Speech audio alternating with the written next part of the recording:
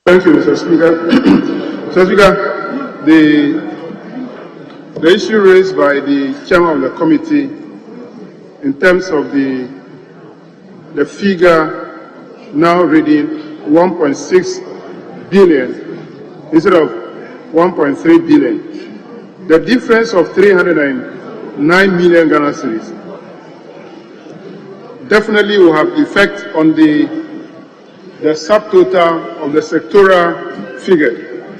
The subtotal in the budget on page 252 will give you 85.8 billion Ghana cedis. Now that an additional 309 million is coming, this subtotal will have to change. The Deputy Minister of Finance should tell us where the changes will come from. Whether the Minister of Finance will move this additional 309 from a different expenditure line to that of the Ministry of Natural Resources. We should know, because if that is not done, it will have effect on the fiscal table, and then whatever we'll be approving will definitely have to be more than the amount the Minister will be asking for in terms of total expenditure. So I just want to draw the attention of the Deputy Minister of Finance to that figure. The additional 309 million has been allocated to Ministry of Natural Resources, Lands and Natural Resources. Where that money is coming from should be identified, and for that matter, we should know. If not, we'll be doing the wrong thing.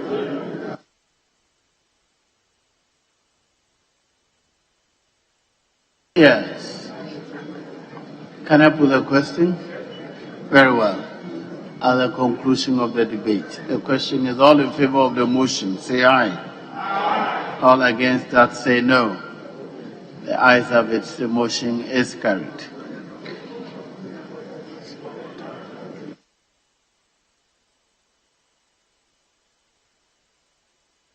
Yes, Leader, what next?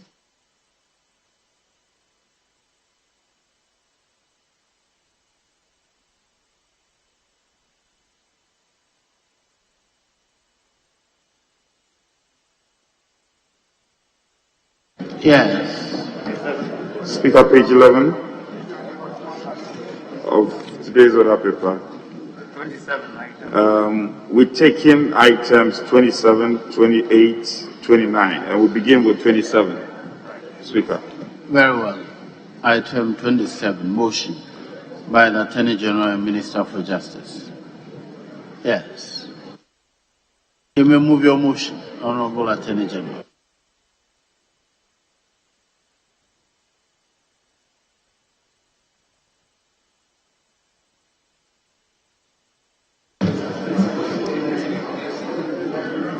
Mr. Speaker, thank you very much. I beg to move that this Honorable House approves the sum of around 70,504,000 Ghana cedis for the services of the Office of the Special Prosecutor for the year ending 31st December 2022. I move accordingly. Yes, Chairman. Mr. Chairman, I rise to support the motion. In so doing, Mr. Speaker, I present your committee's report. Mr. Speaker, I pray that the entire report be captured by the Hansard Department whilst I read the conclusion.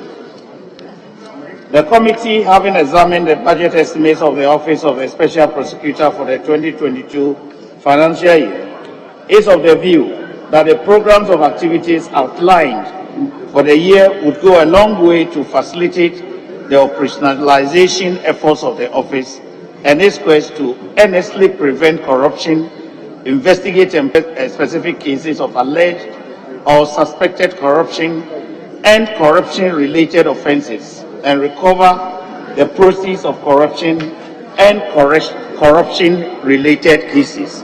The committee accordingly recommends to the House to adopt its report and approve the sum of 170,504,000 Ghana cedis for the services of the Office of the Special Prosecutor for the year ending 31st of December 2022. Thank you, Mr. Speaker. Yes, sir.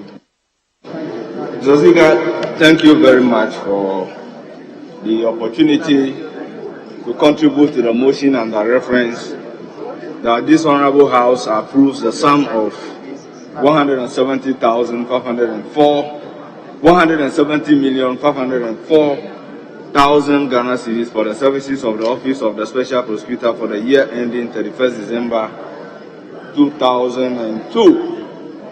Mr. Speaker, this House matters by investigating, prosecuting, and recovery of the assets from the corruption and corruption-related offenses. Mr. Speaker, the issue of corruption is a matter of concern to all of us. It is your right.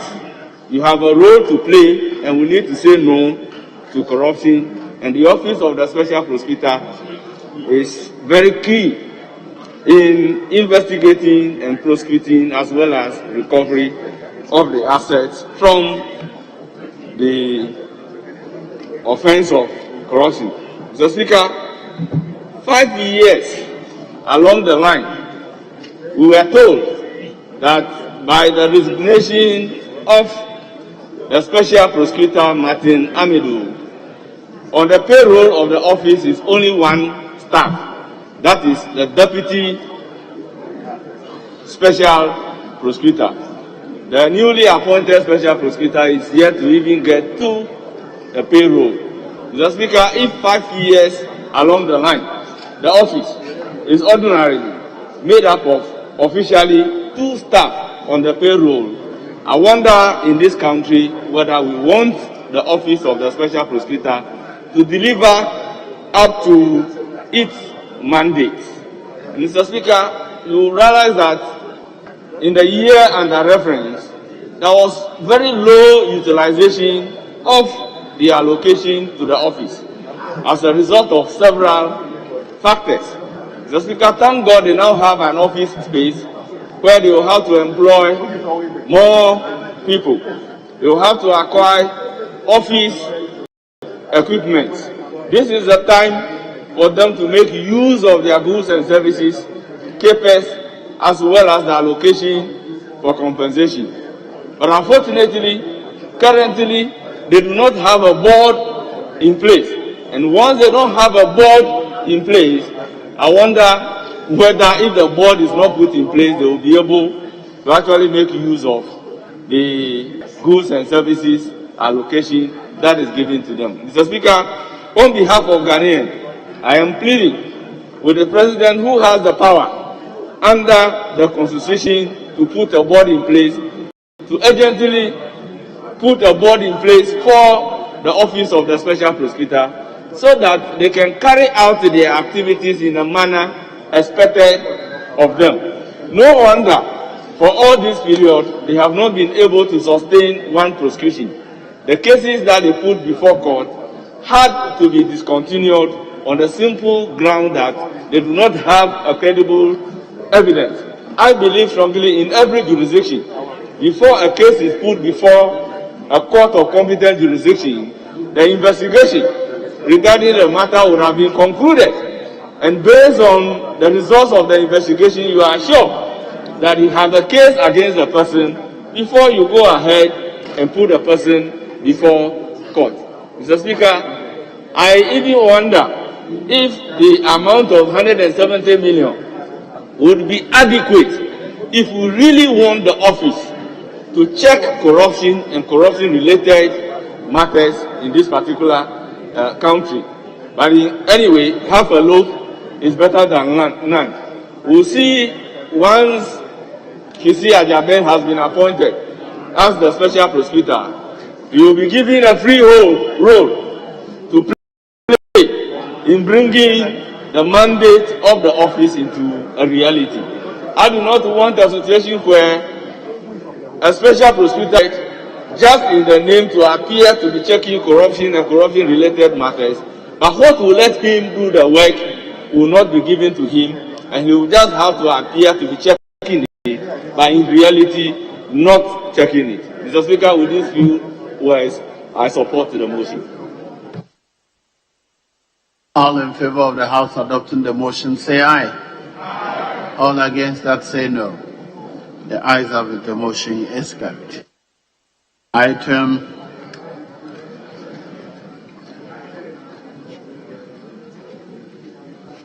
number 28, yes.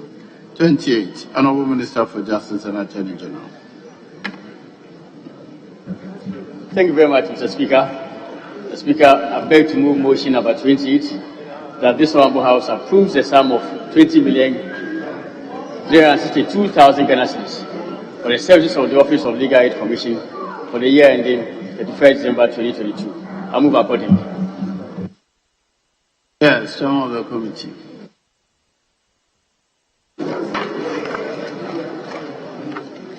Mr. Speaker, I rise to support the motion ably moved by the learned Attorney General. And in so doing, I present your committee's report.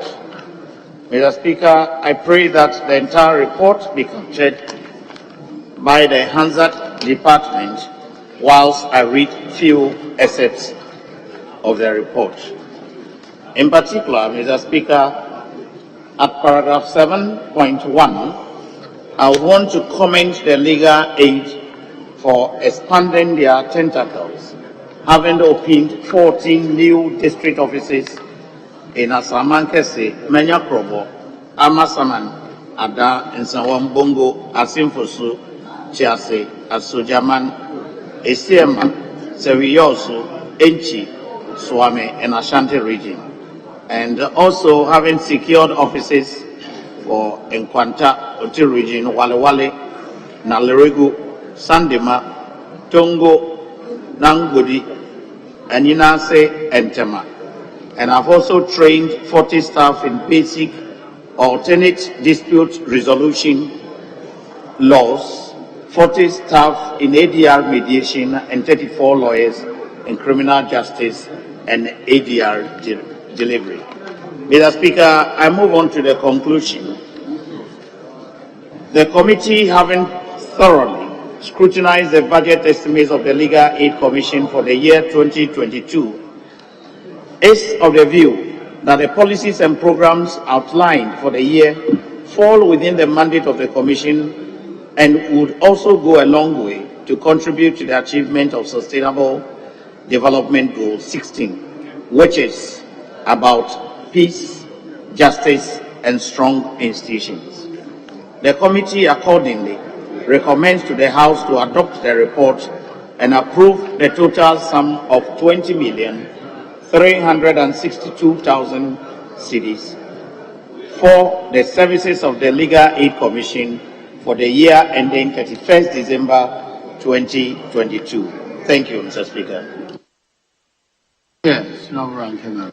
Mr. Speaker, thank you very much for the opportunity to contribute to the motion that this Honorable House approves a sum of 20,362,000 Ghana cedis for the services of the Legal Aid Commission for the year ending 31st December 2002.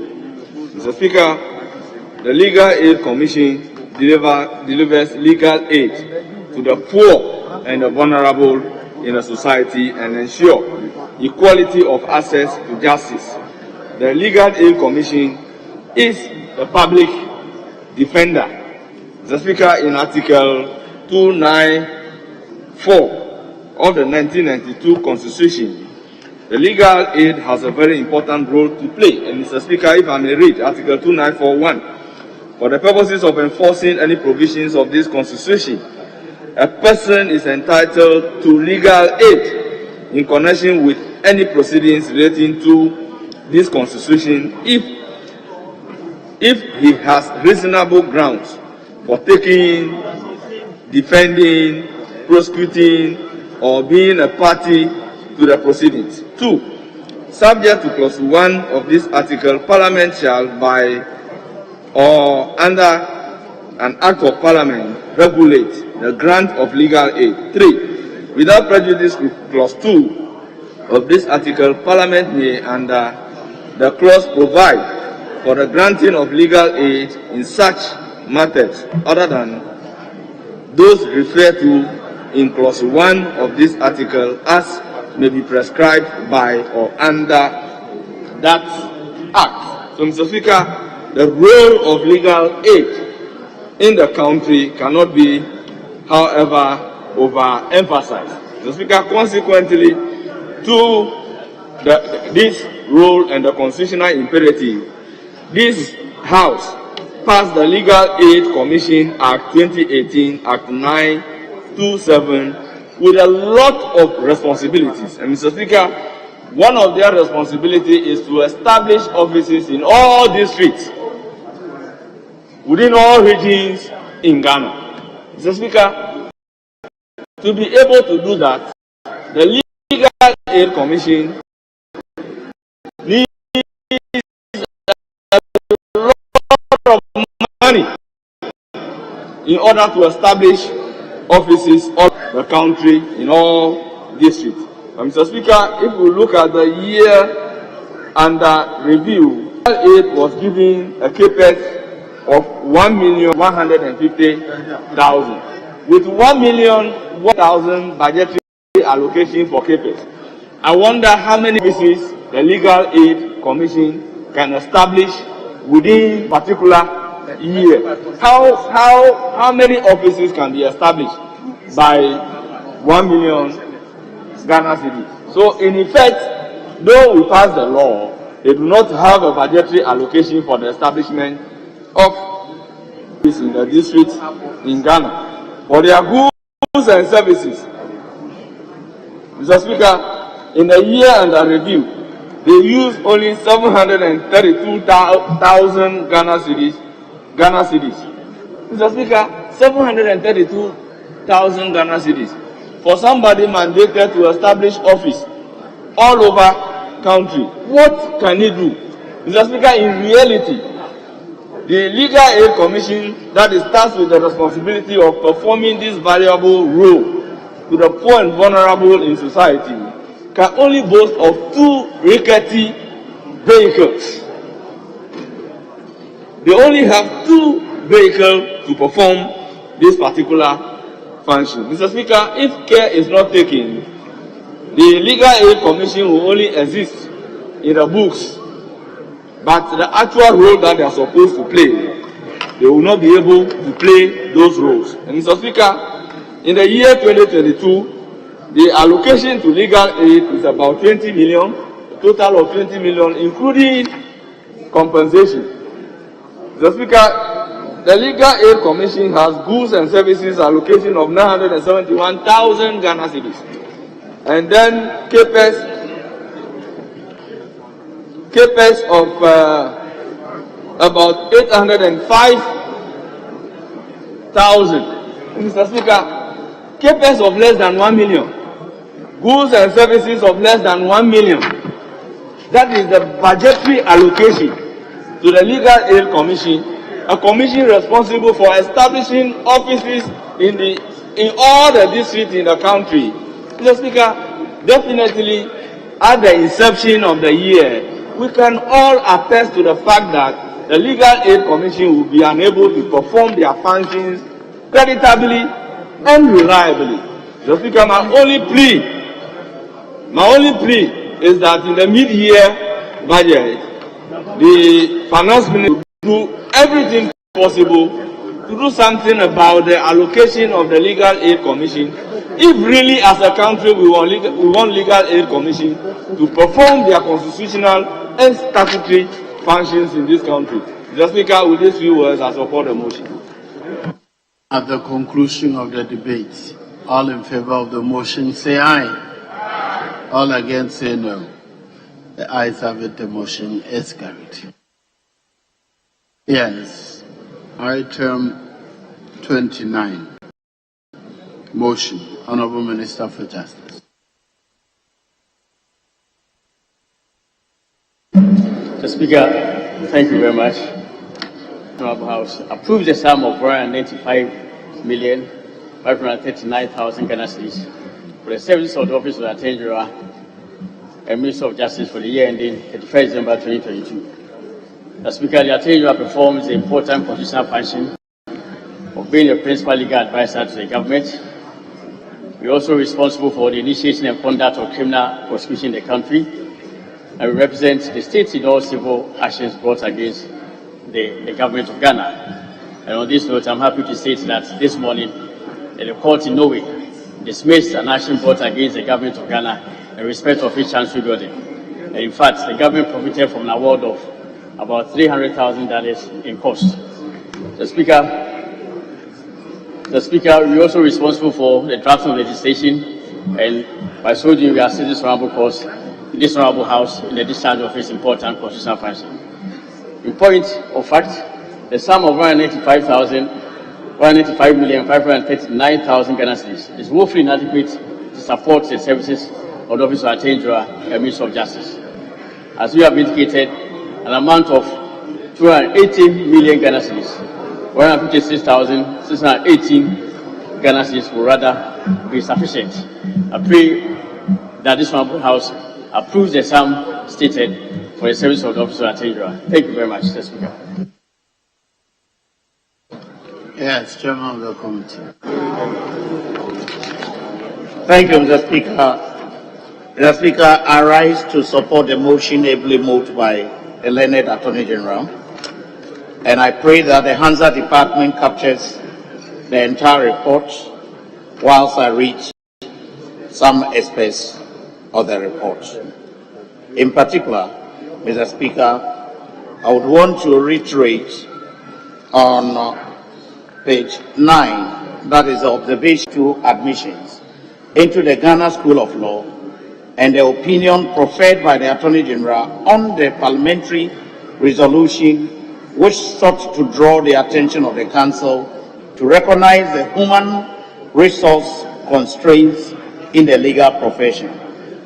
It may be recalled that Parliament on Friday, 29th October 2021, passed a resolution directing the General Legal Council to admit all 499 LLB students who sat for the 2021-2022 academic year law school entrance examination and had the minimum pass mark. Following the resolution, the AG responded on 1st November 2021, arguing that Parliament was devoid of the power to use parliamentary resolutions to control the process of admission into the Ghana Law School. In clarifying his argument, the Attorney General indicated that he was only giving legal opinion on the matter as Chief Legal Advisor to government, including Parliament, and therefore was not in any way seeking to undermine the oversight powers of Parliament as provided in the Constitution. He further explained that without prejudice to the oversight powers of Parliament, in his opinion, the process and criteria for admission of students into the Ghana School of Law is vested in the General Legal Council pursuant to Section 1, Subsection 1 of the Legal Professions Act 1960, Act 32, as amended. The committee, Mr. Speaker, recommends to the Attorney General and all other ministries, departments, and agencies to recognize Parliament as partner in the development of the country and resort to consultative approach on issues of disagreements. Mr. Speaker, I move on to the conclusion. The committee, having thoroughly examined the budget estimates of the Office of the Attorney General and the Ministry of Justice for the 2022 fiscal year, is of the view that the policies and programs outlined for the year would go a long way to accelerate the achievement of the Office of the Attorney General and Ministry of Justice vision of delivering an efficient and accessible system of justice by exhibiting higher standards of professionalism and engendering a high degree of public trust and confidence. The committee accordingly recommends to the House to adopt its report and approve the sum of 195,539,000 Ghana cedis for the services of the Office of the Attorney General and the Ministry of Justice for the year ending 31st December 2022. Thank you, Mr. Speaker. Yes. Mr. Speaker, thank you very much for the opportunity to contribute to the motion and the reference that this Honorable House approves a sum of 195,539,000 for the services of the Attorney General and Ministry of Justice for the year of December 2022. Mr. Speaker, before proceeding, let me place on record that regarding the issues arising out of the 2021, regarding the issue relating to the letter emanating from the Attorney General on the resolution of this House and the directives given by yourself, the committee expressed dissatisfaction and stated clearly that the Attorney General and Ministry of Justice and all other ministries are to see Parliament as a partner in development. Mr. Speaker, we express dissatisfaction about the approach and we have recommended as such. Mr. Speaker, the vision and the mission of the Attorney General and Ministry of Justice are clearly stated in paragraph 5.0 and 6.0 of the committee's report. As to whether or not the office is ensuring equal access to justice and equality before the law so as to endanger a high degree of public trust and confidence is for all of us to judge. I am inclined to say that we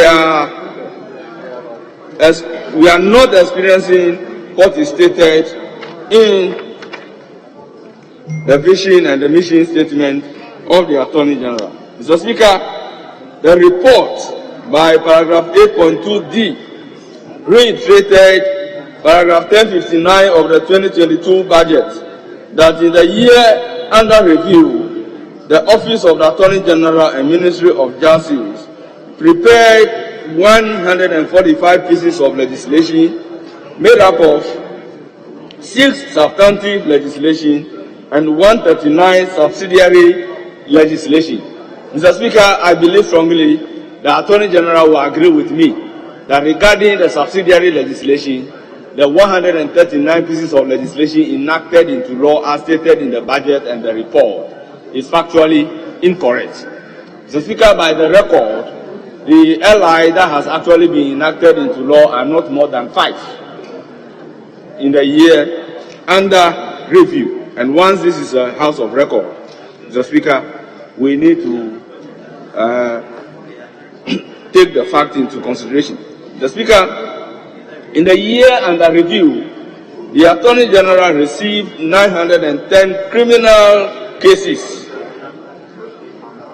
In the year 2022, they envisage receiving 1,900 criminal cases. Mr. Speaker, from 910 to 1,900, I wonder what is the expectation of the Attorney General to be able to envisage receiving a criminal cases from 910 to 1,900. Pre-planned cases. Mr. Speaker, this can only be as a result of the level of insecurity in the country. Mr. Speaker, if the Attorney General's expectation will really come into reality, then indeed danger begets man, and it is only the cry of distress that can summon for relief. Mr. Speaker, the law school admission. Mr. Speaker, in the year under review, 2,824 applicants wrote the examination, as a result of which, by my understanding, 1,289 passed the exam. That is the 790 plus the 499. Mr. Speaker, we must state that the law school has ever admitted in an academic year 1,045 students.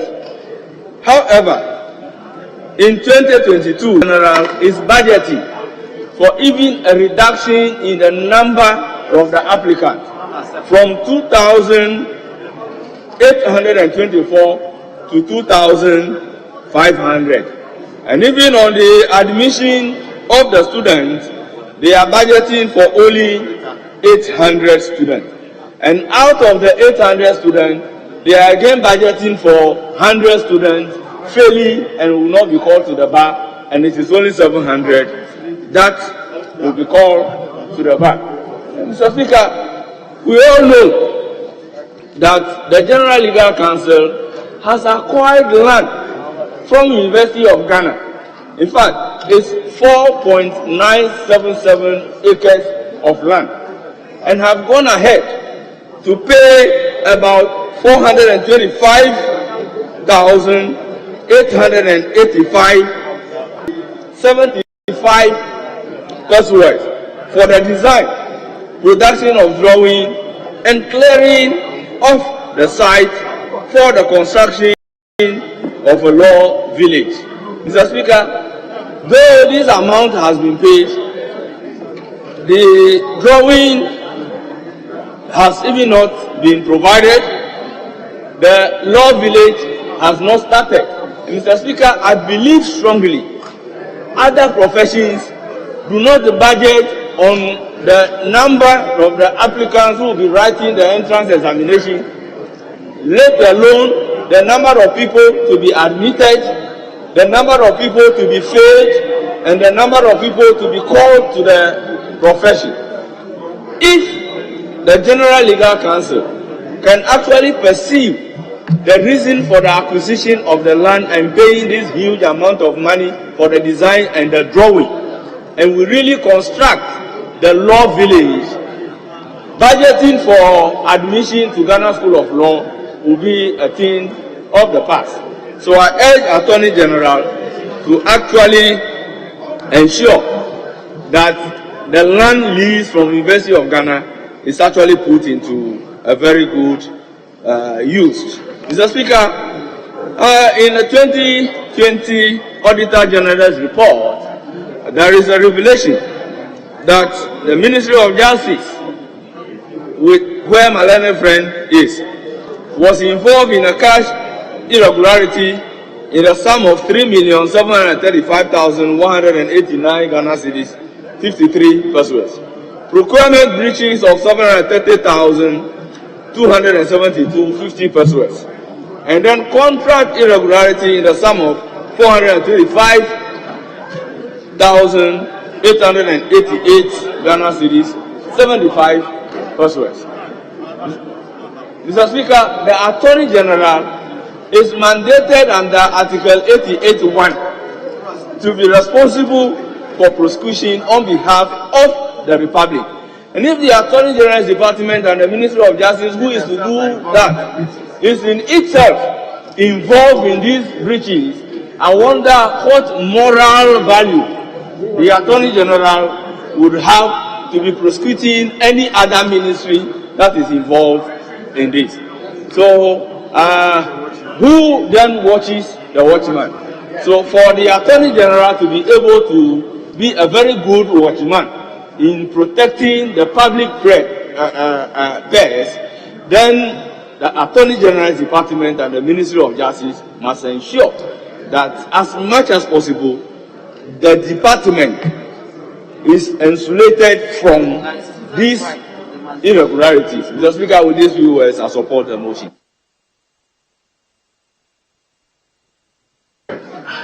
You want to make a comment? Very well. Mr. Speaker, thank you very much.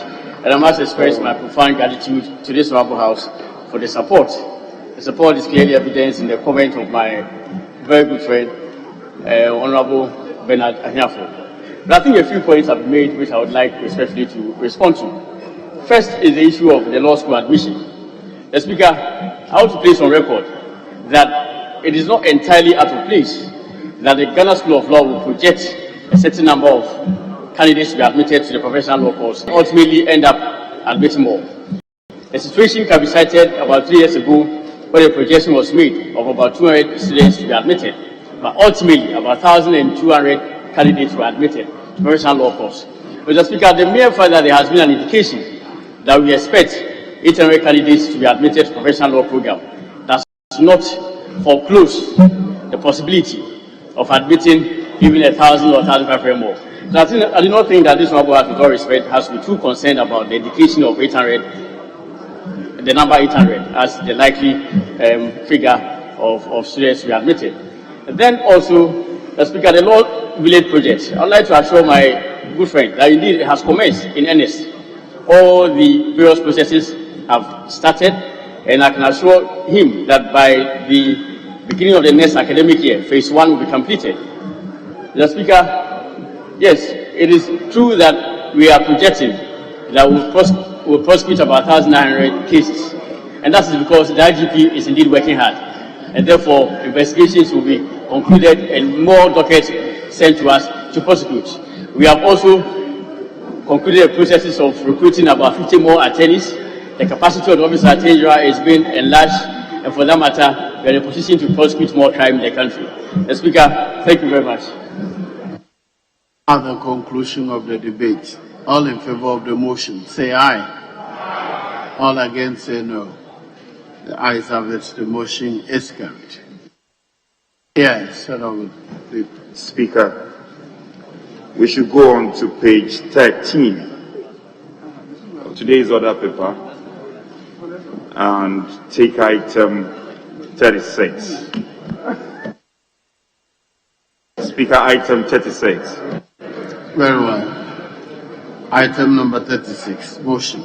The Minister of State at the Office of the President.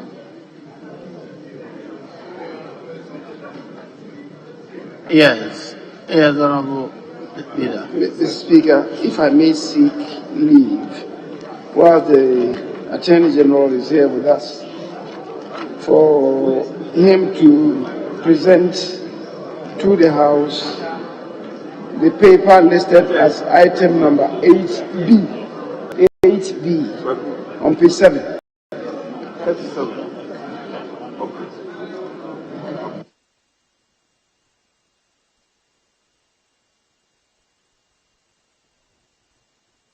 You mean you want to lay a paper?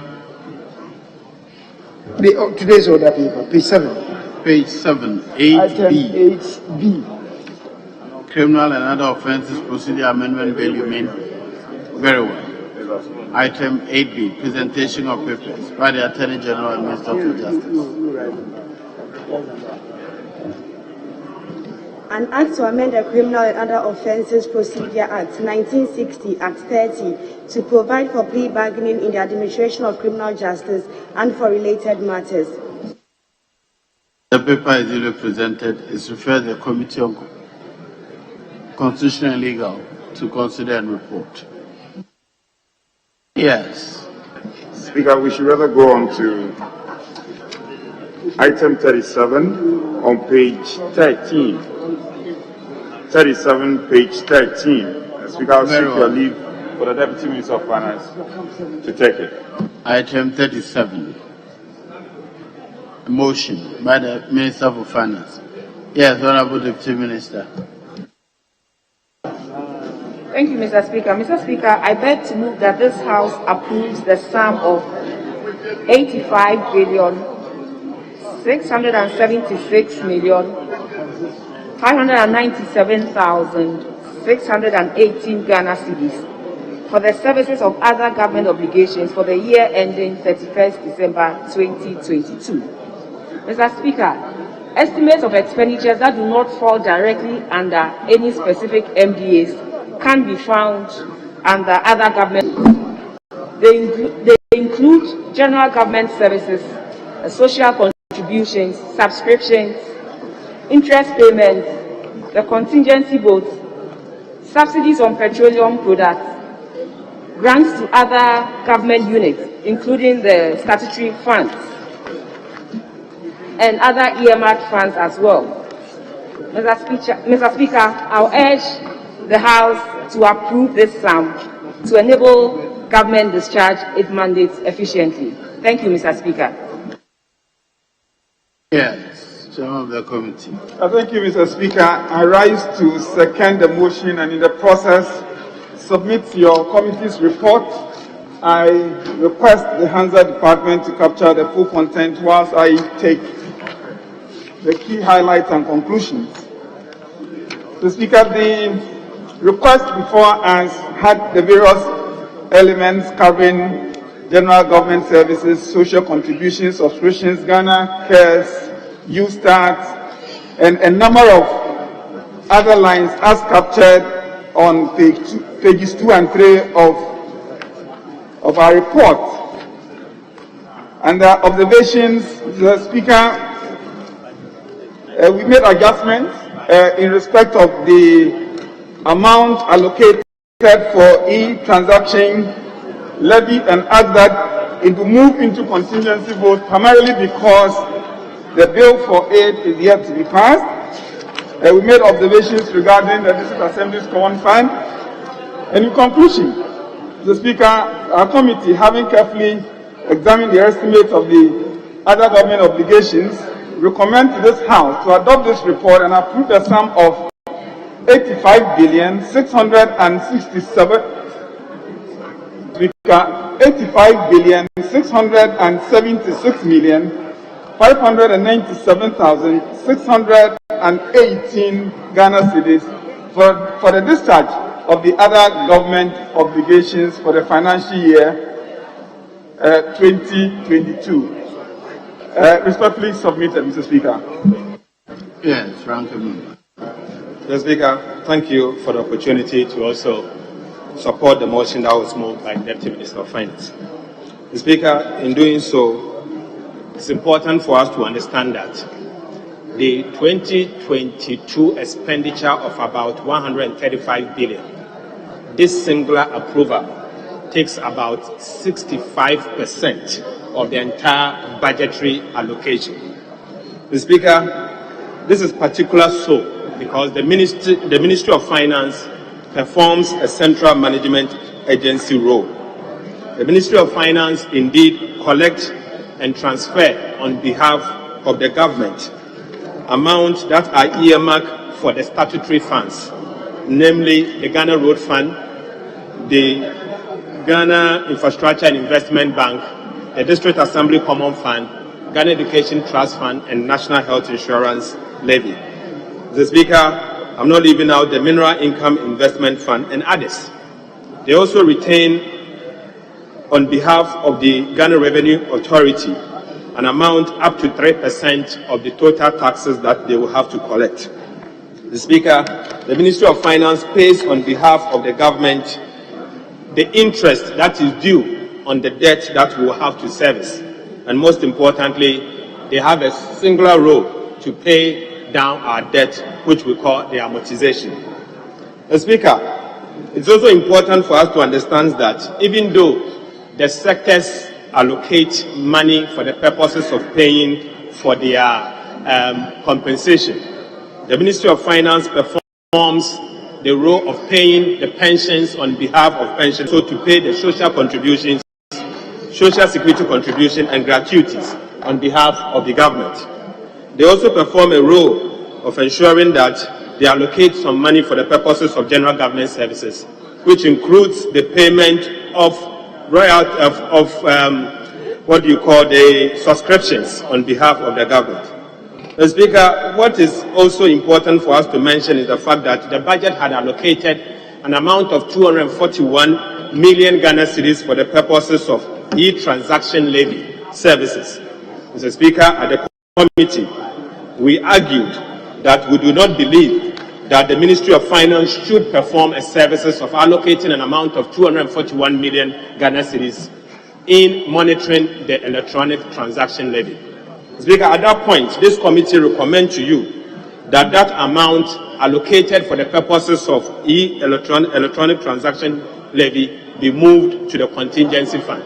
Since the Ministry of Finance has communicated to us that indeed that function will be performed by GRA and the GRA will be the one to pay, we do not also believe that that amount, there should be a separate budget line for that purpose. The Speaker, for the information of the House, the amount of 241 point something billion Ghana cedis is no longer available for the purposes of electronic transaction levy services. So it's important that this August House bear in mind that that money is no longer available.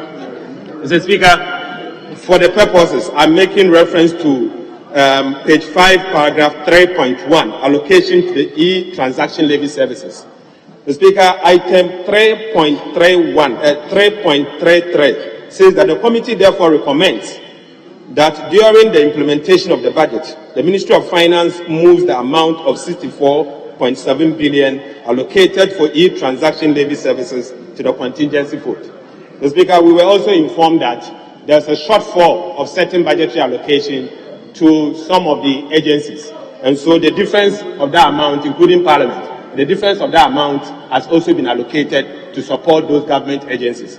The Speaker, it's also important, and for the record, that GRA is the only one mandated to do any form of monitoring, and certainly not Ministry of Finance. So I'll be surprised to see in future that Ministry of Finance is engaging themselves in something like that. The Speaker, as we speak, there is no such law that electronic transaction tax exists.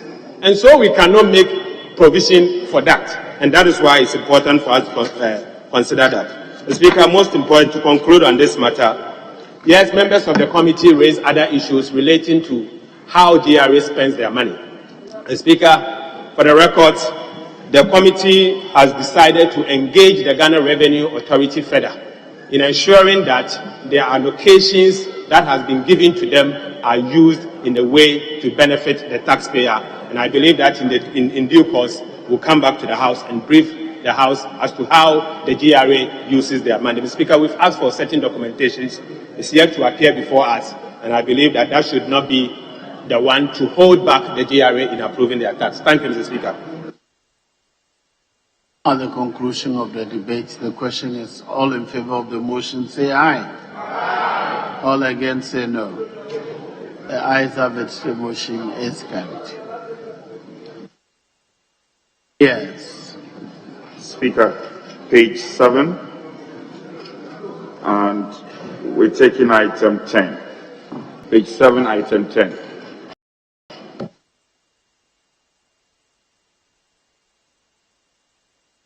Item 10, motion by the Minister for Chieftaincy and Religious Affairs. Thank you, Mr. Speaker. Mr. Speaker, I beg to move that this Honorable House approves the sum of 83,259,000 for the services of the Ministry of Chieftaincy and Religious Affairs for the year ending 31st December 2022. Mr. Speaker, the Ministry exists to develop effective interface.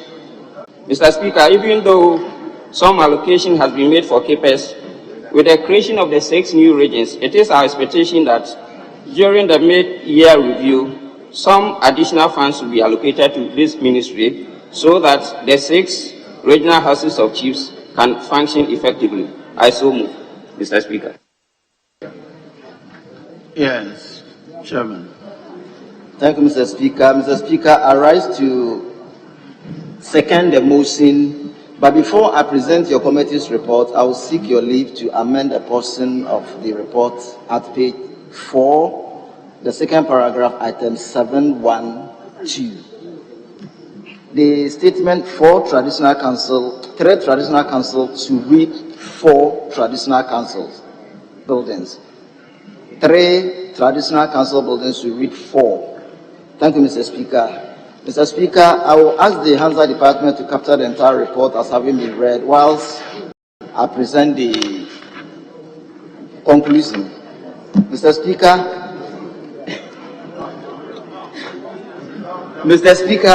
chieftaincy is a highly cherished institution in Ghana. Chiefs play an important role in local traditional governance. Chiefs serve as a medium for the expression of social, political, religious, and to some extent, economic authority in most parts of our communities. The committee therefore recommends that this House adopt its report and approve the sum of 83,259,000 cedis for the operations of the Ministry of Chieftaincy and Religious Affairs during the 2022 financial year. Respectfully submitted, Mr. Speaker. Yes, ranking member, yes. Thank you, Mr. Speaker. Mr. Speaker, I rise to contribute to the motion. And in so doing, I would like to establish from Article 270 of the Constitution a statement in there for the chieftaincy institution. So 271, and with your permission, I quote, that the institution of chieftaincy, together with its traditional councils, as established by customary law and usage, is here, Mr. Speaker, as well articulated, the role of our chiefs cannot be overemphasized. They have ensured and contributed to the maintenance of peace in our various traditional areas. And in totality, the entire country can boast of some peaceful atmosphere because of some work that goes on at those levels. And that is why it's important that this particular ministry is given some priority in terms of resources to be able to do its work. And over the years, we've realized that not much is being given, and to ensure that some dispute resolution mechanisms, some challenges with regards to laws that needs to be reformed to be able to meet the times in which we live, for the dispatch and quick dispatch of such disputes and resolutions reached in order for peace to prevail. And so there's the need for the ministry to be fully resourced to enable them be able to undertake this very, very important task. In 2021, they were given a total amount of 35,739,288 Ghana cedis to appropriate. And in that, the component of compensation, which amounts to 22,039,277.23 Ghana cedis, was further distributed in this manner. About 9,726,500 went into the payment of allowances for our revered paramount chiefs and king mothers across the length and breadth of this nation. Mr. Speaker, I think there ought to be some look at this to enable them be fairly treated and supported so that they can be able to discharge what is expected of them, to ensure the peace and ensure some cohesion and to bring that needed development to their various areas. Furthermore, there is the need for some infrastructure development in many of the newly created regions, and as well as even to enable work to be done in a very congenial atmosphere. And so there is the need for us to look at possibly advocating for the ministry next time for their capex to increase to enable them to undertake the task of 2022 as contained in the report. However, I will say, Mr. Speaker, I associate myself in approving this said amount of 83,259,000 Ghana cedis for the ministry. But before I conclude, Mr. Speaker, there is the need for us to dwell on the legal reforms that ought to be done and must be done quickly. And so all the needed support that must be given to the ministry to enable it undertake that task be done.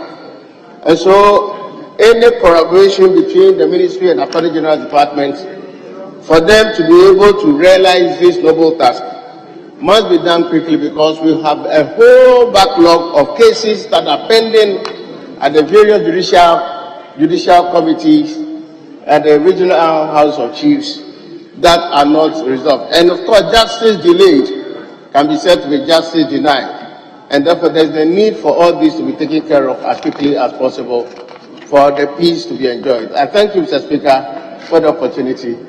Thank you very much. On the conclusion of the debate, all in favor of the motion, say aye. All against, say no. The ayes have it. The motion is carried. Yes, Chairman. Speaker, page 9, item 18. Page 9, item 18. Speaker. Item 18. Mr. Motion by Speaker. the Minister for Trade and Industry.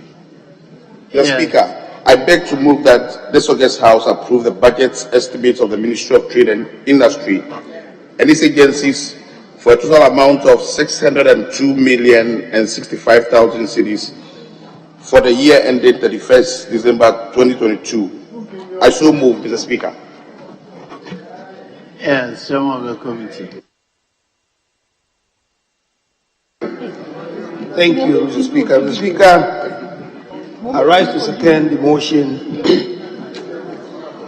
and in so doing, let me commence by correcting the final figure in the conclusion column, which states 602,065,000. It's supposed to be 64,000, not 65,000. Mr. Speaker, let me start by congratulating the minister, the ministry, and its agencies for a very wonderful performance in 2021. Mr. Speaker, I must say that in discussing the estimates for this year, the committee was of the view that some of these agencies under the ministry should be weaned off government subvention so that they'll be able to cater for themselves and ensure a proper performance going forward. I am very sure that at a point the committee is going to assist the ministry in this regard, those agencies under them that require the permission or require the propensity to win themselves off government subvention. Mr. Speaker, let me quickly say that for the first time in the history of this country, we have seen a tremendous growth in industry, where today we have over 6 new auto manufacturing companies coming here to produce vehicles made in Ghana. The Speaker, Toyota producing pickups and Isuzu vehicles, Sinotruck producing trucks and the like, and so on, including even Kantanka, our local hero as far as auto manufacturing is concerned. The Speaker, in the year under consideration, Kantanka alone produced over 103 vehicles of different brands or types, models, let me say. Sinotruck assembled 401 vehicles, whilst VW, by the year end of 31st December 2021, will be producing more than 2,000 vehicles in this very country. Mr. Speaker, if this is nothing for us to boast about, then I don't think this country stands any chance of boasting ever in our life. It is also important to note that while the government is intending to grow this economy industrially, we are looking for ways and means to, as it were, afford the middle income earning group of the opportunity to purchase these vehicles on high purchase. And plans are afoot to get these credit bureaus to actually introduce a high purchase system of vehicles in the country. Your committee observed, however, that releases to the Ministry of Trade for the year under discussion was woefully inadequate. It might interest you to know that the government of Ghana releases came to 30%, which we think that it should be improved upon going forward.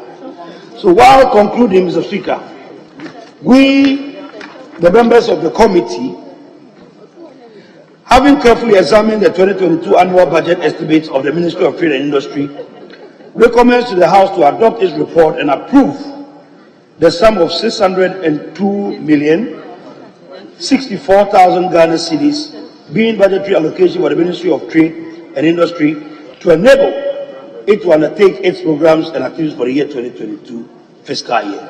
Mr. Speaker, with these few words, I recommend that the budget has been approved. Thank you. Yes, Honourable Ranking.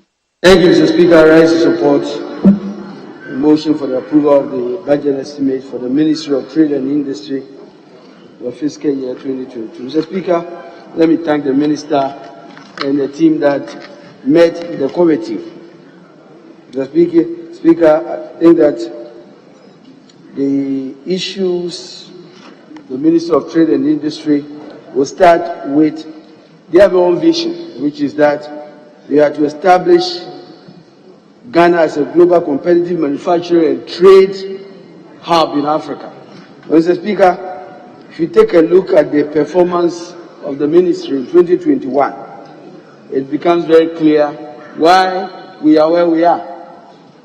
If you look at the agencies under the ministry, whether it's the Ghana Standards Authority, GEPA, Ghana Export Promotion, Ghana Free Zones Authority, each of these agencies, Mr. Speaker, has varied of challenges. There's been a point that was made about trying to win some of these agencies to be able to allow them to grow is very, very important. And I think it's something that as a committee we have to look at. Mr. Speaker, we were very concerned about the budgetary allocation in 2021, an amount of 529,517,000 Ghana cedis was allocated. Only 311 million was actually released. And if you look at the performance, that means we had only 46%. Mr. Speaker, the importance of the Ministry of Trade and Industry to this economy and for job creation cannot be overemphasized. So it's very, very clear that we must focus on strengthening this ministry to perform its very important duty. Mr. Speaker, it is also very important to take a look at the very important programs that are supposed to drive our industrialization agenda. And one of them was one district, one factory that has been talked about. Mr. Speaker, we were told by the ministry that we have 106 projects that are currently in operation, and that 153,000 jobs have been created. We were told that projects under construction are 148, and then projects in the pipeline to come in 2024, thereabout. Altogether, that's about 24. So altogether, we are going to have about 274 industries. Mr. Speaker, the reality is this. We took a look at the type of companies that we were all talking about, Mr. Speaker, and it was shocking. The list of companies, and I'll be talking about the money we've been throwing at them. Our companies, some of them have been existing before I was born. And Mr. Speaker, people here will bear me out. Asamoah and Yamua Farms Limited. The BNE Logging and Lumber Company Limited. Mr. Speaker, the Next Limited. My grandfather worked there. Dakut Farms Limited. Ever Pure Ghana Limited. And a whole lot of companies that, quite frankly, Mr. Speaker, have been in existence, have been operating. Mr. Speaker, but that is not even where we get our worry. Mr. Speaker, we have spent a whopping 589,980,000 Ghana cedi in exemptions, throwing at only 37 companies. Mr. Speaker, it is important for us to examine whether this almost 600 million in exemptions is really giving us what we want. Mr. Speaker, we are discussing a new exemption regime and a new exemption law because it has real impact on our revenues. We are told that we have 11 exemptions pending in this parliament. We have 36 pending at the Ministry of Finance. We have 12 pending at the Ministry of Trade and Industry. Mr. Speaker, it even gets worse. We must collectively review these exemptions regime. We are going close to 1 billion in exemptions, throwing at companies, and we must really analyze to see what is the impact. The Speaker, the other important thing is another huge amount of money that we have been throwing at this one district, one factory elephant. We are told that 2.69 billion of grants by preferred financial institutions to some of these companies. And the government's attempt to basically de-risk these loans to these companies, the government has matched this 2.6 billion with 269 million.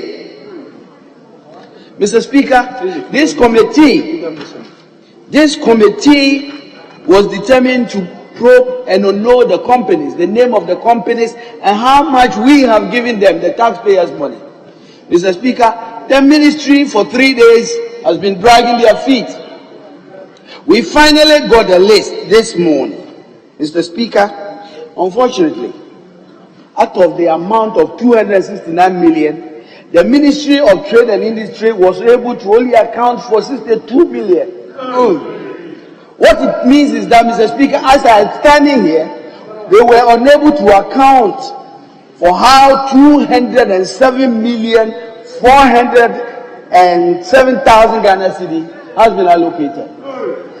Mr. Speaker, this committee, I'm calling on the chairman as a matter of grave urgency to meet, take steps to find the people's money of 207 million. Mr. Speaker, we have the document here. It now makes sense to me why the ministry was dragging its feet in giving us this information.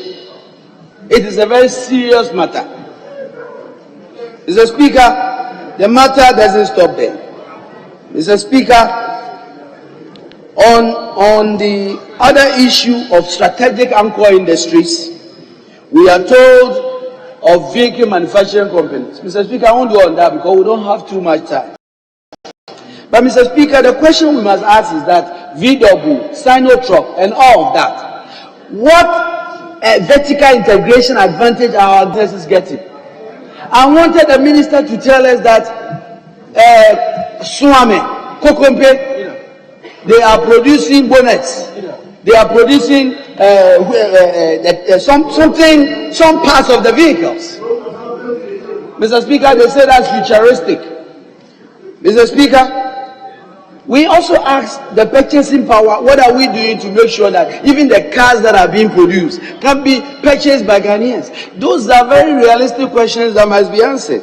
And it must tie into this policy. Mr. Speaker, the other issue has to do with the pharmaceutical industry.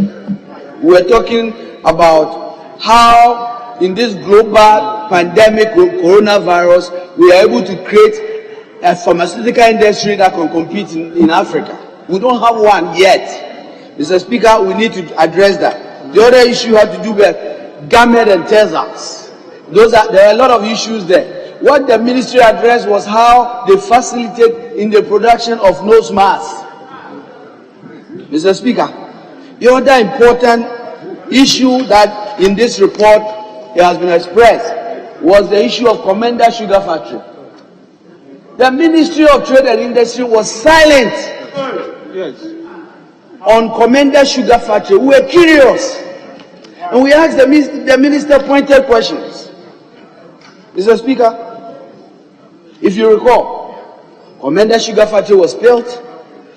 Almost 49 hectares of land had been acquired with $24 million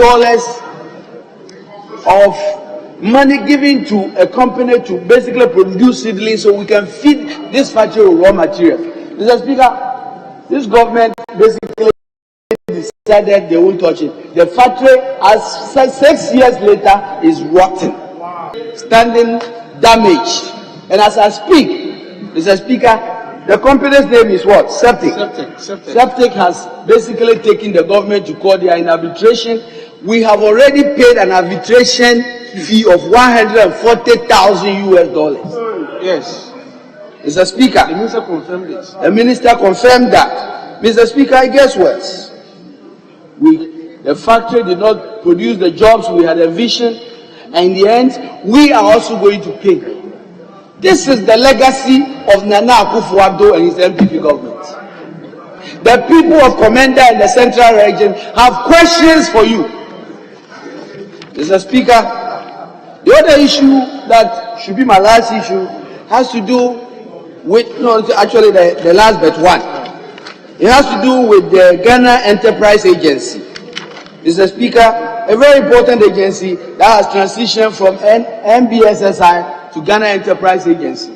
Mr. Speaker, we were told that COVID alleviation program, they've given out money to the tune of 169 million to almost 299,490 applicants. Mr. Speaker, this committee demanded to have the records, the names, the phone numbers, districts of where these monies have gone to Ghanaians.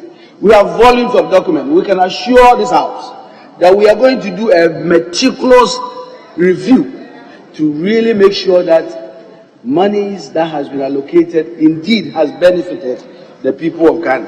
Mr. Speaker, on the issue of African Continental Free Trade, we were told that, yes, we have the African Continental Free Trade headquarters in Ghana.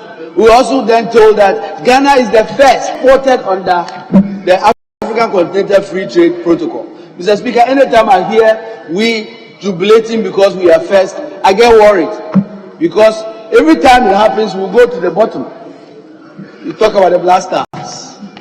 Mr. Speaker, the fundamental questions we must ask, and we ask the minister, how are we doing with exports? How is Ghana Export Promotion doing? How are we ready for the continental competition? Mr. Speaker, how are we supporting Ghanaian export-oriented companies as other African countries are doing? How are we doing compared with African countries with our interest rate and our inflation numbers? These are really the things that go to the core of us getting ready for African continental free trade. I'm afraid we are not ready.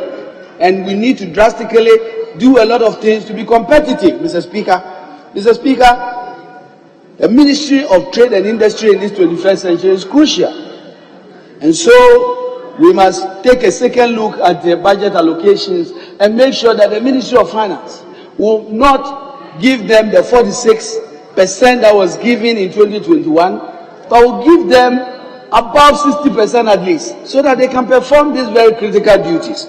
On that note, Mr. Speaker, I ask this House to approve the sum of 602,064,000 Ghana cedis for the services of the Ministry of Trade and Industry for the fiscal year 2022. Thank you.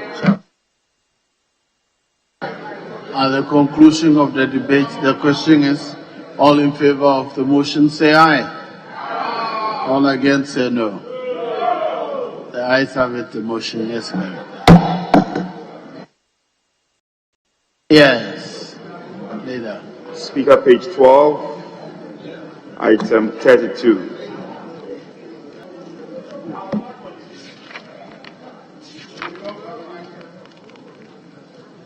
Did you say item 13?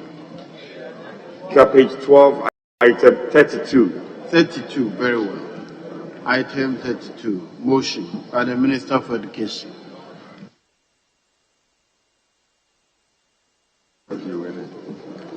Mr. Speaker, I wish to move for the approval of the total amount of 17,786,818,000 Ghana cedis for the implementation of programs and projects of the Ministry of Education and its agencies for the 2022 fiscal year. The breakdown is as follows. GOG 13 billion 407 million 682,000. ABFA 993 million 846,000. IGF 2 billion 834 million 35,000. Donor fund 551 million 255,000. Mr. Speaker, for a total of 17 billion 786 million 818,000 Ghana cedis. Thank you, Mr. Speaker. Yes, Chairman of the committee. I rise to second the motion ably moved by the Minister of Education. Mr. Speaker, before I present your report, I would like to... Honourable members, hold on. Honourable members, having regard to the state of the business of the House, I direct that the House sits outside the regular sitting hours. And the second Deputy Speaker to take the chair. Please proceed. Mr. Speaker, I rise to second the motion ably moved by the Minister of Education. And in so doing, I would like to make an amendment on the last page, recommendations, the last paragraph. 13 billion 301 million 182,692 Ghana cedis should read 17 billion 786 million 818,000. Mr. Speaker, having done that, I would like the table office to capture the entirety of the report whilst I move on to the conclusion of the report, as the Minister has ably analyzed the 17 billion as to what the ministry will use that for. Mr. Speaker, establishing an educational system that will produce well-balanced individuals with the requisite knowledge, skills, values, aptitudes, and attitude to become functional and productive citizens require needed financial, material, and human resources. Mr. Speaker, some of the agencies under the Ministry of Education responsible for promoting education lack some resources to effectively perform this important function. There is for the Ministry of Finance to deepen the already existing collaboration with the Ministry of Education and its agencies so as to enable them adequately acquire the needed resources to implement their various programs and activities. Accordingly, Mr. Speaker, the committee recommends to the House to adopt its report and approve the sum of 17 billion 786 million 818,000 Ghana cedis for the programs and activities of the Ministry of Education for the year 2022. I so move. Yes, Honourable. Yes. Thank you, Right Honourable Speaker. Mr. Speaker, I rise to speak in favor of the motion and to speak to the report of your Committee on Education. Mr. Speaker, the committee had the opportunity to engage and interact with representatives from the Ministry of Education and its agencies. Mr. Speaker, generally, the feeling of the committee has been that we ought to do a lot more in ensuring that we increase budgetary allocations to the Ministry of Education, largely because we all know the important role that education plays in our quest to develop, to improve ourselves, and to make a change in our families and our societies. Mr. Speaker, a number of issues came up that I wish to reiterate. One observation that was the fact that a lot of the expenditure, a lot of the funding goes to wages and salaries. CAPEX has not received what we believe will be enough to address some of the fundamental challenges that we face in terms of educational infrastructure and other logistics needed to ensure effective teaching and learning. Mr. Speaker, the current situation where secondary education seems to receive the bulk of funding compared to primary and tertiary education was another matter that we have raised. And it is our hope that as we continue to make progress as a nation, a time will come where we would invest a lot more in basic education, because we cannot build or pretend to build a superstructure on a weak foundation. Mr. Speaker, a number of questions were raised with regards to various interventions that government had made over the period, particularly in the area of secondary education. The committee raised questions about the procurement and distribution of mathematical sets to help students in secondary schools. Mr. Speaker, the responses that we got, we wouldn't say were satisfactory, but we were told that the company that was given that assignment was unable to meet its obligations and the contract was terminated. The minister has promised to give us details on what next steps we are going to take to meet the original thinking of procuring enough math sets for not just those who will be in final year, but at least those who will be in second year as well. Mr. Speaker, the other issue that raised some level of discussion and some level of disagreement was the procurement and supply of past examiners' questions, examiners' reports, and past questions to students. We had wanted to get the details in terms of the claim that there was an exclusive agreement between WAEC and the supplier, Kingdom Books and Stationery.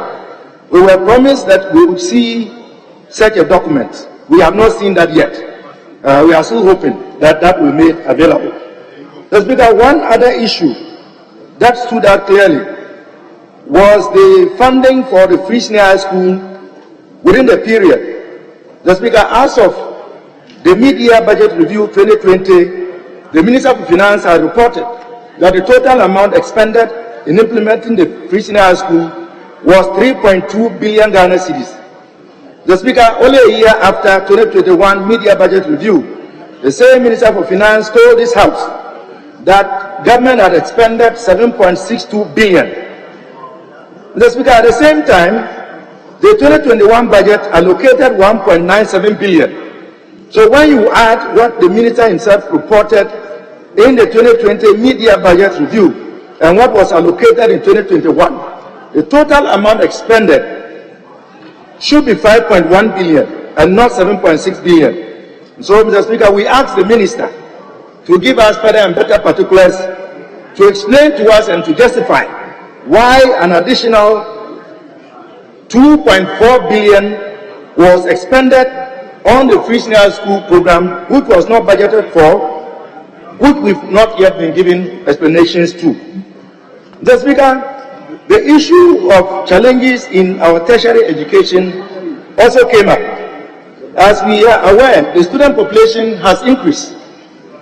As the student population is increasing, we have not been able to keep pace with training and deploying new lecturers in our universities. At the same time, the old faculty is retiring, and this is beginning to put a lot of pressure on the few lecturers in universities. Mr. Speaker, the issue of funding students to go on to do PhDs is now much more crucial than ever. The few lecturers are overburdened with big classroom sizes And this is having an impact on their ability to continue to do research and to publish papers and articles if they have to contend with mapping sometimes 300 scripts, 400 scripts, with other responsibilities assigned to them.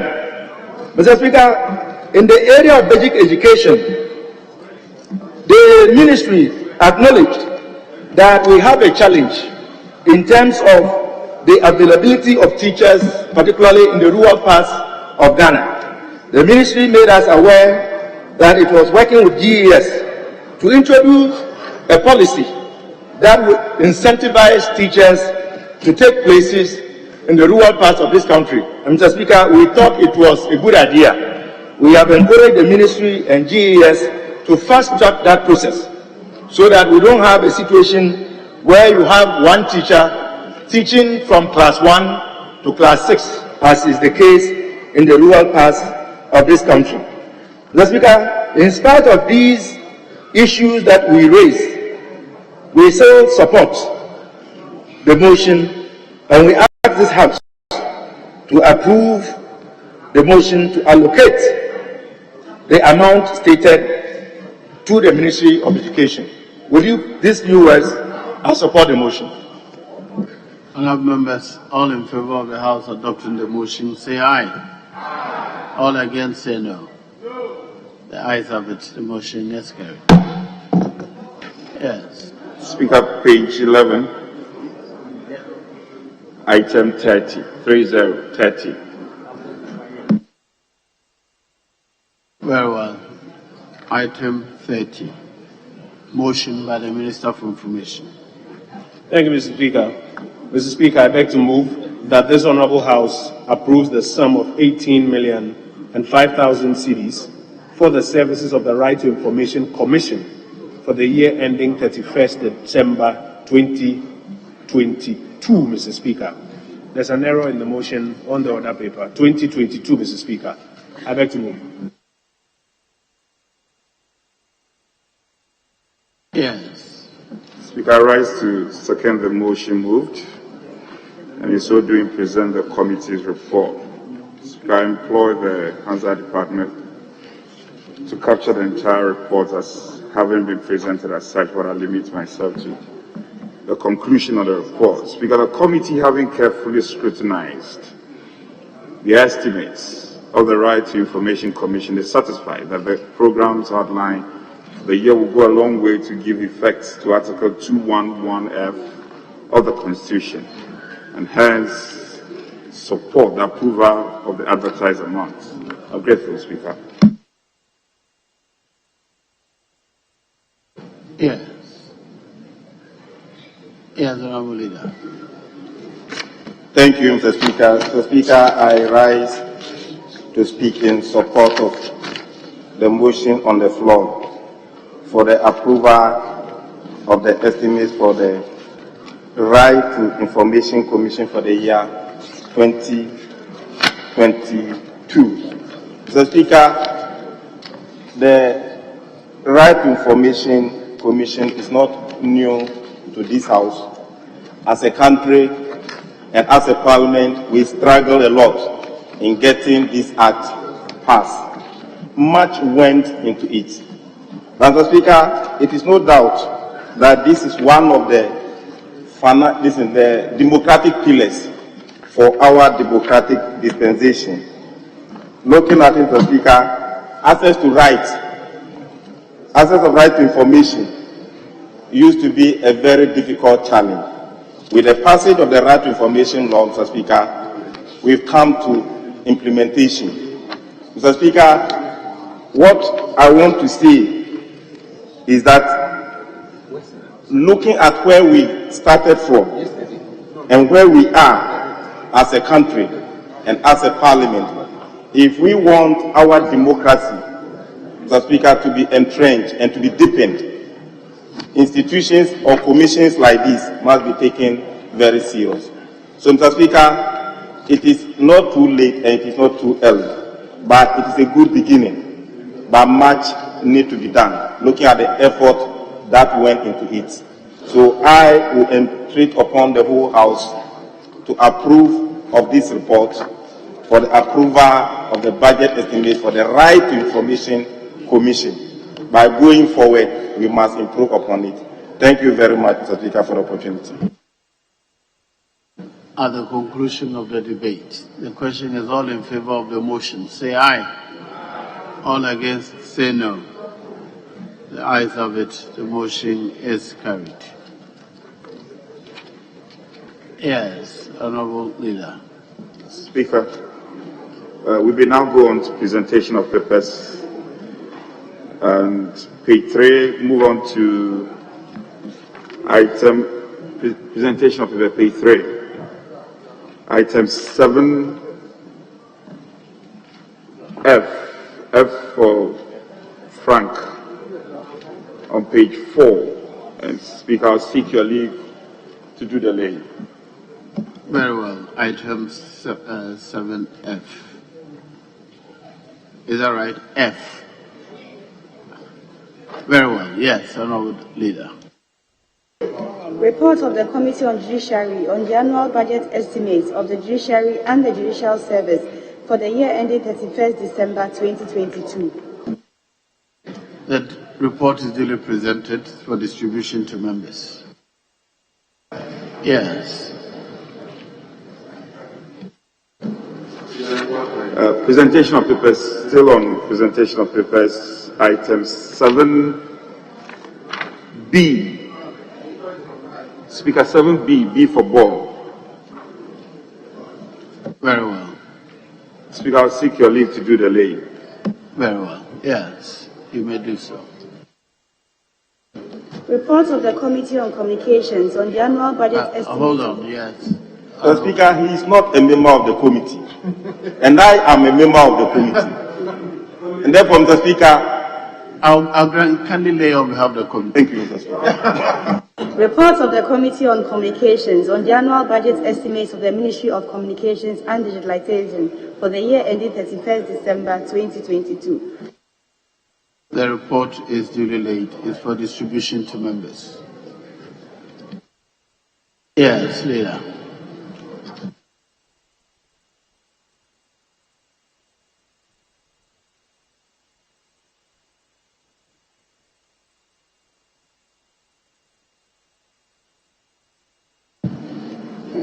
Speaker, I just wanted to, because I stepped out, I wanted to be assured that we've made documents in respect of the Electoral Commission and Parliament.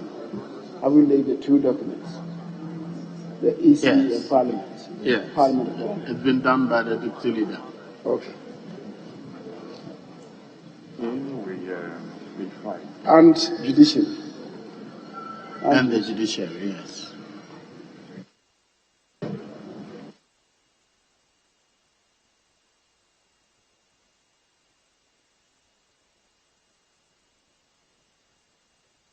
Would you suggest that we... Mr. Speaker, the page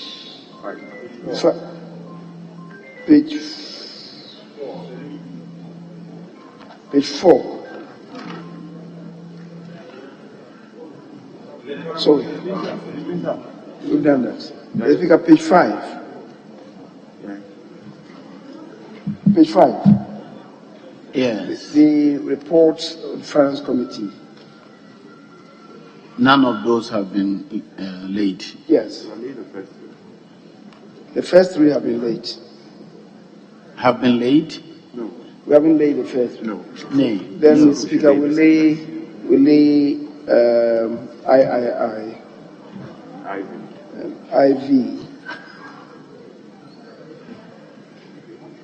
Very well. And V. Item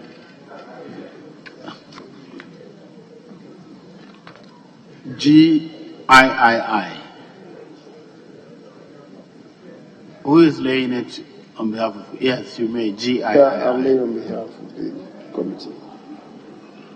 Report of the Finance Committee on the Credit Facility Agreement between the Government of the Republic of Ghana, represented by the Ministry of Finance, and Deutsche Bank AG London as arranger, structuring bank, facility agent, and original lenders for an amount of 439 million euros with export credit guarantee and insurance premium from Denmark's Export Credit Agency to finance the construction of sections of the Western Railway line on standard gauge from Eduardin to Obuasi. The report is duly laid for distribution to members. IV.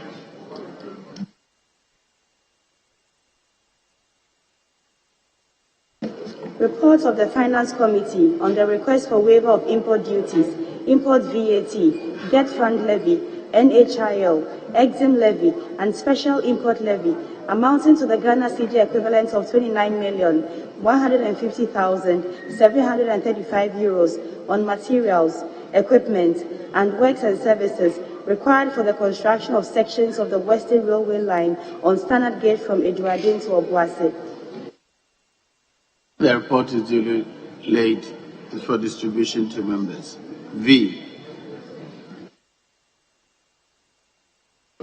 Report of the Finance Committee on the facility agreement between the Government of the Republic of Ghana, represented by the Ministry of Finance and Seska Exportna Banka AS, Czech Export Bank AS of the Czech Republic for an amount of 105,137,546 euros and 70 cents with an export credit agency premium of 10,453,156.70 euros to finance the supply of 6 L-39 next generation aircrafts under provision of support in terms of products, services, and ground-based training system associated with the aircraft operation for the Ghana Armed Forces.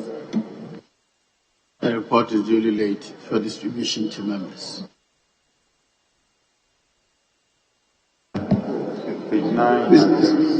Mr. Speaker, I know you want to suspend for some time, but if you may indulge us, we'll do just the last one.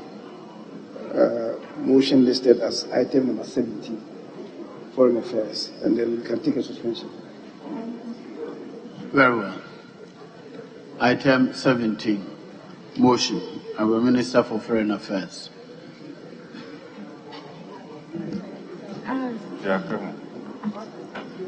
Mr. Speaker, I just want to know whether one of the members of the Foreign Affairs Committee is here to speak.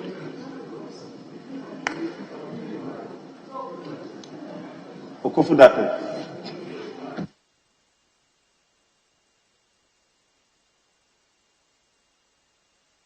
Very well. So there are some of them here. We can proceed. Yes, Honorable Deputy Minister.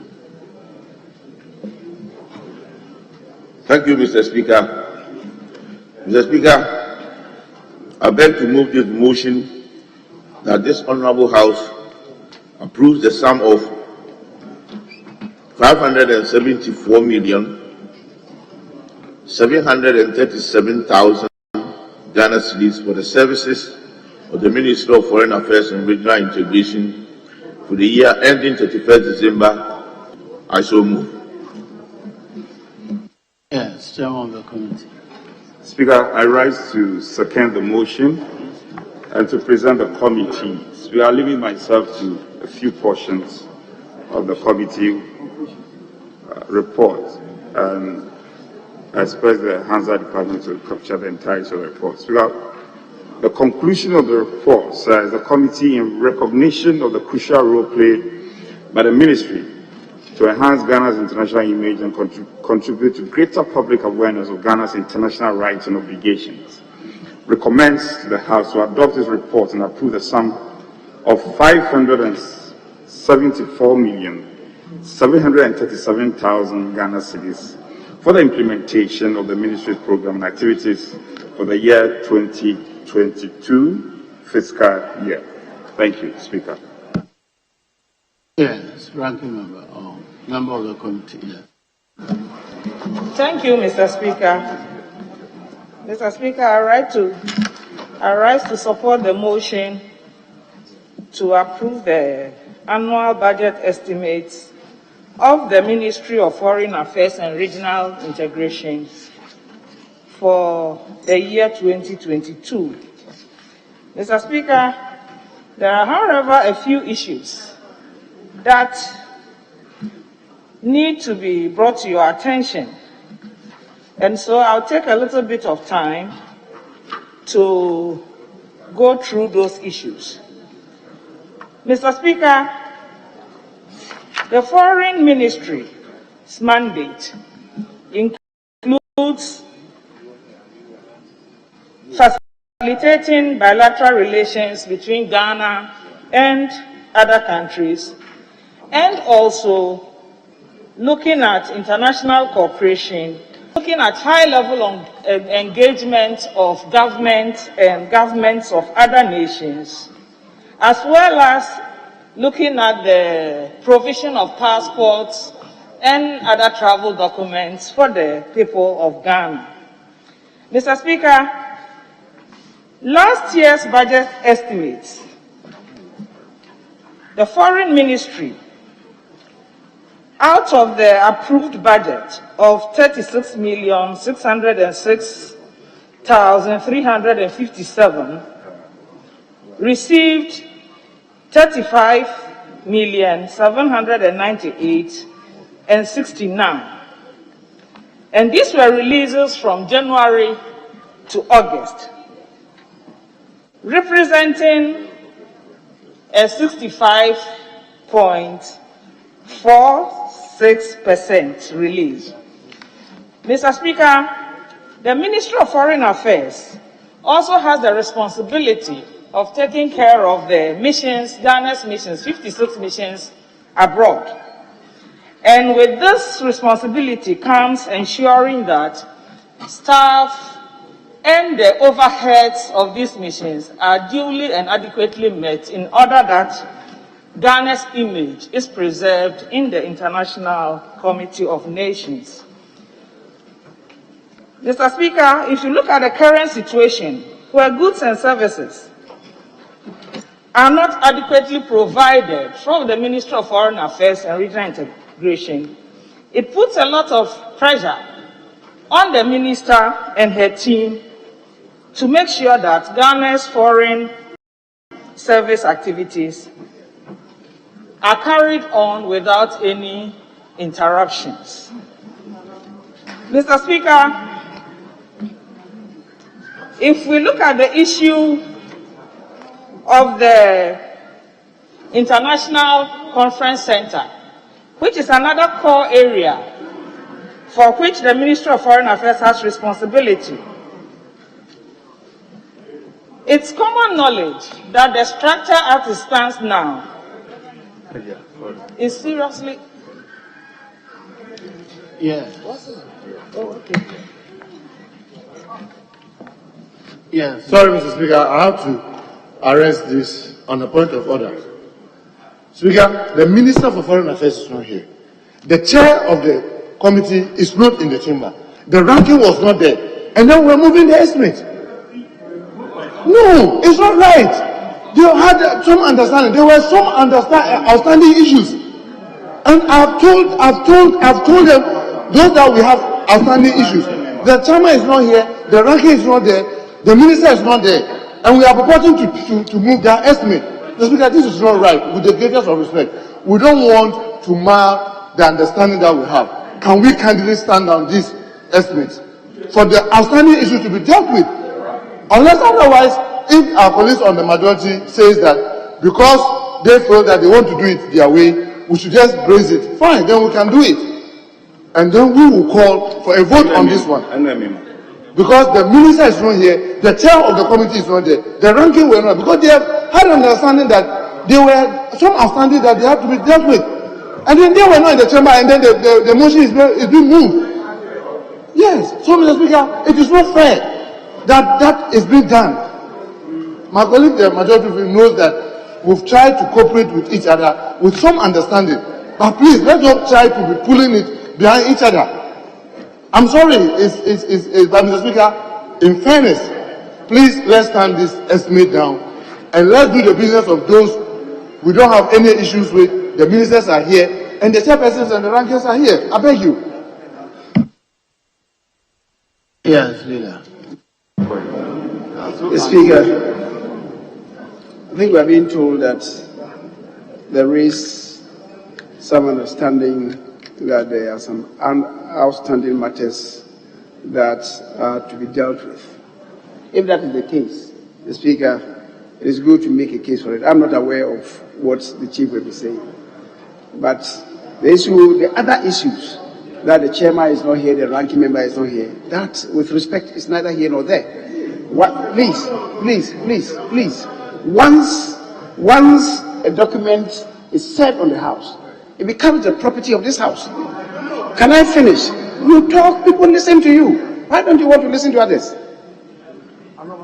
The Speaker, once a document is distributed in this House, it becomes the property of this House.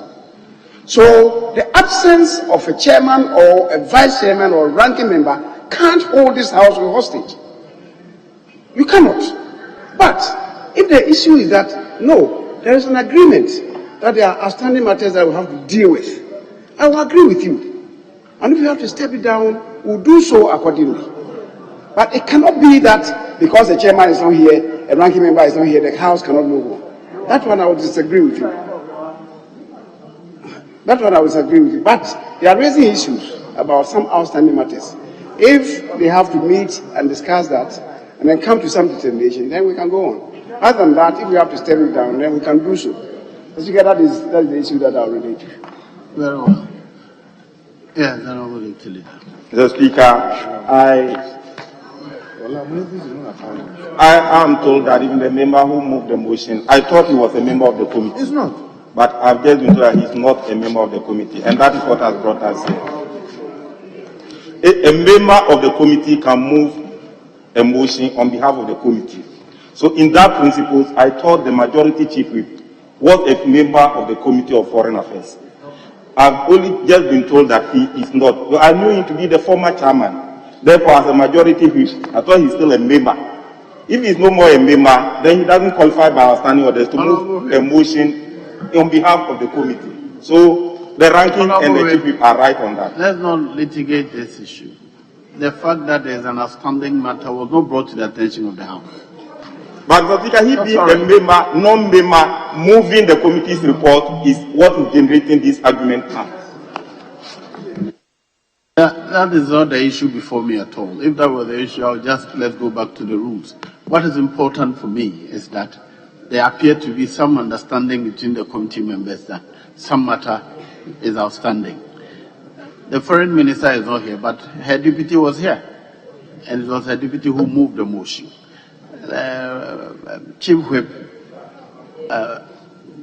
presented the report, which has already been distributed, and a member was responding to it. If there are issues which were not brought to the attention of the House, we wouldn't know. Now that you have brought that to the attention of the House, for me, it's fair that you suspend that, bring the discussion to a close, and we'll continue. But I think whether he is a member or once the report is before us, he was entitled to present it. Yes, can we proceed? Speaker, with the greatest respect, I don't intend to belabor this matter, except to correct my good friend. The records are there. Anybody can check. I'm a proud member of the Foreign Affairs Committee, so I don't know where this is coming from. I'm a member of the committee. Okujeto, you know this. The chairman is here. He can confirm this. Okujeto has no complaint. If I attend meeting, it doesn't mean if I didn't attend the last meeting, it doesn't mean I'm not a member of the committee. I am a proud member, and you know this. I didn't expect this from you. Yes, leader, shall we proceed? The Speaker, apart from the outstanding issue that they want to relate to, I think it would be most unfair to our honorable colleague, the lady who was on her feet. I think we should listen to her. Let her complete and conclude her own intervention. And once she finishes, we can take a decision. Yes, do you want to continue or we should defer consideration? No, thank you, Mr. Speaker. Now that my ranking is here, I think he's in a better place to do that. Very well. So we'll defer consideration of the estimates of the Minister of Foreign Affairs. When you're done, you report back to us.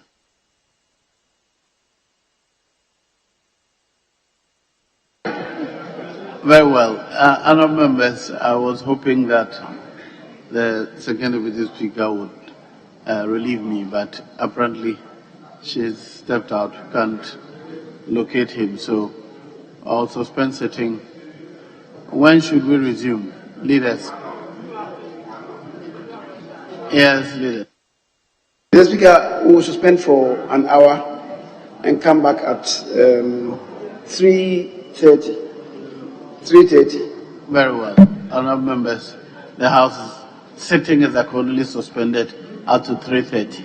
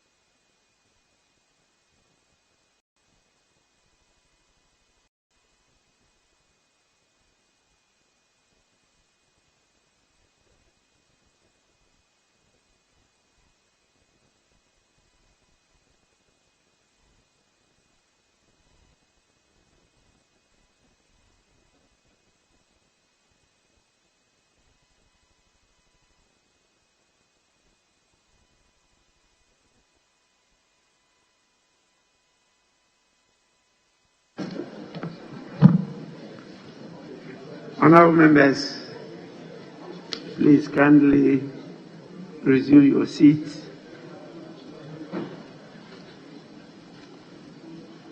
I've been reliably informed that the House was at motion number 31, which was under consideration until you took a suspension. And so we'll go back to start at motion number 31. I was moved by motion number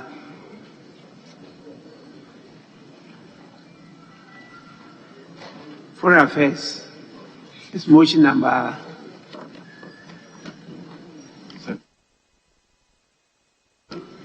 that is motion number 17. Yes. Motion number 17.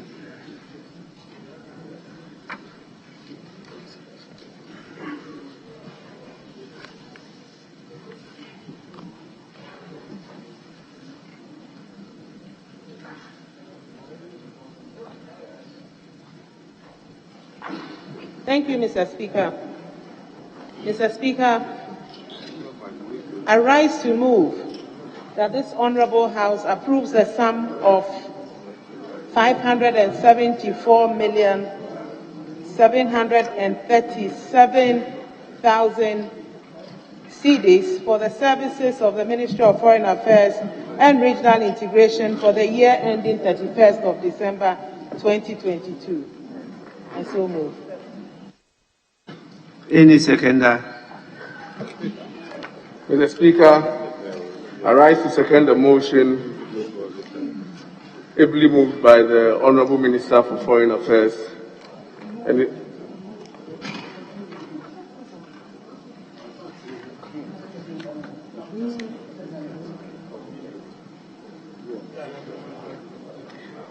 Ably moved by the Minister of Foreign Affairs. And in so doing, Mr. Speaker, I crave the indulgence of the table office to capture your committee's report in its entirety. Mr. Speaker, I'd like to make some few comments on the reports to the House. The goal of the Ministry of Foreign Affairs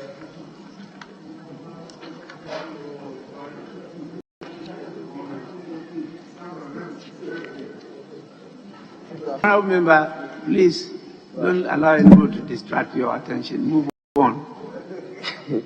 Mr. Speaker, the aim of the Ministry of Foreign Affairs is to be a reformed organization so as to be able to compete globally.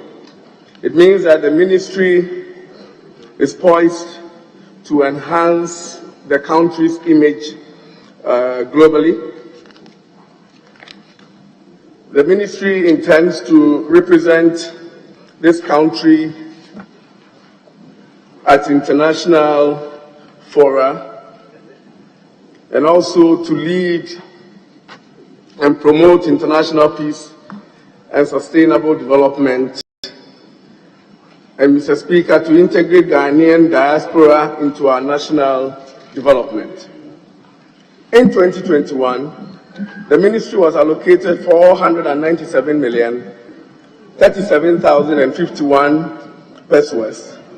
But in 2022, we saw a marginal increase of 15%, bringing the figure to 574,777,000 Ghana cedis. Notwithstanding the increase, Mr. Speaker, the ministry's mandate lends Johnny to want to ask for more. The ministry's budget of 574,777,000,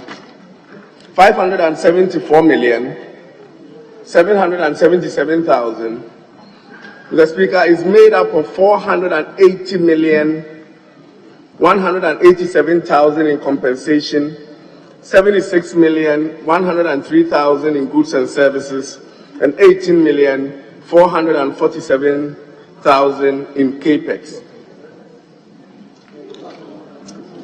Mr. Speaker, 18 million Ghana cedis for capex for the Ministry of Foreign Affairs. The ministry, however, is supposed to spend these funds on UN meetings, the chip-embedded passport, e-visa rollout, promotion of peace and security, and diplomacy. Mr. Speaker, the ministry is expected to renovate embassies, construct chancery buildings, and establish passport application centers. Mr. Speaker, the capex is just inadequate, and the Ministry of Finance has been made aware of this. The ministry will commence the chip-embedded passports because of its enhanced security features. The project will be a 10-year PPP arrangement, and the committee urged the ministry to ensure that the revenue accrued be used for the project cost. Mr. Speaker, on the reconstruction of the Accra International Conference Center, the committee expressed in principle its support for the reconstruction of the facility and urged the Ministry of Foreign Affairs to ensure value for money in its tendering process. Mr. Speaker, today, passport processing takes about 7 days. Going forward, the ministry projects that it will reduce this 7 days to between 24 hours and 72 hours, depending on the needs of the applicant. The committee urged the ministry to ensure that middlemen are wiped off the passport processing transaction. Mr. Speaker, the committee lauded the ministry and Ghana for the role it played and an outstanding performance that led to the UN Security Council position for Ghana. Mr. Speaker, the absence of consular fund makes it difficult for Ghanaians with challenges abroad or Ghanaians with emergencies to get support from the embassies and consulates. Mr. Speaker, to the extent that in 2021, when there arose the global emergency, the pandemic, the ministry was found wanting. Riding on Executive Instrument 61 and the power of the Health Minister under Section 169 and 170 of the Public Health Act, the Ministry of Finance had to triangulate with other ministries to submit their budgets for the Ministry of Finance to ensure speedy payments to to allow for our fellow compatriots stranded abroad to be brought home. Mr. Speaker, we have an opportunity and we use it to encourage the Ministry of Foreign Affairs to set up an emergency fund so that Ghanaians can be brought home in cases of emergency. Mr. Speaker, we observed that in the 2021 budget, page 273, there was an expenditure that stood in the name of the Ministry of Foreign Affairs. That expenditure, which the Honorable Minority Leader talked about before the adjournment.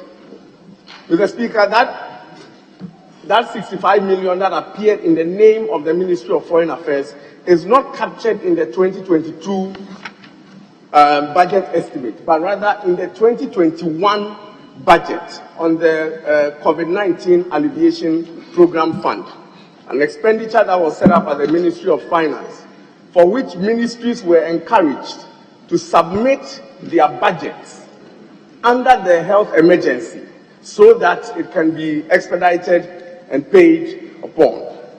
The ministry therefore submitted on the 20th of August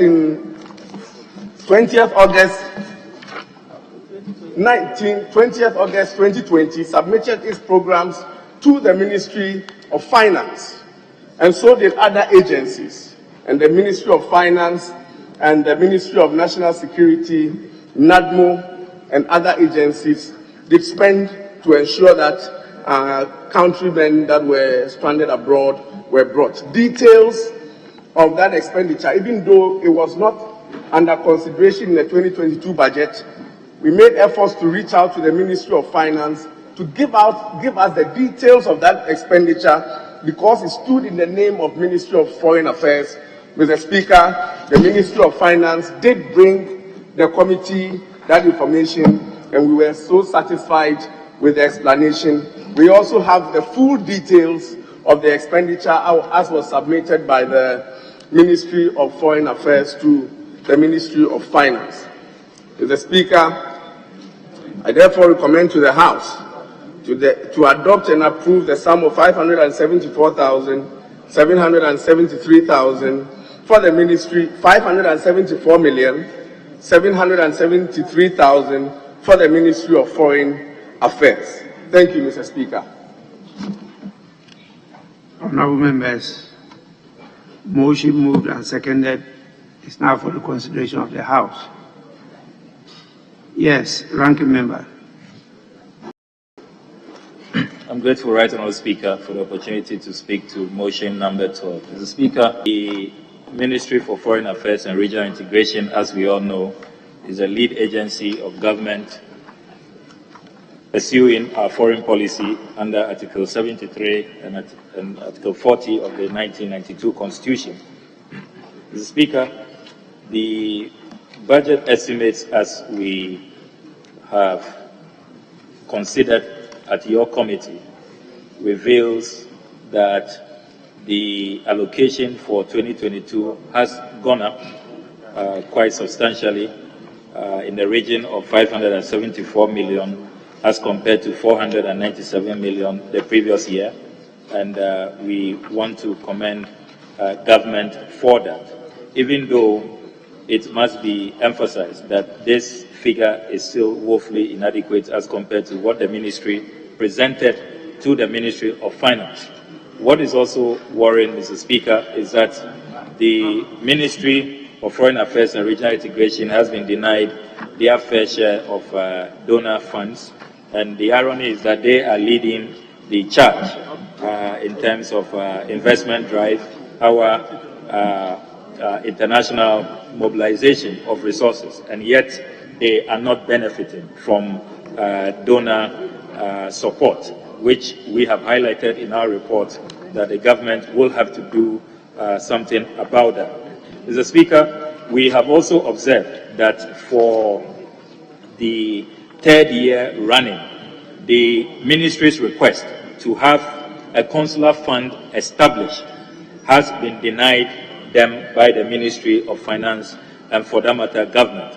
And Mr. Speaker, this is found at page 20 of your committee's report, item 14.9, the creation of the Consular Fund, which is a recommendation of the Public Accounts Committee hearing of 2018, because it was discovered that a lot of embassies are compelled to reach out into funds that are not for that purpose, the purpose of extending consular assistance to stranded Ghanaians in distress, and it creates auditing challenges for our missions abroad. And the solution, as we all agree, is to have a consular fund. The proposal was to begin the fund with at least some 2 million Ghana cedis.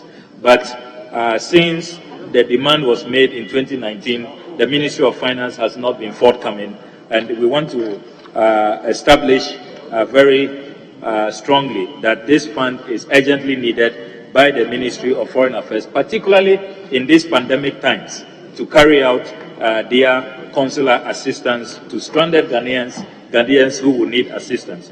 Mr. Speaker, the other matter which is of concern to us relates to the continuous high expenditure on rent. Mr. Speaker, it is very troubling to discover that a whopping amount of 25.7 million Ghana cedis was spent just on rent. And the solution is to purchase and to own our own properties in these missions abroad. And that is why the former Foreign Minister, the Honorable Hannah Tete, secured the $50 million Societe Generale facility, which was used to purchase and renovate and expand existing chanceries, and then to construct new chanceries and residences. But, Mr. Speaker, if you look at page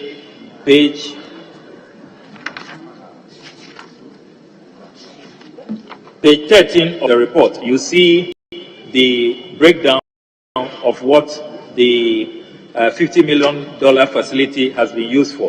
But it is clear, Mr. Speaker, from the accounting that has been done, that the $50 million facility has now been exhausted, indeed, by more than $11 million. It will be necessary now for the ministry to negotiate a new facility so that we can own our own properties and stop spending so much, 25.7 million Ghana cedis on rent. That is money that we can use to own our own properties, and it's not economically viable to continue at this rate.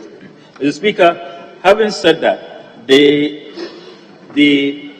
committee noticed a rather troubling development, which, Mr. Speaker, you can see at page 18 of the minister's report.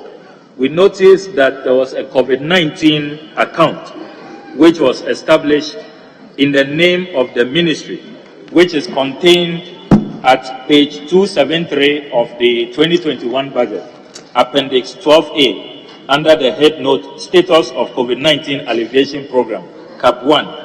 Mr. Speaker, whereas the reporting here indicates that a transfer of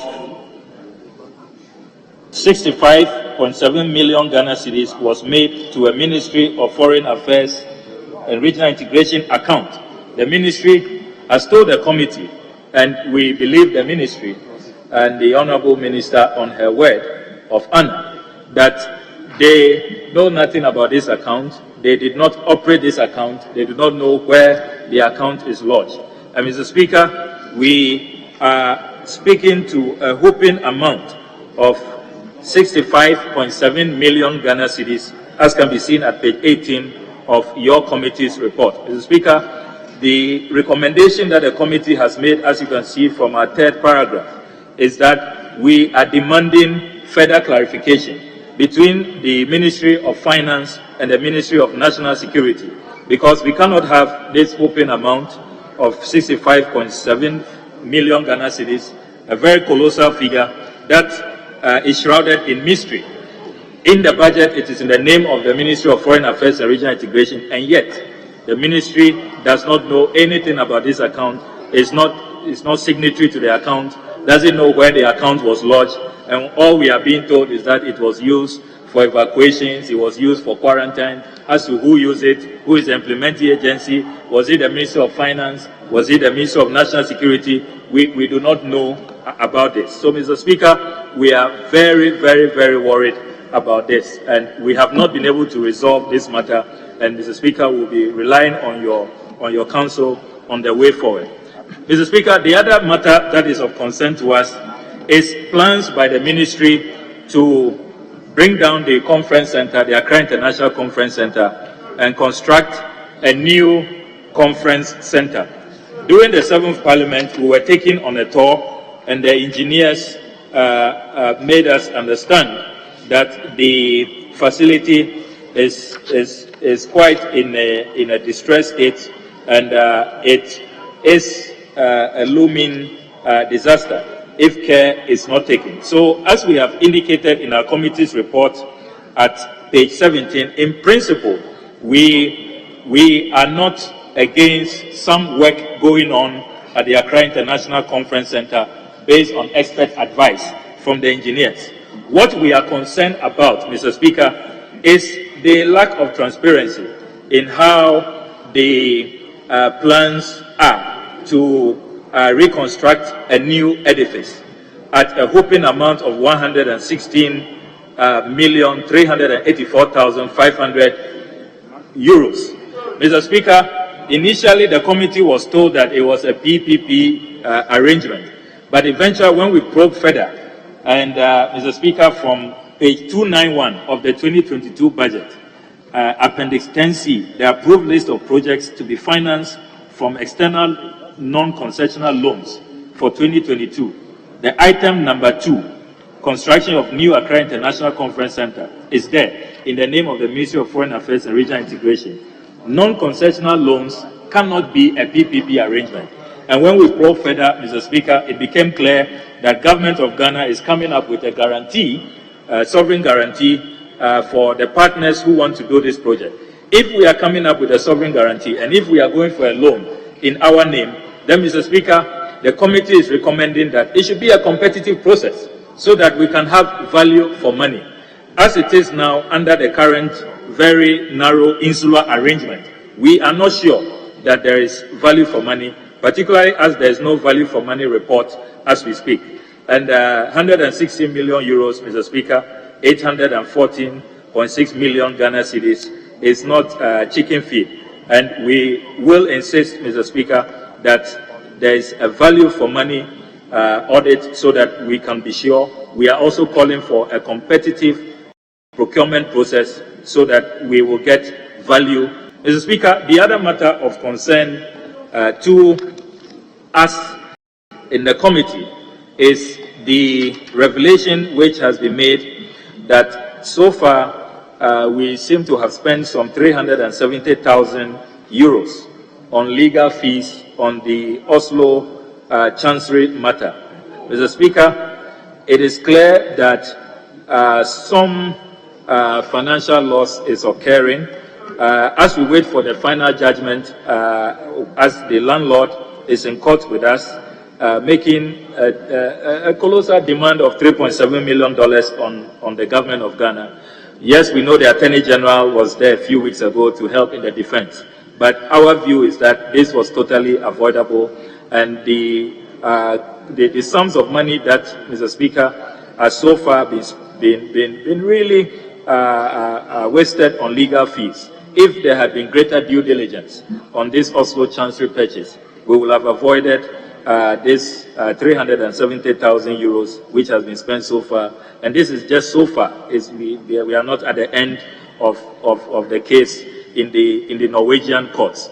And in as much as we are hoping that Ghana will be victorious in the courts, we are really worried about the sums of money that is going down the drain, Mr. Speaker, on this case. Mr. Speaker, as I conclude, Mr. Speaker, the committee will want to stress that welfare of foreign service staff is still an issue. a good number of them are waiting on reforms that they were promised so that they can import vehicles, they can have their conditions of service, re-looked at. And that has been pending for a while. The last time we checked, we were told it was at Cabinet. We would like to urge the ministry that in the ensuing year, the working conditions of our foreign service staff should be looked at, particularly as they are working in very difficult conditions now with this COVID-19 pandemic. And they are doing well. They've helped us coordinate over 600,000 doses of COVID-19 from the COVAX facility. Mr. Speaker, they also helped the minister to secure Ghana a place at the UN Security Council, which we must salute the minister for and commend her for her diplomatic exploits in that regard. And it is the reason why, Mr. Speaker, we need to pay attention to the working conditions of the foreign service staff. But these three, the conference center procurement processes which are not competitive, the money spent so far on the litigation in Oslo, and then the elephant in the room, the 65.7 million Ghana cedis, which cannot be accounted for so far. We are very, very worried about this, and we hope that some clarity can be sought moving forward. With this, Mr. Speaker, we support the motion. Thank you very much. Yes, Minority Leader.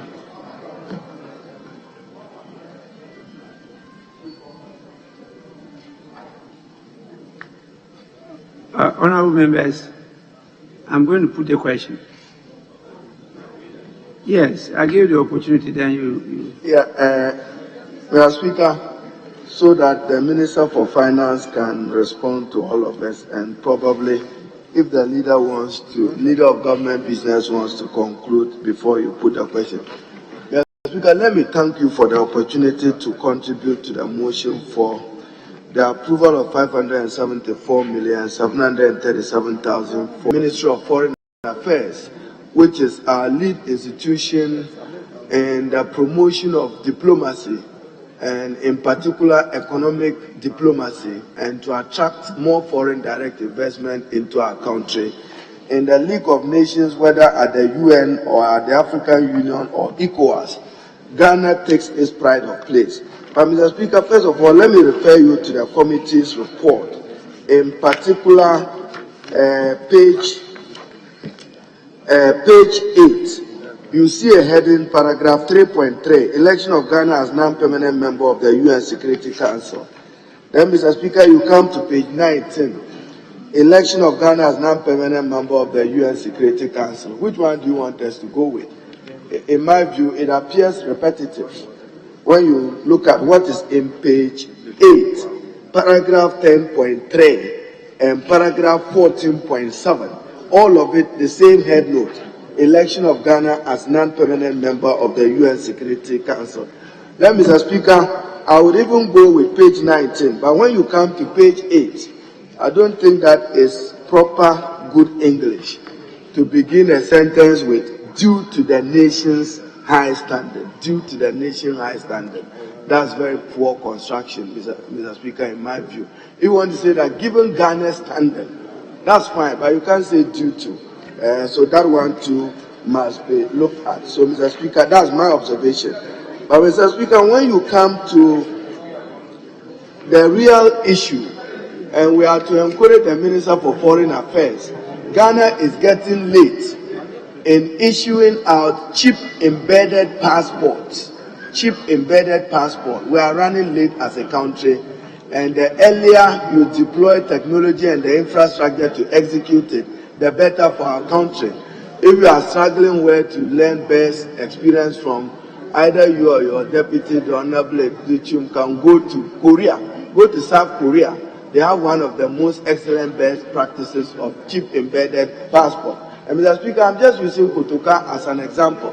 When you arrive as a citizen, they struggle to swipe until we did the e-immigration thing. They struggle to swipe your passport. And every now and then you want to repeat the same swipe. It's the same bio data you collected that you are keeping. So that is why we have emphasized that harmonization and integration of data remain critical. Mr. Speaker, the Honorable Ranking Member raised an important issue. Rent. In many of the countries, you are better off owning the properties than the rent that you pay. And we must see a shift.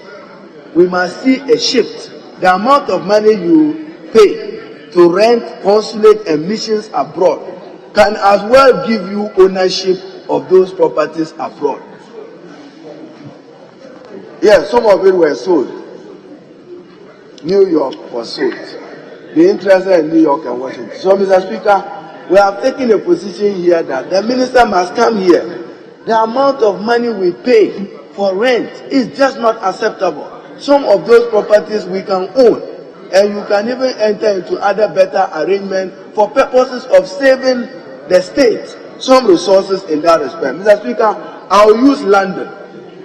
Ghana, the Foreign Affairs Ministry, I'm sure you are aware, we have not less than 7 properties in London. Why are they scattered around? You want to have a department for treasury, a department for defense, a department for passport. That is not right. We have as many as 7 properties in London alone. Yet, we are struggling. You go and spend small money on a passport office in London, then you say you have renovated Ghana's London office. Which of the London offices was renovated? At what cost? We need to know. So, I support the motion, but I think that for countries like London and Geneva, you are better off assessing what you have and taking appropriate decisions to save the leakages. In Geneva too, we are told that we have done some work there because it serves a multilateral purpose. It's an important mission for you. You come to Dubai. Note how much you pay for your missions in Dubai and Abu Dhabi. You may as well have gone in to be able to get a property. So, Mr. Speaker, let me conclude again by coming to a paragraph in the committee's report, and Mr. Speaker, page 17, why the Ministry of Finance will accommodate that. Mr. Speaker, and I read, as a result, the Passport Office, which has 100% IGF retention policy, exceeded its IGF by 23 million. You must explain to us what power. IGF, you have 100%, and you have jumped 100% to an additional 23 million. And Minister of Finance, you are looking on. That is not appropriate. IGF, you must come for proper authorization of the Minister of Finance to the use of your IGF. You are lucky you have been given 100% of it, yet you are still in excess of it by 23 million. What can explain that? Then finally, Mr. Speaker, on the matter which was again raised, and I refer you to paragraph 14.6, COVID-19 accounts created in the name of the Ministry of Foreign Affairs, for which some 65 million expenditure was undertaken. Undertaken by who? Undertaken by who? If you are to spend, by the Procurement Act, the Foreign Ministry is a procurement entity on its own. It does not lie within the Ministry of Finance to do procurement for the Ministry of Foreign Affairs. Therefore, we don't find this acceptable. You are your own procurement entity. So if the 65 million is spent, we are demanding to know who procured it. How was the procurement done for 65 million at Foreign Affairs when you, as minister, together with your entity, did not facilitate the process? And we are told that communication of a letter. That is not enough. We are demanding that full details of the 65 million, including its procurement processes, be made available to us. Because the Ministry of Finance is not an extension of the Ministry of Foreign Affairs, and therefore cannot be spending 65 million on its behalf. Whatever explanation have come, we are not holding Foreign Ministry responsible to it. The Finance Ministry, we just chose to dissipate and distribute COVID resources as it wish.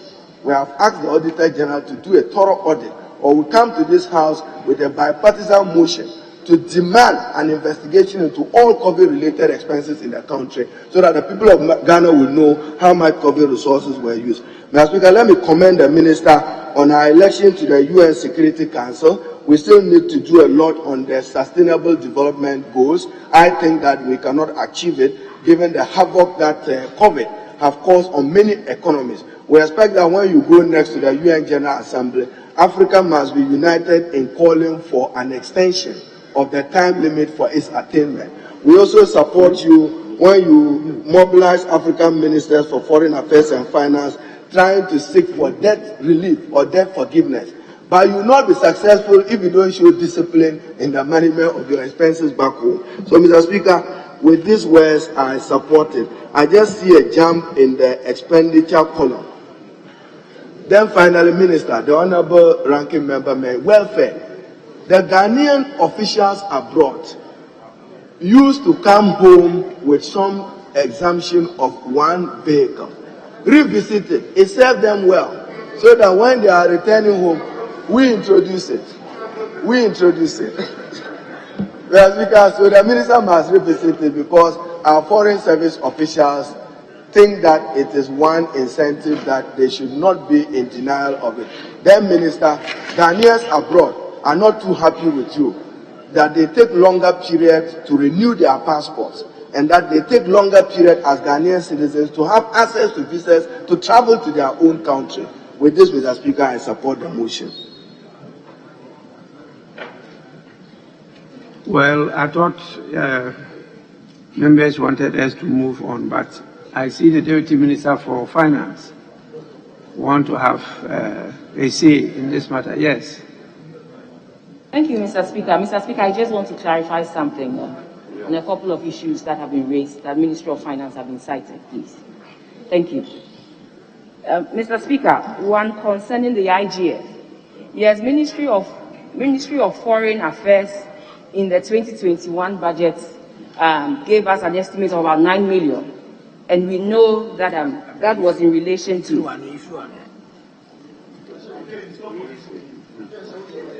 Mr. Speaker, that was in relation to the sale of passports. And looking at COVID-19 pandemic and all this lockdown, they thought they couldn't raise that much. So the budget was for 9 million. They ended up doing more than that, which we have notified them and have written to them to comply with the law. So we have written to them that they have gone over and above what has been appropriated for them, and so they should comply with the law. And the minister is aware of that. So that one has been cleared. And Mr. Speaker, concerning the COVID-19, the 65.7 million that my own friend, Honorable Okujeto Ablakwa, mentioned, that, Mr. Speaker, remember when the COVID-19 pandemic came, no ministry had budgeted for COVID-19 expenditure. So a task force was created to address the emergency issues of COVID-19 pandemic. And as a result of that, we did receive estimates of programs and activities from the various ministries, departments, and agencies, including the Ministry of Foreign Affairs. So what Ministry of Finance did was, once the committee was set up, we look at your programs and activities, and then we fund them for you, because it is not in your budget. So what we did was to fund the payments that the Ministry of Foreign Affairs brought. And the first had to do with about 3,396 cost of airfare for about 3,396 people to the tune of 20.7 million. And the second also had to do with the cost of quarantine for the people who had returned. And that also amounted to about 21 million.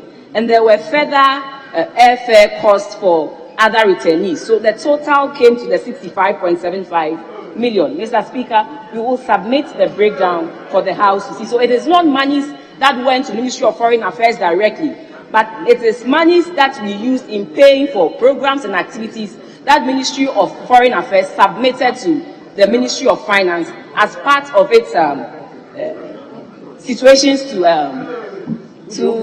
address the COVID-19 pandemic. So, Mr. Speaker, these are monies that went directly to various places like the hotels and all the other, and the airlines as well. So they did not have the budget under them. So Ministry of Finance had to pay to enable us carry out our COVID-19 pandemic issues that we needed to address. Respectfully submitted, Mr. Speaker. Honourable members, I put a question. The question is that those... Yes, Minister. Thank you very much, Mr. Speaker. Mr. Speaker, a few issues have been raised, and I just would like to react very short manner.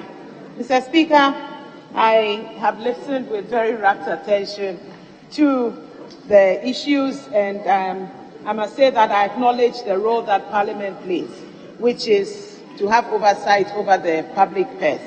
Mr. Speaker, so all the activities, and in our case, the Ministry of Foreign Affairs and Regional Integration is of concern to Parliament, especially the Committee on Foreign Affairs. And I must say that this is a committee that we have worked very closely with, and we will continue to do so. On the issue, Mr. Speaker, which the ranking member raised of the Accra International Conference Center, I would like to assure this August House that value for money audit will be done.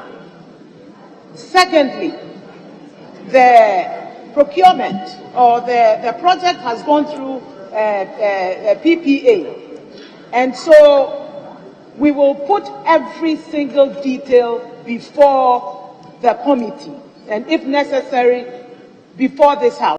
Indeed, it will come to this House, and for the House to either accept or to decline it. So I don't think that this is a matter at this stage for us to raise no issues to be raised at this stage, because it will come before this August House. Mr.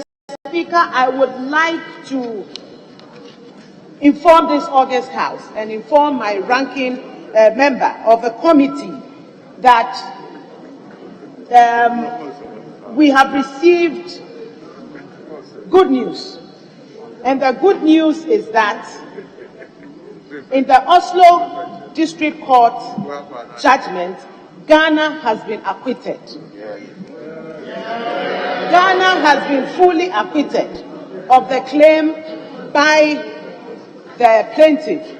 And Mr. Speaker, I must say that in most cases, in any kind of transaction, you don't have control over what the other side decides to do. If they decide to go to court, well, and they don't feel that the transaction has gone their way and they want to go to court, fine. But I must say that we've gone to court, we have been acquitted fully, and costs have been awarded to Ghana. Court costs have been awarded to Ghana. And so at the appropriate time, we will come to the committee, and if need be, we will come to the floor to give details of it. Other issues that were raised, Mr. Speaker, has to do with renewal of passports and visas. Until recently, until before the COVID, we were doing very well. Ghanaians were happy until COVID hit.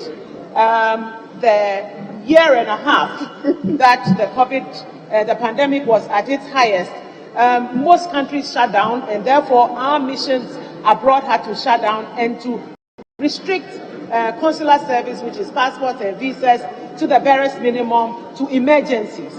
And so the Ghanaians are not too happy because of this. There is an increase in applications around this time because a lot of Ghanaians, having not been able to come home last year, want to come home this year. And we are doing our best. We are doing our best, even in the midst of the rising numbers in COVID outside. We are doing our best to process them with visas, passports, and so on. On the issue of the rents, the high rents that we pay, I'm the first to admit that this is not the right thing. Many of our missions outside, we will be there forever. And so it is a good idea for us to purchase. However, it is going to be a bit difficult because we have a loan already. We are trying to procure another loan facility so that we'll be able to make purchases, renovations, and buy buildings. So we've taken that on board, and we are happy for the 50 million, which we have used to do a lot of purchases, renovations, and construction. On the chip embedded, we can promise this House, I did during my vetting, that we are working towards it, and we are hoping that next year we'll be able to will be able to operationalize the chip embedded. But that also, this August House will be apprised accordingly of the steps that we are taking. So, Mr. Speaker, the Honorable Deputy Finance Minister has spoken about the 65 million that is in our name. We were a coordinating ministry. We put together all the expenditure that was to be made during the emergency period, and we sent it to the Ministry of Finance. Disbursements were not made to the Ministry of Foreign Affairs. So even though it is in our name, we played a coordinating role, which is a role that the Ministry of Foreign Affairs plays when it comes to a lot of activities. So I believe that has been well answered, and therefore I will leave it here. But let me once again thank this August House, especially the Foreign Affairs Committee, for the support that we continue to receive, and we are very grateful. I thank you, Mr. Speaker. Honourable members, I now put the question. And the question is that those in favour of the approval of motion number 17 at page 9 of the order paper should say aye. Those against say no. The ayes have it. The motion is carried. This House has accordingly approved the sum of 574,737,000 Ghana cedis for the services of the Ministry of Foreign Affairs and Regional Integration for the year ending 31st December 2022. Honourable members, I want to direct the Committee on Government Assurance to follow up on the promise of the Deputy Minister of Foreign Affairs as to the opening of the COVID-19 accounts in the name of the Minister of Foreign Affairs utilization. She did promise to bring before this House the detailed report on that account. And I want the Deputy Minister for Finance, I want to draw the attention of the committee to follow up on it and ensure that the committee, the House gets the report. With this, we move on to the next motion. Yes. Speaker, we can now move on to page 8 of today's order paper and take item 11. Page 8, item 11. A break.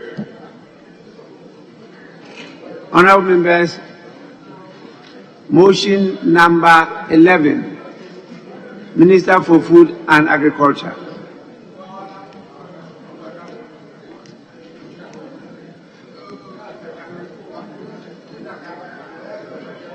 The President. Yes, Chief Whip, Majority Chief Whip. Speaker, I'll seek your leave for the Deputy Minister to take the motion instead of the Minister. And I'll employ my colleagues to allow this to go. I mean, we've had circumstances where this has to be done. Yes, Minority Chief Whip. Thank you very much, Mr. Speaker. My colleague, the Deputy Minister, we have no doubt about his capabilities and capacity to do a business on the floor of the House. Mr. Speaker, we are talking about the estimate of the ministry. It is not acceptable that the minister can prioritize any other thing other than his estimate. Mr. Speaker, with the greatest of respect, the minister should be fed to come and do his business so that we can deal with other estimates that the ministers are here. Mr. Speaker, You know, there's a Congress in Kumasi. Our colleague opposite have subnational Congress. I'm told that a lot of them are there campaigning. When the business for the year ending 31st December 2022. Mr. Speaker, with your leave, I present the committee's report. Mr. Speaker, before I proceed, I want to make the following corrections.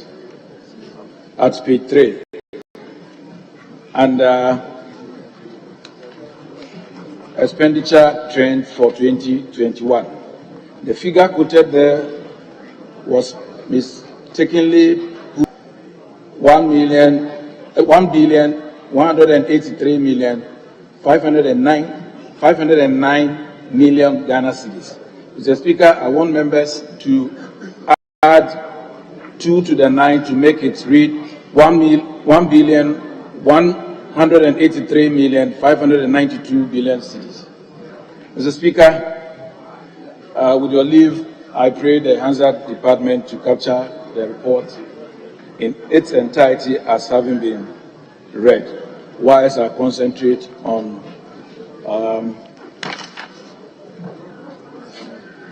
page 16 of the report under veterinary service as part of the observations made by the committee. Mr. Speaker, the committee noted that the Veterinary Service Directorate plays a key role in animal and public health in the country. They control the transfer of disease from animals to human beings, thereby saving the country from outbreaks of diseases. According to the World Health Organization, 70% of emerging diseases in the world is zoonotic, and much attention needs to be paid to the Veterinary Service Directorate in the country. Mr. Speaker, it came to the attention of the committee that veterinary services at various harbors in the country have been withdrawn. This makes it difficult for them to take samples and test all livestock and poultry products imported into the country. Due to this, the Directorate cannot monitor the inflow of livestock and poultry products into the country. According to the Directorate, the emergence of the country a lot of money to control the outbreak. Mr. Speaker, the committee was informed that the veterinary services retain only 16% of their total IGF. This is woefully inadequate to support their activities. Whilst other directorates retain about 66% of IGF, the committee was of the view that, considering the important role the Veterinary Services Directorate play in the country, the Ministry of Finance should allow the service to retain the total IGF. Again, the committee was further informed that the Animal Health Bill will soon be introduced to the House for approval, and when passed, will help the Directorate to carry out its mandate efficiently and effectively. In conclusion, Mr. Speaker, the committee has thoroughly examined the budget estimate of the Ministry of Food and Agriculture for the 2020 financial year and is satisfied that the policies and programs outlined for the year will go a long way to ensure adequate growth of agriculture sector. The committee accordingly recommends to the House to adopt its report and approve the total sum of 1,103,171,000 Ghana cedis to support the programs and activities of the Ministry of Food and Agriculture for 2022 financial year. Mr. Speaker, I respectfully submit. Thank you for the opportunity. Honourable members, motion has been moved and second consideration of the House. Yes, ranking member. Thank you very much, Mr. Speaker, for the opportunity to associate myself with the motion on the floor of the House. Mr. Speaker, in 2021, the ministry was originally allocated an amount of 1.1 billion, and in the media it was revised upwards to 1.5 billion. Mr. Speaker, out of this amount, 35% was to come from donor sources. Unfortunately, when you look at the performance, GOG, as at October this year, 93.61% had been released, ABFA 78.88%, IGF 82.43%, donor 22.98%.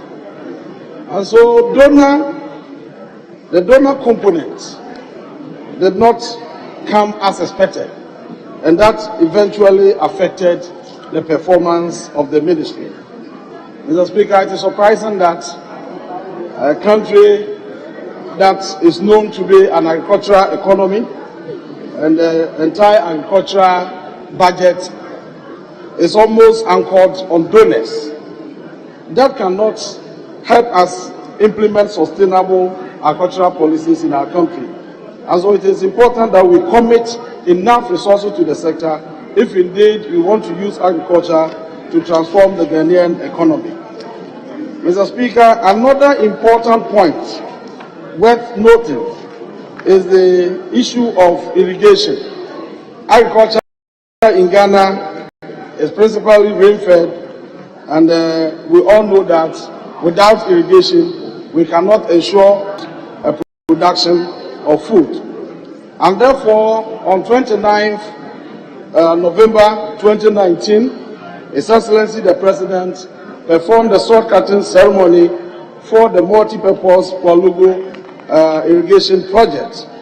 Mr. Speaker, in 2019, after the sword cutting ceremony, government was unable to pay for mobilization to enable the contractor move to site.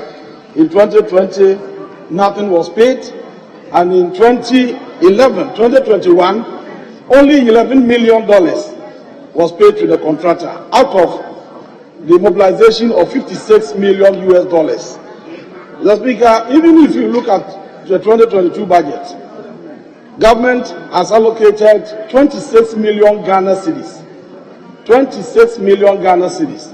Even though under the payment schedule, government is supposed to pay $94 million US. So clearly, you see that even though the sword cutting ceremony has been performed and assurances given to our farmers that the project is going to take off immediately, we are into the third year and no commitment, proper commitment has been made towards the execution of the Kwalugu project.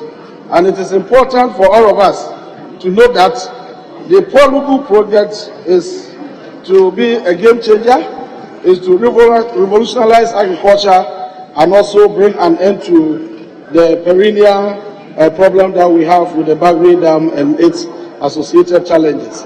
And so government must commit resources for the completion of that particular project. Mr. Speaker, we are also told that an amount of 400 million Ghana cedis to support cocoa rows construction in the country. But Mr. Speaker, Cocoa Board has awarded contract under that project amounting to 13.6 billion Ghana cedis. And Mr. Speaker, some of these rows were even awarded in dollars. And the ministry is allocating just 400 million Ghana cedis. If you owe contractors amounting to 13.6 billion Ghana cedis, and the allocation to that particular project is 400 million, then it's an indication that government is not willing to have those roads fixed, and the commitment has not been demonstrated, and contractors who have raised certificates are not likely to have their bills paid to them. Mr. Speaker, another issue has to do with the subsidized fertilizer. We noted that in 2021, government was unable to procure enough fertilizers for our farmers. In fact, the quantity that was produced in 2020, which was around 424,000 metric tons, reduced to 259,000 metric tons. Even though the farmers participating in the program, the number had increased to 1.5 million. Mr. Speaker, this created a lot of challenges for our farmers. They had to struggle in search of these fertilizers, but they couldn't get the fertilizers. And that seriously is affecting food production in the country. And indeed, the rising cost of food in the country is partly attributed to the inability of our farmers to access the subsidized fertilizer. Mr. Speaker, when we interrogated the issue, even though an attempt was made to attribute the shortage of fertilizer to the global environment due to COVID, we realized that the Ministry of Finance did not make available resources to the Ministry of Food and Agriculture to enable them procure the fertilizer for our farmers. And so we urge the ministry that agriculture plays a very key role in the entire development agenda of our nation. And so when we approve such resources, they should release the resources to enable our farmers produce enough food and to also ensure that we have some stability in the prices of food. Mr. Speaker, another important point has to do with grains and legumes development in the country. Grains and legumes development under the law must have a board. And since the MPP assumed office, almost 5 years now, the board has not been constituted. And so without the board, the chief executive and the staff, they are doing things as they want. And so we insisted that it is not for nothing that the board was created by statute. And therefore, they should ensure that that board is put in place to facilitate the business of the grains and legumes board in our country. Mr. Speaker, in all, the budget for 2022 has been reduced by almost 30%. Even though what was released last year was not enough, this year's budget has been reduced by almost 30%. But when we inquired, the minister explained that they anticipate that there will be a media budget and that will revise their allocation upwards for them. Mr. Speaker, we also noted that the National Buffer Store Company was not given a cedi, not even a pesewa, to buy food, to buy grains, stock them against emergencies in our country. So during the COVID period, if Ghana, we needed maize, the poultry farmers were not getting the maize, they were going up and down, they went to the buffer stock, they didn't have it, and they had to put pressure on the ministry to issue them permits to enable them import maize to supplement local production. Mr. Speaker, this is an unfortunate situation. The essence of establishing the buffer stock is to make available resources to enable them buy the excess produce, store them to stabilize the market in times of need. Mr. Speaker, with these few words,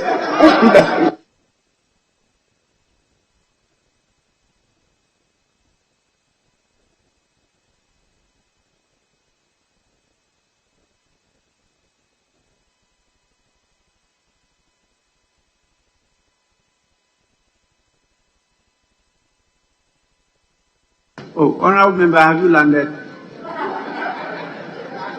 I only heard with these few words. With these few words, I support the motion. Honorable members, I put the question. The question is that those in support of motion number 11 at page 8 of the order paper, say aye. Those against, say no. The ayes have it. The motion is adopted. This House has accordingly approved the sum of 103,171,000 for the services, Ghana cedis, for the services of the Ministry of Food and Agriculture for the year ending 31st December 2022.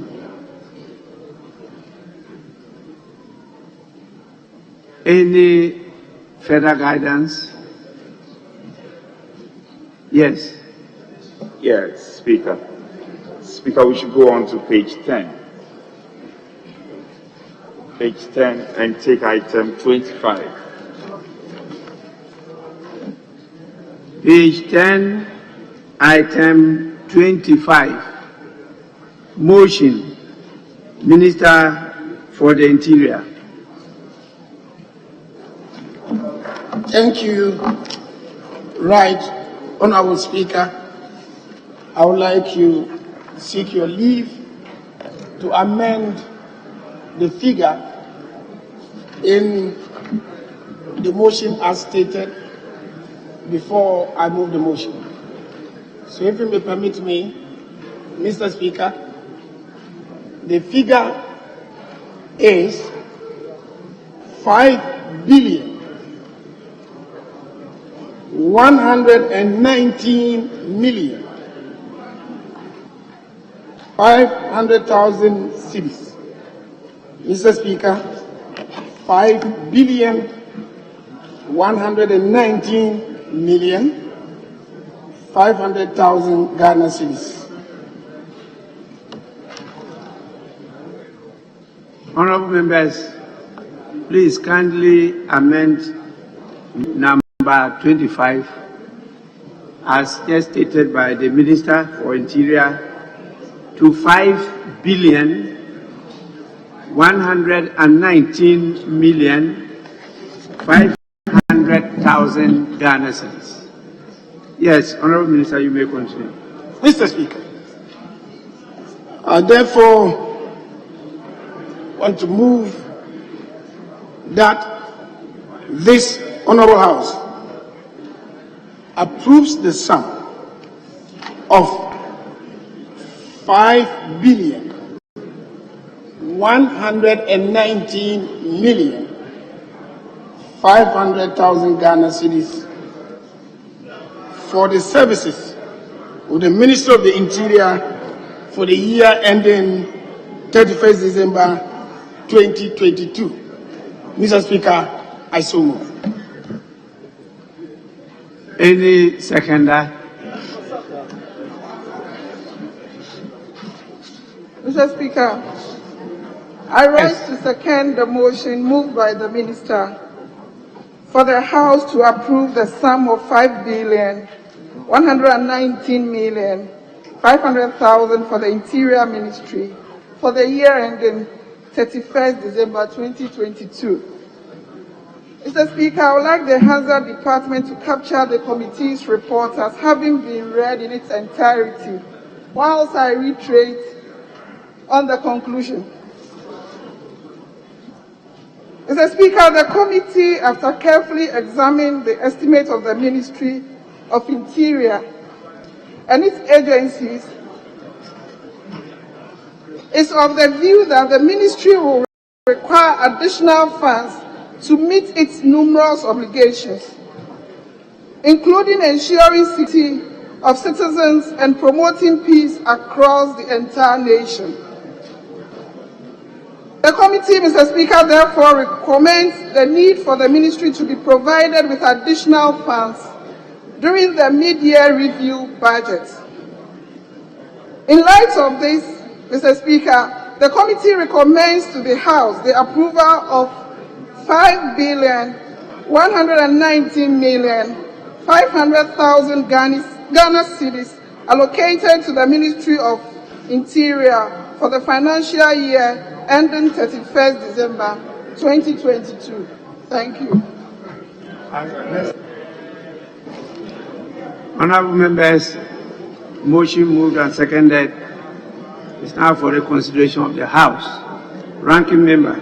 Right Honorable Speaker, I wish to yield my slot to my colleague Peter Togo, Honorable to Yes. Right, Honorable Speaker, thank you so much for the opportunity, and I need to appreciate the opportunity given to me by my senior member, the ranking member for the Defense and Interior Committee. Right, Honorable Speaker, the Ministry of Interior is a very serious ministry, and I stand to support the motion on the floor that we approve the budget of 5,119,500,000 Ghana cedis for use by the Ministry of Interior. The Ministry of Interior, Mr. Speaker, is a very huge ministry, and I want members to look at the number of agencies under the Ministry of Interior, consequently looking at the budget that has been approved for the Ministry of Interior or being suggested. The Ghana Police Service is under the Ministry of Interior. The Ghana Prison Service is under the Ministry of Interior. The Ghana National Fire Service is under the Ghana Immigration Service is under the Ministry of Interior. National Disaster Management Organization is under the ministry. Narcotics Control Commission is under the ministry. Additionally, the ministry has supervisory or oversight responsibility for the following agencies: National Peace Council, Ghana Refugee Board, National Commission on Small Arms and Light Weapons, Gaming Commission. Mr. Speaker, this is a huge ministry. And if you permit me, the Minister of Finance, in his modification statement, made a statement that I wish to quote. He said, Mr. Speaker, raising the required revenue will require sacrifice and burden sharing by all of us. Mr. Speaker, the people of Ghana are very ready to share burden with government. The people of Ghana are willing to share that burden with government because security is a shared responsibility. But in agreeing to share the responsibility to ensure that Ghana remains secure, the people of Ghana are not willing to share burden with a self-inflicted debt. Mr. Speaker, burden sharing is important, and that is why the Church of Pentecost, in understanding that security is a shared responsibility, started building prisons to support the Ministry of Interior to ensure that the security of this country will not be compromised. The rate of recidivism, the rate of return of criminals back to prison is so high that all of us will need to show concern as to what is happening. The budget that is provided, Mr. Speaker, is definitely inadequate, looking at the huge responsibility of the Ministry of Interior. Mr. Speaker, if you look at the challenges against this country in the area of crime, all of us will understand that if the budget for the Ministry of Interior will have 97% of it going just into compensation alone, leaving with about 3% in capex, what we are simply doing as a country is that we are paying people just to work, and they do not have the tools required to do the work. If you go to Wichao, for instance, Mr. Speaker, if about 10 p.m. a robbery case is reported in Ga, 23 kilometers away, and the police will need to move from Wichao to Ga, they will require a vehicle, and they don't have. So what are you paying them to do? You pay them and they don't have the tools to work. If they don't have the tools to work, we are paying them, attempting to push them to work, but they will do nothing. At the end of the year, we have spent a lot of money, and the country will remain insecure. Mr. Speaker, it is very interesting for you to note that if you look at what is happening in this country, we are not disaster ready. The National Disaster Management Organization under the Ministry of Interior required to receive 3% from the District Assembly Common Fund. And as we speak, the government of Ghana is owing about 32.7 million Ghana cedis to the National Disaster Management Organization. And because government cannot pay, the National Disaster Management Organization is not disaster ready.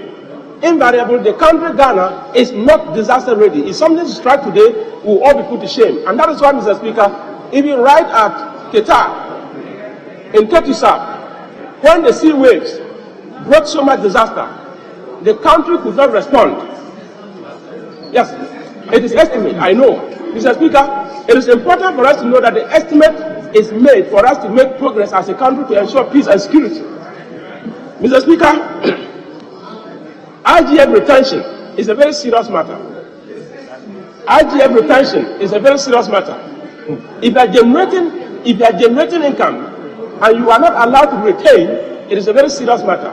Mr. Speaker, if you look at the estimate for the Ghana Immigration Service, and the fact that the Ghana Immigration Service generates a lot of internally generated funds, and they are only allowed to retain just 15% of that, it is important for this House, in approving the budget, that we suggest that the 15% is improved upon to at least 20%.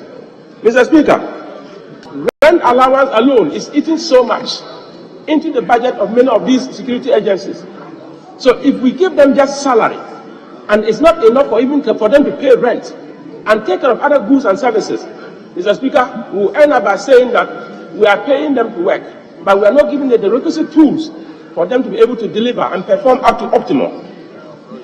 Mr. Speaker, in conclusion, we realize that government have tried as much as possible to do retooling. And I want to pray that the retooling budget should not be treated as a normal budget. What is promised these agencies should be delivered with rapid speed, because they need the money to be able to do something better. But in needing the money, we are not willing to share the burden of suppressing the Ghanaian people. If our hope is in the e-levy, let's forget it. Let's look for very innovative ways of raising money to support the security agencies. Mr. Speaker, on this note, I support the motion that the budget of 5,119,500,000 Ghana cedis be approved for the Ministry of Interior. I so that. Thank you, Mr. Honorable members, I put the question. Those in favor of motion number 25 at page 10 of the order paper, say aye. Those against, say no. The ayes have it. The motion is adopted. And this House has accordingly approved the sum of 5,119,500,000 Ghana cedis for the services of the Ministry of Interior for the year ending 31st December 2022. Honorable members, please, committees, I don't want to hear from any committee bemoaning about the paucity of the allocation to any ministry. It is the responsibility of this House to empower and strengthen the Ministry of Finance, GRA, and other agencies to be able to generate enough revenue for you to approve for those ministries and government agencies. So you will be blaming yourself, not the Ministry of Finance, because that is your mandate, your responsibility, not that of the ministry. The ministry is just your agency. So please, let's move away from that and assume our duty well. Are we together? Yes.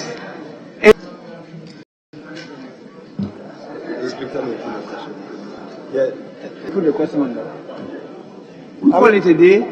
On that. Yes, I put the question. So we do more numbered as item 33. Item 33. Item 2. 33. 33 at page 12 of the order paper. That's motion to be moved by the majority leader. Speaker, I rise to move that this Honorable House approves the sum of 118,611,000 Ghana cedis for the services of the Electoral Commission for the year ending 31st December 2022. The Speaker, so move. Motion moved. Any second? Mr. Speaker, I rise to second the motion ably moved by the leader of government business. Mr. Speaker, I second this in terms of the report of the committee. Mr. Speaker,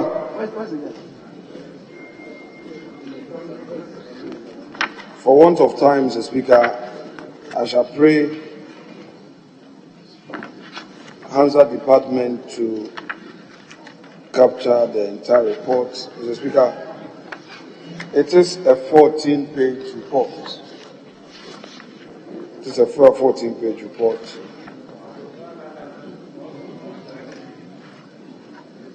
And Mr. Speaker,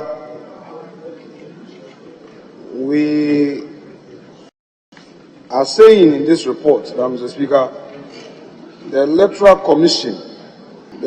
Commission is mandated by Article 43 of the Constitution and by an act of this very House, Act 451, to organize and supervise all public elections and referenda in Ghana, to advance the cause of democracy, good governance, through free, fair, and transparent elections. Mr. Speaker, no doubt, the Electoral Commission has discharged such a national duty with distinction, and we all know that. Of course, we've had the occasion to question some infractions, but it's all good for democracy. Mr. Speaker, I won't repeat the core functions per paragraph 5 of the report, but I would go straight to the expenditure item for 2021. Mr. Speaker, all of them have been so listed: goods and services, capex, and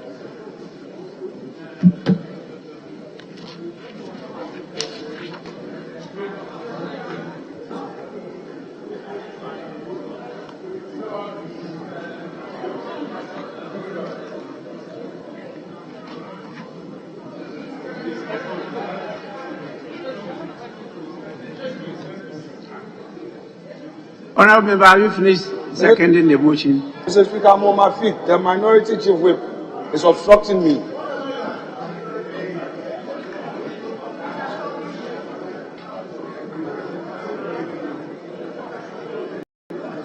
So, Mr. Speaker, if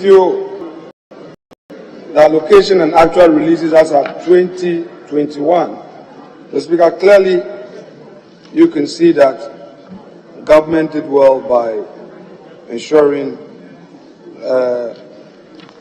releases were made. And then, Mr. Speaker, if you come to table 2, all details have again been captured where you see zero variance. Mr. Speaker, now if you look at paragraph 8 of the report, we've emphasized that, Mr. Speaker, for the purpose of implementation of its program for the ensuing year, the amount of 118 million has been allocated. Mr. Speaker, we believe that without support, if the Electoral Commission receives these funds, it will be able to discharge its duty in the ensuing year. Mr. Speaker, I rest my case at this point without more. I thank you. Honorable members, motion moved and seconded is for the consideration of the House. Yes, Deputy Minority Whip. Thank you, Mr. Speaker, for the opportunity to contribute to the motion on the floor. Mr. Speaker, I rise to support the motion. Mr. Speaker, just to make some few comments in relation to the budget allocation for the Electoral Commission for the year 2022. Mr. Speaker, the committee met with the deputy chairpersons of the Electoral Commission. That was yesterday. And in considering their estimates, Mr. Speaker, we assess their performance for the 2021 budgetary allocation to them and consider the estimates for the 2022 year. Mr. Speaker, 3 serious or 4 serious observations were made. That was, the first of it was creation of one constituency. Mr. Speaker, this was one of the matters that was raised seriously at the committee hearing. The committee wanted to know from the Electoral Commission why we have 260 districts in the 261 districts in the country, but the 261st district, which is the one district, has been created as an administrative district but without a constituency. So we wanted to know what measures the Electoral Commission was taking to make sure that the good people of one district are given a constituency to enable them have a representation in this August House. Mr. Speaker, the Electoral Commission explained to the Special Budget Committee that it has commenced processes toward the creation of the one constituency, and that the constitutional instrument towards the creation of the constituency is currently with the Office of the Attorney General, and that he indicated to the committee that by 31st of March, that's by the end of the first quarter 2022, he will make sure that the Guam constituency is created to enable the good people of Santrokofi,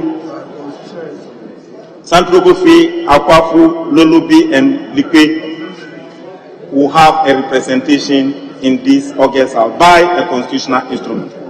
Mr. Speaker, the second thing that was also raised was whether the Electoral Commission was going to create additional constituencies to increase the number of MPs from 275 constituencies upwards.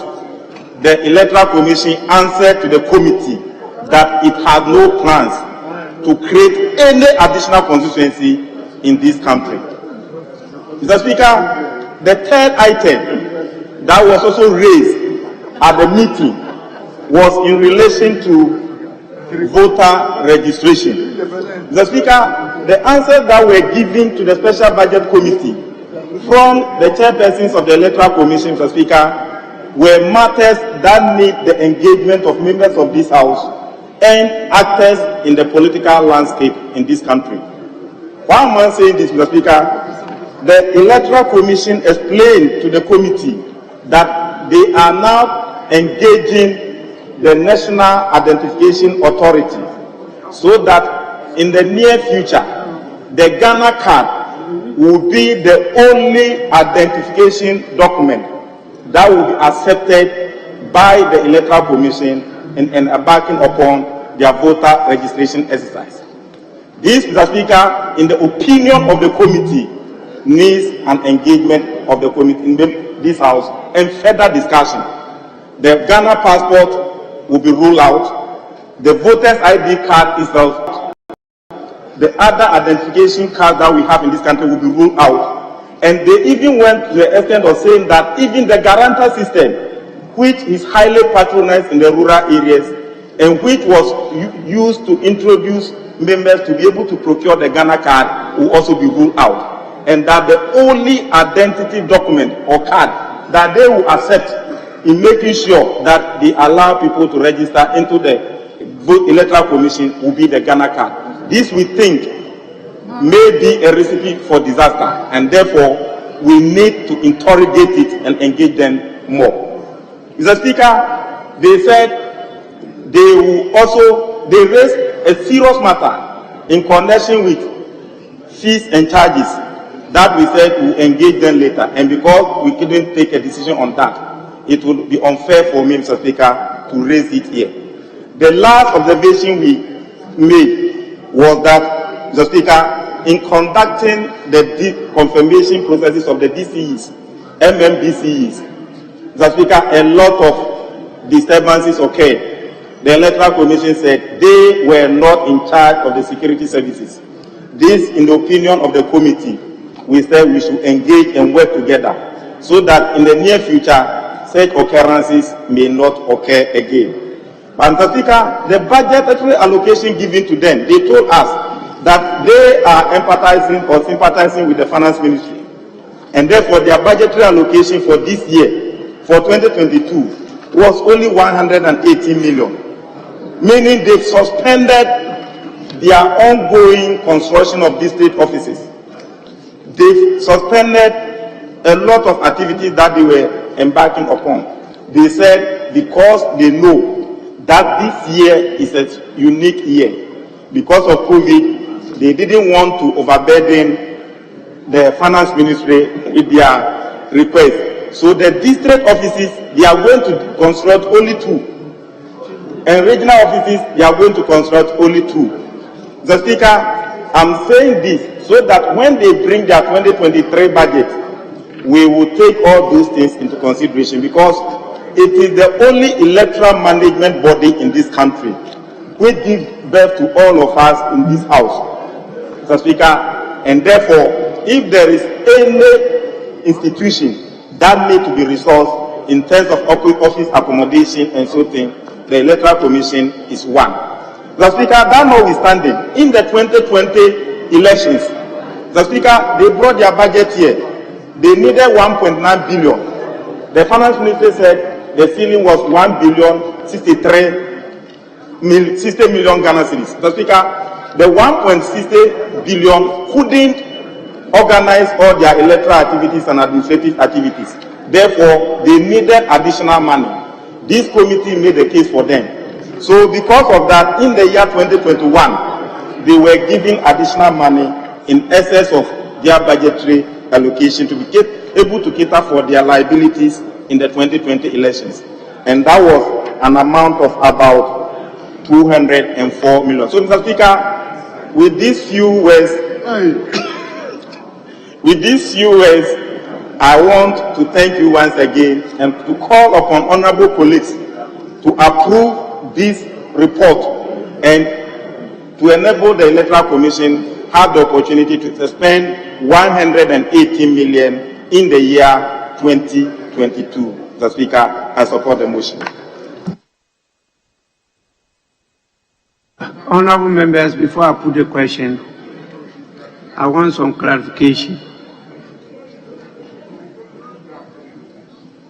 It's true that a cardinal sin of the Electoral Commission for the 8th Parliament of the 4th Republic is the denial of the people of Central Kofi, Akpafu, Lolobi, and Leplebi the right of representation in this Parliament. Anytime I read it from Professor Kwesi Asare, aka Azan, I feel so sad for the people of South.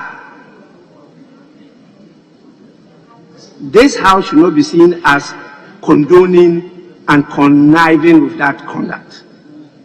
We can't be part of that cardinal sin. Can you reconcile for me in your report paragraph 9.5 and 9.6, where in 9.5 you've been told that a process has been put in place to create a constituency for South, and that the instrument is before the Minister of Justice. Then in 9.6, you are told that they have no intention of creating new constituencies.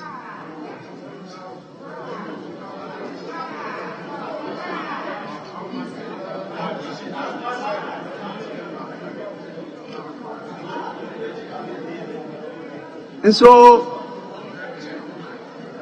honorable members,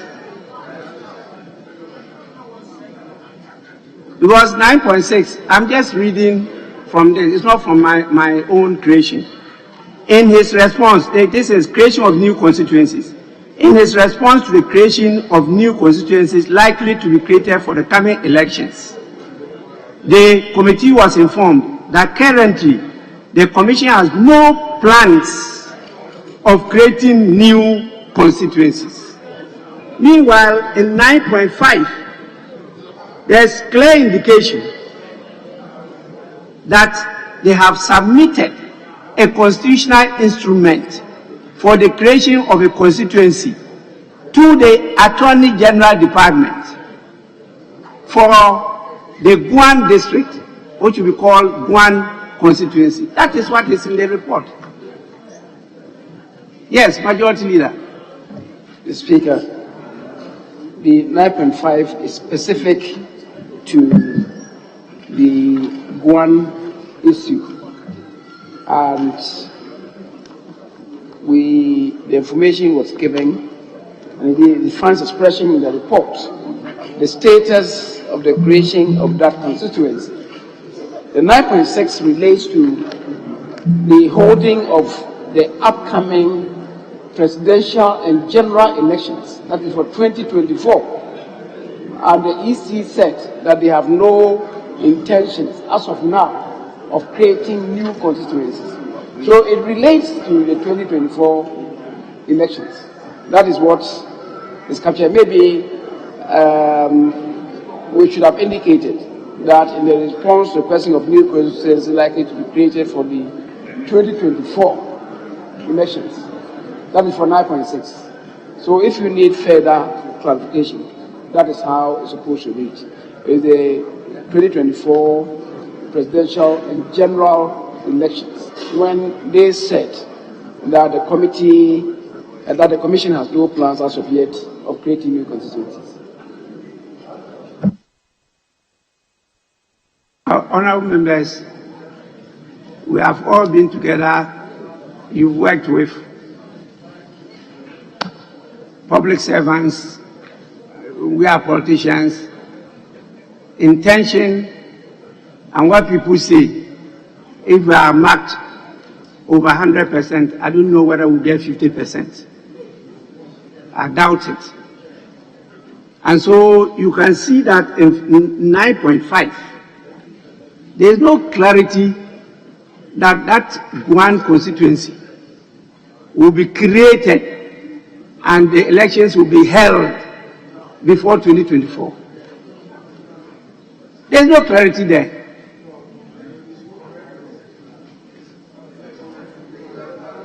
So if your report hasn't captured what transpired at the meeting, please do so and let's get it clear. Because the Commission was not able to tell you when that constituency will be created. So by the time you realize, it will be created for 2024 elections. And that is why I say you should reconcile the two. Yes, Minority Leader. Mr. Speaker, as the Majority Leader indicated, my understanding reading the report, and indeed, Mr. Speaker, I had cause to review and even edit the report. And give me the report. And to state it as it is, when the Electoral Commission appeared before the Special Budget Committee, they had a paper which they presented to the committee. And that paper reported that some stakeholder engagement was undertaken for the creation of the Guan constituency, which was reported as part of their activities for 2021 and then their projection into 2022. Indeed, Mr. Speaker, our committee was very critical, asking them, just as you observed, that it was wrong for them to stop the people from participating in the presidential election and the parliamentary elections, but only partaking in the presidential election. The deputy chairperson who represented the chairperson, Mrs. Jimensa, who herself was not present, then explained further that it was through a press release that they didn't get, they asked the people to participate only in presidential elections. So we share your view. But at least in this matter, they said subsequent to the engagement of stakeholders, they have forwarded a CI to the Attorney General. In fact, our committee further even probed further, asking the deputy chairperson whether she thought constituency was conterminous with district. In fact, the chairman of Roots was there, and then the member for Saboba raised this. So Guan was to respond to the wrong probably they did in the past and efforts to correct it constitutionally. Because we also pointed out to them that what they did was wrong. You couldn't have stopped the participation of the people of SAL from the parliamentary process. So that they are seeking to correct that with this new CI that they have submitted to the Attorney General. Mr. Speaker, they didn't go into it, but my understanding under Article 47 of the Constitution, even if the boundaries are altered, that constituency can only take effect upon the dissolution of Parliament, not this Parliament. That is my understanding. I can quote Article 47 says for you, where the boundaries of a constituency established under this article are altered as a result of a review, the alteration shall come into effect upon the next dissolution of Parliament. That would be my understanding for Guam. But we note that there was a wrong, a constitutional wrong and a governance wrong. Now, a specific commissioner was asked whether the commission has any intention to create new additional constituencies. He answered no. That is what paragraph 9.6 have reported. Aside Guam. Leaders, I have no problem with this explanation. But clearly, that will be a new constituency. That is, if it is created, it will be a new constituency. Because you are also dissatisfied with the explanation. That is why you have these paragraphs in your report. You stated there, the committee is, however, dissatisfied that the commission is unable to provide the exact date for the conduct of elections in the constituency.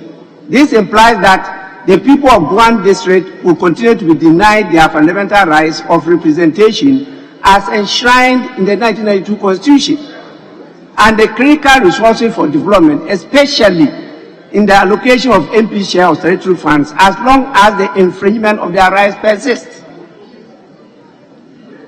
That's the same thing I'm talking about. And so, clearly, if they come to 9.6 to say they are not going to create any new constituency, the implication from the law you read is that they are not going to create the Guam constituency. You can't reconcile the two by saying, oh, they are going to create the Guam constituency, but oh, for 2024 elections, we are not going to create any new constituency. Meanwhile, even if you create the Guam constituency today, it will take effect when? 2024. 2025, yes, but the elections will be conducted 2024.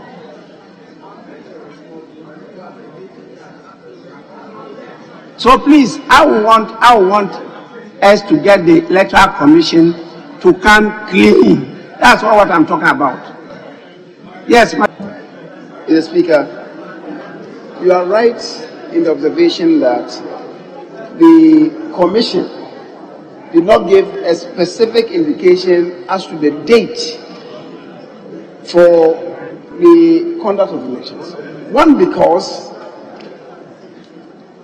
the instrument will be coming to Parliament. And Parliament, it is that will decide when the instrument will mature. And when we have done so, then it will be left to the Constitution to dictate when the election will be held. I mean, it's not going to be a by-election.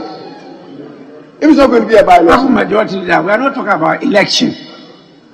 We are talking about creation of constituency. I know about the elections. It's not going to be a by-election. The language you have used, Yes, you cannot say it's not going to be a by-election, as if I don't know the difference between by-election and general election.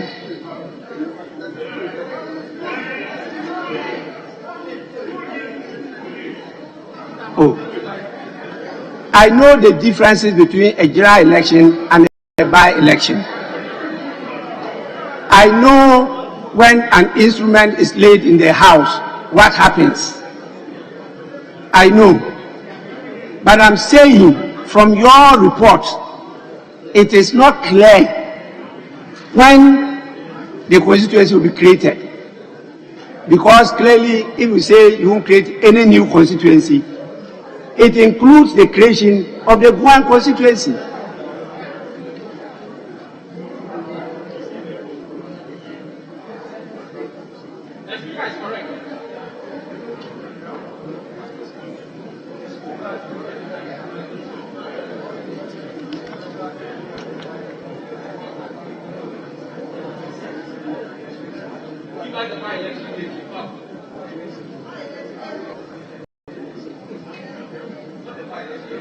Honourable members, I want the Special Budget Committee to take this matter up, because your sentence, and I'm reading your sentence, the committee therefore urged the Electoral Commission to take steps to as soon, I'm sure it's as soon as practicable, the as is not there, to as soon as practicable ensure that the anomaly is rectified.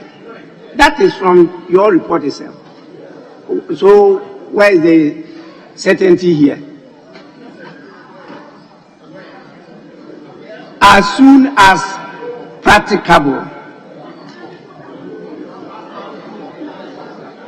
And so I want the Special Budget Committee to take it up and make sure that the instrument that we are told is before the AG's department is presented to the House within a specified period. This is an urgent matter. The people of SAL will have to be represented in this parliament. I take a serious view of this. And make them to know the effect of the constitutional provision as to the creation of constituencies during the course of a term of a parliament. It cannot be captured this way. I am directing that your committee should take this matter up.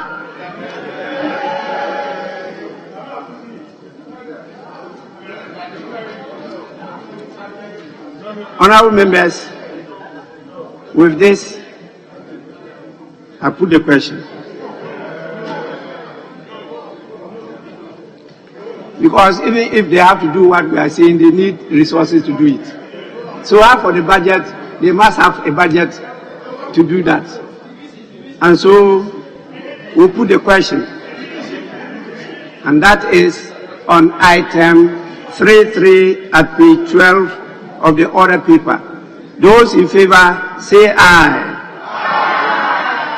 Those against say no.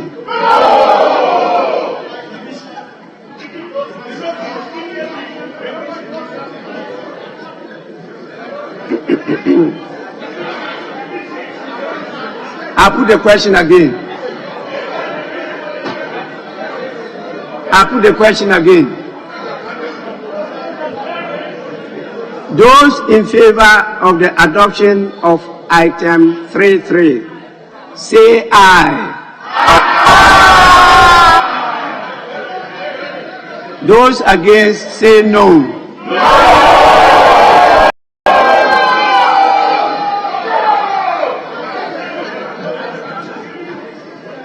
I think the ayes have it.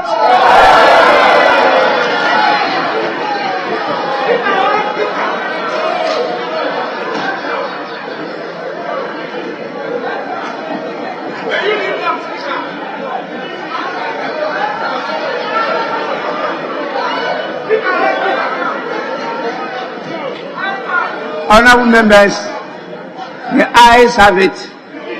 The motion is adopted, and this House has accordingly approve the sum of 118,612,000 for the services of the Electoral Commission for the year ending 31st December 2022. Honorable members, just a small explanation. I said the ayes have it clearly because I heard that some of those who were saying no were shouting. They were not saying no. And the chorus continued even after the no. So that is not counted as part of the voice vote.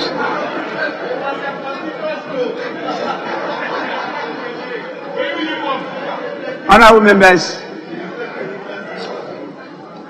I want at this time, with your kind indulgence, to allow a statement to be made to eulogize one of our late colleagues, the Honorable Ama Benyuado, whose funeral will be celebrated tomorrow. I have the statement here presented by the Honorable Member for Gumwa West, in the person of Honorable Richard Jan Mensah. Honorable Member, you may make the statement now. I'm informed we are still expecting some more reports. When they come, we'll take them after the tribute. Yes, Honorable Member. Thank you, Right Honorable Speaker, for granting the opportunity to eulogize our dear sister and mother, Honorable Ama Benyuado. Mr. Speaker, I'm once again most grateful for this opportunity to eulogize one of the greatest and most revered politicians of our time, an undoubtedly accomplished mentor, activist, cadre, and mother many young politicians like me are proud of. Mr. Speaker, this person I have risen to eulogize was your colleague in this very august house in the first, second, and third parliament of the Fourth Republic. Her shrewdness, especially in terms of communication, earned her the nickname Ama Chavez. From a humble party activist, discovered by then leader of the Provisional National Defense Council, PNDC, Flight Lieutenant Jerry John Rawlings, at a town hall meeting at Gumwa Ishim, Mozano. She rose through the ranks to become the Member of Parliament for Gumwa West constituency. She contested and won to become the National Women's Organizer of National Democratic Congress, and later became the Regional Minister for the Central Region under the presidency of the late John Fifi Atamils, His Excellency. Her political journey continued with her appointment as a Council of State member under the John Mahama presidency and a member of the NDC National Council of Elders. Mr. Speaker, I speak of no less a person than the formidable Honorable Mrs. Comfort Ama Benyuado, whose passing into glory a few days ago hit the nation like a huge comet. Mr. Speaker, Honorable Ama Benyuado was born in 1948 in Gumwa Abra in the Gumwa West district and was christened as Comfort Ama Benyuasa. She had a basic education at Akem Akroso and attended Agunas Redru LA Middle School, where she had a middle school certificate, and proceeded to Accra Workers College, where she obtained her General Certificate Examination Education, GEC Ordinary Level, and obtained her Ordinary Level Certificate and GCE Advanced Level Certificate. She worked at the University of Ghana, Legon, as a stenographer secretary. Through the sponsored support of the Provisional National Defense Council, She attended the M.I. Kalilane Political College, Cottbus, in then German Democratic Republic, where she obtained a diploma in social science. After her studies, Honorable Amado returned to Ghana and became an active member of the PNDC and the 31st December Women's Movement. Mr. Speaker, Honorable Mrs. Amma Benyado is an icon, a voice for the lonely, a beacon of hope for the hopeless, a loving and extremely selfless person. She was the literal translation of what the Apostle John said in John 13:15. And if I put it in my own words, Mr. Speaker, greater love had no woman than this, that a woman laid down her life for her friends, unquote. Mr. Speaker, just as the name of the person whom she was nicknamed after, the Mexican-American labor and human rights activist, Cesar Chavez, in her case, Amma Chavez was an embodiment of courage, commitment, and had a passion for service. She stood up to champion the cause of ordinary and gave confidence for others like herself to speak up. Through her selfless service, she showed the way to many young women to take up careers in politics, in the country and beyond, and redefine the place of women in politics in our society. Mr. Speaker, it is without an iota of doubt that her name now, just like Nana Asantua and Margaret Thatcher, had become synonymous to any lady who is vocal, courageous, and has the support of others towards a cause of action. It is without a doubt that her leadership, courage, selfless service, dedication, and optimism contributed immensely to the development of our democracy and the nation at large. Mr. Speaker, indulge me for a few minutes to recount briefly the Honorable Amma Benyado's days in this August House. Amma Chavez entered this August House as an MP in 1993, having won the parliamentary election of 1992 in the Gomwa West constituency. Though there were few other female MPs, Honorable Amma Benyado stood out because of her unparalleled zeal for service. She served on several committees of the House, including the Finance Committee, on which she served from 1993 to 2002. She also served as a member of the committee including the House Committee, the Appointment Committee, Committee on Selection, Foreign Affairs Committee, and Privilege Committee. Auntie Amma served as the ranking member of the Committee for Employment, Social Welfare and State Enterprise, which was the first of its kind in the Fourth Republican Parliament. She was the Deputy Minority Chief Whip of the NDC in the Second Parliament. She was later appointed as the Deputy Minister for Employment, Social Welfare and State Enterprise. Mr. Speaker, if ever there was any female MP who charted so well the cause of women in politics and demonstrated the strength and values of women in politics and public life, we can look no further than Amma Chavez. She was a symbol of empowerment, an epitome of courage, heroism, can-do spirit, optimism, and yet a sense of humor which was notoriously infectious. Her friendly fires and heated exchange with her brother Koko Bako on Peace FM Kokoko show can never be forgotten. Indeed, Honorable Amma Benyado lived for the building of the nation. She came, she saw, and she lived her destiny in the service of her nation and to the glory of God Almighty. The sad incident of her passing was reported by her special aide in the early hours of Sunday, September 19, 2021. She had been taken to the International Maritime Hospital in Tama for treatment for an ailment but gave up her ghost in the process. The nation Ghana has lost an invaluable servant. The National Democratic Congress has lost an indomitable soldier. The Gomwa West constituency has lost a mother.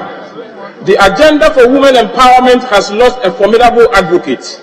But in all this, our hands are held high up because we know that may be physically dead and gone, her works, words, and spirits shall continue to abide with us, even as a gentle soul rests in the bosom of our Maker, till we meet again in the life after. May the good Lord bless and keep the soul of our sister, mother, friend, mentor, comrade, and compatriot, Honorable Mrs. Ama Benyuado, till we meet again in his eternal glory. Fare thee well, Antiama. Demifab J. Ama Chavez. Rest in perfect peace, Honorable Mrs. Comfort Ama Benyuado. Thank you very much, Mr. Speaker, for this opportunity. Yeah. Good. Excellent. Yes, Honorable Member.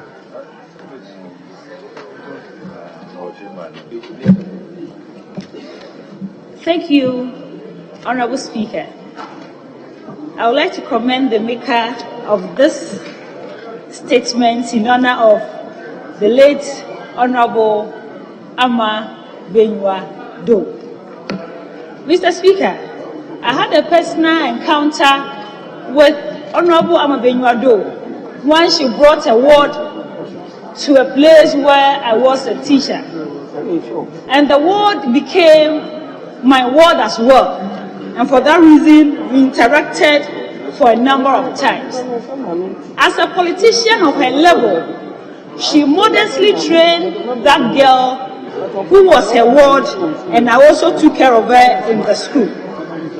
Mr. Speaker, observing Honorable Ama Benyuado from a distance, I realized that she was very committed to the tradition she found herself in. Again, I realized that her support was very reliable, because whatever happens, Honorable Ama Benyuado will always support the PMDC and the NDC tradition.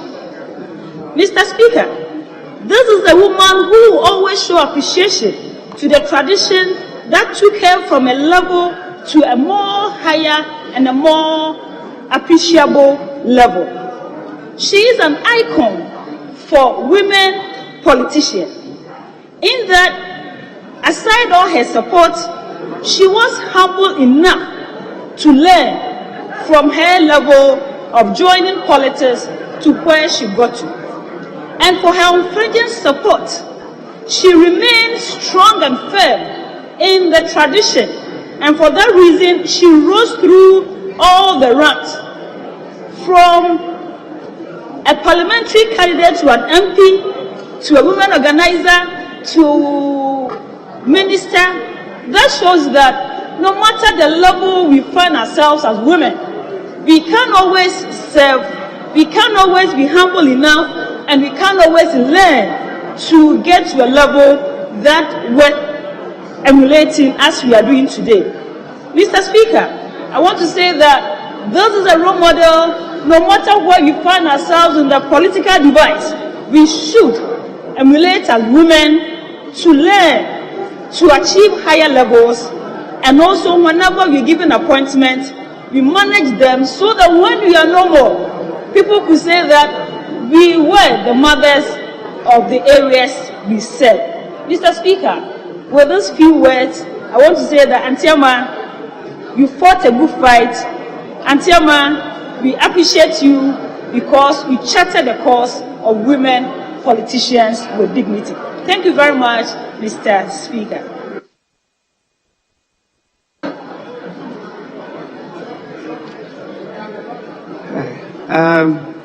Honorable Dr. Lonko. Thank you, Mr. Speaker. The late Ama Benyuado represents the commitment to Ghana that a politician should have. Her commitment to the nation state was total, undivided, and unalloyed. And I salute her as a cadre. Ama Benyuado also represents who, despite not being born with an advantage in life, rose to the level of a cabinet minister. And for me, this epitomizes what the average Ghanaian can aspire to become in our God-given nation of Ghana. It is not only the privileged, those born with silver spoons, who should rise to positions of influence. But when a nation creates the space for people born in the backwaters of this country to rise from those levels and achieve the status of cabinet ministers, then as a nation we make progress. And this is what Ama Benyuado represented. Mr. Speaker, I'm going to be very brief, but Ama Benyuado also represents a strand that is common in politics globally, but is dying out in Ghana. The people who come into politics from the trade union route, representing the working people, having their anchor in the trade union movement. That was what Ama Benyuado represents. Whether it's in the United Kingdom, whether it's in the United States of America, whether it's in Germany, there's a strong strand of working people. People coming through the trade union route to national politics and to national prominence. Unfortunately, that seems to be dying out in our country. And we should always remember Ama Benyuado for that, for rising from the shop floor to the status of a cabinet minister. Mr. Speaker, Ama Benyuado should not just be an inspiration to women, but should be an inspiration. Her life should be an inspiration to all of us, especially those of us who came from underprivileged, who went to the LA schools, the local authority schools. And as Ama Benyuado is laid to rest tomorrow, I pray her spirit reignites the passion for national politics, the passion for developmental politics, the passion for gender advancement in our body politic. I thank you, Mr. Speaker, for the opportunity. Thank you. I'll take the last. Our leadership wants to contribute. Then let me take Honorable Kofi Adams. Thank you very much, Right Honorable Speaker, for the opportunity to say a few words on the occasion of eulogizing former National Women's Organizer and former MP, former Deputy Minister and Minister. Ama Benyuado, as has been said earlier, rose through the ranks. As a cadre, he became an MP and a Deputy Minister for Employment and Social Welfare. She also subsequently contested for the position of National Women Organizer, getting into the National Executive of the party. Around the same time, I also entered the National Executive of the party. And because we both came from Central Region onto the Executive Board, we worked so closely.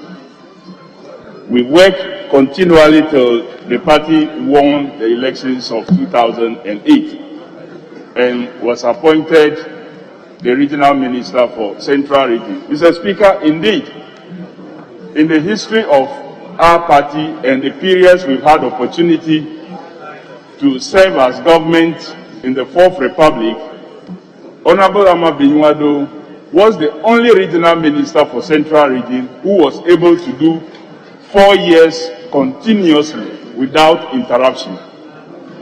Under late President Rawlings for 8 years, we had about 7 regional ministers. And under His Excellency John Dramani Mahama, we had 4 regional ministers after her. She was the only person and the woman who managed to handle this region so well, so fairly, so squarely, that she stayed through the 4 years. It gives an indication who she was. And it wasn't surprising that after serving these 4 years, His Excellency John Dramani Mahama appointed her onto the Council of State of this very great country of ours. Mr. Speaker, she served so well, even when she was not very strong in terms of her physics. She continued to make herself available to serve this country and to also serve the party that she belonged. We will miss her, but we know that she's done her due, paid her due for this country, and I'll just will say that may her soul rest in perfect peace. Thank you very much, Mr. Speaker. Leaders now. Speaker, let me thank you for accommodating our colleague, the Member of Parliament, Honorable Richard Jan Mensah, for paying tribute and eulogizing late Honorable Ama Benua-Doe. Ghana has lost an exemplary woman public servant, a party activist, a cadre, and a trade unionist. Mr. Speaker, she was a God-fearing person and had faith in her God and dedicated her life for the work of the NDC, or better still, PNDC-NDC. That was the cause he believed in. And as rightly noted by the maker of the statement, Kukuroko of Peace FM and the likes of Kweku Baku and others, including the host, will miss her. Mr. Speaker, I had the honor and privilege to work with Ama Benua-Doe in government. And Mr. Speaker, I hope that somebody will do the translation for me, as my Fanti and Chi may not be good enough. Upon her appointment as Minister for Central Region by late President Mills, in the very formative years of that 4-year term, Professor Mills was on his way to the Central Region and invited me and Auntie Ama to the presidency.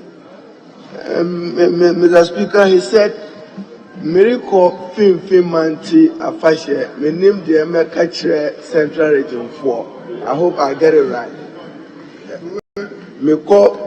I'm going to Central Region. I don't know what I'll tell the people of the Central Region. At the time as president, he had made the promise of building the Kotokroba market, expanding the medical school in the Central Region, and building the sports stadium in that particular area. And he was concerned as president at the time that he had not honored that particular pledge to the people of the Central Region, and asked Auntie Ama to advise him on what to do as president as they prepared for the Afashe Festival at the time. Mr. Speaker, I was elected National Youth Organizer alongside Auntie Ama or Ama Benua-Doe Chavez in 2002 in Bolga. I was elected National Youth Organizer and she was elected National Women Organizer. And Mr. Speaker, together with you and many others, it was with pride that the wings that I describe as the wings of the falcon that propelled President Mills or Professor Mills to victory as president was the wing of the strong youth wing and strong women's wing, led then by Haruna Idrisu and Ama Benua-Doe. Mr. Speaker, as we mourn her departure, she also served this country not just as Member of Parliament and Minister, but as also counsel to the President as a respected member of the Council of State. Mr. Speaker, she had a sense of humor, but she was very determined.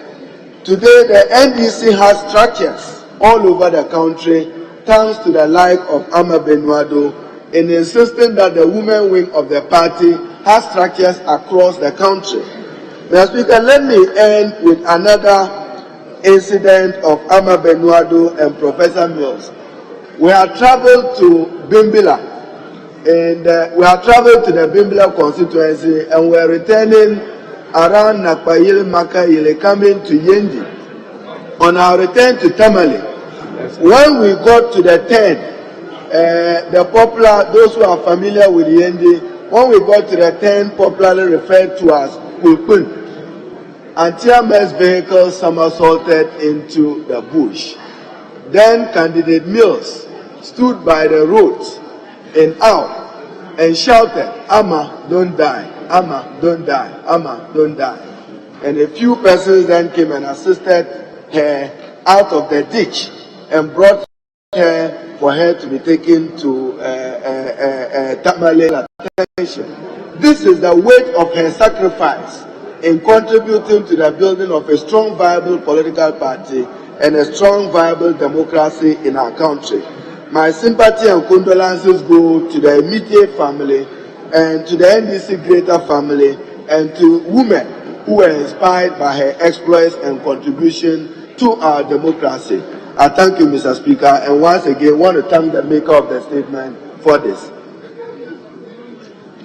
Any further contribution? Yes. Mr. Speaker, I thank you for the opportunity to add my voice to the statement on the floor. Yes, indeed, Mr. Speaker, the late Member of Parliament for the Gomwa West served his country, served his party, and all her exploits are well known to all of us. Mr. Speaker, for me, getting into politics in Efutu, especially in the days in opposition when the NDC had just won, I remember a critical role she played in ensuring that the party in Efutu and then the local governance system ran effectively. On the issue of the local governance system, Mr. Speaker, although we don't go to assembly elections with party colors, we know ourselves who is an MPP and who is an NDC. So when President Mills of blessed memory nominated the then MC Honorable Niefrim, she knew all too well that they didn't have the numbers at the assembly. Mr. Speaker, I was a presiding member. I was shocked when she drove alone to my house and told me that, Ejamaki, when your tenure of office as presiding member ends, we will support you to go for a second term. So allow us to have our MC. Mr. Speaker, the next day, we went for the election and it was just round one. We voted for the MC. The point I want to make here is that she understood the need to build consensus. She was a regional minister and she knew her strengths in Efutu and she didn't want unnecessary tension. Mr. Speaker, some colleagues have talked about her sense of humor. Yes, I encountered her, and anytime she visited the assembly, she would have a way of presenting a case, said that you will never get angry. Suffice to again add, Mr. Speaker, that even if we see how she humorously reacted to the discovery of oil in this country, where she said, "Oh, this is Adjungo and all that on Peace FM," it tells you how she understood politics. That after all, we can add some humor to it, disagree to agree. Mr. Speaker, finally, I think, like my colleague, the Deputy Minister of Education said, she has made an impression so positive to the benefit of women in politics in this country. And I would our women politicians to be looking out for the Hansard, read about their contributions, what she stood for, her courage, and be inspired. The Speaker, after all, it is said that when we rise to eminence by merit, we live respected and die regretted.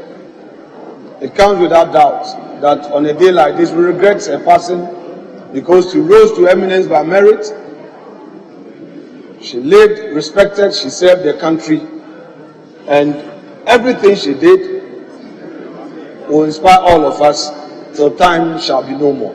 Mr. Speaker, I thank you, and I say, may her soul rest in perfect peace. And again, thank the honorable colleague who read the statement for honoring the woman in whose shoes today has brought him into this chamber. I thank you, Mr. Speaker, once again.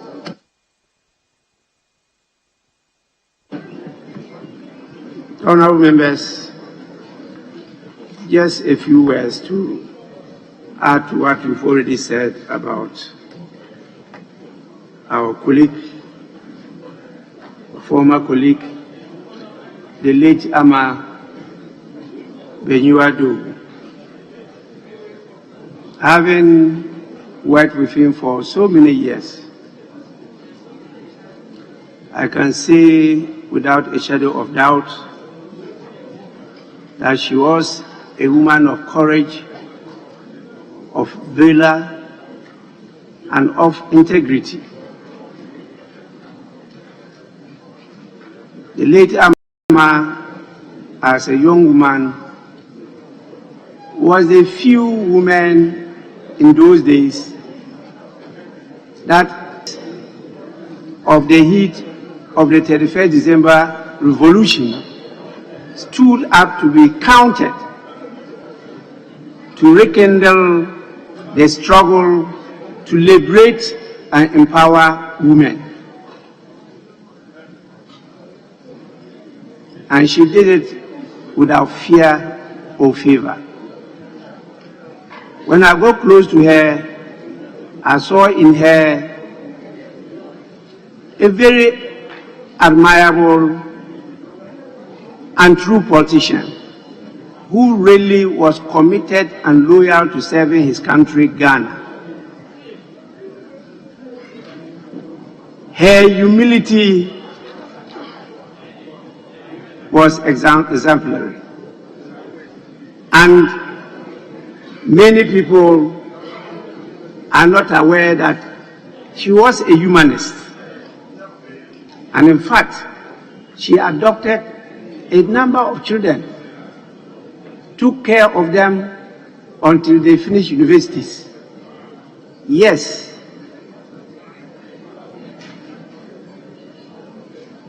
And so these are the foundational stone of the democratic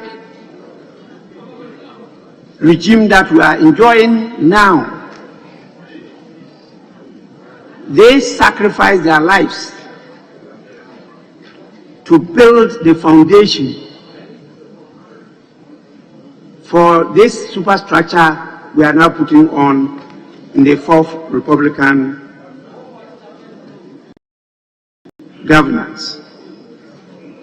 I really admired her as a minority leader who had some opportunity, including the opportunity to be representing the minority on Chui-speaking stations, Peace FM and Adum FM. And she was always in touch with me. And really, I commended her highly and worked with her until her demise recently.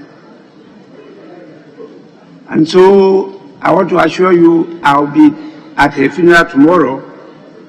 If you attempt to be here tomorrow, I will not be with you.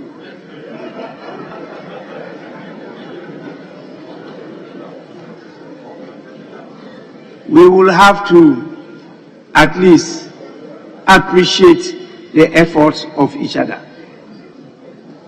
And I believe that it's the time for us to share responsibility. When I'm not here, my deputies will take up the responsibility of speakership.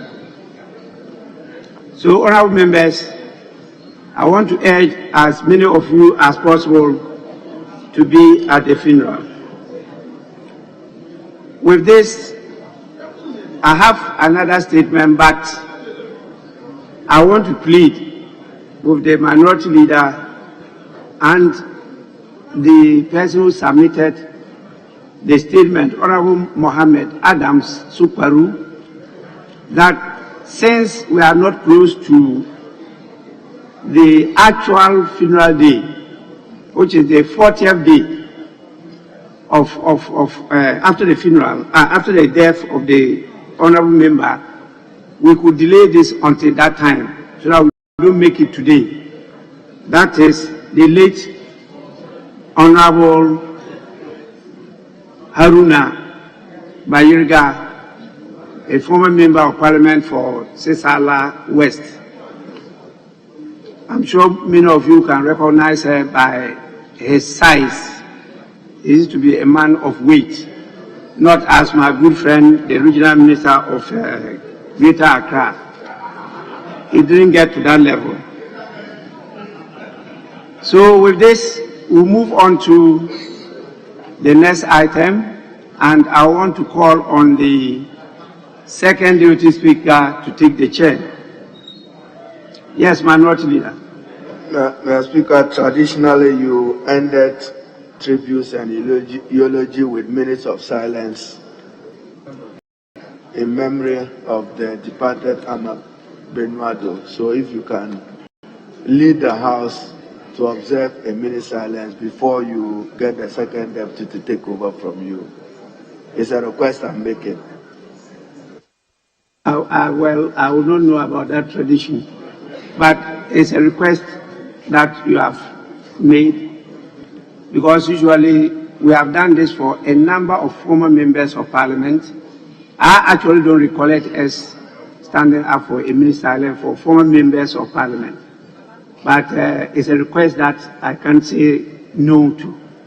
And so, honorable members, I want to plead with you to let us honor the late Ama Benuado with a minute silence.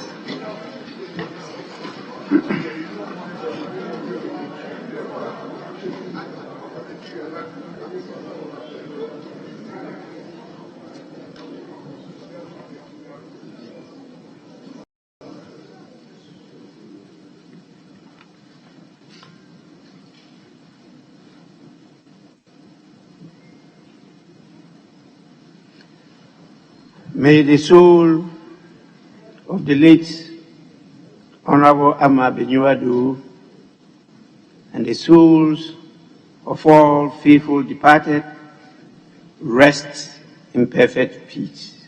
Amen.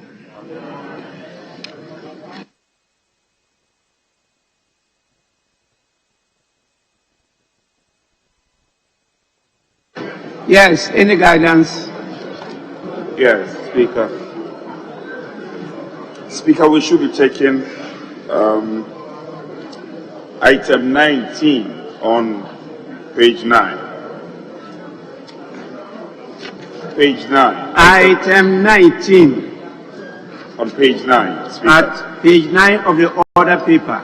Yes, indeed. Second Deputy Speaker to take the chair.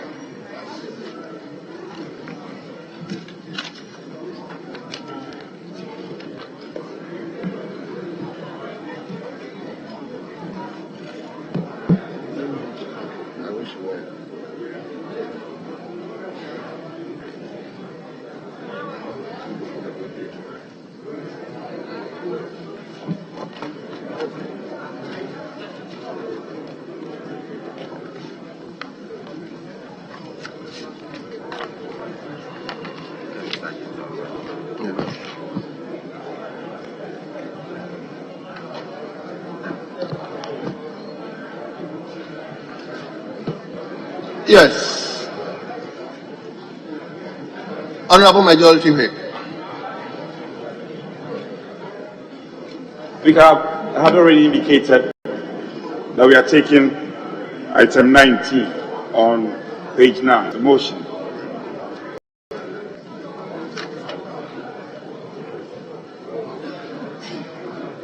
Okay. 801,036,000 and not 35,000 as the report captures. So please effect the correction. Thank you. It applies to wherever. Chairman, may you repeat it? May you repeat the figure? Yes, the correction is in respect of the total amount allocated to the ministry.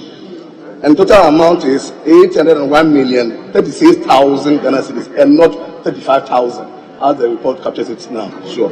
So please, the correction should be effected. Mr. Speaker, sanitation obviously is key to safeguarding public health, reducing healthcare expenditure, and to ensuring cleaner cities and sustainable environmental outcomes. Quality water is also critical to our health and productivity, that the ministry be adequately resourced to deliver on its mandate. The committee therefore recommends to the House to approve an amount of 801,036,000 for the implementation of the programs and activities of the Ministry of Sanitation and Water Resources for the year ending 31st December 2022. Respectfully submitted, Mr. Speaker. Thank you. Yes, Honorable Bejura. Thank you, Mr. Speaker. Mr. Speaker, I rise to support the motion and also add few comments.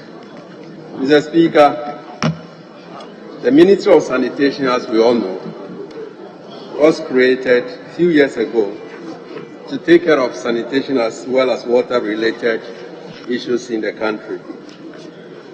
Mr. Speaker, over the years, the ministry has done some work, and we want to commend the minister for the project so far.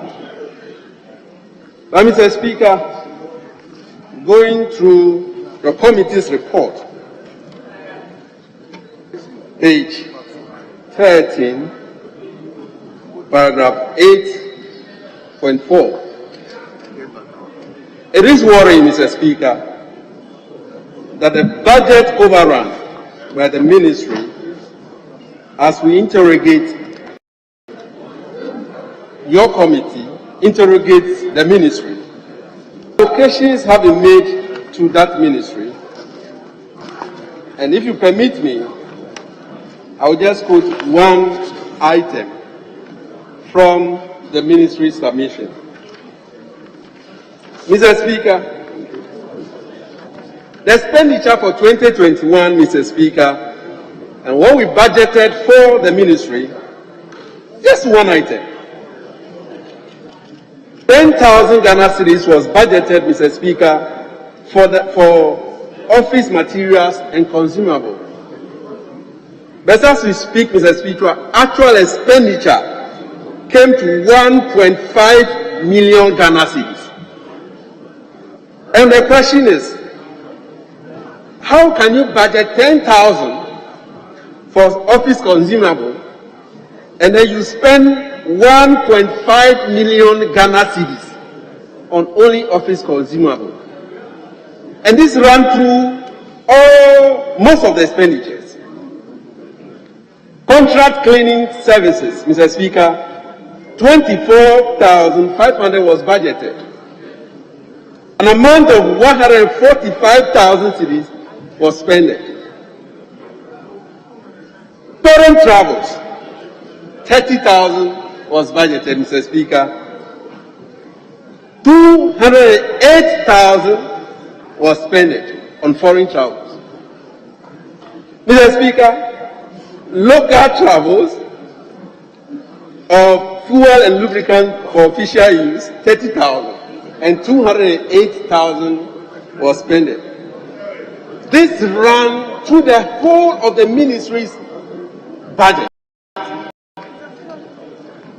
And we kept asking ourselves, if you want to do environment, yes, it's allowed, but there are proper procedures for environment.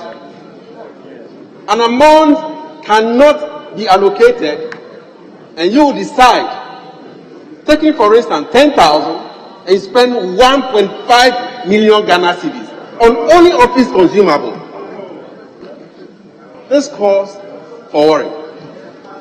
And as a committee, we want you, Mr. Speaker, to direct that a committee will go into this and submit report to the House within 3 months, Mr. Speaker. In addition to that, Mr. Speaker, we have requested to know about the sanitation levy that we all have approved of in this House. Mr. Speaker, for your information, the sanitation levy indeed has been taken care of, and we were told that 186 million has been collected by Ministry of Finance. But Mr. Speaker, to our surprise, 160 million or 156 million, was released to Mudo and Lavender Hill. So the question members ask is, sanitation levy is not for only one item or one project. It's meant for entirety of the country. And we have decided to spend sanitation levy for only Mudo. So my village in Whole West will not benefit from the sanitation levy that our people are paying. How can all of us contribute to 150 and only few people are benefiting in Accra, Lavender Hill and Mudo? And we know, Mr. Speaker, that Lavender Hill and Mudo or that contract has been given to the assemblies. It is the municipalities or the metropolitan that's supposed to pay the amount. But we are using the national sanitation levy to pay for that project. Mr. Speaker, the sanitation ministry, as I mentioned, are doing their best. But the Ministry of Finance have decided to give them what they want. Mr. Speaker, there were other cost overruns. And as we requested, we were told that the Ministry of Finance decided to pay those costs from the ministry itself. Was those line items should be included in the Ministry of Sanitation and Water Resources budget. Mr. Speaker, the boreholes drilled over the period, and we requested for the details of those boreholes.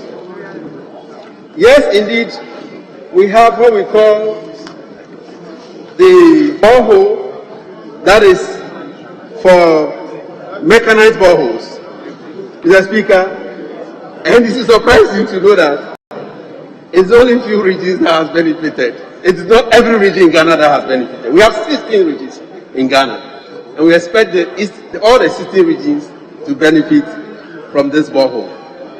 We expect the minister that when we approve this budget next year, and as they have promised that we will do more boreholes, all the 16 regions will benefit from this borehole. Finally, Mr. Speaker, in 2021 budget, there was a provision made for whole water project. This year, we did not find it in the budget, but rather the whole water project.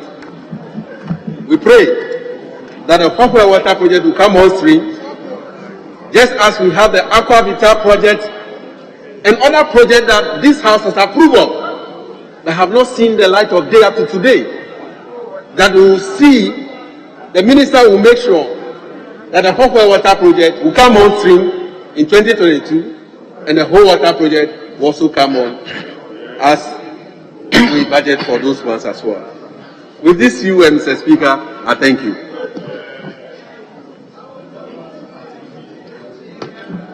Yes, Honourable Deputy. Thank you, Mr. Speaker. Mr. Speaker, I just want to draw the Chairman's attention to the correction that he effected. You changed the figure from 35 to 36. That is 801 million and 36 Ghana cedis. No, that is the figure you changed. Actually, on the last page. But go to page 8 of the report. Page 8 of the report. Chairman, page 8 of the report, not the page 8 of the report. The table you have there, that's table 2. It's still showing the 35 because these are summation both horizontal and vertical. So one of the figures must change, might increase by 1,000. So can you do that for us? Because the table is still showing that, and if you change it, and somebody do the summation, it will not tally with 36, but it will still be 35. So one of the correction affects all those areas, so it will be changed. Thank you. Very well.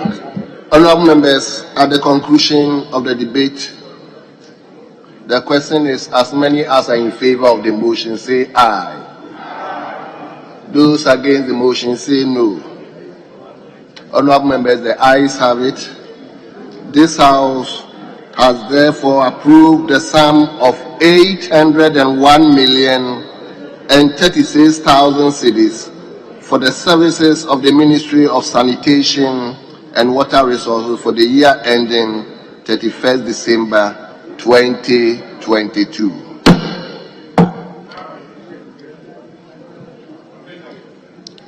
Yes. Speaker, we can now go on to page 12 and take item 35. Item 35 on page 12. And Speaker, for it to be taken by the Deputy Leader.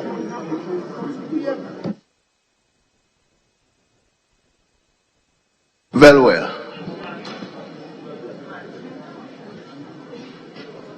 Mr. Speaker, I beg to move this House to approve the sum of 576,412,000 for the services of the judiciary and the judicial service for the year ending 31st December 2022. I so move.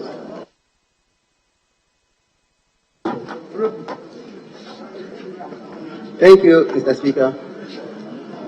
Yes. Mr. Speaker, who's seconding? Well. Mr. Speaker, let's hear you. To second the motion for the approval of 576,412 Ghana cedis for the judiciary and the judicial service for the year 2020. Honourable member, may you mention the figure again?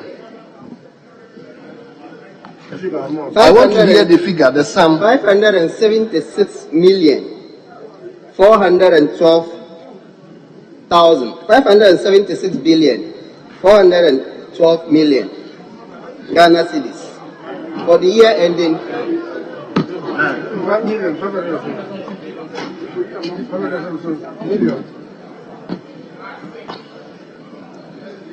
Go to page number 12, item number 35.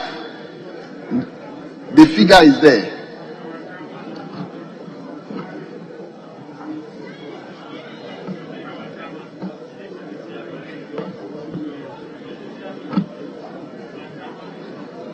Mr. Speaker, it is 576,412,000 Ghana cedis.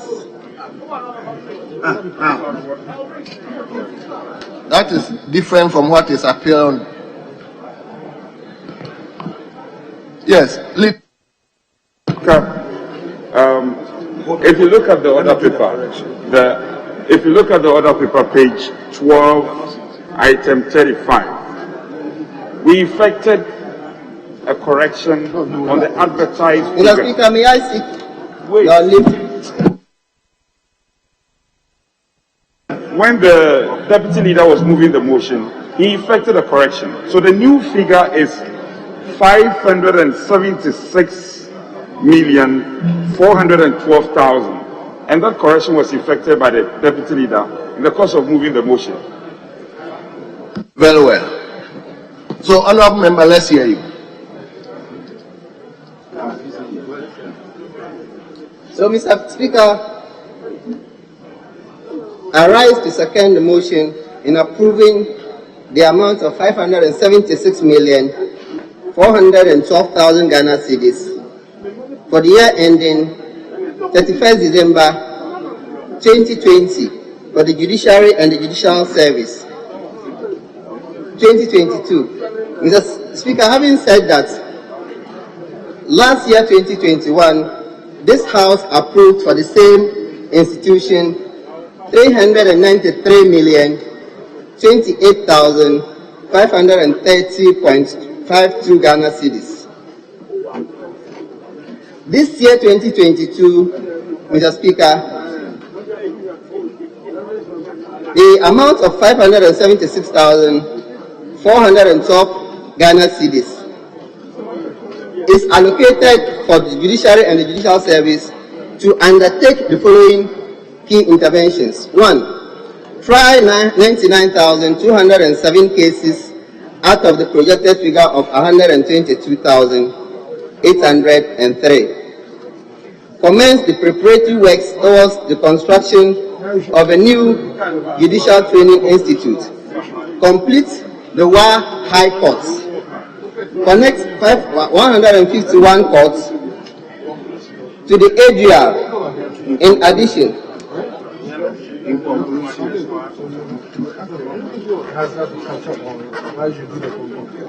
Mr. Speaker, having thoroughly scrutinized the budget estimate for the Judiciary and the Judicial Service for 2022 fiscal year, the committee is of the view that the policies and programs outlined for the year would go a long way to support the achievement of the policy goals of judicial arm of government.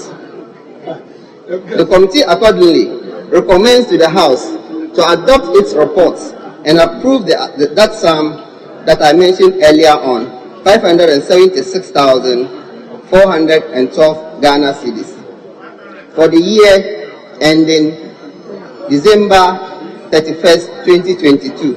Mr. Speaker, I so submit. Thank you. Very well. Yes, Honorable Cretus. Thank you, Mr. Speaker.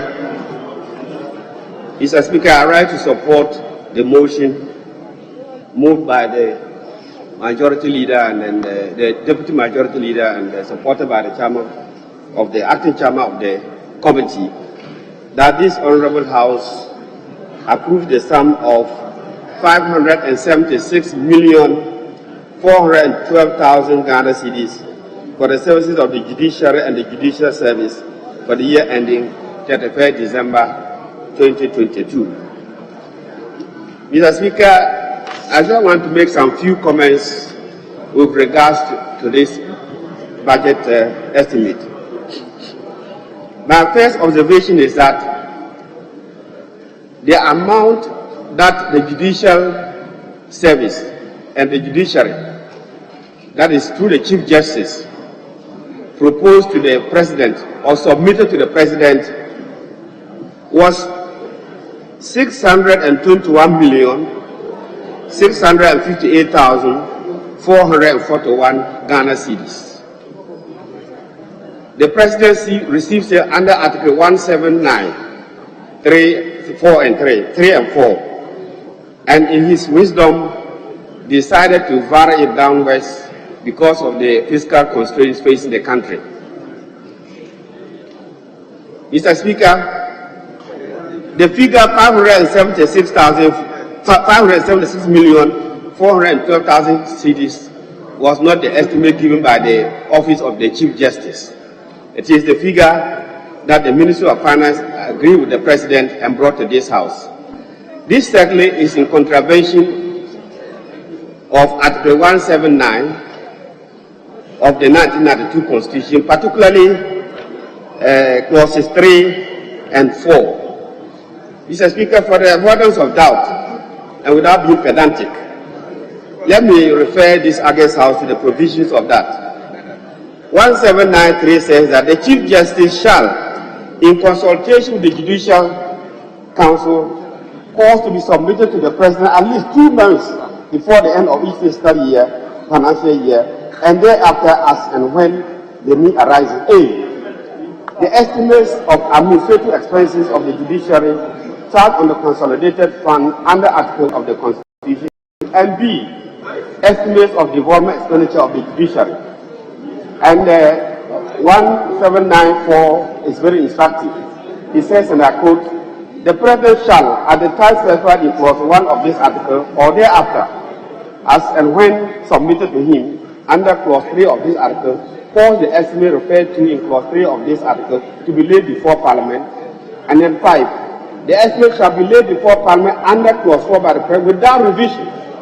Emphasis here, without revision, but with any recommendation that the government may have on them. Without revision, but can make the recommendations. But when you have a figure provided by the Office of the President as against the figure proposed by the Chief Justice, that is tantamount to a revision. Yes. So it just needed to state reason that because of this economic reason, I find the figure quite high. So the House, this August House, should look at it. But this figure, in my estimation, is a revision with the greatest respect. Mr. Speaker, having said so, my other observation is that the President observed or even advised that the judiciary should defer or try to spread the purchase of vehicles meant for their offices and their staff for a such period that the budget can accommodate it. And we know the sensitive nature of the work of the judiciary. So if you are a high court judge or an appeal court judge, you are entitled to a car. And by this directive, you are not to benefit from the car this year until next year. And the said judge is standing on the roadside looking for a taxi or a trotro to go to court. And then a gentleman arrives in his car and gives him lift. By the time that he gets to the court, it is detected that the case before the court that same day. That would be an embarrassment. And that certainly will not augur well for justice in this country. So I think that given the sensitive nature of the judges and the judiciary, it is incumbent upon all of us to make sure that the necessities of their work is provided for them so that they can deliver the justice that we so desire. Mr. Speaker, another observation I want to make is that currently district assemblies, municipal, metropolitan, and district assemblies have been directed to provide courthouses for their various districts. And given the fact that the district assembly common fund is not enough to run even the basic projects in the district, and that the releases are uncertain and very late, I think that central government should take that responsibility of providing courthouses. It is important to have courthouses because if justice is delayed because of lack of courthouses, it can lead to a lot of people taking the law into their own hands and providing self-justice, which is not what we want in this country. And then finally, Mr. Speaker, I want to humbly plead that with the creation of 6 more regions in the country to make 16, some of the regions do not have high court premises and therefore judges. And then judges have to travel long distances to that area to be able to deliver justice. I think that as a matter of urgency, central government should try to ensure that every regional capital in this country has a high court, so that they can dispense justice to the people. Having made these observations, I implore members of this August House to vote for the motion. Thank you so much. Thank you. Yes, Honorable Deputy Leader. Mr. Speaker, I want to draw the chairman of the Finance Committee's attention, as well as the Deputy Minister of Finance, that the motion, the amount allocated in the budget statement, page 247, is 555,104,000. Now we are going to approve 576,412,000. An additional 21,308,000. No. Okay, additional 2,300,000. So I'm drawing the chairman's attention that this additional money must be moved from other contingency or whatever in the appropriation. When we approve the other government obligations, we realize that the amount for contingency was 993 million. So that is what we have approved. If you are moving something from there for this top-up, it must reflect in the report that what we have already approved for contingency, money will be moved from that vote. It is not only this one. Earlier in the day, we approved also for lands and natural resources an additional 309 million. That will also have to come out from contingency or any other source. That must also be indicated so that we know clearly what we are doing. If not, then the fiscal table, the ceiling will have to be exceeded. If the ceiling is not being exceeded, then the movement in the contingency must be shown. Thank you very much. Yes, Leader. Mr. Speaker, I think we have the working understanding that all these will reflect in the appropriate places. Don't forget that the minister has given an assurance, for instance, that for the engineering studies of the Blekuso Keta Sea Defense, an amount of 10 million is going to be required. It's not going to affect the ceiling as contained in the appropriation. So that ceiling will be maintained. Even for Parliament, the allocation is 510. And yet, per the President's letter, it ought to really read 687 million. That then will mean that Parliament's own has been adjusted upwards by close to 180 million, 171 million. So that certainly would also have to be taken from somewhere, contingency or any other place that the minister would be required to indicate to us. The ceiling certainly is not going to be affected. Honourable members, with this understanding, may I put the question? As many as are in favor of the motion say aye. Those against the motion say no. Honourable members, the ayes have it. This House therefore has approved the sum of 576,412,000 Ghana cedis for the services of the judiciary and the judicial services for the year ending 31st December 2022.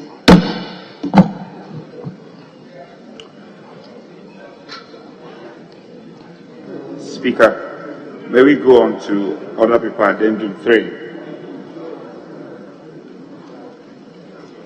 Addendum 3 and presentation of papers. And Speaker, I'll seek your leave for the Deputy Minister of Finance to take it.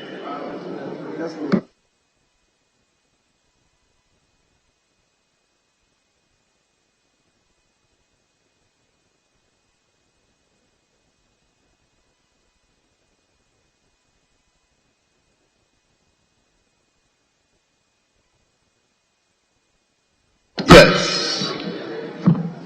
Minister.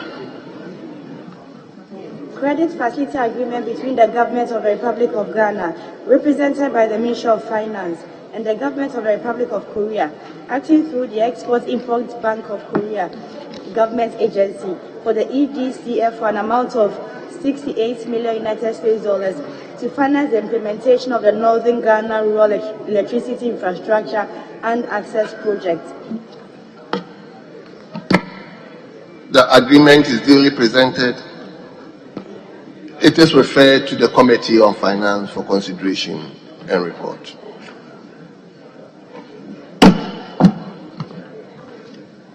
Speaker, because we're still waiting for, a number of reports to be submitted for our standing motions to be moved. And I would like to seek your leave for the House to suspend for an hour, but after which I'm sure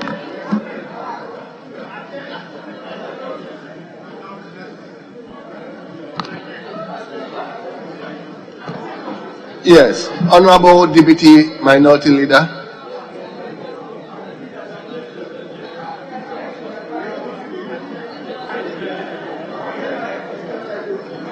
Mr. Speaker.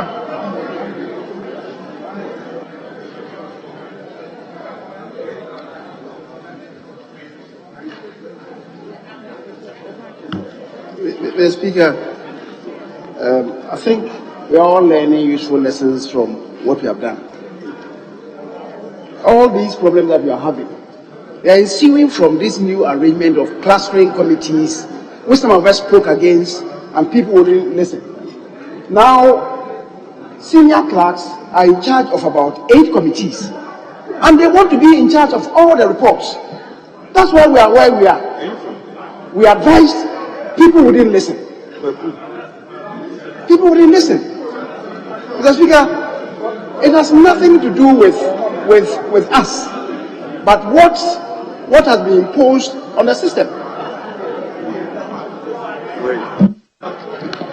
Honorable members, please indulge me to suspend the House for 1 hour. The House is suspended for 1 hour. Mr. Speaker.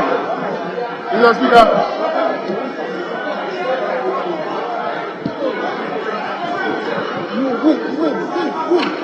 Mr. Speaker, we are going to suspend the House for 1 hour. First of all, we want the majority to ensure that all the reports that are standing will be ready by the time we come back. And Mr. Speaker, it is almost 7:30. Is there any provision for dinner for members? Because, yes, when you provide lunch and you are keeping members up to maybe 12 midnight, we need to provide food for members. Are we rising today? Yes, leadership, please let's ensure that we find something for members to sustain themselves for their. Mr. Speaker, Yes, let's hear you. If you indulge me, we have tourism, arts, and agriculture. Can we respectfully take that one before we take the suspension? Honorable members, please, let's have an order in the House, please. Yes, leader, let's hear. I was just giving an indication that we have one report on tourism, arts, and culture in now. So I understand communication is on its way, but let's finish with this. If communication also comes to the House, and we have to take the two, we can take the two before we suspend for replenishment. Mr. Speaker, we have some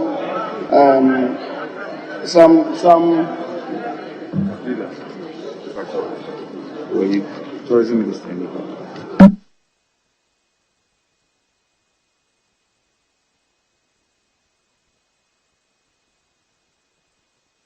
as I was saying, arrangements have been made for members to be replenished. So, respectfully, I'm pleading that we do tourism, arts, and culture. And if we finish on communications here, we can maybe within 10 minutes finish with that one, and then suspend for the time being, whilst we move we move downstairs to where that work is transacted for us to be able to finish. So in the meantime, Speaker, we can take tourism. And if members would indulge me, I will move the motion right away for the adoption of the report of the committee. So, please, 12. What motion? Mr. Speaker, it's in respect of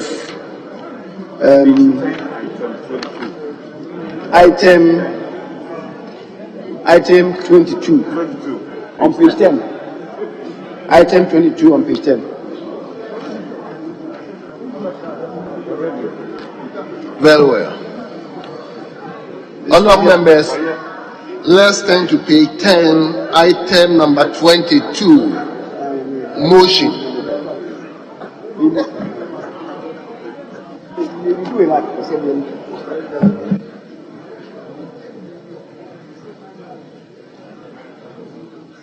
Mr. Speaker. Yes, leader, let's hear you. Mr. Speaker, the Honourable Minister for Roads. Mr. Speaker, the Honourable Minister for Roads is indicating that he wants to do item number 22. But, Mr. Speaker, to make an observation, that the other day when the Honourable Sarah Adjwasafo was in the chamber, when I met 3 of my colleagues on the other side with her, one of whom even suggested to hug her, and she refused. The Speaker, 3 days after, there was some raucous discussions on various platforms led by Akujetu, and he says to us that, oh, today he has beheld. Leader. He has beheld. Leader. That is happy news. That is happy news. Leader. So, Mr. Speaker, the road minister to move the motion.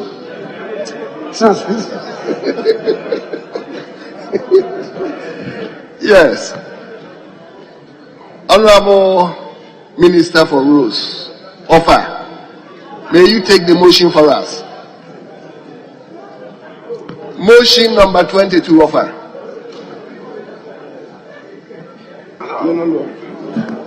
No, Beba. Thank you. Thank you, Mr. Speaker. Mr. Speaker. Okay. Mr. Speaker, I rise to move that this Honourable House approves the sum of 115,694,000 Ghana cedis for the services of the Ministry of Tourism, Arts and Culture for all its 13 agencies for the year ending 31st December 2022. Mr. Speaker, this is made up of compensation, goods and services in total, all adding up to that value. Mr. Speaker, respectfully, I so move.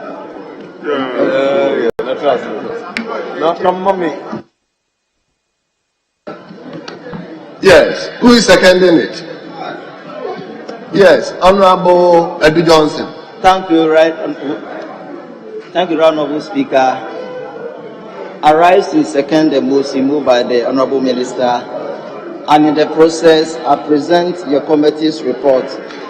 I will ask the Hansa Department to capture the entire report as having been read, whilst I take one recommendation and then conclusion. Mr. Speaker, the committee was informed of the delay in obtaining technical clearance from the Public Services Commission for the recruitment of contract staff of the Ghana Tourism Authority onto the government payroll. The committee is urging the Public Services Commission to expedite action on giving technical clearance to the recruitment of contract staff to regularize their status.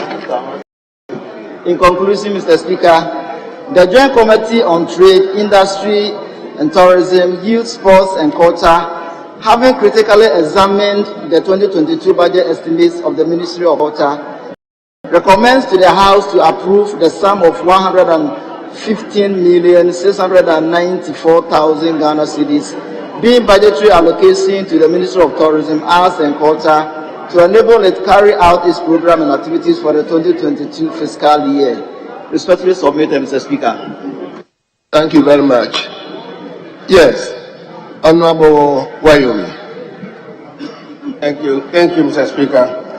Mr. Speaker, I like to support the motion, and in doing that, I look at page 3 of your report, where it indicates the performance for 2021, where as at September 2021, 30th September 2021, we had a release of about 69% of what was allocated, and to be specific, the operation was 98,761,174, and out of that, the ministry got 68,243,161.51. If we appreciate this sector as one of the drivers for the development of our economy, we've got to invest more. Ghana can boast of various tourist sites, and there are a lot of tourist products out of research that needs attention and marketing. And so, if we are to take the sector serious and appreciate the contribution of tourism to our GDP over the years, and as a result, many through tourism ended up becoming entrepreneurs in this country and adding to the growth of our private sector, this is a sector that needs a very critical attention. And so they have a lot of unfinished projects and various sites to develop. And there are some renovations, critical of course, that ought to be undertaken, including, for instance, the Kwame Nkrumah Mausoleum, that currently is supposed to be an iconic site, is deteriorating so fast and not really living up to the expectation of many who want to visit from all walks of life. Mr. Speaker, without some critical attention to them, have been able to talk some successes. But then again, if I look at the allocations for 2022, of this amount, 150 million, a little ahead of what was allocated 2021, and I'm not too sure whether they will end up getting all of those releases, looking at the performance in the past. And we just oppose that against what they plan to undertake 2022.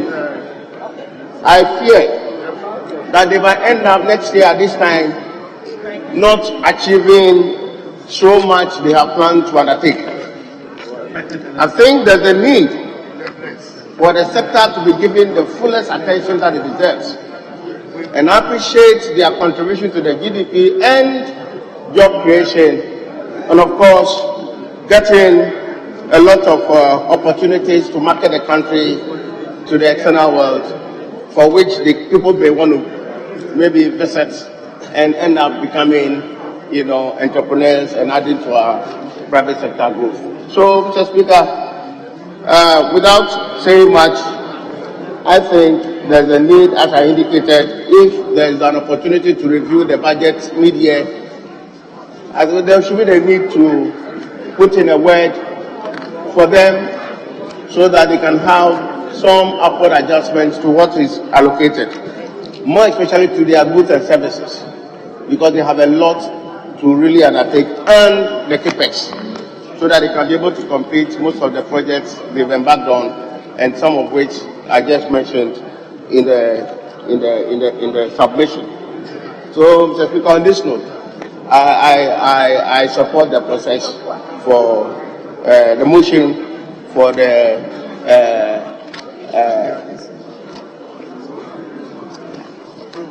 approval of 115,694,001 Ghana cedis for appropriation for the year 2022. Thank you, Mr. Speaker. Thank you very much. Honorable members, at the conclusion of the debate, the question is as many as are in favor of the motion say aye. Those against the motion say no. Honorable members, this House therefore has approved the sum of 115,694,000 Ghana cedis for the services of the Ministry of Tourism, Art and Culture for the year ending 31st December 2022. Yes. Speaker, page 10, item 24.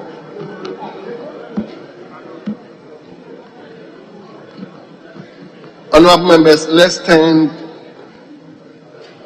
remain in page 10, item number 24, motion. Minister for Communication and Digitalization. Mr. Speaker, I rise to move the motion that this House approves the sum of 506,831,000 cedis for the services of the Ministry of Communications and Digitalization for the year ending 31st December 2022. I so move, Mr. Speaker.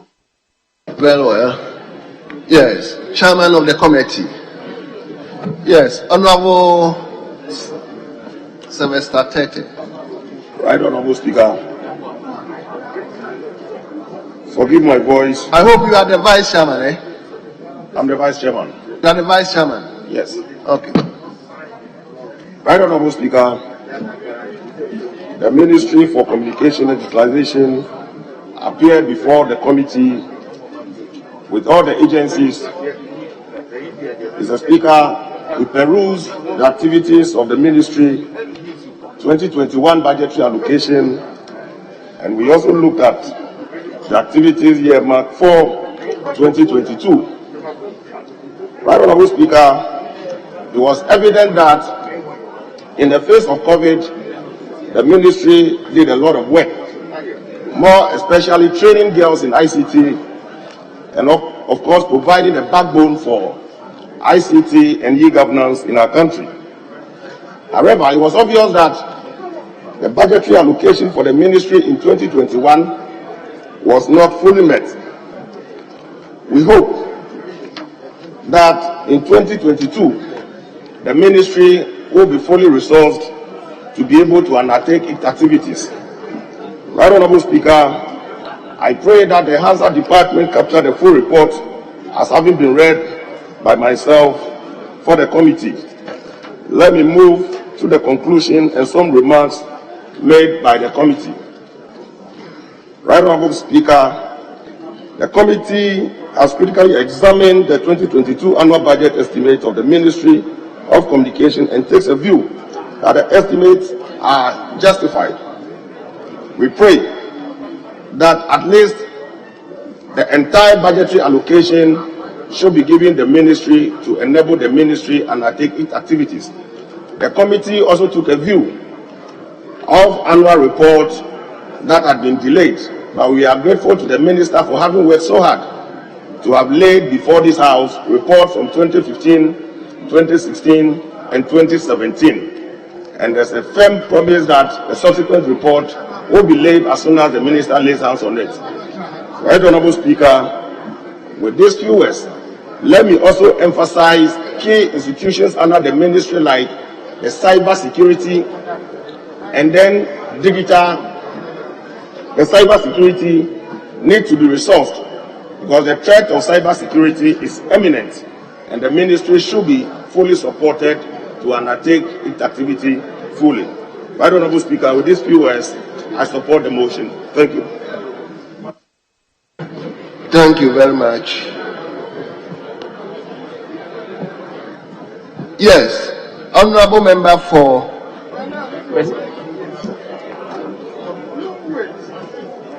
Bunkurubu, Honorable Nego Zuma, you may take the floor.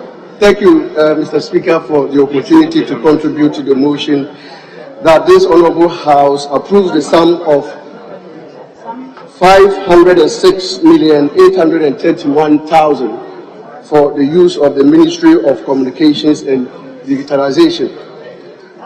Mr. Speaker, allow me to make some few observations. Mr. Speaker, during our meeting, there were some observations that the committee made. For example, it came to light that the National Communications Authority, which is under the supervision of the ministry, had not submitted its annual report to Parliament.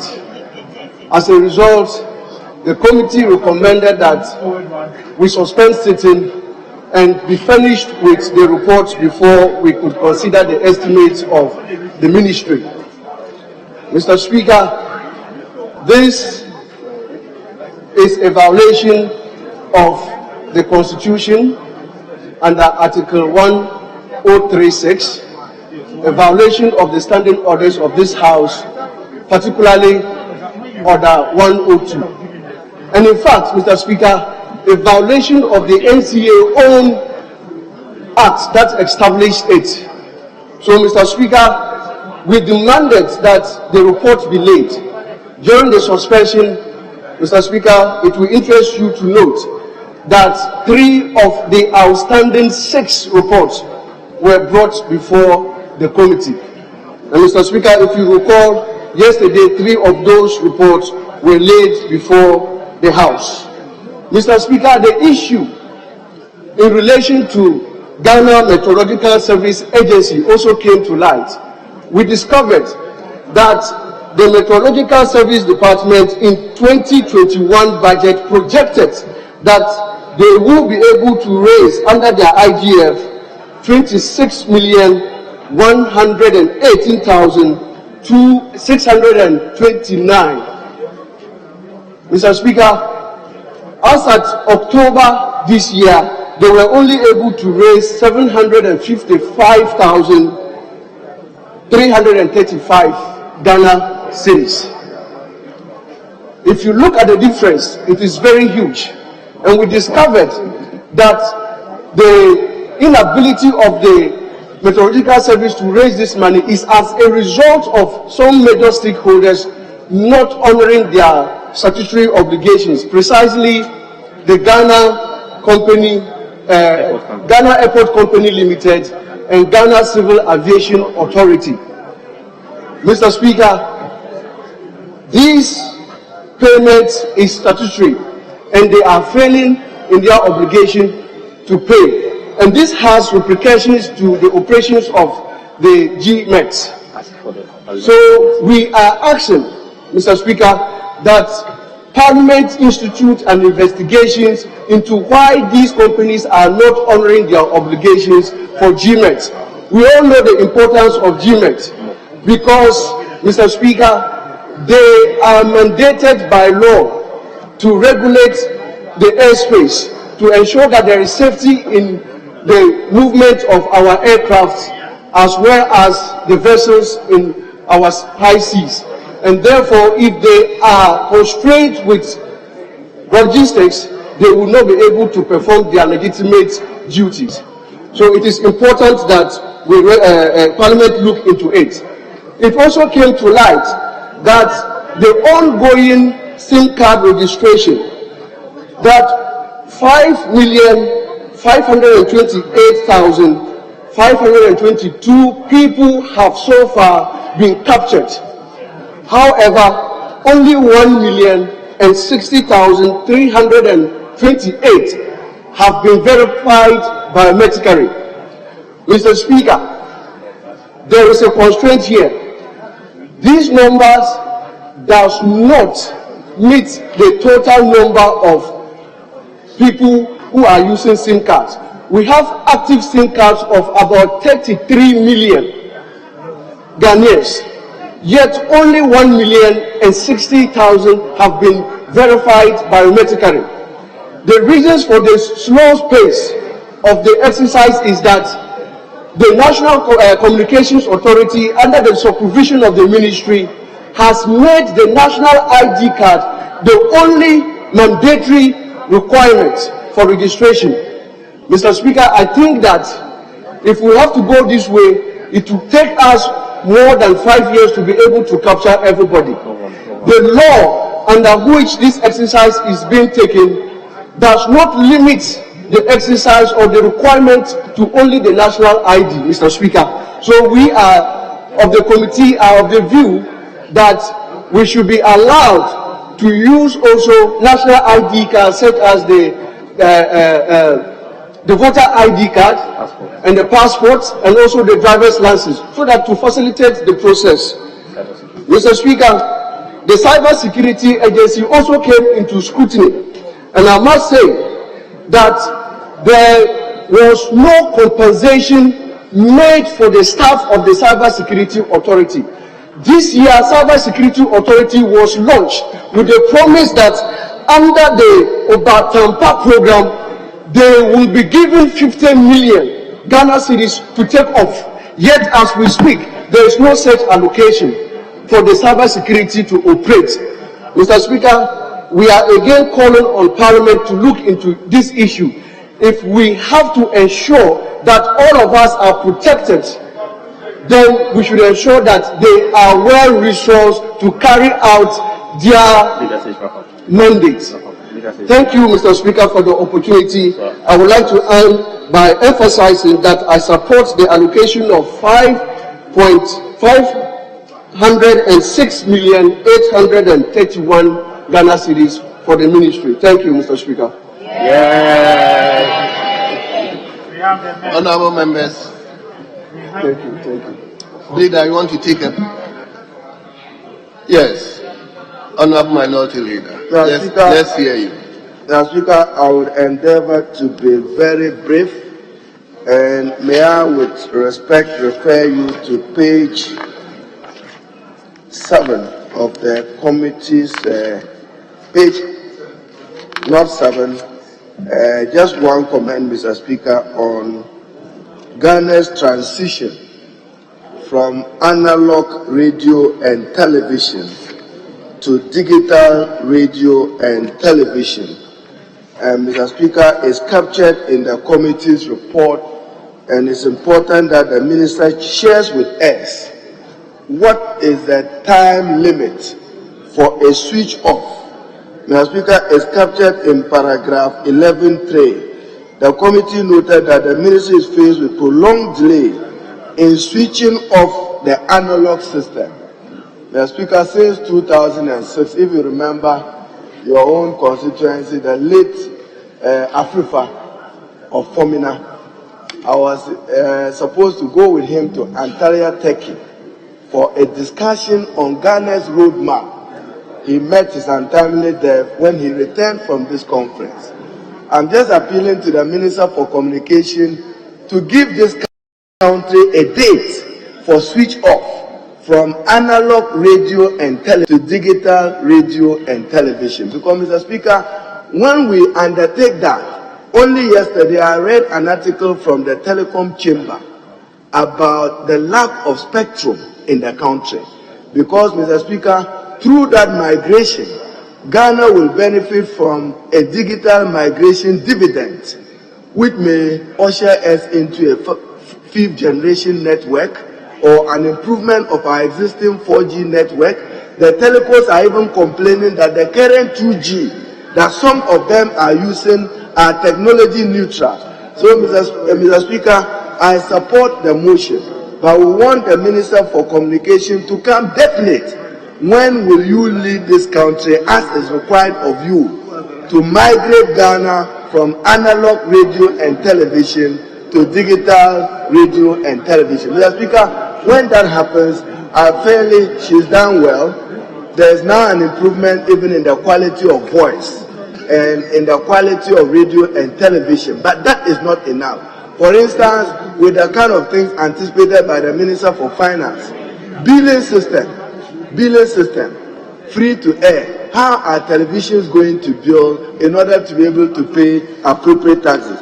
Then, Mr. Speaker, finally on SIM registration, we need to have a conversation on it, because even though the honourable member for Bumpurubu has raised it, he also needs to appreciate that there is multiple registration of numbers in the name of same individuals. Like, Mr. Speaker, your good self, you may have a SIM with Vodafone, a SIM with MTN, and a SIM with another. You are the same person.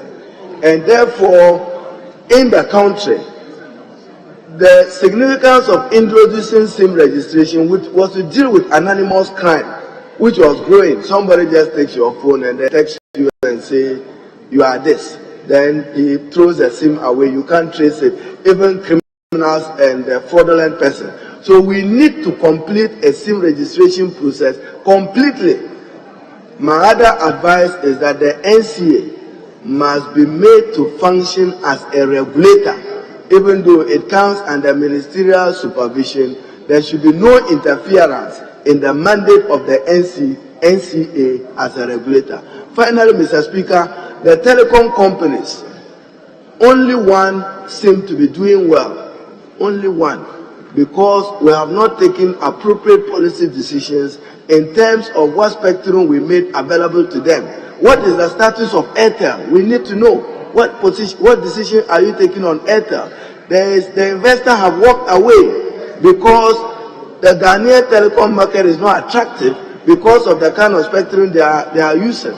You have only MTN, which is dominating the Ghanaian market space as a significant market shareholder. So the minister must come and brief this house what she wants to do with that particular opportunity of Airtel. Mr. Speaker, with this, I support the approval of that sum of money for the Ministry of Communication, and she should mainstream IT in all aspects of our national life. The judiciary, parliament, all must benefit, even corruption. The best way to fight corruption, Mr. Speaker, is IT. When you do a particular activity and it's IT recorded, you can't go back and deny that it didn't take place. So we should situate IT well, and I support that you should be resourced adequately. When you send a text, can you record the text? No. So if somebody is engaged in wrongful doing with the abuse of state or public resources, the instrumentality of IT in what we do can help us unearth a lot of fraud and corruption in the country. Thank you, Mr. Speaker. Yes. Honorable members, at the conclusion of the debate, the question is, as many as are in favor of the motion say aye. Those against the motion say no. Honorable members, the ayes have it.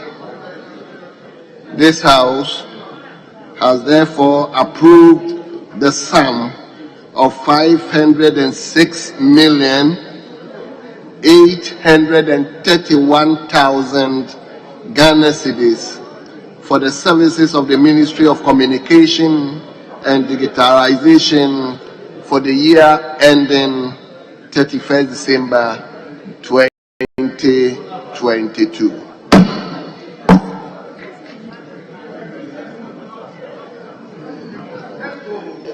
Yes. Speaker, we proceed to Order Paper Addendum 2. Presentation and first reading of bills. May I seek your leave? Hold on. Presentation of papers. Yes, Mr. Speaker. Addendum. Addendum 2. Yes. Yes. May I seek your leave for the Deputy Minister to present the paper? Thank you. Yes. Deputy Minister for Finance and member for Etiwa East. An act to provide for fees and charges levied by ministries, departments and agencies and related matters. Honourable members, the bill is duly presented. It is referred to the Committee for Finance for consideration and report.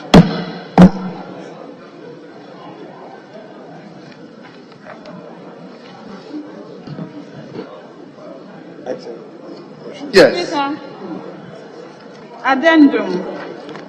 Motion 2.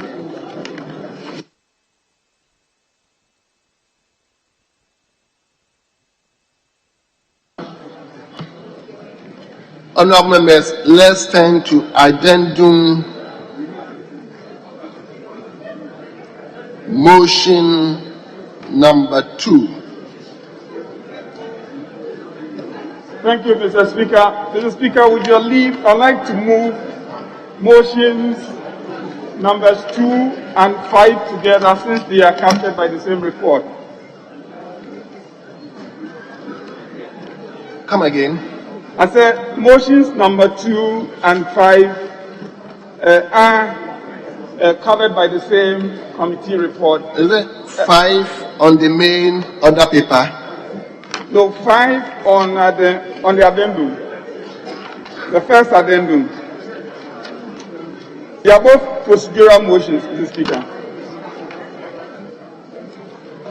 Very well. All right, thank you. The Speaker, I rise to move that the motions listed as items 2 and 5 on today's order paper be moved today. I so move, Mr. Speaker.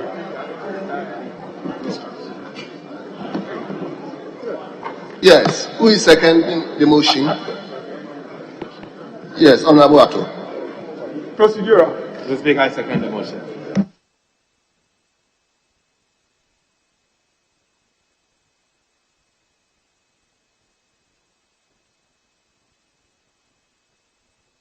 Honourable members, this is procedural motion. The question is, as many as are in favour of the motion say aye.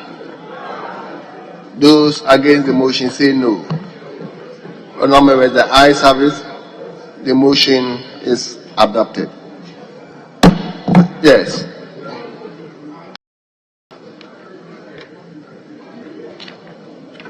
Speaker, we proceed with item 3 and 6. Item 3 and 6. On the same May you speak up, please, Honourable Deputy Whip? You may speak up a bit. We proceed with item 3 and 6. On the main Same addendum. addendum, okay. Well. Thank you, Mr. Speaker. I rise to move that the motions listed as items 3 and 6 on today's order paper be moved now. And in the process, I'd like to present your committee's report. Mr. Speaker, these cover a credit facility agreement between the government of the Republic of Ghana and Deutsche Bank for an amount of 439 million euros and insurance premium from Denmark Export Credit Agency to finance the construction of sections of the Western Rail Line on standard gauge from Edwarding to Obuasi, and a request for waiver of import duties, import VAT, get fund levy, national health insurance levy, exim levy, special import levy amounting to the Ghana cedi equivalent of some 2,150,735 euros. Mr. Speaker, your committee met with the officials from the Ministry of Finance and present these this report, which I request the Hansa department to capture in full, whilst I take the highlights. The Speaker, the terms of the facility are listed under paragraph 5 on pages 5 and 6 of the report. The observations of your committee are under paragraph 6. Mr. Speaker, I go to the conclusion where the committee, after carefully considering the agreement and the request, finds that the credit facility is necessary for the successful implementation of the Obuasi-Badiri project. In view of the foregoing and taking into consideration the critical importance of a functioning railway system to the economy, the committee recommends to the House to adopt this report and approve the said motions. Respectfully submitted, Mr. Speaker. Yes. Yes, Honorable Ato. Mr. Speaker, I also write to second the motion that this Honorable House approve the loan agreement before us. But, Mr. Speaker, in doing so, let me stress that, Mr. Speaker, it is about time that this country pays attention to some of the loan agreements that we contract. Mr. Speaker, I'm particularly concerned with export credit loan agreement that this August House keeps approving. Mr. Speaker, it is not only expensive, but indeed, Mr. Speaker, I'm worried because this country doesn't seem to benefit overall. Mr. Speaker, just imagine the loan before us. This republic is going to pay 22% of the loan amount as insurance, political risk insurance. Mr. Speaker, out of the loan of 361.23 million euros, we are paying insurance alone 77.79 million euros. Mr. Speaker, I believe this amount is too high. Mr. Speaker, what saddens me is that indeed we are also going to borrow to pay for this interest, this insurance. Obviously, giving us an implicit all-in cost, making the loan very expensive. Mr. Speaker, making it expensive in the sense that if you are to calculate all-in cost, adding the fact that you are paying so much insurance, indeed, Ghana would have been better off if we had gone for a commercial loan facility. Mr. Speaker, the second concern of mine stems from the fact that, Mr. Speaker, most of these export credit agents, the country is not allowed to purchase the goods for the purposes of the nation of choice. But rather, Mr. Speaker, we are, per the loan agreement, encouraged and that at least 60% of the use for the purposes of the construction of this particular project must come from the home country. Mr. Speaker, clearly this will mean that the contractor is not at liberty where they want to take the goods from. Mr. Speaker, oftentimes what I've seen is that even though we are spending so much money for the purposes of putting up infrastructure, we are only benefiting from the infrastructure, but as a country, we are not seeing the full economic benefit of some of these loans that we take.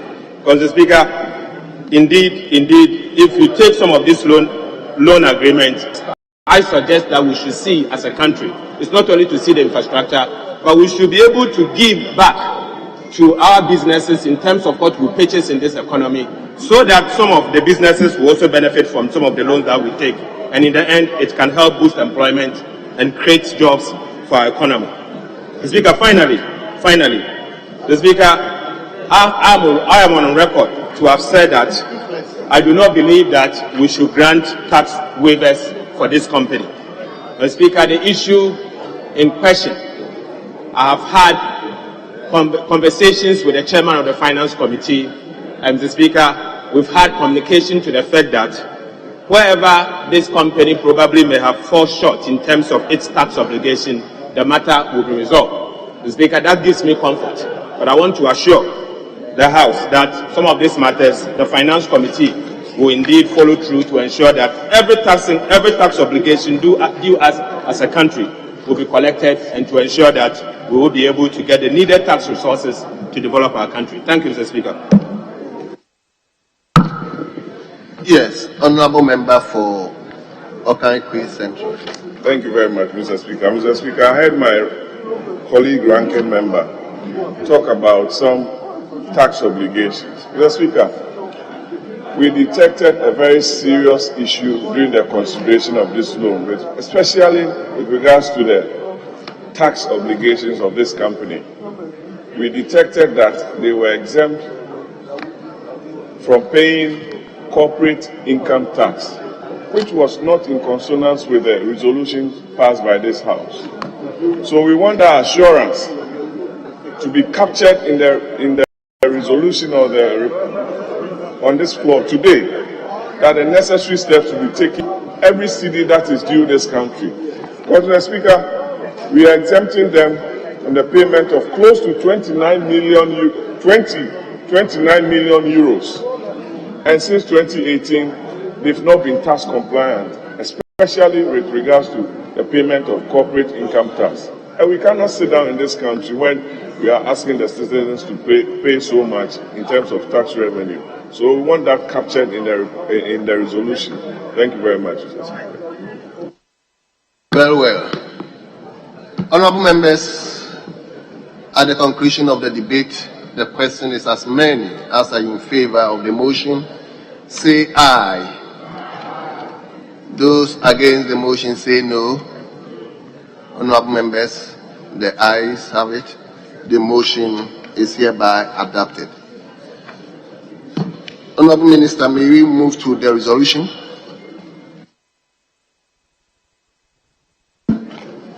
Thank you, Mr. Speaker. Mr. Speaker, I'd like to move resolutions 4 and 7 together, just like it was taken with that is 4 and 7 together. Yes. Very well. So, Mr. Speaker, I beg to move that the resolutions captured as items 4 and 7 on pages 4, 5, and 6 of today's order paper be adopted now. I so move, Mr. Speaker. Well, very well. Yes, Honourable Atu. Mr. Speaker, I second the motion. Honourable members, the resolution has been moved. It has been seconded. As many as are in favour of the resolution say aye. Those against say no. Honourable members, the ayes have it. The resolution is hereby adopted.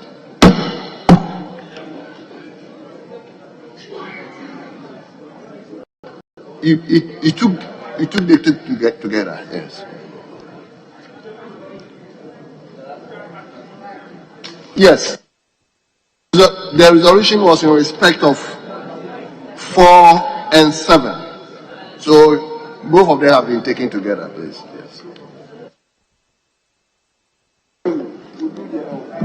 Speaker, we go back to the main order paper, motion 51 on page 23.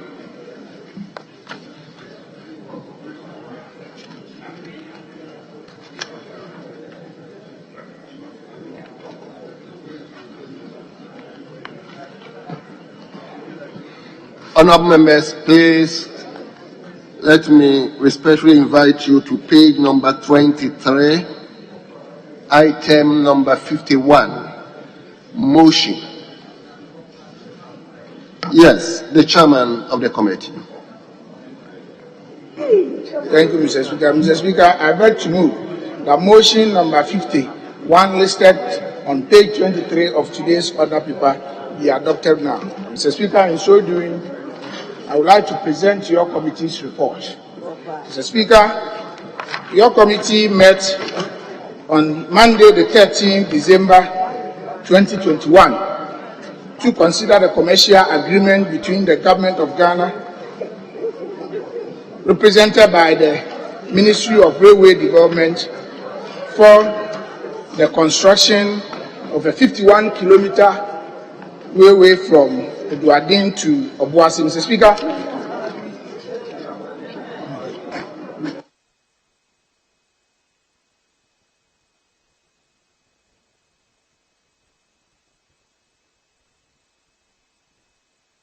Mr. Speaker, with respect, the application.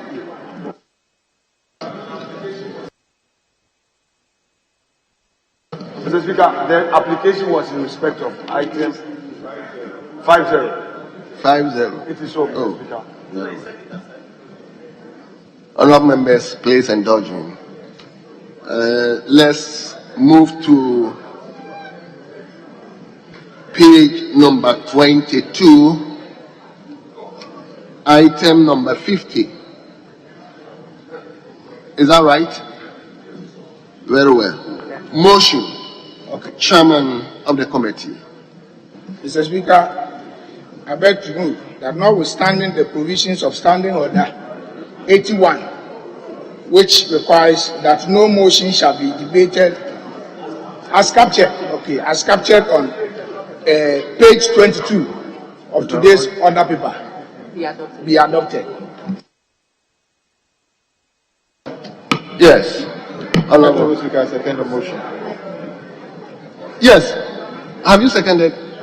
Very well. Honorable member, this procedural motion, and therefore the question is, as many as are in favor, say aye.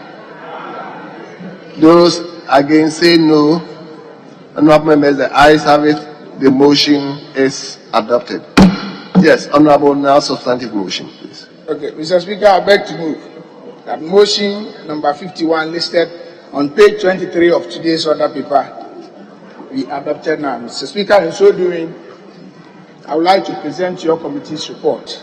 Like I stated earlier on, Mr. Speaker, your committee met on the Monday the 13th of December to consider a commercial agreement for the construction of 51-kilometer standard gauge railway line from Eduaden to Obuasi. Mr. Speaker, after extensive deliberation with the ministry, the committee made some recommendations and observations. And Mr. Speaker, with the limited time on our side, I would like the answer department to capture the report in its entirety as being read, whilst I move straight to the conclusion. Mr. Speaker, the committee, having carefully examined the commercial contract agreement and having satisfied itself that the construction of sections of the Western Railway line will have a positive impact on the economy of the country by facilitating the transportation of minerals and bulk commodities and reduce the damages to our roads and congestion on our roads, recommend to the House to adopt its report and approve the commercial contract between the Government of the Republic of Ghana, represented by the Ministry of Railway Development, and Marcel Afcons Infrastructure Limited for an amount of €361 million, 231,965 euros for the construction of sections of the Western Railway line on standard gauge from Eduaden to Obuasi.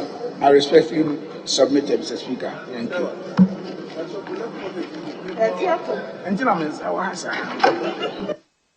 Yes, Honorable Member for Daku.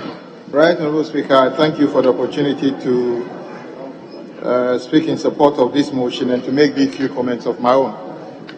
Mr. Speaker, it is not unusual for this House to approve an agreement such as this. But Mr. Speaker, the difference here is that the government is taking on a risk by employing an EPC contract, the Red Book, which is modified, and taking the risk to do the design and then allow the contractor to construct. Mr. Speaker, briefly, what it means is that the contractor can take you on for the pace at which you release certified drawings to them. So if they go to site and they can't go according to their own schedule, they can blame you for it. Mr. Speaker, I think it's a risk government is taking. Mr. Speaker, the second thing I want to talk about is the value for money. Mr. Speaker, once again, I will say that the VFM regime of this country is so bad. Somebody even suggests we could be saving about 25% of the cost of projects if we do proper VFM. Today, all that happens is that Ministry of Finance arrogates to themselves the right to handpick which company does VFM. To the extent that sometimes they even use companies that are not even known to anybody. And Mr. Speaker, I think this is a very, very bad idea. That is why I'm calling for a way that just as we select auditing firms, there must be a standard by which VFM auditing firms are selected. I see sometimes even PricewaterhouseCoopers does VFM. This is not a mere accounting procedure. It's a construction project. So it is not only accountants that are needed here. But guess what? Because it's Ministry of Finance who is selecting it, they tell you that Pricewaterhouse have done a VFM on a massive construction project. It means they've got civil engineers and everybody there, Mr. Speaker. I don't believe what we are doing in this house is right. Let's get the ministry to do the right thing by licensing VFM companies. Mr. Speaker, let me give you an example. The Tema Railway project, about 100 kilometers. The cost of that project is about $450 million. The one we are coming to do right now, 51 kilometers, is almost the same amount of money. About 400 million Ghana cedis, dollars. So the question is, how come not too long ago, this same house approved 100 kilometers of railway for $450 million, and then we are approving 51 kilometers for $400 million? Why are we doing that to ourselves? 100 kilometers for $450 million, even with a bridge over the river Volta, a standard bridge over River Volta, and then this 151 kilometers for $400 million. It simply shows that there's something wrong with the way we cost projects in this country. Mr. Speaker, Honourable Member, we are also going to have bridges, River Fane and other rivers along the corridor. Speaker, what we saw, what was presented to us, didn't show we are building any bridges over anything. We only work with what have been presented to us. If the construction is from Eswiagen to Obuasi, obviously you cross some rivers. Mr. Speaker, at least I hear from that area, I know what I'm talking about. Mr. Speaker, that is the whole point of what I'm saying, that there has to be a standard by which we cost project. Deputy, do you want to say something? Is it not true that 100 kilometers to Pakadan is $450 million and your 51 kilometers is also $400 million? Am I lying? Am I lying? And I'm saying that, Mr. Speaker, what we are doing to ourselves is not right. This is the same company that you are saying that didn't even fulfill their tax obligation. Yet we are approving this. Mr. Speaker, are we actually saving the public purse? Mr. Speaker, well, we are told we'll do VFM, but I keep reminding this House, the VFM report we are getting is not even value for money, because the process of selecting the VFM companies is even fraud without transparency. How can you take a company to audit something for you, but the process of selecting that company is itself shrouded in secrecy? Who are we kidding here, Mr. Speaker? Mr. Speaker, we will approve it. But let everybody know that the fact that you say they should go and do VFM doesn't mean that the result you get from the VFM is value for money. It is something else. Mr. Speaker, with these few words, Yeah, Honourable Deputy Minister, certain issues have been raised. Can you, Honourable Leader, I have called him earlier on. I saw him on the street. Thank you, Honourable Speaker. I think this issue came up during our deliberations, and we did explain to the committee that the scope of works are different. So I'm surprised the Honourable Ranking is making this submission. The scope of work are different. That of the Tema in Pakadam compared to the current one that we're talking about is different. And Mr. Speaker, we also realize that embedded in this are rolling stock, coaches, and other things, which actually add some cost to the actual construction. So, Mr. Speaker, I just want to explain that The two issues at stake are different because of the scope of work. Thank you, right, Honorable Speaker. Very well. So, honorable members, at the conclusion of the debate, the question is as many as are in favor of the motion listed as item number 50, say aye. Those against, say no. Honorable members, the ayes have it. Honorable members, the ayes have it. Like the honorable speaker said, some people just shouted. So the ayes have it. The motion is hereby adopted.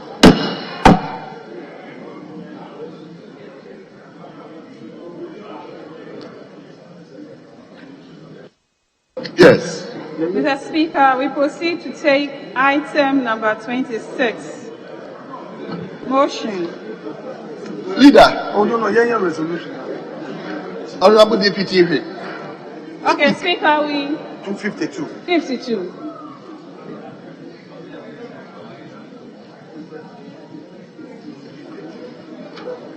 Honorable members, let's turn to the next page, which is 23. Item number 52, resolution. The Minister. Thank you, Mr. Speaker. Mr. Speaker, I beg to move that the resolution captured on today's order paper as item number 52 at pages 23 and 24 be adopted now. Mr. Speaker, I so move. Yes, honorable member for Deputy. Honorable Speaker, I second the motion with a heavy heart. Very well. Honorable members, the resolution listed at item number 52 has been moved and seconded. The question is as many as are in favor of the resolution say aye. Aye. Those against say no. Honorable members, the ayes have it. The resolution is hereby adopted.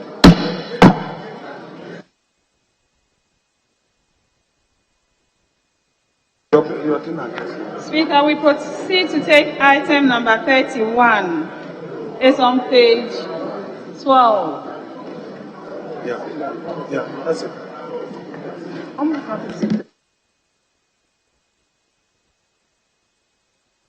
Honorable members, let me invite you to page number 12, item number 31, motion. Honorable Minister for Parliamentary Affairs. Speaker, I rise to move that this Honorable House approves the sum of 8,111,000 for the services of the Ministry of Parliamentary Affairs for the year ending 31st December 2022. The Speaker, is 2022 and not 2021. 2022. I beg to move. Honorable Minister for Parliamentary Affairs, your money is too small. Mr. Speaker, okay, no problem. I hope and pray that we're able to double it for us. Or perhaps even quadruple it for us. Yes. Chairman of the committee. Mr. Speaker, thank you. I rise the motion ably moved by the Minister for Parliamentary Affairs. Mr. Speaker, and in so doing, I present your committee's report, and I pray that the entire report be captured by the Hansard Department whilst I read the conclusion. Mr. Speaker, the committee, having thoroughly examined the budget estimates of the Ministry of Parliamentary Affairs for the 2022 financial year, is of the view that the policies and programs outlined for the year would go a long way to support the achievement of the Ministry of Parliamentary Affairs policy goals. The committee accordingly recommends to the House to adopt its report and approve the sum of 8,111,000 cedis for the services of the Ministry of Parliamentary Affairs for the year ending 31st December 2022. Thank you, Mr. Speaker. Thank you very much. Let me come to you, Honorable Member for South Akachi South. Yes. Mr. Speaker, thank you very much for the opportunity to contribute to the motion and the reference that this Honorable House approves the sum of 8,111,000 for the services of the Ministry of Parliamentary Affairs for the year ending 31st December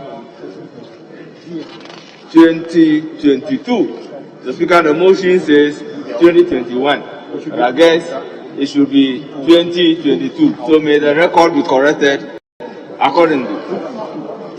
Mr. Speaker, I am happy to see that in the year under review, the Ministry of Parliamentary Affairs releases to the ministry has actually been the actual expenditure. And Mr. Speaker, if this is really the situation, then may the record accordingly shows. Because looking at the table, they do not have actual expenditure different from the actual release.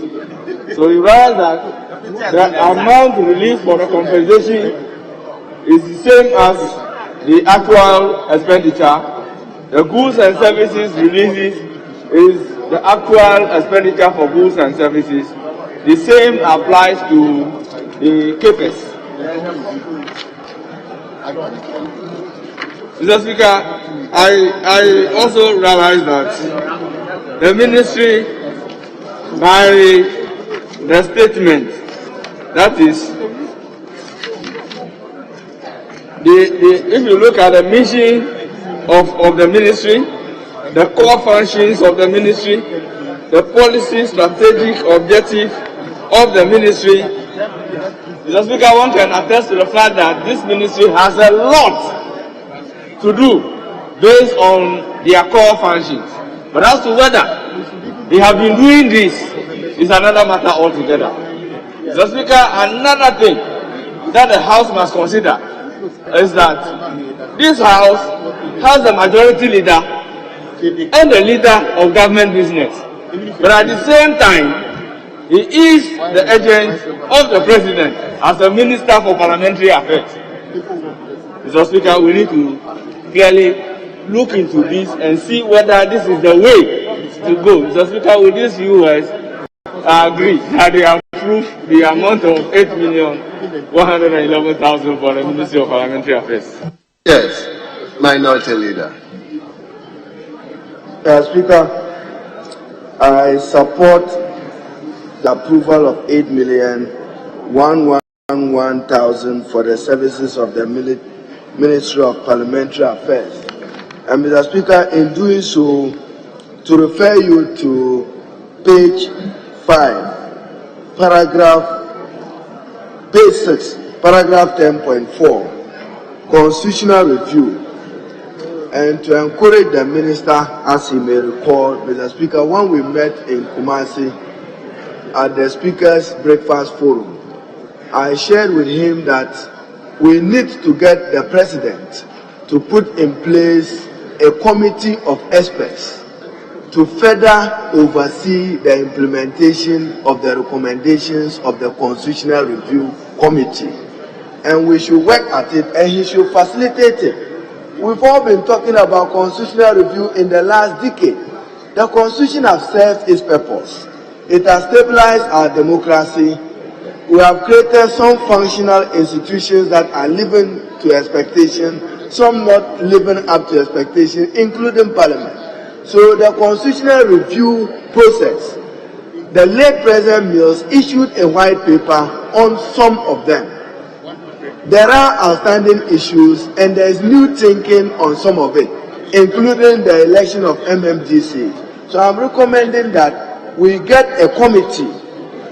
It can have representation from political parties, the Labour Trade Union Congress, seasoned MPs like you and the Speaker or his nominee one or two representatives from the Consultative Assembly that drafted the 1992 Constitution together with others, so that we will now focus a development-oriented Constitution.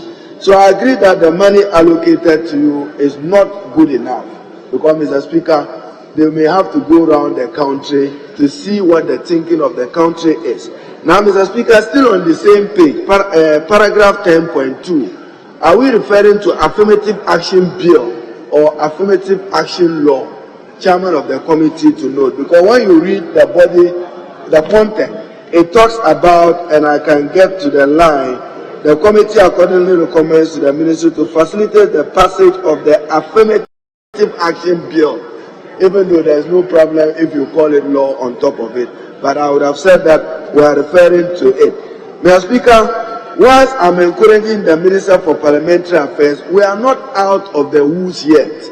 Conflict between MMDCs, DCs, and members of Parliament is still rampant, and even more troubling for sitting government members of Parliament against their DCs. Some of them are rising out of them eyeing the MP's seat and not wishing him well, and undermining the MPs even in terms of access to resources.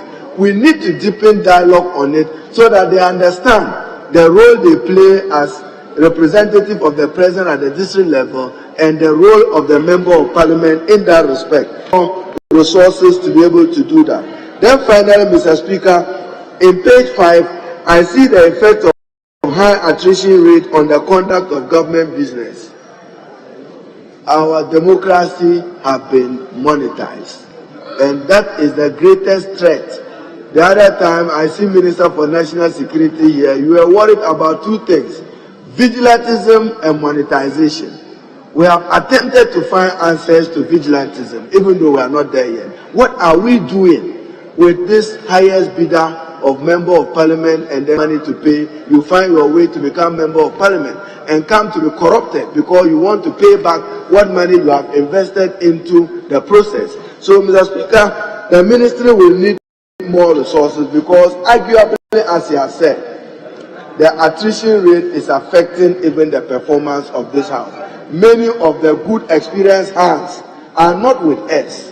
Some sabotage out by CEOs somewhere, we know that, who had more money than them because they were poor members of parliament. It's a matter that he must look into. Mr. Speaker, I won't go into your own matter of Fomina, even how to get a DCE to support you, Mr. Speaker. You know what you went through. On that note, Mr. Speaker, I support this budget, but I urge the Minister for National Security that we need to engage this constitutional review exercise. One of the major issues you have shared with me is the winner take away all. You only can respond to that through a constitutional review exercise. We have to do that. And that is what threatens and endangers conflict within the political environment and create tension. So, Mr. Speaker, apart from the fact that I don't know what this young man will do with more money, I support the motion. If he gets more money, I will know what you will do with it. But I support the motion. Honourable members. Yes, leader. Mr. Speaker, just to respond to a few issues raised by some colleagues. One, the conflict between members of parliament and the MMDCs. I think it's a veritable issue that we should confront. And the ministry, a couple of years ago, devised a scheme where we brought all the members of parliament and the MMDCs to a common table to iron out differences. Because we divided the country up into 3 zones. The southern zone met at Profodia, the middle belt in Kumasi, and the northern belt met in Tamale. Because when we finished the exercise, I clearly recall that both members of parliament and the MMDCs were clamoring for a phase 2 of that enterprise. And we intend to carry out the phase 2.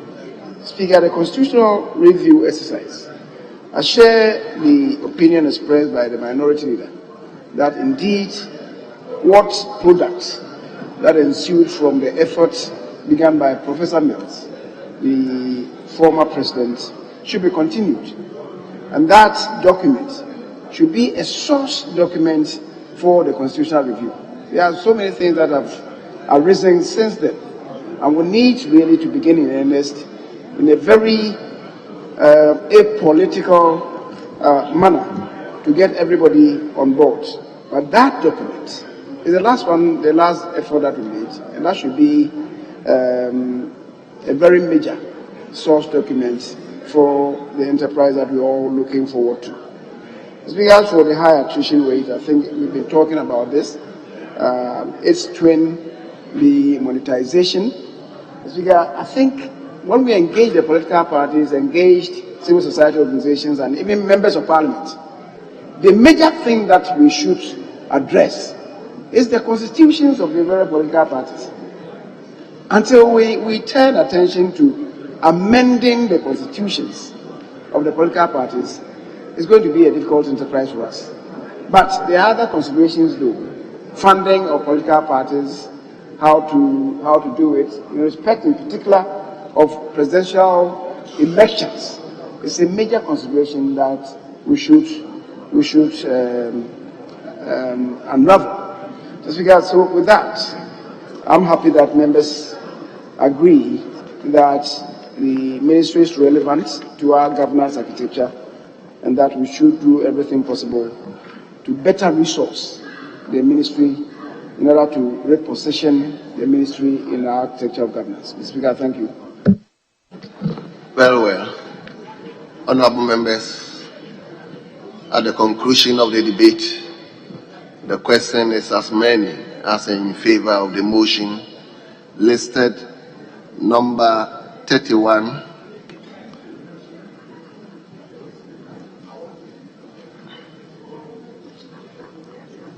Those in favor say aye, and those against say no.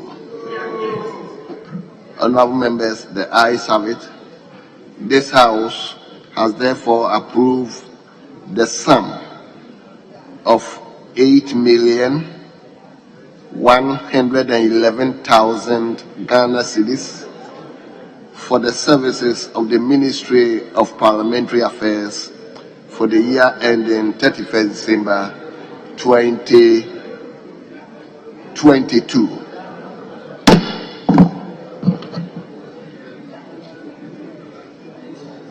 Yes. So we are taking item number 26, motion on page 11. Item 26 on page 11. Honorable members, let me invite you to page number 11, item number 26, motion, Minister for Defense. Thank you, Mr. Speaker. Mr. Speaker, before I move the motion, I would want to seek the leave of the House on your leave to make some correction to the figure. Mr. Speaker, the correct figure will be 2,243,825,000 cedis. 2,243,825,000. Is it 825 or 855? 825. 825. 825. We are just substituting the 4 at the end for 5. Thank you, Mr. Speaker. The Speaker, I rise to move that this Honorable House approves the sum of 2,243,825,000 Ghana cedis for the services of the Ministry of Defense for the year ending 31st December 2022. I so move, Mr. Speaker. Very well.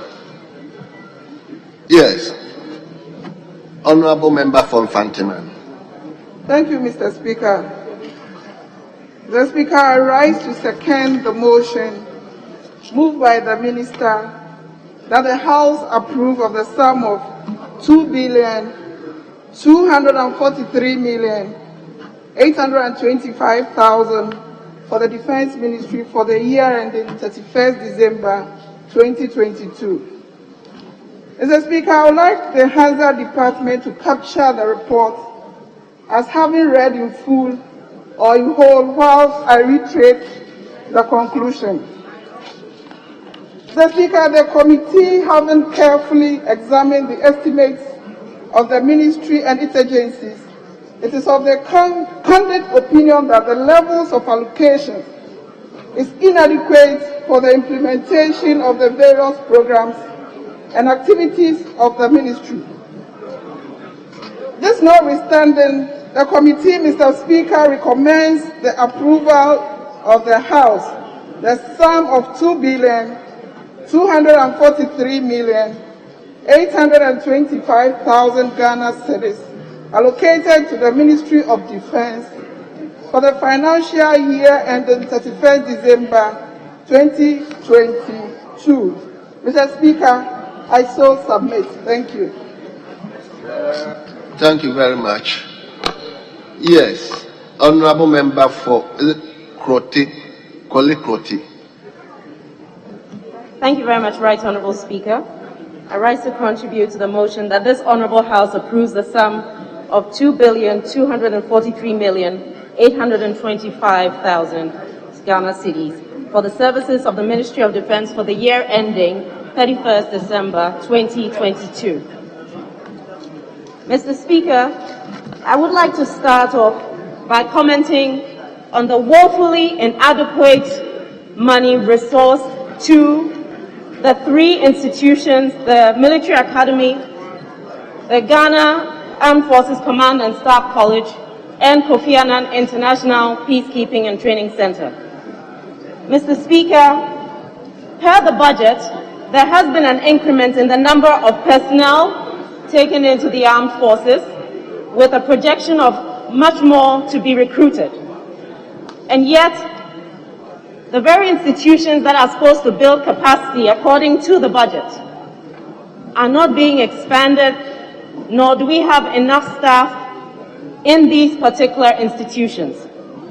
Mr. Speaker, in looking at the budget given to Kofi Annan, for example, which is a figure in the range of 2 million, one only wonders why only 23,000 of that, thereabouts, is being apportioned to goods and services, the rest of which is going towards the payment of salaries.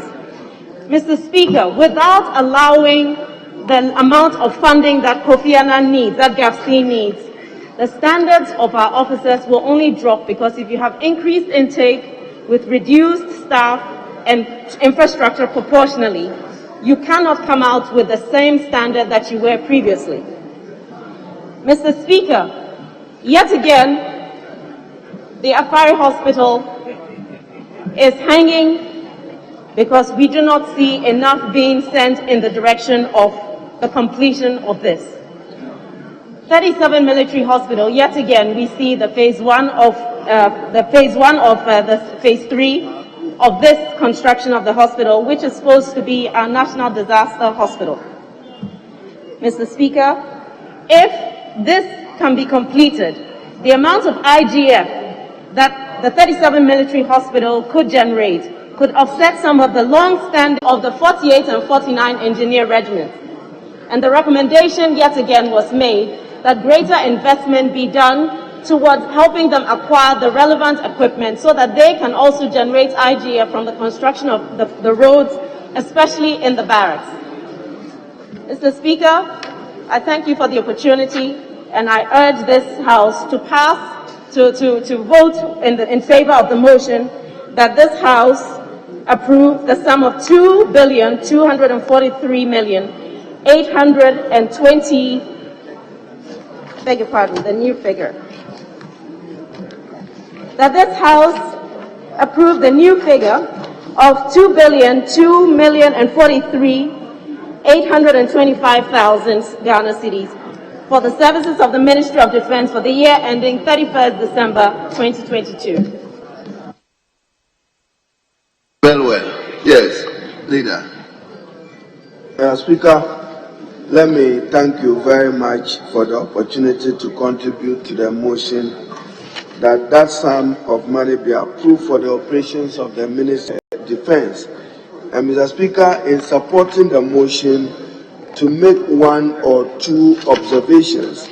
My first, Mr. Speaker, will be to draw you to page 11, paragraph 7.2. The language there.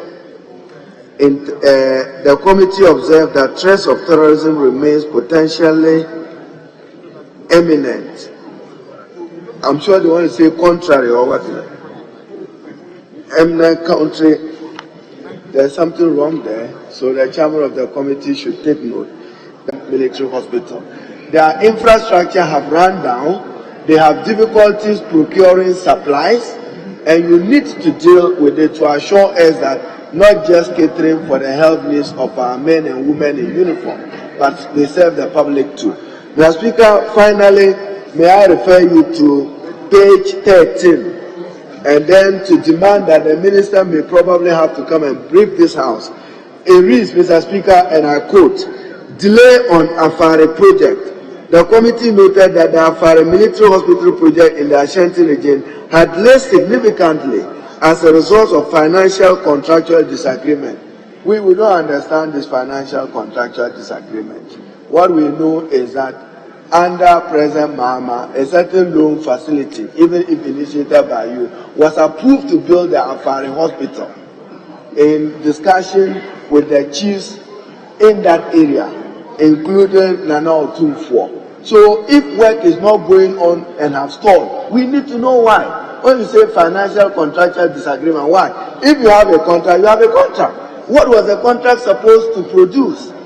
If maybe the amount of money which was approved is inadequate, let the minister and the committee tell this house that the amount of money which was approved for the Afari project is inadequate, and you need this additional sum of money to complete it. But when you tell us that there is a contractual disagreement between the contractor and the Ministry of Finance, you haven't even added the Ministry of Defense. So the statement is more appropriate if you say there is a disagreement between the contractor, the Ministry and Defense, because you are the employer of the contractor of the sort.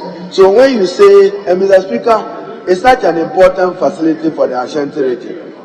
We cannot continue the dependence on Komfo-Anokye alone. I know some effort have been done to expand parts of the Komfo-Anokye teaching hospital, but we need a closure on the Afari military hospital project. So, Minister, if there are difficulties, apprise this house. Then we'll see how we support you to succeed it. You see, the longer the delay, the more expensive the project becomes. You are sitting with your colleague counterpart, the Minister for Interior. Take the police hospital. I have seen that work have commenced again, which is encouraging. For 15 years. How can we explain that? You start a hospital project for 15 years uncompleted. He's now looking for additional resources. So we don't want the same thing to befell the Afari project. Mr. Speaker, finally, the Ministry of Defense cannot fight modern terrorism without an IT infrastructure. And in this budget, zero resources for IT. The next warfare is not going to be about guns or ammunition. No, we are getting it wrong. It's going to be related to this, IT, phone. The next threat you may get, or even an execution of it, God forbid, it will take something like this. The military and the police, even communication between the two of you. I'm talking of the Ghana police and the military. No infrastructure. National security, no infrastructure. As coordinating ministry by the act that we passed, we expect that both the Ministry of Defense and Interior will upgrade their IT infrastructure in preparedness to forestall and contain. But year on, when you come for your budget, you are interested in compensation and goods and services of accommodation. That is not enough. I mean, you can learn, in particular, the Minister for National Security, in whose judgment I trust. I hope that you will make sure that you get this country ready. Now, in your report, I'm worried about the threat of terrorism only in northern Ghana. This shouldn't even appear in your report. What if it emanates from western Ghana or from central Ghana? What happens? So just say threat of terrorism and keep your eyes on. I sympathize with you because the Ghana Armed Forces is not adequately resourced. The Ghana Air Force is not adequately resourced. The Navy is not adequately resourced. Even today, all the problems we're having with unregulated and illegal fishing, use it to police it. Yet the European Union identifies Ghana as a problem every other day. So I support that we will need additional resources to support the Navy, to support the Air Force, but not to support a presidential comfort. With this, Mr. Speaker, I support the motion. Minister, are you going to respond? Mr. Speaker, just on two things. In fact, I was in this house to answer a question on the Afari hospital project. And I did tell this house that the contractor said that after the delay for 8 years, between 2008 until the contract effectively started in 2016, the resources that he was given, 180 million, is not able to complete the hospital. And so that is what has brought up the matter. He's made his claims. The Minister for Finance is doing value for money or assessment on it. I said it to this house. That's what they referred to. And for 37, I think she brought in 37 because there's a budgetary provision of 100 million for 37 to start the rehabilitation of 37 and build a new one. That's why I just wanted to mention it to the minority leader on this particular case. And I can assure him that the barracks asphalting is entire 250 kilometers of roads across the entire barracks. And we are almost 90% complete across all the garrisons that we have. So as we go around all the 7 garrisons, all the roads are being asphalted across the entire garrison. I thank you, Mr. Speaker. Honorable members, at the conclusion of the debate, the question is, as many as are in favor of the motion listed as item number 26 in today's order paper, say aye. Those against the motion say no. Honorable members, the ayes have it.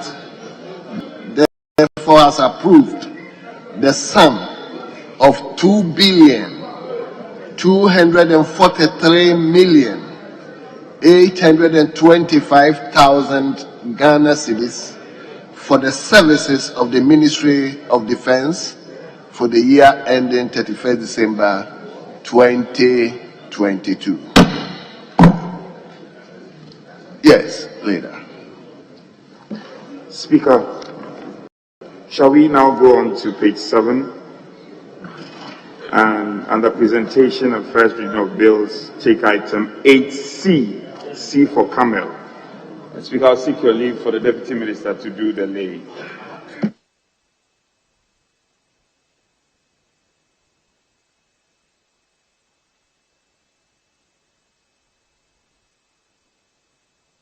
Honorable members, let me invite you to page number 7, item number 8C. Very well. So, Minister for Finance.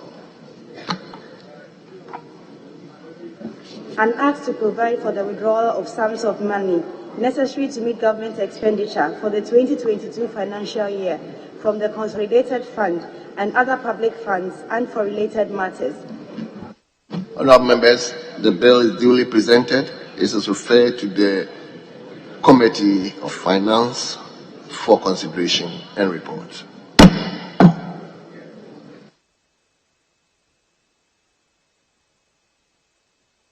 Speaker, now page 9, item 20. Thank you.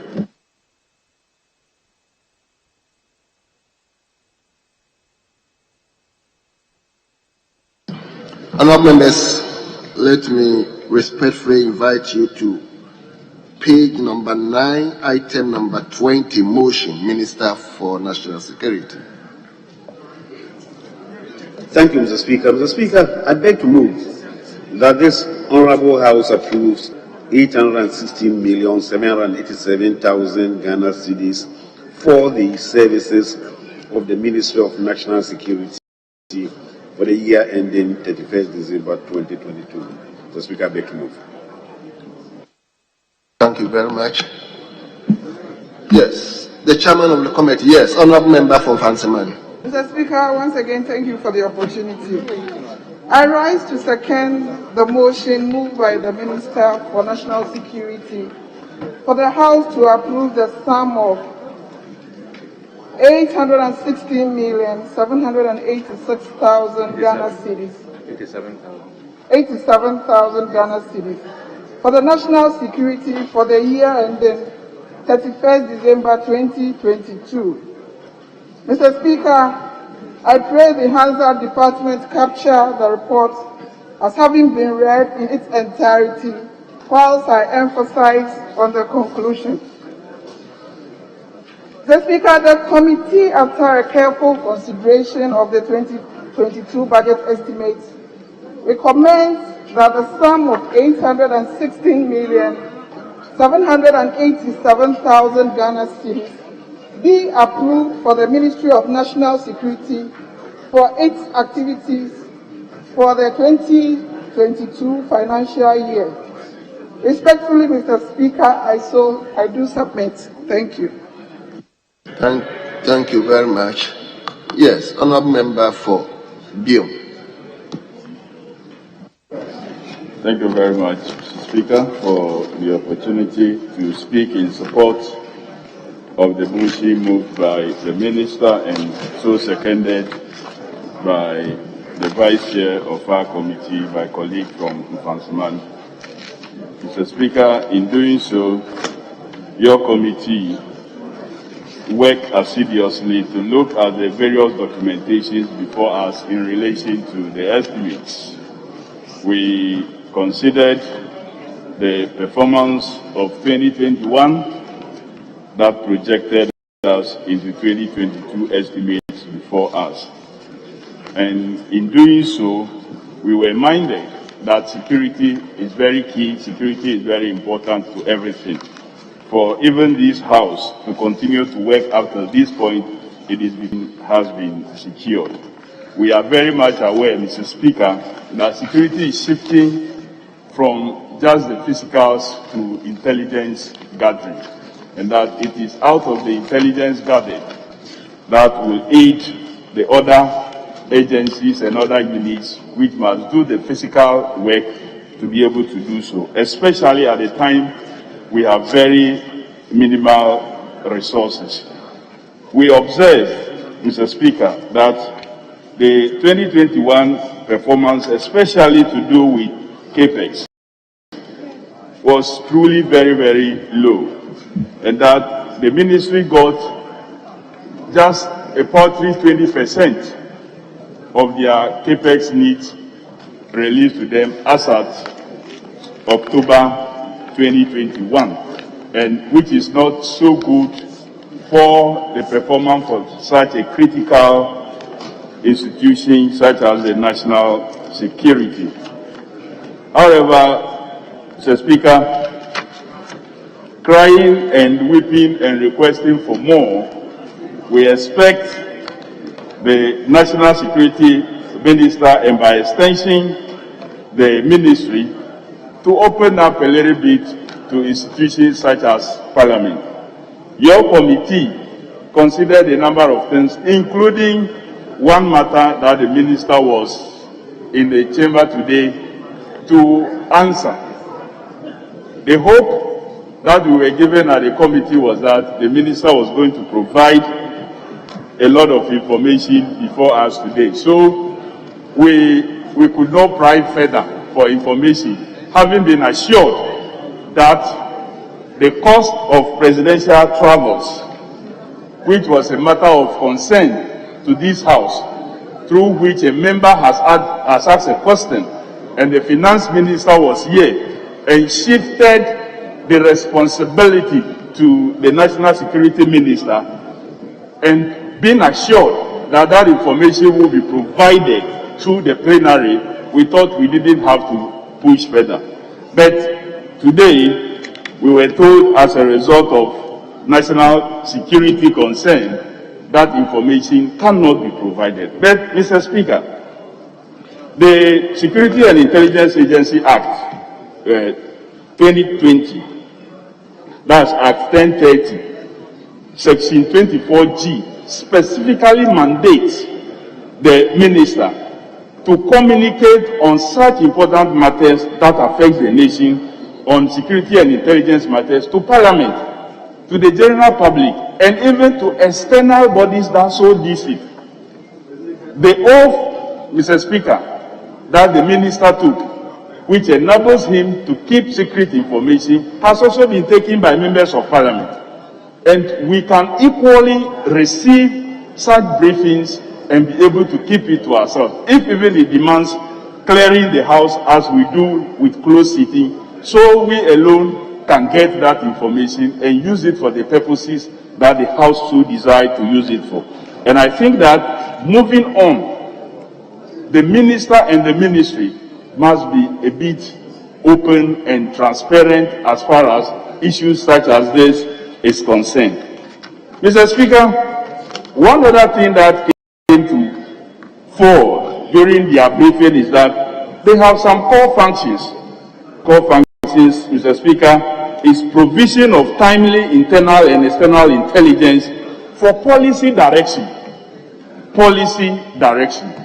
We have been talking about and debating about a policy direction right from the introduction of the budget, which we are considering its estimates, on a levy called e-levy. This levy have registered a lot of protestation from persons outside and within, which is a clear indication that people are not happy about this. This ministry, if well equipped, and if they do their intelligence gathering well, will be able to advise government that this levy is a levy that is so unpopular and must therefore not be pushed, because it will result in what? Insecurity.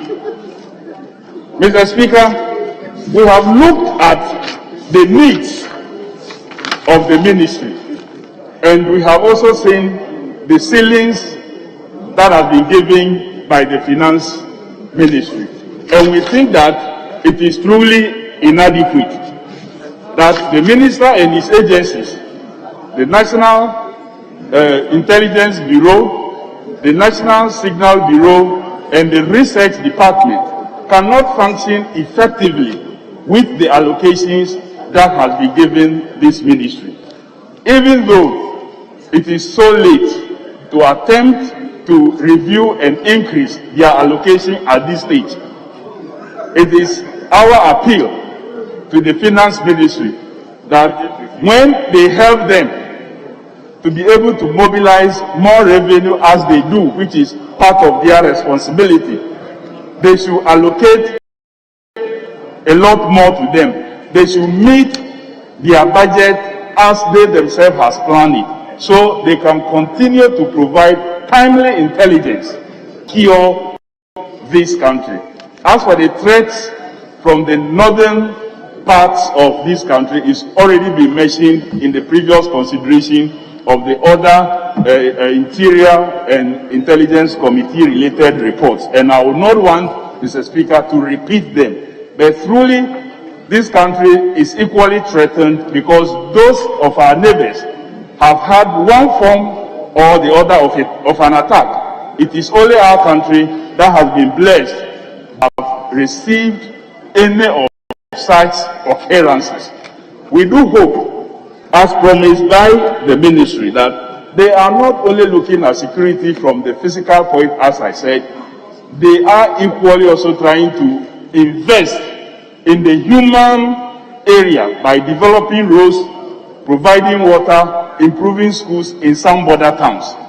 This support will have to continue, Mr. Speaker, but it cannot continue if we continue to keep away vital information from this august house, and that next time we will wish that the minister provises every appropriate cost that is associated with our president's travel. Unless, Mr. Speaker, the cost is so outrageous, the cost is so unacceptable that when it is delivered, it will result in serious quake out there. That is why we'll compel the minister to keep away such important information from this house. Mr. Speaker, with these few words, I would want to support the motion ably moved that the ministry deserves more than what it has been given. So we accept that. We all vote to support this motion. Thank you, Mr. Speaker.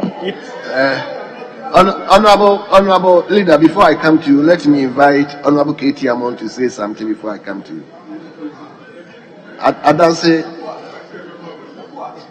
I am inviting Mr. Speaker, Yes. jealousy go do what? Jealousy go sleep or something. You see, I'm not jealousy for me. Why? Honorable James, why? Jealousy go catch. James, why? Mr. Speaker, the Honorable K.T. Abon is not a member of the committee for the Is it restricted to only members? No. Honorable K.T., I have invited you. The Honorable Speaker, maybe we get the designation right, so that there's no longer any confusion in the minds of the likes of you. We'll give him his proper title. The Honorable Second Deputy Speaker from Adanse, from where I am, the Nkoswahine, has invited me to speak and you are complaining. What is your status? You are number what in this house? Number what? I am about number 1, 2, 3, 4, 5. I'm number 6 in this house. What is your number in this house? So if he says I should talk, what is your problem? Mr. Speaker, he is worried because he thought I was going to respond to all this business about how much did they call the president to travel, what is the national security, what is that. He has been around for some time. Look, I got to know that he was a biology teacher at Adisado College. I didn't know that, but later on I got to know that he speaks a mixture of Fanti and some other dialect. Sometimes he confuses me. But Adisado College lecturer.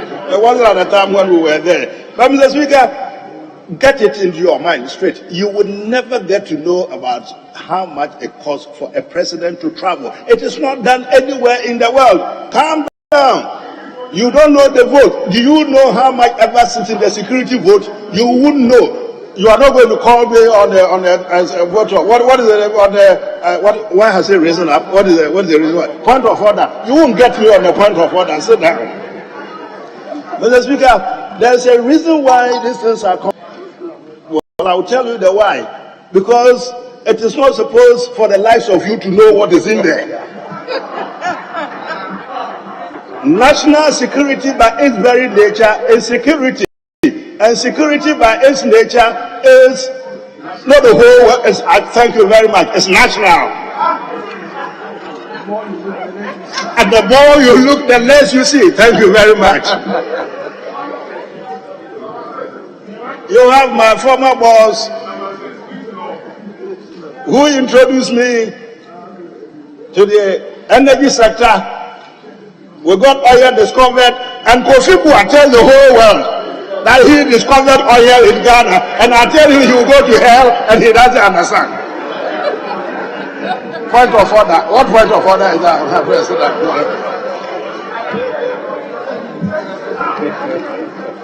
Mr. Speaker, well, thanks to the indefatigable Minister, National Security, everybody gets up and says that, well, we have been shielded from all the cataclysmic events going around in the ECOWAS.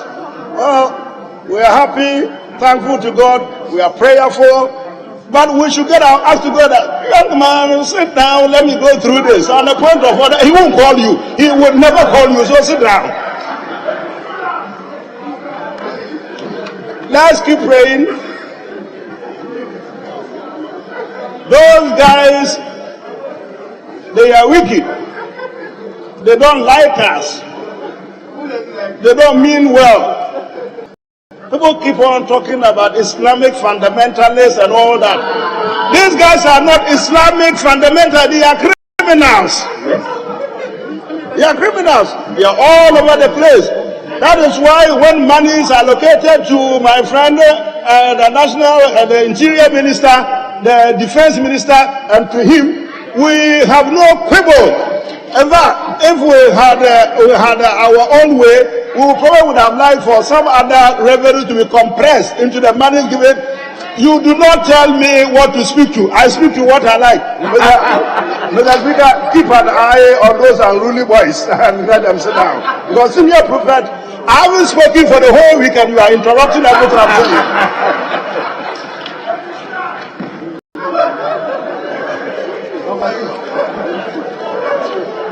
I've been very, very busy today making sure that the activities of the Finance Committee run smoothly. My deputy speaker from my constituency next door, considering who I am, has invited me to speak. Give me that privilege. The next 10 minutes I will be done. You are interrupting me.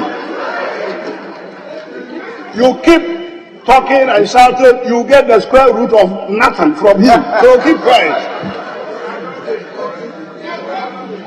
These criminals have now moved away from your idea of conventional terrorism. They no longer do that. I mean, you've been talking about cyber terrorism, you've been talking about all sorts of things. That is their concentration now.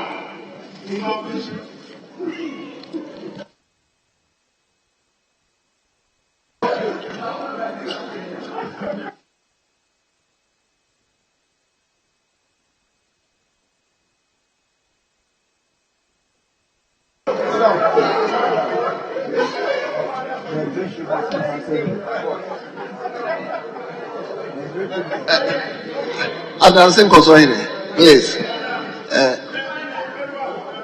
conclude for me. Mr. Speaker, so hey.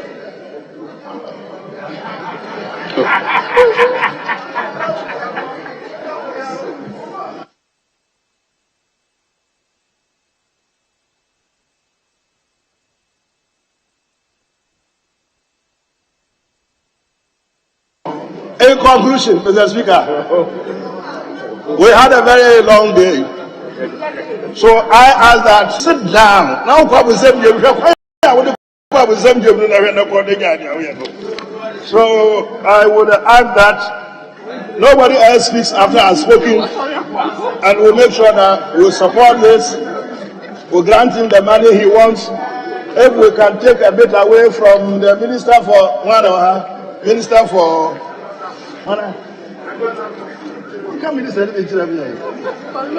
transport.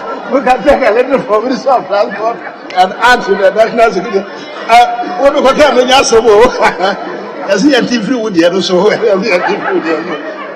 Thank you very much, Mr. Speaker. Thank you very much. Let me come to Minority Leader.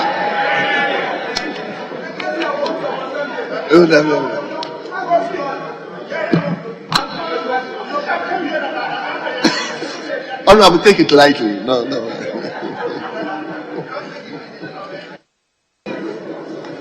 Mr. Speaker, let me thank you for the opportunity to contribute to the motion for the approval of 816,787 for the Ministry for National Security.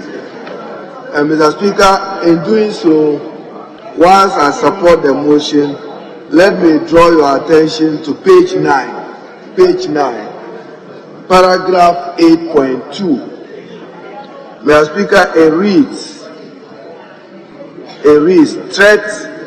threat of insecurity in the northern part of Ghana. And Mr. Speaker, the committee noted that the ministry had started a project aimed at providing better road networks, schools, water and electricity, and other social amenities. Mr. Speaker, I have a concern there because no reference is made to the collaborative ministry or agency. I don't want to believe that the Ministry for National Security undertakes this on its own. If that is so, it can be a shy away from the onerous responsibility of protecting the security of our citizens and the protection of the security of the state. So I have a worry with the way the language is couched there, as if, yes, it should have been added, then we would understand. But if you leave it just standing alone, it's as if we have reduced you to undertake road construction and building of schools. We know that is below you in terms of what you should be doing. Then, Mr. Speaker, the other one again is a construction, the chairman and the committee clerk. It is expected that the better socioeconomic station, I have a difficulty there. Is it security or station? Chairman and minister, if you are looking at it, is expected that for better socio-economic station of citizens. I believe that is also a typo error. Station. It says station, leader, I didn't say situation. Economic situation. So that one too must be corrected for the record. In page 9, the second paragraph. Mr. Speaker, to note that I'm encouraged to see the minister talk about installation of and procurement of software for enhanced intelligence collection and analysis. Except that he limits himself to software, it should be both the software and the hardware, because the threat into the future is likely to be cyber related. Mr. Speaker, in concluding, I note with satisfaction, and I quote, the ministry will pursue a policy of expansion of surveillance capabilities through the installation of more CCTV camera systems nationwide. Mr. Speaker, I just want to encourage the Minister for National Security, your CCTV cameras, take them to the port, take them to Tema Port, and take them to Takoradi Port. There is too much leakage of state resources in the name of tax exemptions and clearance, sometimes even in your name. They go and clear goods at the port, and when they are asked, they say national security. That we must put a stop to. I think that much of the revenue we need as a country, if we deploy CCTV cameras at the port, Tema, and at Takoradi, you won't come with e-levy. You find all the money there. And Minister, to make a personal appeal to you, too many at times people go to the port in your name and in the name of the presidency that are clearing goods in the name of national security without the payment of legitimate taxation. That must also stop. A lot of it, if you want evidence, we'll share with you. They bring the car, then at the gate, when they ask, they say national security, then they label it, then it passes. Then finally, custom officials and some foreign nationals, bonded warehouses, is also used to loot the state of and deny the state of its revenue.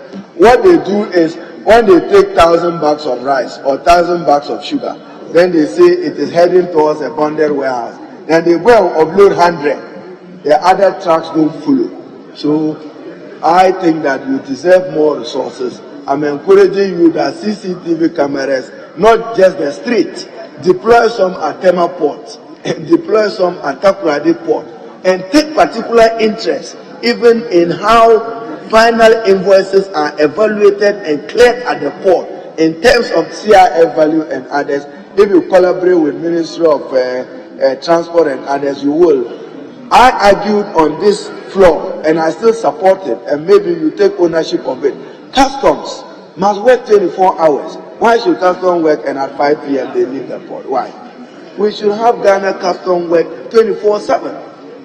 In terms of reducing our ease and the cost of doing business, we support you, and you know that you are one of the few level-headed people in the cabinet of President Nana Akufo-Addo with respect.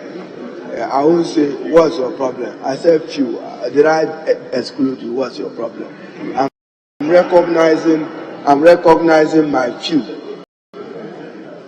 my few level-headed, not aggressive leaders, not cooperate with aggression. So, Mr. Speaker, the Minister for National Security deserves better. He is doing his utmost best to counter terrorism and to assure us of the security of the state. One of the good things about him is that he's a very good listener. He should keep it up, but he should coordinate well with the Minister for Interior and the Minister for Defense, because the threat is not just northern Ghana. The remnants of the Sahelian conflict is posing many difficulties for us.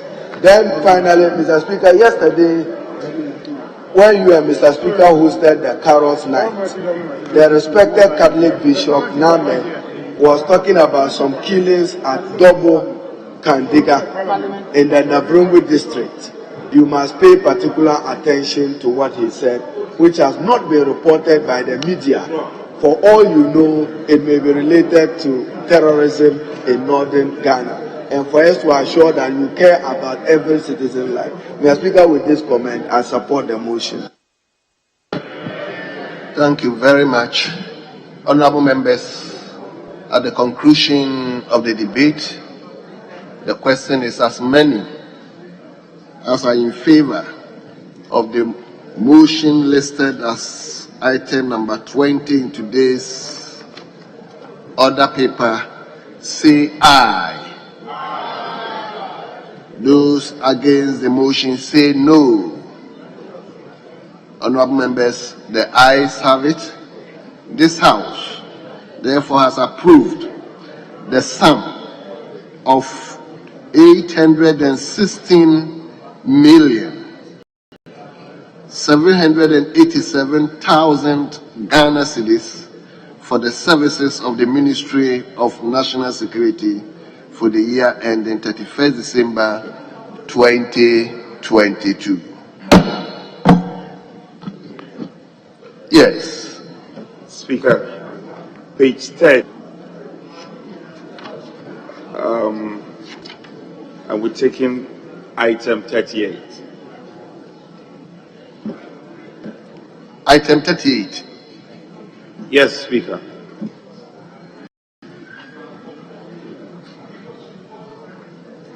Very well. Honorable members, let me invite you to page number 13, item number 38. Motion. The chairman or leader of the delegation. Thank you, Mr. Speaker. The Speaker, I rise to move that this Honourable House adopts the report of the delegation from the Parliament of Ghana to the Pan-African Parliament in the 4th ordinary session of the 5th Parliament of the Pan-African Parliament, which was held from Monday, 24th May to Tuesday, 1st June 2021 in Midrand, South Africa. Speaker, I entreat the Hansard Department to capture the report in its entirety while I make reference to just the introduction and the conclusion. Mr. Speaker, this is a report of the delegation and it is brought to the House in accordance with Article 142 of the protocol to the treaty establishing the African Economic Community relating to the Pan-African Parliament. The 4th ordinary session of the 5th Parliament of the Pan-African Parliament, as previously stated. The delegation is made up of my good self, the first Deputy Speaker, Joseph Osei-Usu, Majority Chief Whip, Honorable Frank Anodompre, the Minority Chief Whip, Honorable Mubarak Muntaka, Honorable Collins Dauda, and Honorable Ophelia Mensah. The Speaker, we are often supported by Mr. Eric Osu-Mensah, Acting Deputy Clerk, and other members from the Parliamentary Service. The Speaker, I wish to observe that for the first time, the President of the Republic of Ghana addressed the Pan-African Parliament, and you will find that in paragraph 5051 of the report. The Speaker, I'll move to the conclusion. Paragraph 9, conclusion. In conclusion, the delegation apologizes on behalf of the Pan-African Parliament for the embarrassing manner in which members conducted themselves in that session.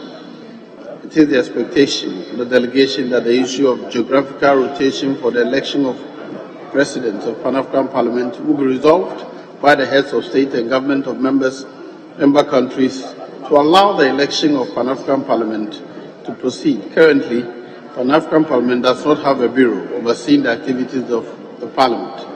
The absence of the bureau has a telling effect on the operations of the Pan-African Parliament.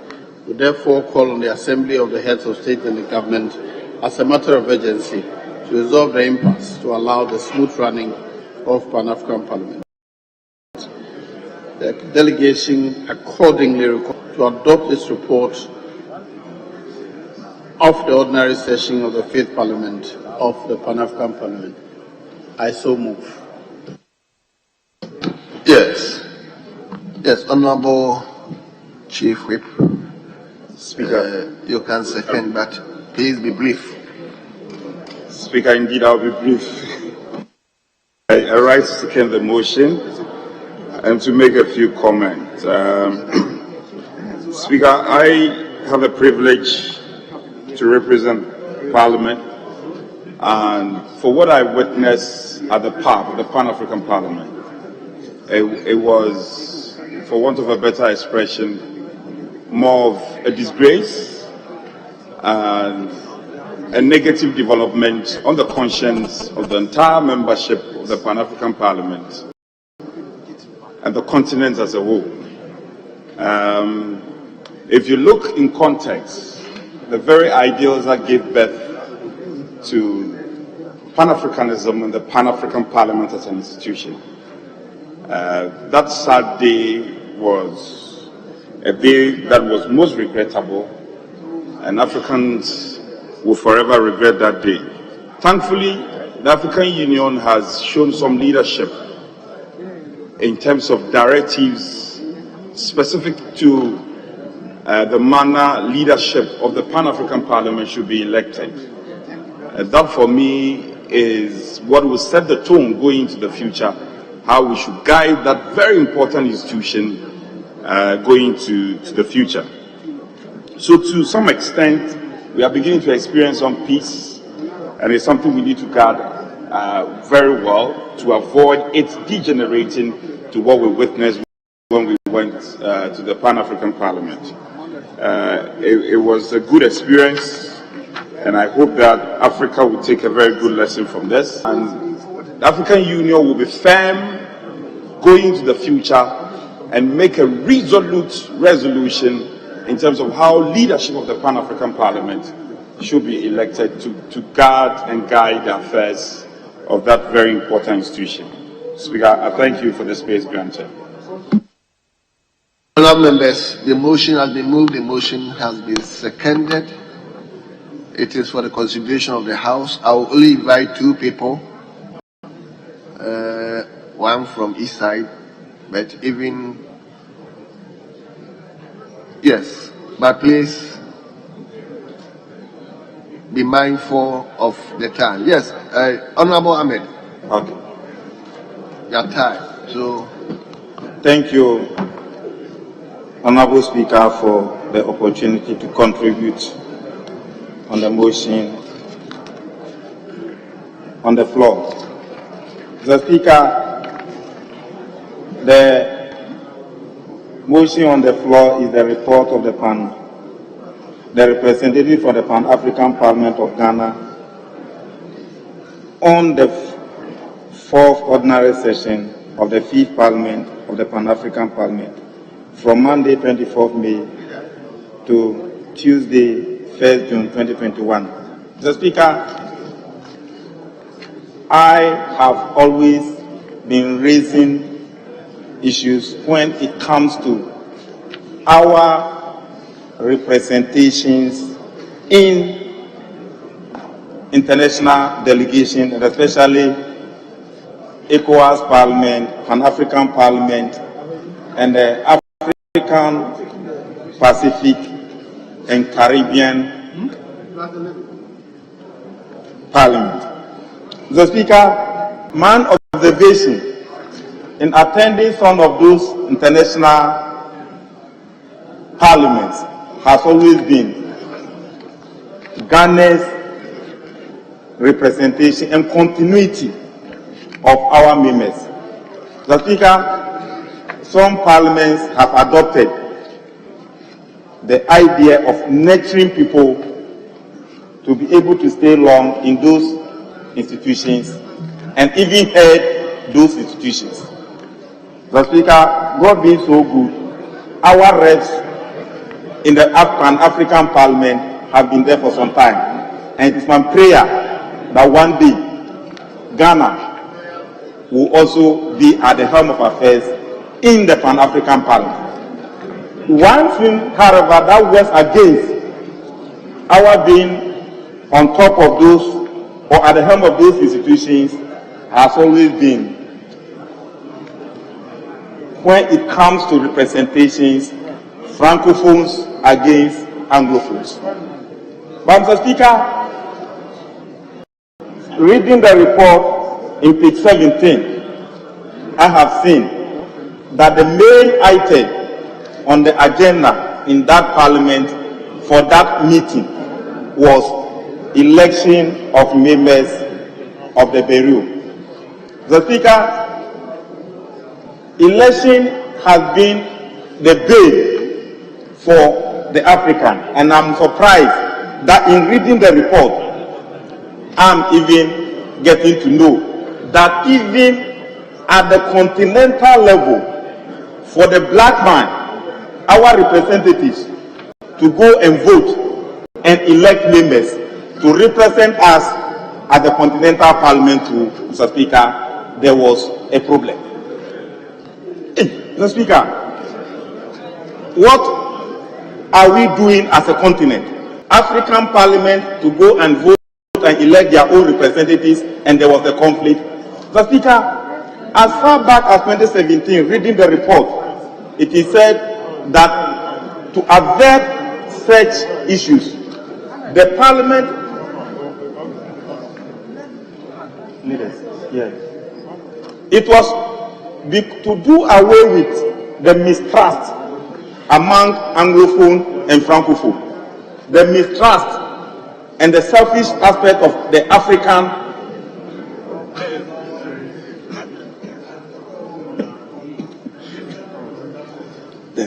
the African leaders ourselves, Mr. Speaker, you adopted the idea of rotation. And Mr. Speaker, the problem of the African, beyond the mistrust, the Anglophone and the Francophone, what normally brings those conflicts, Mr. Speaker, is that, if I speak the same language with you, so long as you are an Anglophone country and you are contesting, then I will support you. Mr. Speaker, I've witnessed it several times, and it has always worked against the Anglophone countries. Once you can speak French, and you go there, they will mobilize whether you can perform or you cannot perform. The Francophones will give you the opportunity. But you and I know, Mr. Speaker, the number of Anglophone countries on the continent are not that much. So what I'm reading here is that as a result of the mistrust and the division of Anglophone against African continent by Anglophone against Francophone, Mr. Speaker, even in the election of the people, there was a conflict. Mr. Speaker, since when and for how long can the black man, if I can quote the first president of this country, that the black man is capable of managing his own affairs? Even in the 21st century, to organize elections and elect people to represent us in our continental parliament has been a problem. Can we sit here and be blaming the white man that the white man came to partition Africa, and as a result of that, we are not united? For now, there's a program that it should be by rotation basis. If it is by rotation basis, you can't set your own principles and violate the principles. let's observe the principle of rotation to do away with further conflict in elections. Mr. Speaker, if we cannot do this, then we should stop blaming the white man for something that happened in 1884 and 1885. We can't keep on blaming the white man that they came to divide ourselves. If we ourselves cannot unite to elect our own parliamentary leaders, then, Mr. Speaker, I wonder where we intend going. With these few words, Mr. Speaker,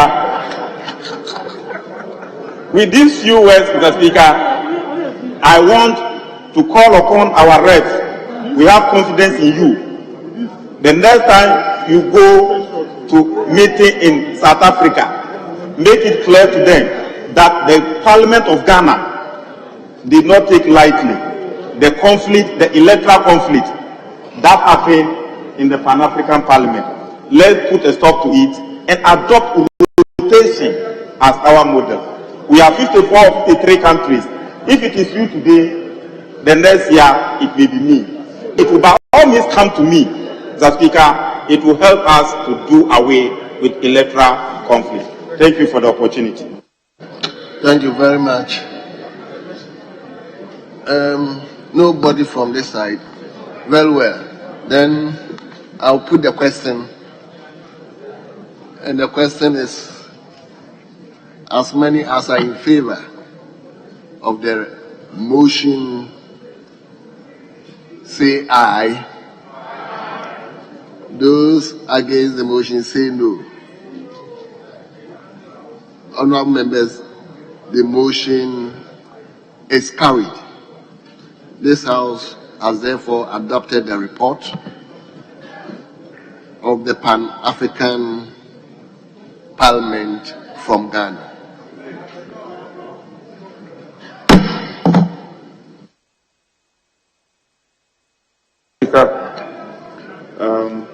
Shall we go on to page 12?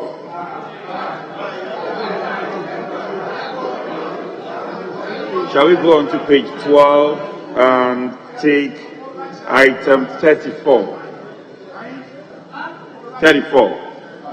Very well. And Speaker, I'll seek your leave for the Defense Minister to move the motion on behalf of the Majority Leader. Very well. Honorable members, let me invite you to page number 12, item number 34.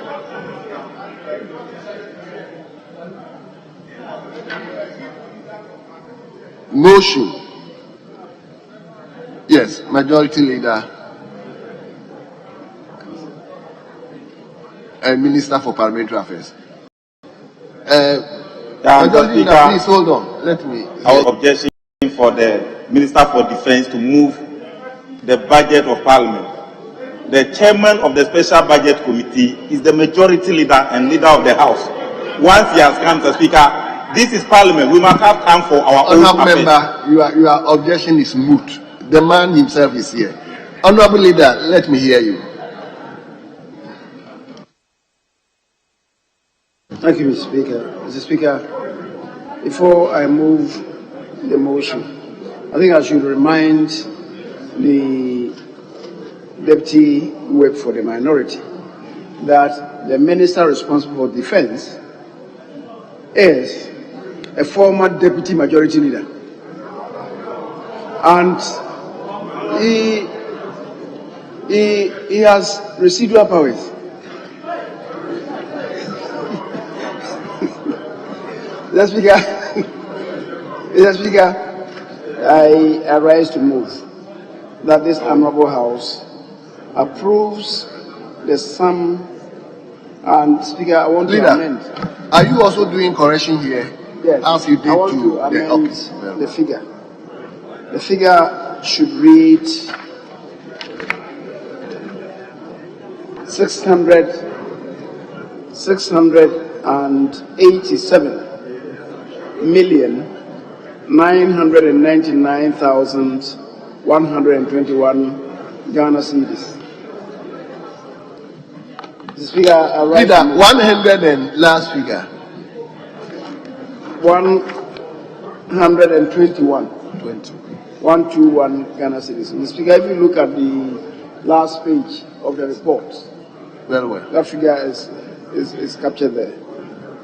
Mr. Speaker, I rise to move that this Honorable House approves the sum of 687,990,121 Ghana cedis for the services of Parliament and the parliamentary service for the year ending 31st December 2022.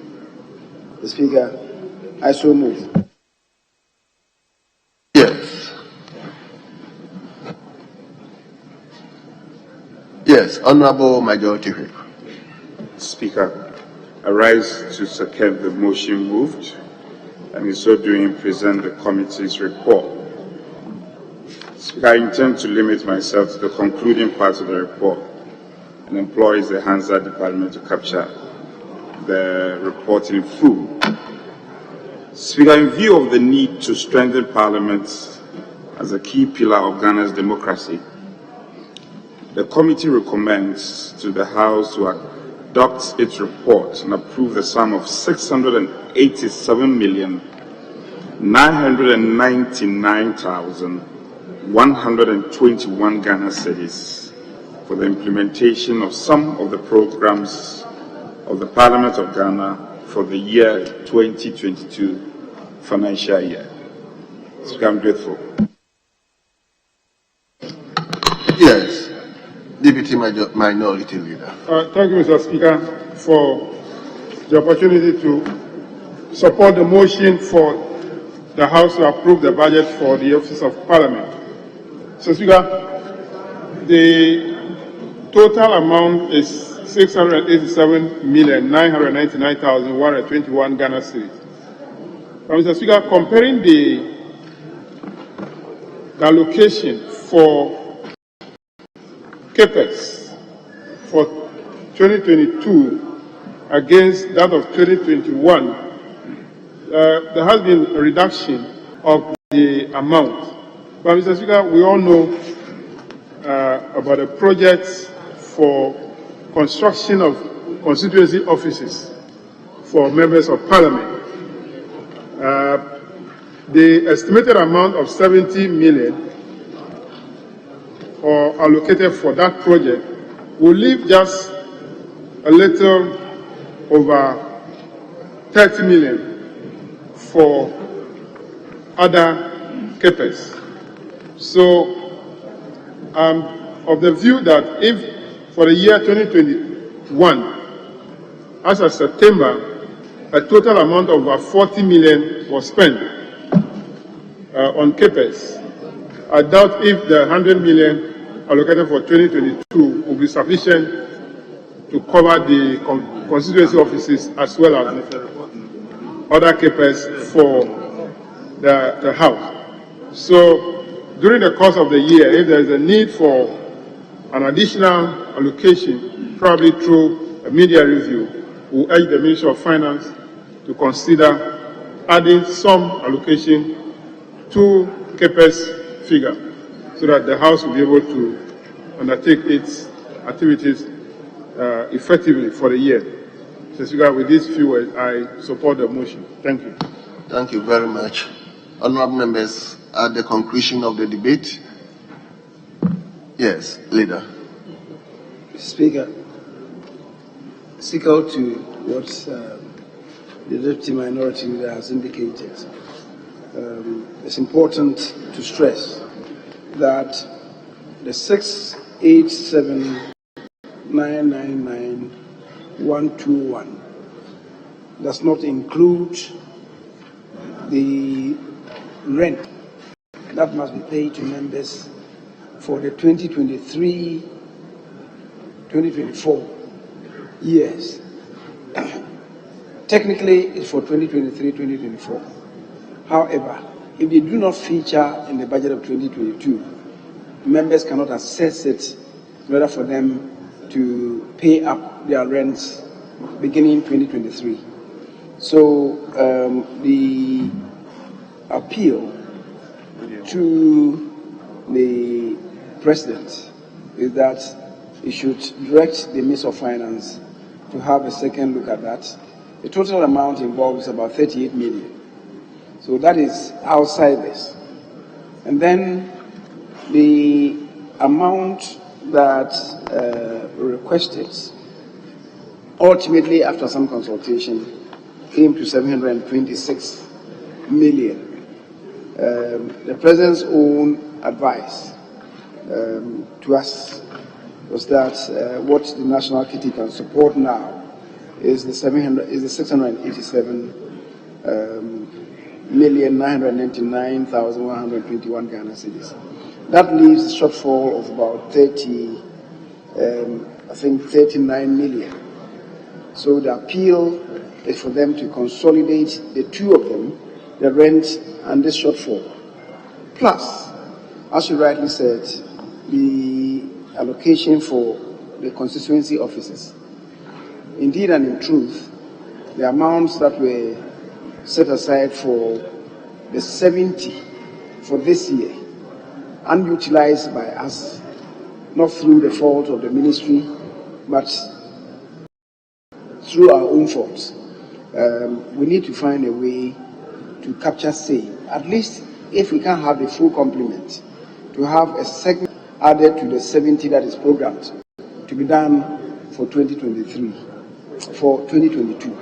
So we're going to have this discussion with the ministry that those of them should be factored into the amount that we've agreed on, the 687 coming from the President, which we have agreed now to take, but to make an urgent request that these are outstanding, and that in the mid-year review, they should look to letting us have the top-up in order for us to be able to achieve the intended purpose for which you have made the request.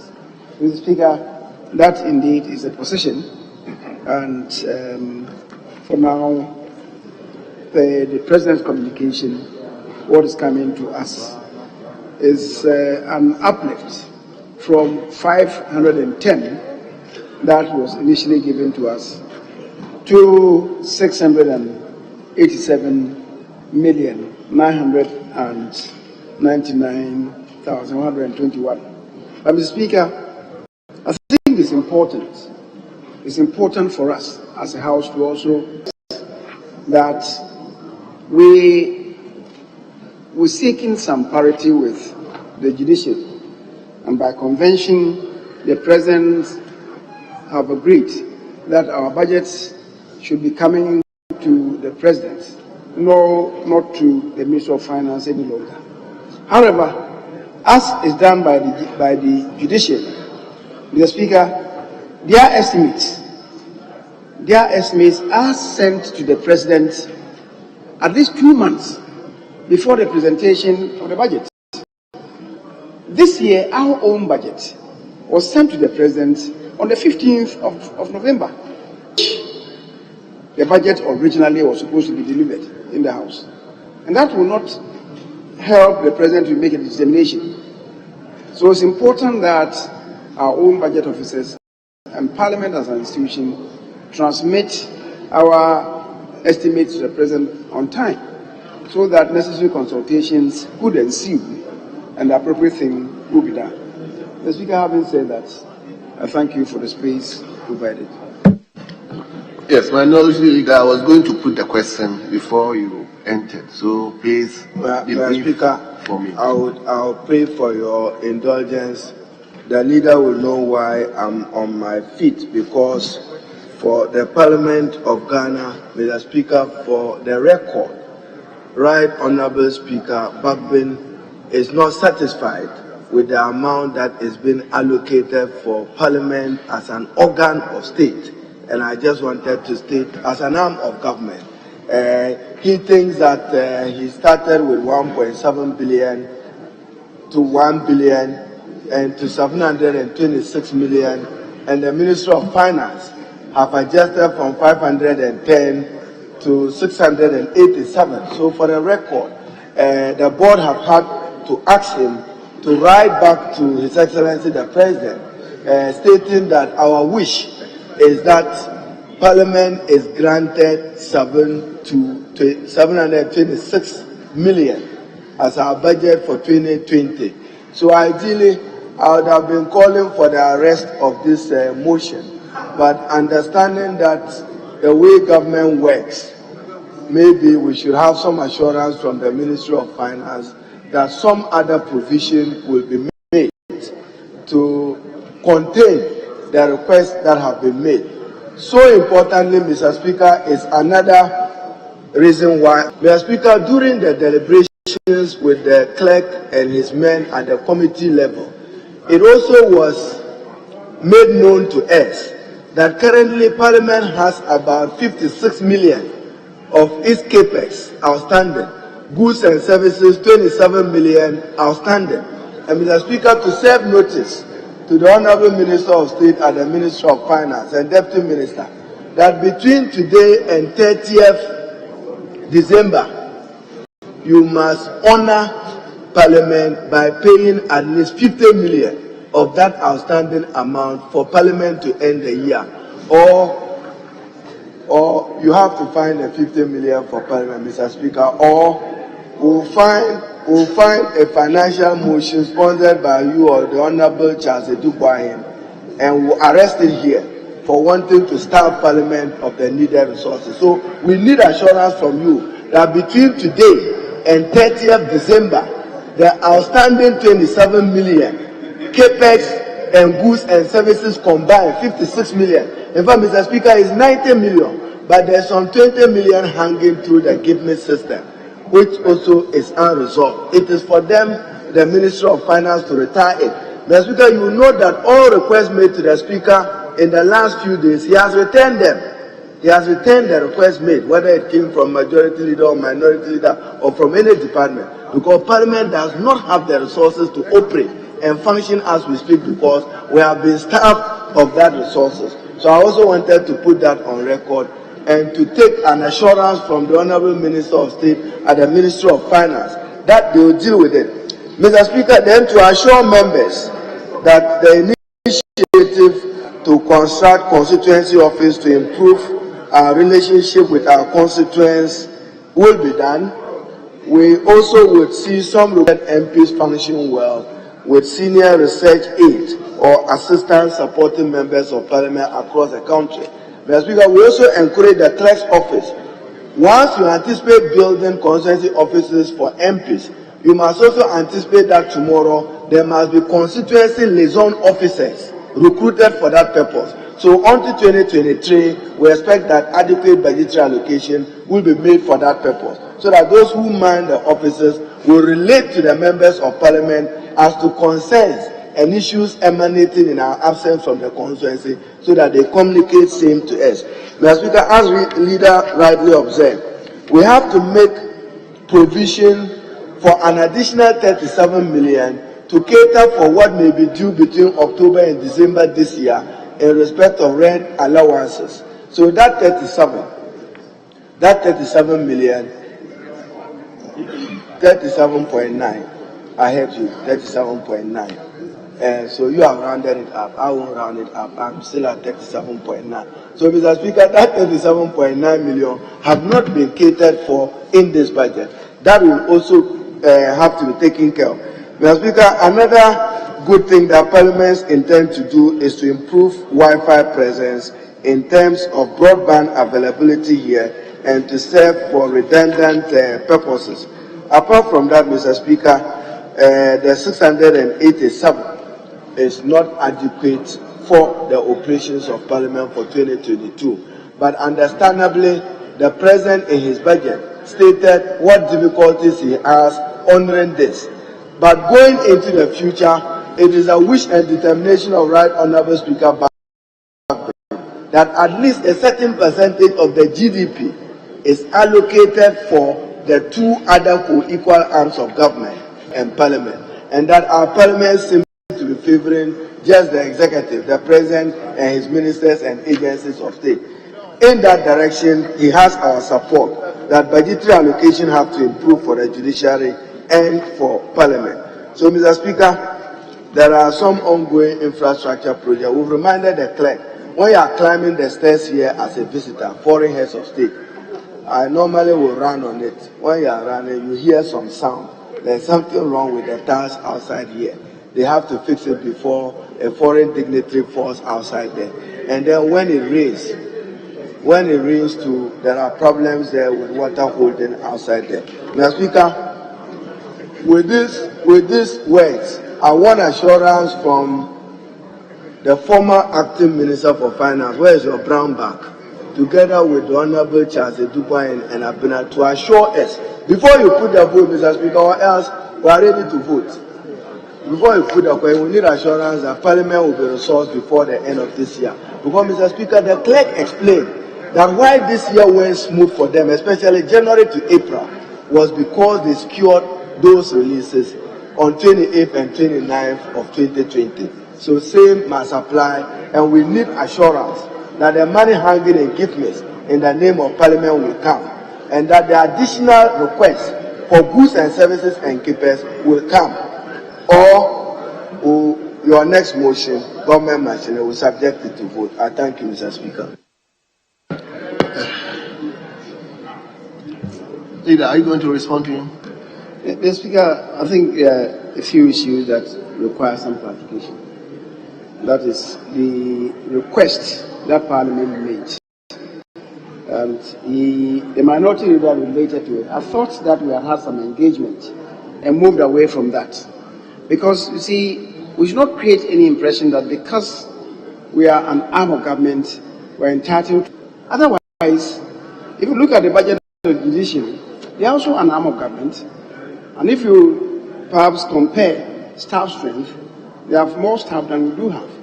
But theirs is 576 million. We have 687. And if you insist that maybe 2% should be given to you because you are an arm of government and so you require 1.7 billion, certainly you create problems for the system. But let's be realistic. Let's dialogue on these matters.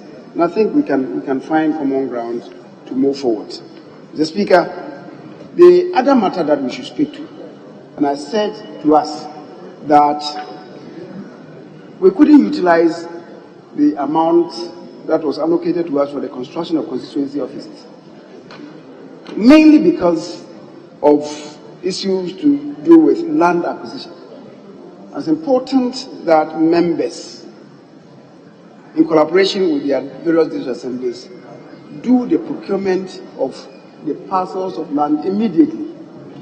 Mr. Speaker, we will have a meeting amongst ourselves, a joint caucus meeting or perhaps a committee of the whole, to discuss the modalities going forward, what it is that must be done, so that whatever means that we use to do the allocation of the 70 or so constituency offices that we guess we could start in 2022, we then come to some determination about how to move forward on that. Are we going to use alphabetical order in selecting the names? Are we going to go by maybe caucuses? Are we going to go by seniority? Are we going by maybe the rankings of members in the House? For instance, committee chairs, vice chairs, ranking members, and so on. Not discounting the role of the special budget committee members, because they superintend the budget of. No. It's rather constitutional and legal. Constitutional and legal. So, Mr. Speaker, we may have to deal with this. But having said so, I want to reiterate and agree with the minority that the issue that he raised in respect of the outstandings. I think the total is about 56 million, and it will require for the Ministry of Finance to avail that fund to us. Otherwise, as happens, the first 3 months, Parliament will be imperiled. We can't do any work if that amount is not released to Parliament. Mr. Speaker, with that clarification, I would invite you to put a question on the motion listed as item number 34. Very well. Honourable members, before I put the question, with respect to the constituency office, I think the first Deputy Speaker gave us a wise counsel in respect to the acquisition of land. Any member who intends acquiring land should be in the name of Parliament of Ghana, not individuals, member of Parliament. The acquisition should be in the name of Parliament of Ghana. It's Parliament's property. So on that note, let him go ahead to put the question. And the question is, as many as are in favor of the motion listed in today's order paper 34, aye. Those against the motion say no. Honourable members, the ayes have it. The motion has been approved. This House has therefore approved a sum of 687,999,121 Ghana cedis for the services of Parliament and the parliamentary services for the year ending 31st December 2022.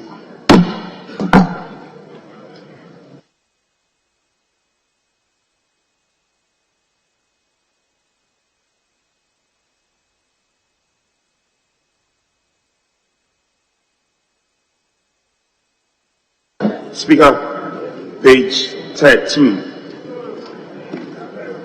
Page 13, item 36. I'll seek your leave, the Majority Leader, to take it. Honourable members, let me invite you to page number 13, item number 36, motion. Minister of State, now Majority Leader, Minister for Parliamentary Affairs, you may take it.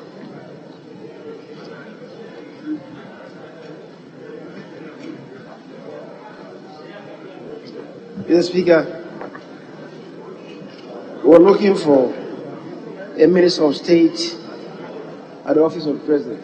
And because I couldn't find him, I was going to do it myself. But now we have the Honorable Kujo. Honorable Kujo. So yes, Honorable Member for Takoradi. Move motion. Listed as item number 36. Honorable Member for Kwasimintim. Efia.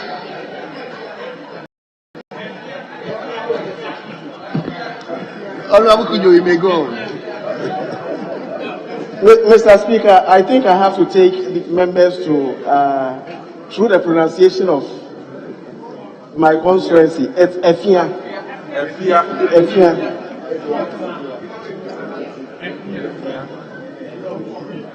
Yes. Mr. Speaker, I rise to move that this Honorable House approves the sum of 3,130,663,000 Ghana cedis only for the services of the Office of Government Machinery for the year ending 31st December 2022. I so move, Mr. Speaker. Very well. The chairman of the... Very well, let me... Majority Chief Whip, yes. Speaker, I rise to second the motion and to present the committee's report.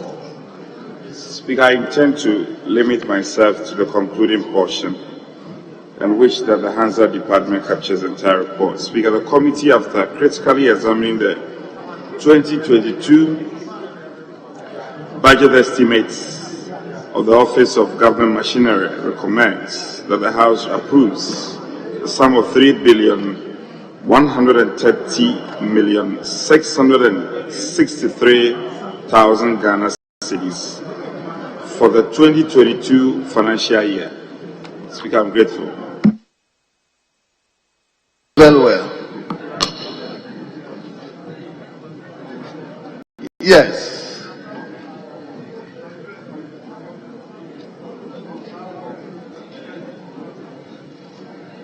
Yes. Deputy Minority Whip. Thank you, Mr. Speaker. Mr. Speaker, I rise to support the motion of the report of the Finance Committee on the estimates of government machinery for the year ended 3rd December 2022. Mr. Speaker, I've gone through the institutions under the Office of Government Machinery. And last year, Mr. Speaker, if my memory will set me right, in approving this same budget and estimates for Office of Government Machinery, we made some serious observations in relation to how to oversight the amount of monies allocated to the Office of Government Machinery.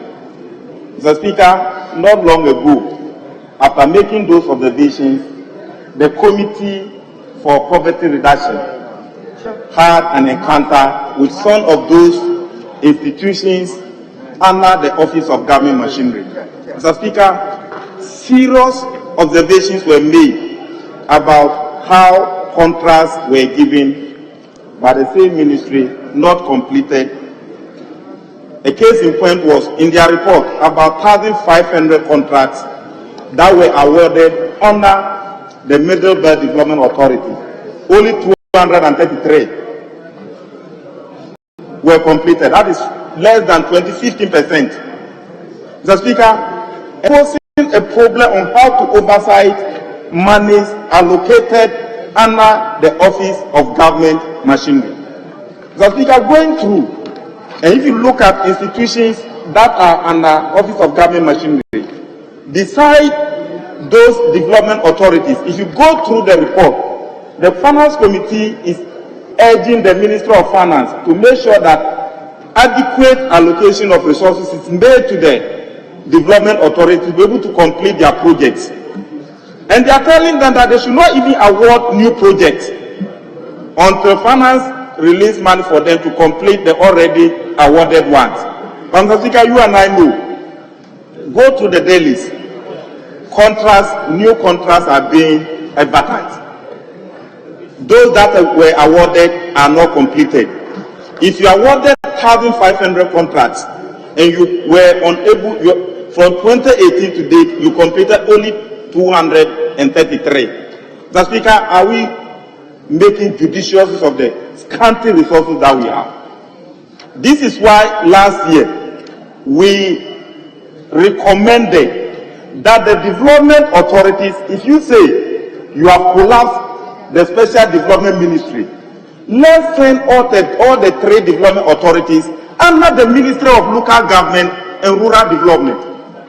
Mr. Speaker, from 2017 to date, this administration has recruited over 10,000 university graduates under the Ministry of Local Government and Rural Development. We've been battling with you to release money to the Office of the District Assembly Common Fund for them to be able to wear. You are not sending it. Then you've recruited over 10,000 graduates there. Then you've created only 3 development authorities and you take the money to them. So, Mr. Speaker, this is why they are awarded. If you ask we the MP seated here, that the Special Development Ministry project or Development Authorities project awarded in your ministry, how many of them are completed? It's a problem. Mr. Speaker, we cannot continue in this way. And I still want to emphasize that, Mr. Speaker, effort must be made to relocate the development authorities under the Ministry of Local Government and Rural Development for effective oversight and judicious use of resources and completion of projects, so that even if common fund is not released timeously, the employees, the 10,000 graduates you've added, will have some job to be done. So, Speaker, not only that, we are saying that under the same place we have National Identification Authority. The National Identification Authority is under the office of government machinery. Mr. Speaker, we just finished considering the budget of the Electoral Commission, and in it, they said they are in engagement, the Electoral Commission is in engagement with the National Identification Authority, so that the Ghana card will be the only source document, reference document, for people to be able to register. Mr. Speaker, look at their location. I'm going to go into election with the government. An institution under that government, National Identification Authority under him, the document he's producing is going to be the only reference document. Man's passport will be useless. Man's voter's ID card will be useless. Mr. Speaker, I think if that is what the electorate is considering, that is why I raise concern that we must bring the operations of the National Identification Authority under serious scrutiny. If it is going to be an electoral document or electoral reference document, then it cannot be under the office of the government machinery.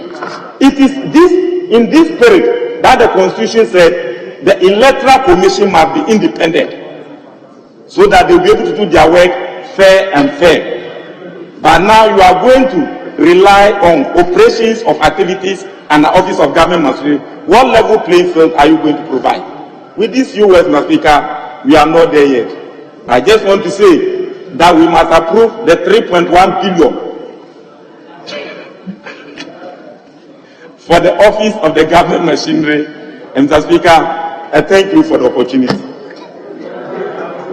Very well. Let me come to Minority Leader.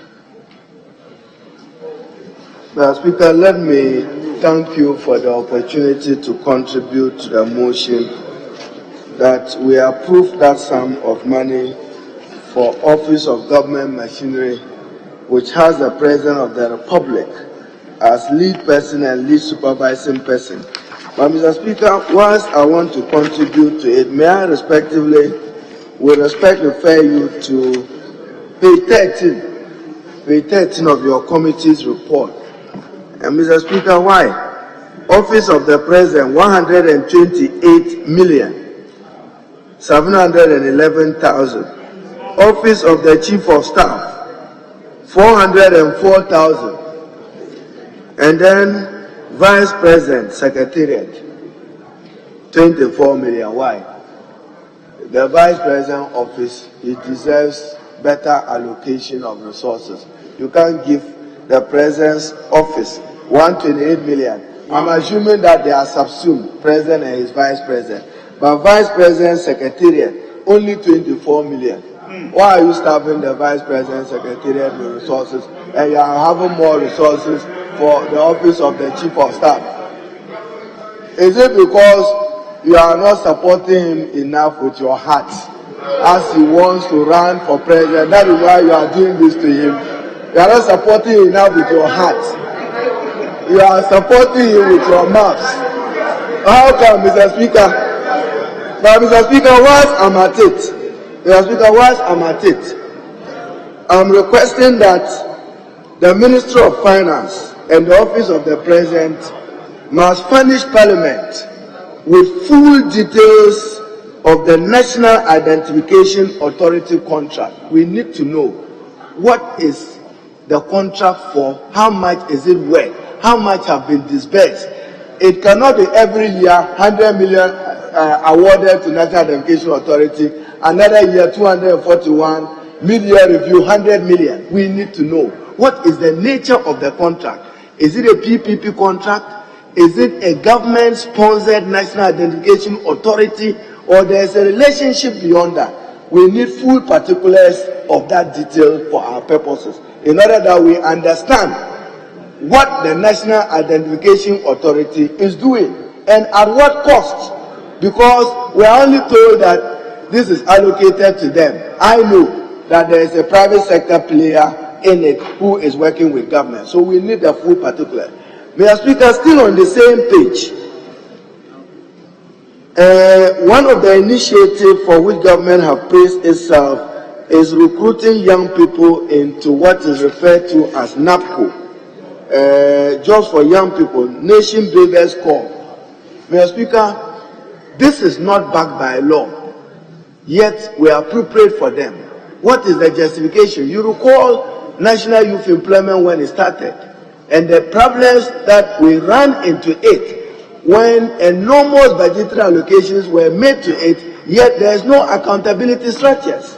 Who does NAPCO report to, and how does NAPCO report to this August House on its performance and activities with their audited account? We only can demand that if it was a creation of statute. NAPCO is not.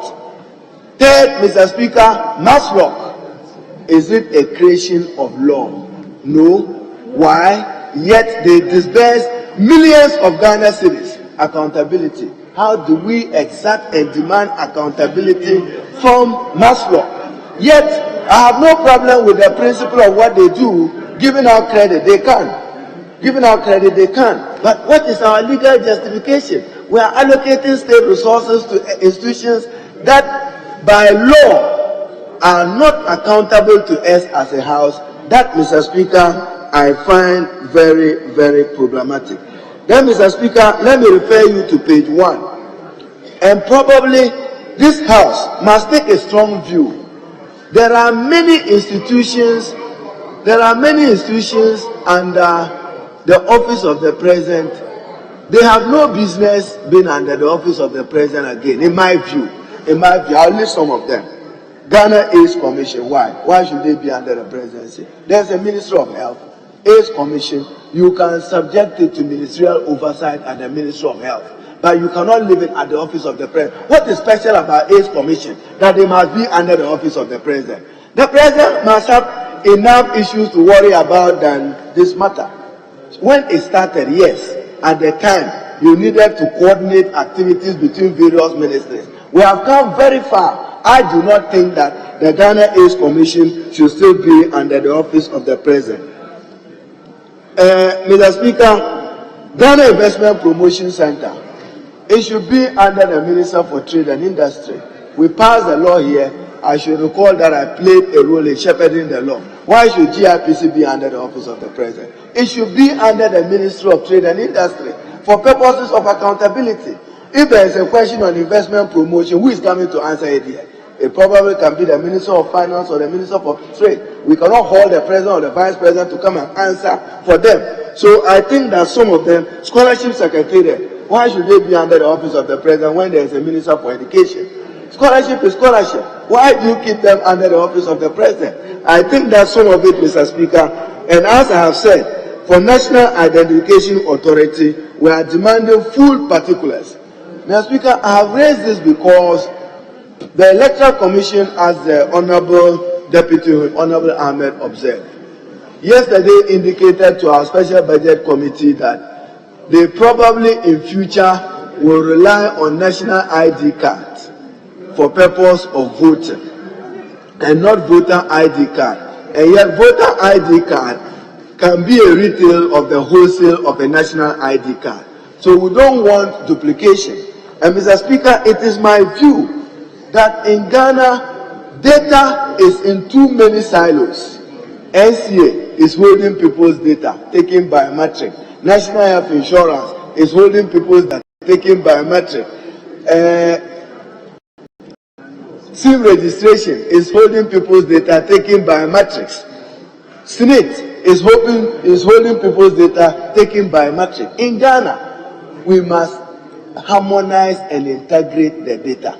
Why do you take my fingerprint here, take it there, take it over there? To serve what purpose? In this technologically driven, innovated economy? No. There are too many silos of data around. NCA is holding data, NIA. It was refreshing to hear the President in the State of the Nation when he said that you now will use national ID card to relate to pension and other matters. So, Mr. Speaker, I support the budget, but we demand that NAPCO must be a creature of law. Even training is not provided for its beneficiaries. And the 2 years transition, they don't know their fate. After the 2 years, we must know where are they heading towards. When you train, when you provide the opportunity for them for 2 years, the exit plan, we are failing. Because after exit, that's why government has to somersault on your plan. Initially, you said they should go home. then when you notice political pressure, you said they should come back. No, we must have a plan for their exit, that after 2 years, if you cannot absorb them into the public sector, you must create some opportunities in the private sector for them to be absorbed. But we need it to be backed by legislation. Maslow must be backed by legislation. Tomorrow, how are we going to account for the huge sums of money they have disbursed over the years? No law, no reporting to Parliament. How much recoveries they are making, unless the question is asked here, we will not know. Mr. Speaker, let me conclude with special development initiative. No money is going to them, whether a special Northern Development Authority, Middle Belt, Coastal Development Authority. They have also been reduced, like Zongo Development Fund, that they are teaching women how to do wache and crochet. Is that our priority? How can that be a priority? So we must make resources available, and I share his view that the Ministry of Local can be asked to supervise these development authorities and their resources made to them. Mr. Speaker, with these few words, I support the motion that that sum of money be approved for Office of Government Machinery, with a plea that the Vice President office must be adequately resourced. And Minister for Finance, if you and the President, you mean well for him, give him more money and then don't starve him of resources. Thank you.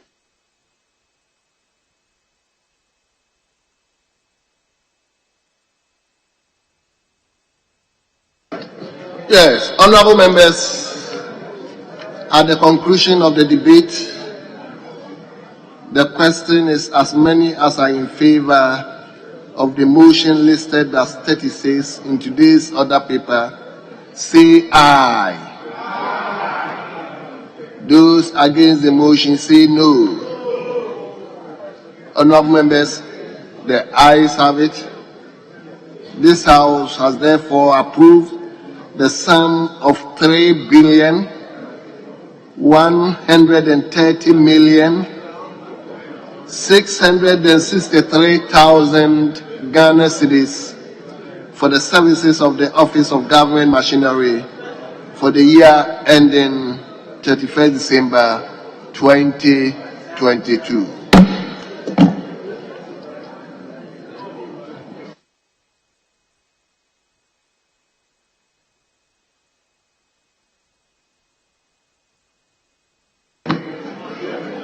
Yes, any guidance? Dominic. Yes, sir. Mr. Speaker, there are some papers to be presented by the Minister. On page 2 of the addendum order paper. Page 2 addendum.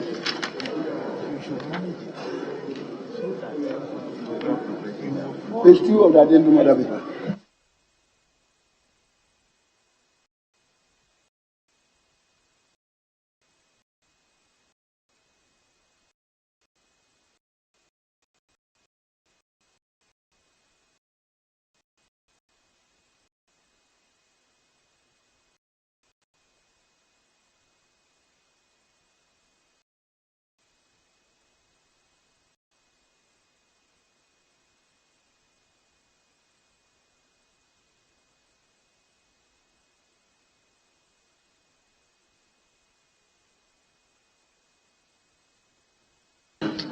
Yes, honorable members.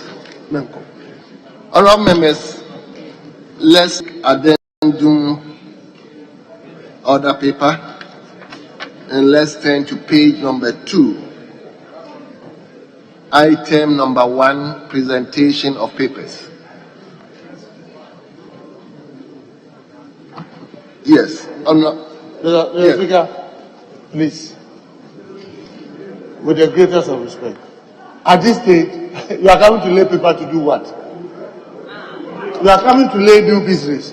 Please, let's finish the business that we have so we can close. We are not robots. We are not machines. Please, we've been sitting here since morning. It's been over 12 hours. If you don't want us to do the appropriation, let's close and go. You cannot be treating us as if we are robots. Please. Our health matter.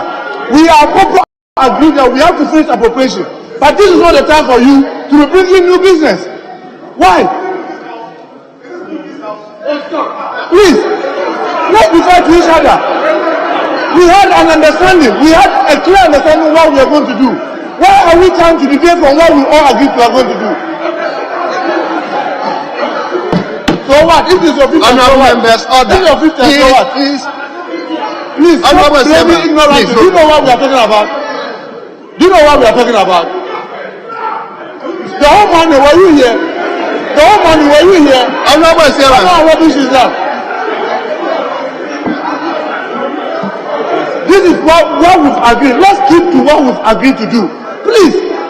It's past 10:30. We are not bringing new business. Why?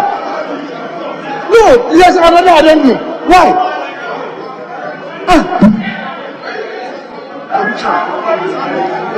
Yes, Honorable Majority Leader. Even my own, you haven't even done it.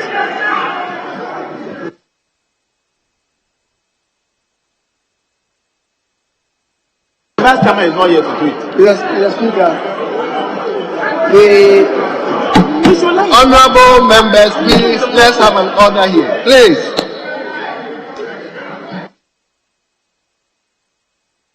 Yes, Majority Leader. Mr. Speaker, the appropriations bill has been laid in the House and it's been referred to the Finance Committee. The Finance Committee has started working on it. I must say that even before it got to the House, because of their working relationship with the ministry, they were dealing with the drafts. So they've seen the whole thing. However, formally it's now being referred to them. So they now want to sit on it, to reconcile the figures to see whether what they considered earlier is the same thing as being referred to them. So that is what they are doing. In the meantime, and in fact all of us will have to even move there. In the meantime, Mr. Speaker, what is on the order paper addendum, those papers to be laid, we are not to transact business on them. It is just to be referred to the committees so that in the course of the adjournment, Mr. Speaker, they could consider them. So for the Chief Whip not to seek further and better particulars and be talking, we are not robust and so on, it's a bit strange. Mr. Speaker, we must be together in these things. And indeed, this is not the first time this is happening. It's not the best. It's not the best to have Parliament sit beyond, say, 7 o'clock, 8 o'clock. It certainly is not the best of arrangements. However, Mr. Speaker, let's be forthright and truthful to ourselves. This is not the first time this is happening. Unfortunate as it is, because when you are on the right side and it happens that way, you are pleading, oh colleagues, let's do this. Then we play your ball. When on the other side, no, we don't agree. Let's be truthful to ourselves.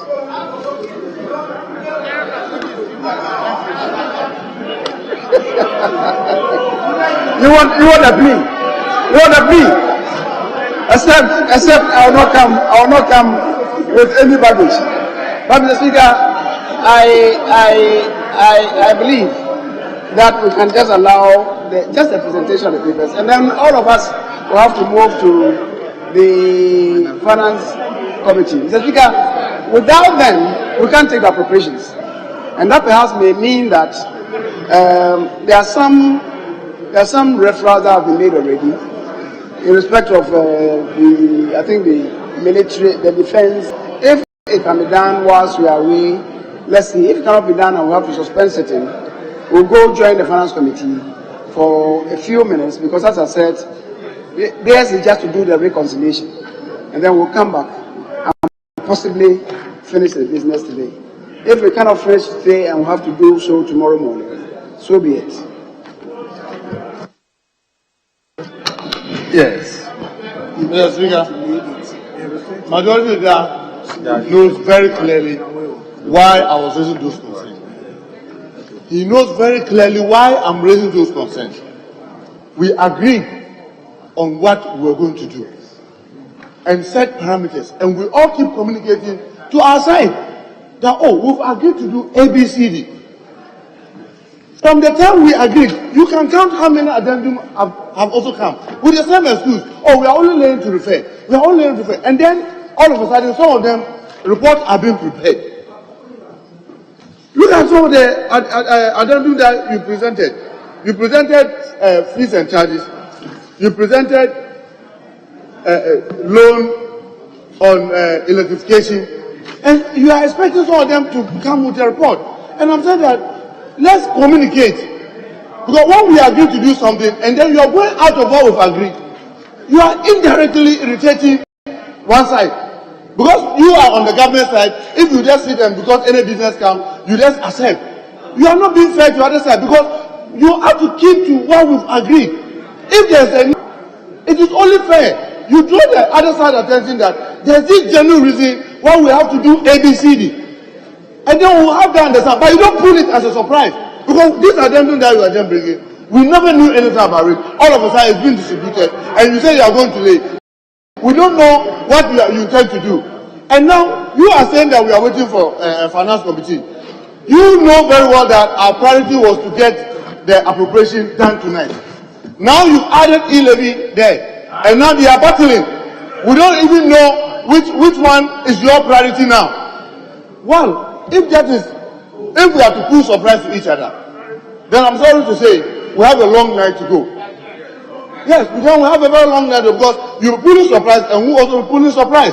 We don't want that because we have worked all this week together and we want to end up with the same kind of understanding. So the majority that we plead with you. We plead with you. Let's stick to what we've agreed. If there's genuine reason why something must change, let us talk and agree. Please. That's all we are seeking for. And we are saying that after 10:30, this is when we want to be laying papers. Yes, we are explaining that, oh, it is for them to consider during the recess. But you agree. This has not been communicated to us. Yes. So how are we to know what your intention? If you've not communicated that to us. Please be fair to us. That's all we are seeking to say. Thank you, Mr. Speaker. Thank you, Mr. Speaker. Mr. Speaker, to be fair to me, I was not at your pre-sitting meeting. If you went and documented whatever you wanted to do, I'm not privy to that. And you do know that I have been communicating, we're sitting down, I call people outside and we dialogue. It's not a matter of surprise. So don't let it appear as if anybody is pulling a surprise. Please, let's keep the trust and confidence that we have. Don't make any suggestion as if anybody is doing that. So that's my worry. That is my worry. Because you always want to paint the picture as if somebody wants to undermine you. And that's not the truth. That is not the truth. So, Mr. Speaker, I was just saying that they should just lay. We go to the Finance Committee. Those of them that they did lay maybe 3 days or so ago, if they are ready for the House to take, they could take them as we move out to handle the appropriations. Because we must secure the budget. And that is by the appropriation bill. Speaker, there are other things that are connected. The e-levy. Is it possible for us to do it? We'll see where we can get to. Because, let's not forget, it's an integral part of the budget. So, Mr. Speaker, for now, the concern is what documents are ready. I don't know, as you're saying, if we have a checklist, they agreed on the checklist, I was not there, and that they agreed to go strictly by that. Let them show us where we are on that. And then we'll go to the Finance Committee and finish with the appropriations bill.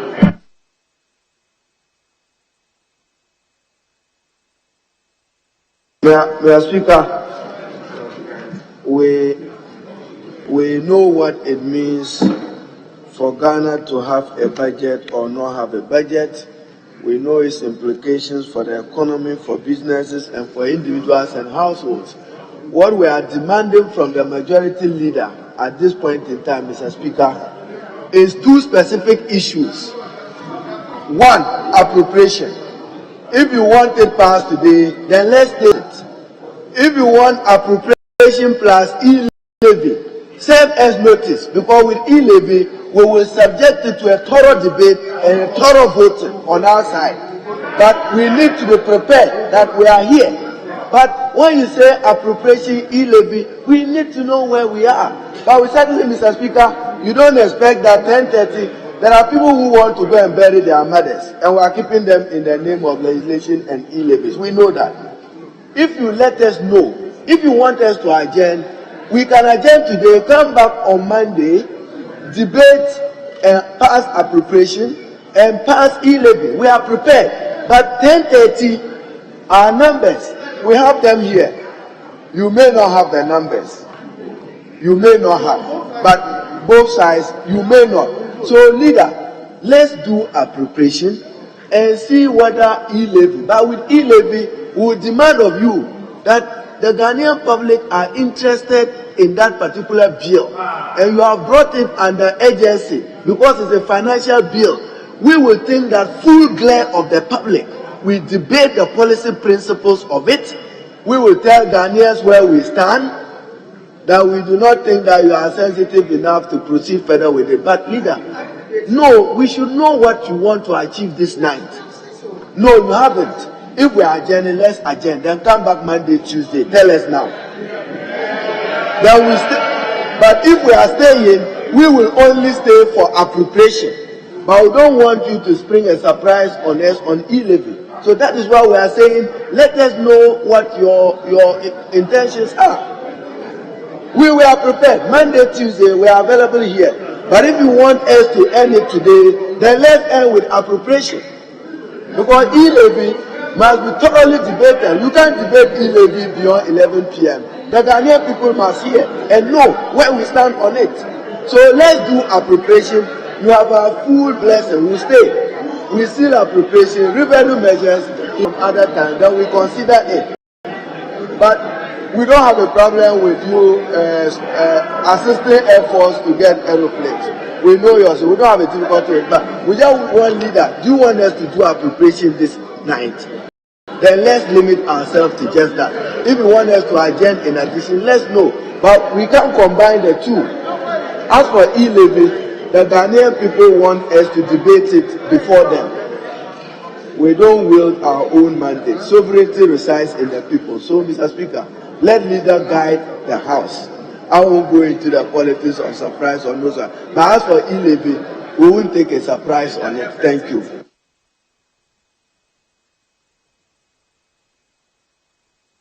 The Speaker, yes, for the avoidance of doubts, we have said by sequence, certainly the e-levy is on the cards. Are we going to do it now? It's on the cards. It's on the agenda of our business. The Speaker, but I'm saying that by sequence, we are finished with the estimates, right?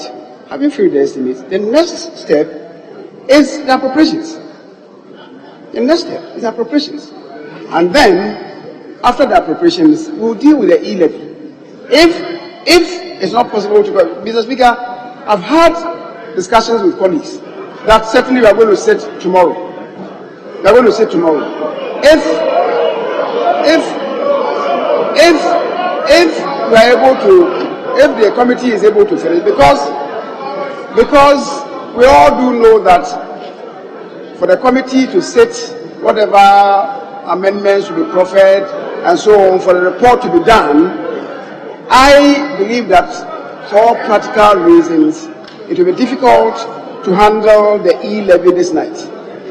And that is why we said that let the committee work on it, and then tomorrow morning we can deal with it. The Speaker, that is the arrangement and the discussion that went on amongst leadership. I'm just reporting what we decided on. If you are saying no, that is your own business. But I'm just reporting what we decided on within leadership today. It's my report to you. If you say that you don't want to have part of it. It's your decision. But I'm saying that amongst us leadership, that's what we agreed on. That we deal with appropriations, let the committee deal with the e-levy. If it's possible for them to finish, if I earlier on they even said we're going to do it tomorrow morning, and we said the time will be too short, let them rather meet on it this evening. And then tomorrow we have a report, and then deal with it. If you're able to finish, God save us. So that is for them, for the committee to report back to us. But for now, having finished the estimate, we must secure the budget with the appropriation bill. And that is the next step.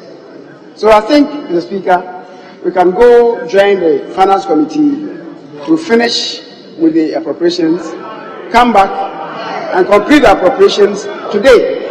And then we can take an adjournment, leave the committee to work, and come tomorrow morning. Mr. Speaker, I thank you very much. Yes, Minority Leader. Mr. Speaker, appropriation, I can assure my colleague, will stay and close it. But e-levy tomorrow, we will not accept. E-levy Monday fully. But tomorrow, no. Tomorrow we are burying Antiama Benuado. And there are other members who are burying their mothers too. And there are others who may not be available on Saturday. And e-levy means a lot to us and to the Ghanaian people. So e-levy tomorrow, leader, no. If you want e-levy, Monday, Tuesday, we are prepared for you. Full glare of the public, we debate it, we vote on it. E-levy. Today, appropriation, up to 1 a.m., we will sit and close it for you, but no new business. Appropriation we will do for you. But e-levy, I will think that Monday, we can look at it and take a decision as appropriate. But tomorrow, Saturday, is not good enough for us on e-levy. And for the Ghanaian people, this night is not desirable.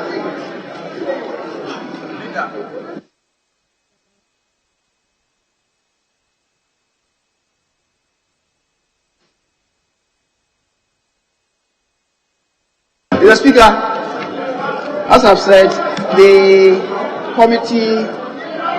Finance Committee is reclining to deal with the appropriations bill. They are reclining to deal with the appropriations bill. In the meantime, I think there are some agreements for the Ministry of Defense. So they can use it to fill space while the Finance Committee goes to deal with the appropriations bill, and then to come back maybe the next 30, 45 minutes or so for us to conclude the appropriations bill today.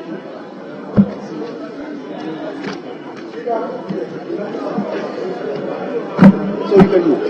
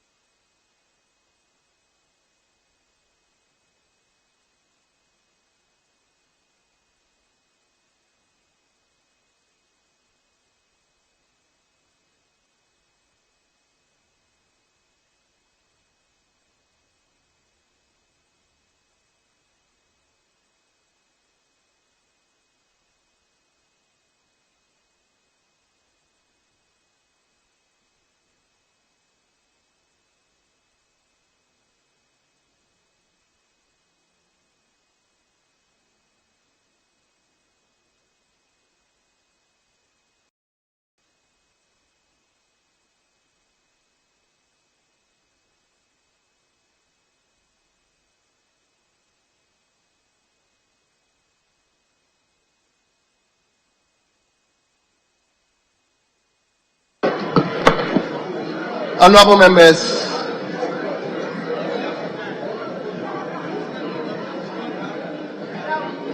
Leader of the House,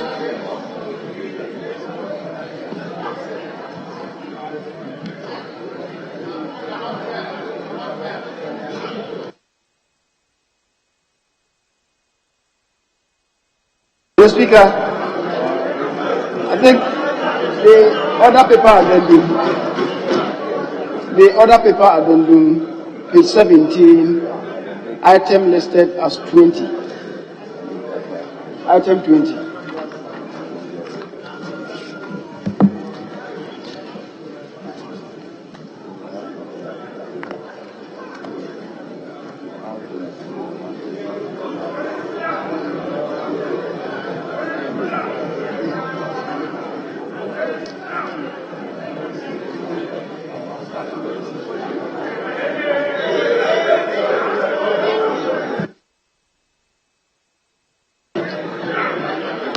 Honorable members, let's turn to other paper addendum, page number 17, motion.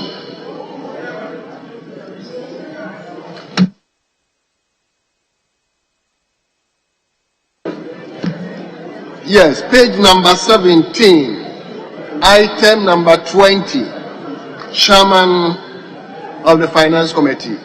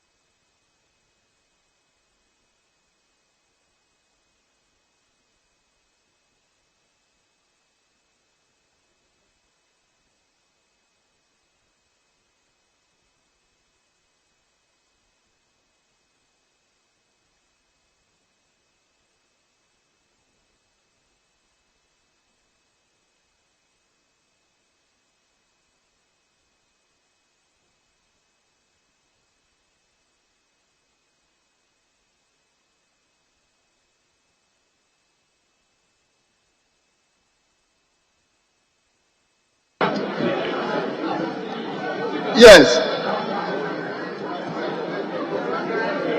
Leadership. Mr. Speaker, I think you should suspend sitting, then we come back for appropriation. Beyond that, we won't be able to participate in any other activity. Well. The finance committee, they are not here. Chairman is not here. Vice chairman is not here. Are you the chairman? Are you the vice chairman? No. Let's do things rightly and appropriately. We have no difficulty as going through that motion, but they are not here. Give us the report of appropriation. Let's pass appropriation. The minister can go and sleep. Honorable Abena, get your appropriation and go home. E-levy, we can't do it this night and we can't do it tomorrow, Mr. Speaker. I'm now serving you notice. E-levy, we can't do it tonight and we can't do it tomorrow. We want to be here fully in our numbers to register our position on e-levy. We can't do it tomorrow. We can't do it. So, yes.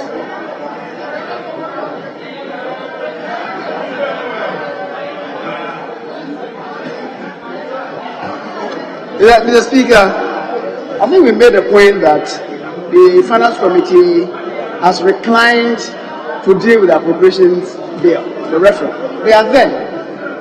The Speaker, this one is really for the Defense Ministry, but the agreement has been considered by the Finance Committee, and I'm part of that Finance Committee anyway. So just on behalf of the Finance Committee, you can move the motion and then move on.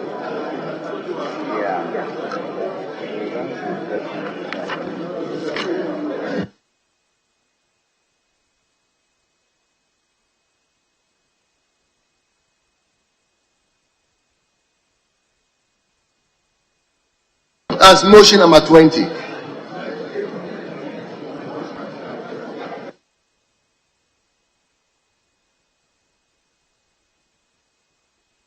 Mr. Speaker,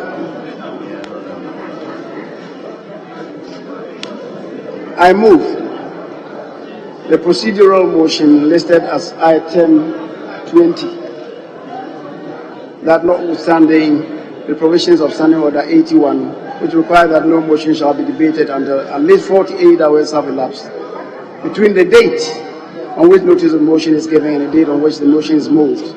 The motion for the adoption of the report of the Committee on Defense and Interior on the performance, sales and purchase agreement between the Government of the Republic of Ghana, Aero Vodochody Aerospace, AS of Czech Republic for an amount of 111,393,400 euros for the supply of 6 L-39 next generation L-39NG aircrafts and the provision of support in terms of product services and ground-based training system associated with the aircraft operation for the Ghana Armed Forces may be moved today. The Speaker, so moved.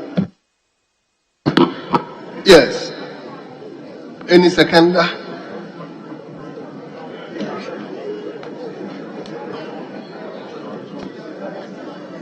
Yes. Honorable Member for Fansiman. Thank you, Mr. Speaker. Mr. Speaker, I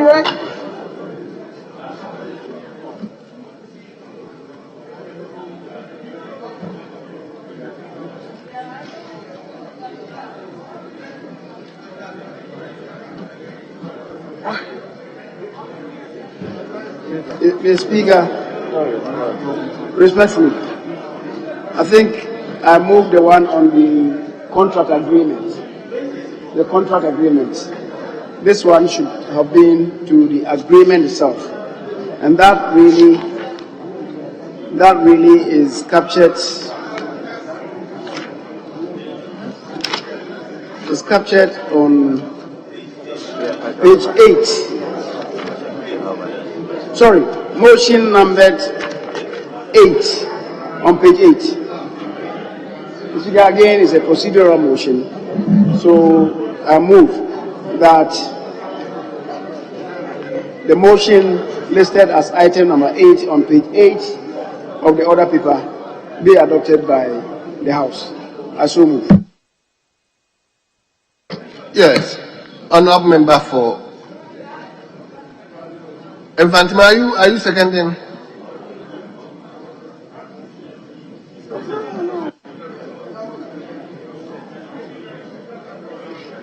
The Speaker rise to second the motion. Very well. Honorable members, this procedural motion, the question is as many as are in favor, say aye. Those against, say no. Honorable members, the ayes have it.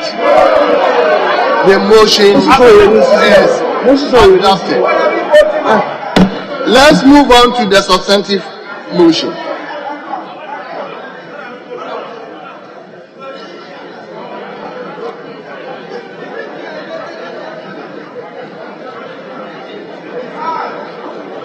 Yes, we move on to the substantive motion.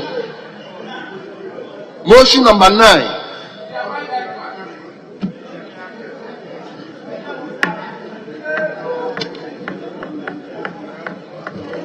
Mr. Speaker, I move that the House accepts the motion, adopt the motion listed at 9 on the order paper addendum on page 8. Mr. Speaker, I so move. Yes. Honorable Member for Fansimai.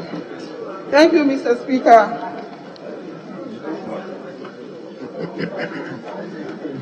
Mr. Speaker, notwithstanding the provisions of Standing Orders 81,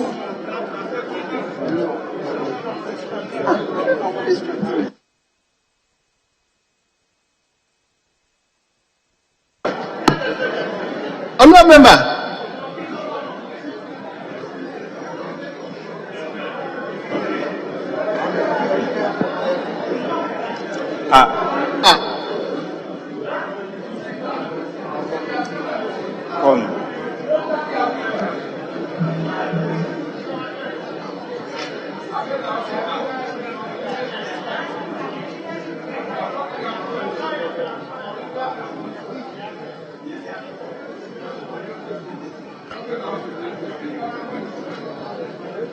But the motion must be seconded.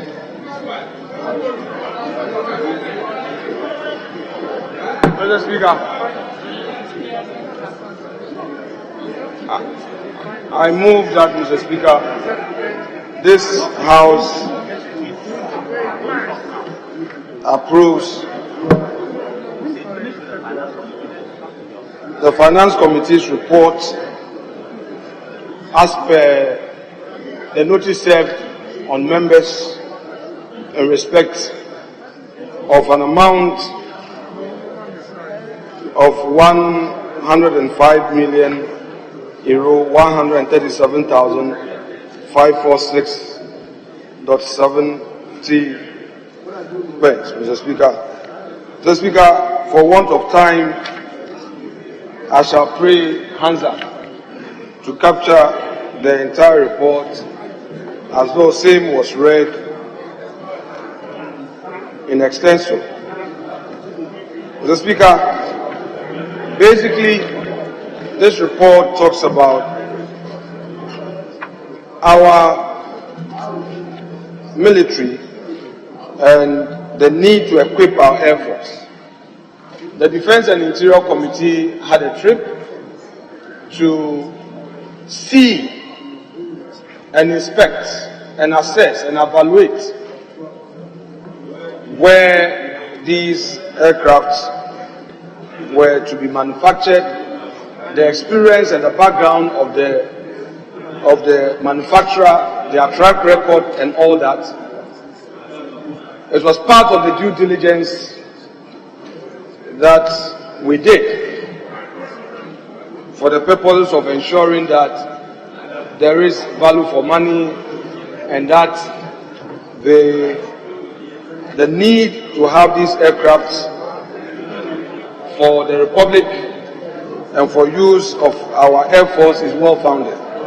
Mr. Speaker, I have no doubt in my mind that when this report is approved and the financing agreement is executed and the aircrafts are procured, it will go a long way to help the Ghana Air Force, Mr. Speaker, for the purposes stated in the report. Mr. Speaker, I so humbly submit. I thank you.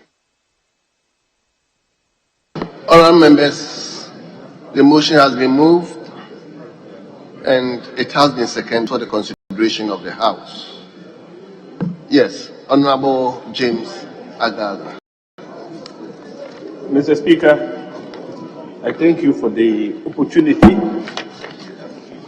to speak in favor of the motion. Mr. Speaker, the motion before us is for the purchase of military aircraft, light attack fighter aircraft for the Ghana Air Force. And Mr. Speaker, like the Deputy Majority Leader has said,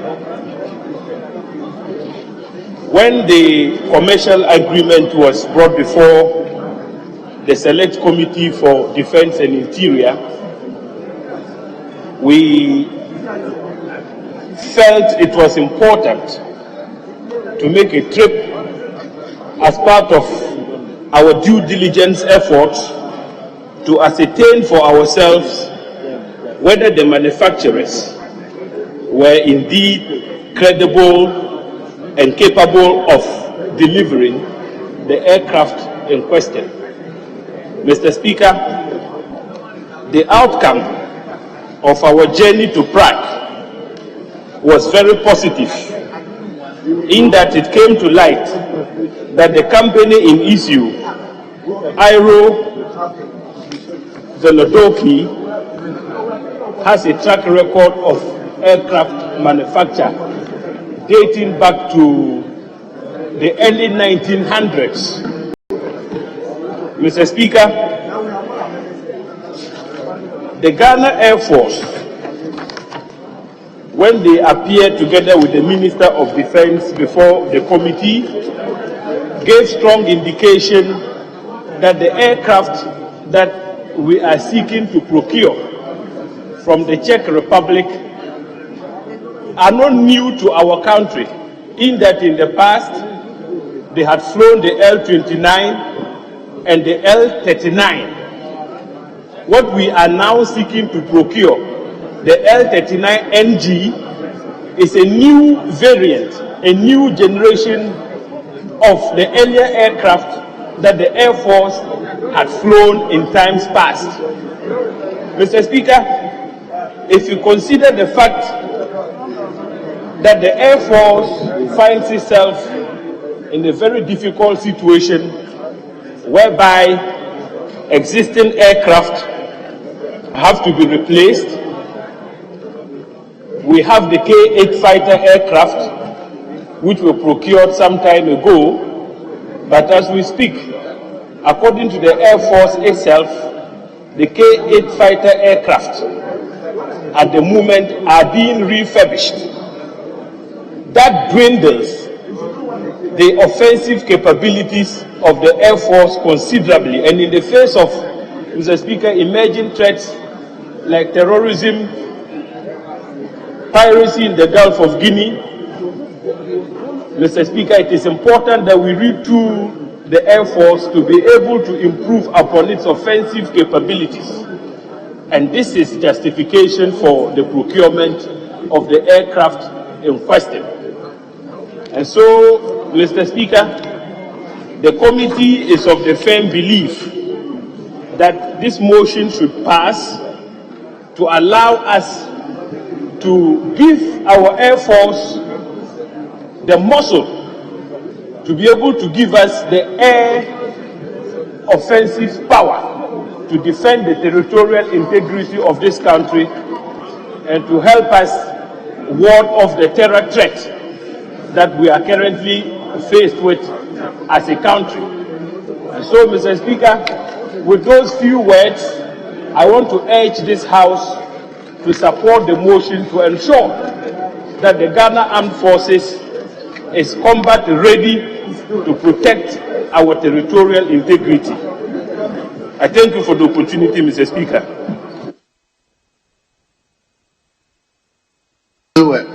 Very well. You want to contribute? I thought you said you are tired.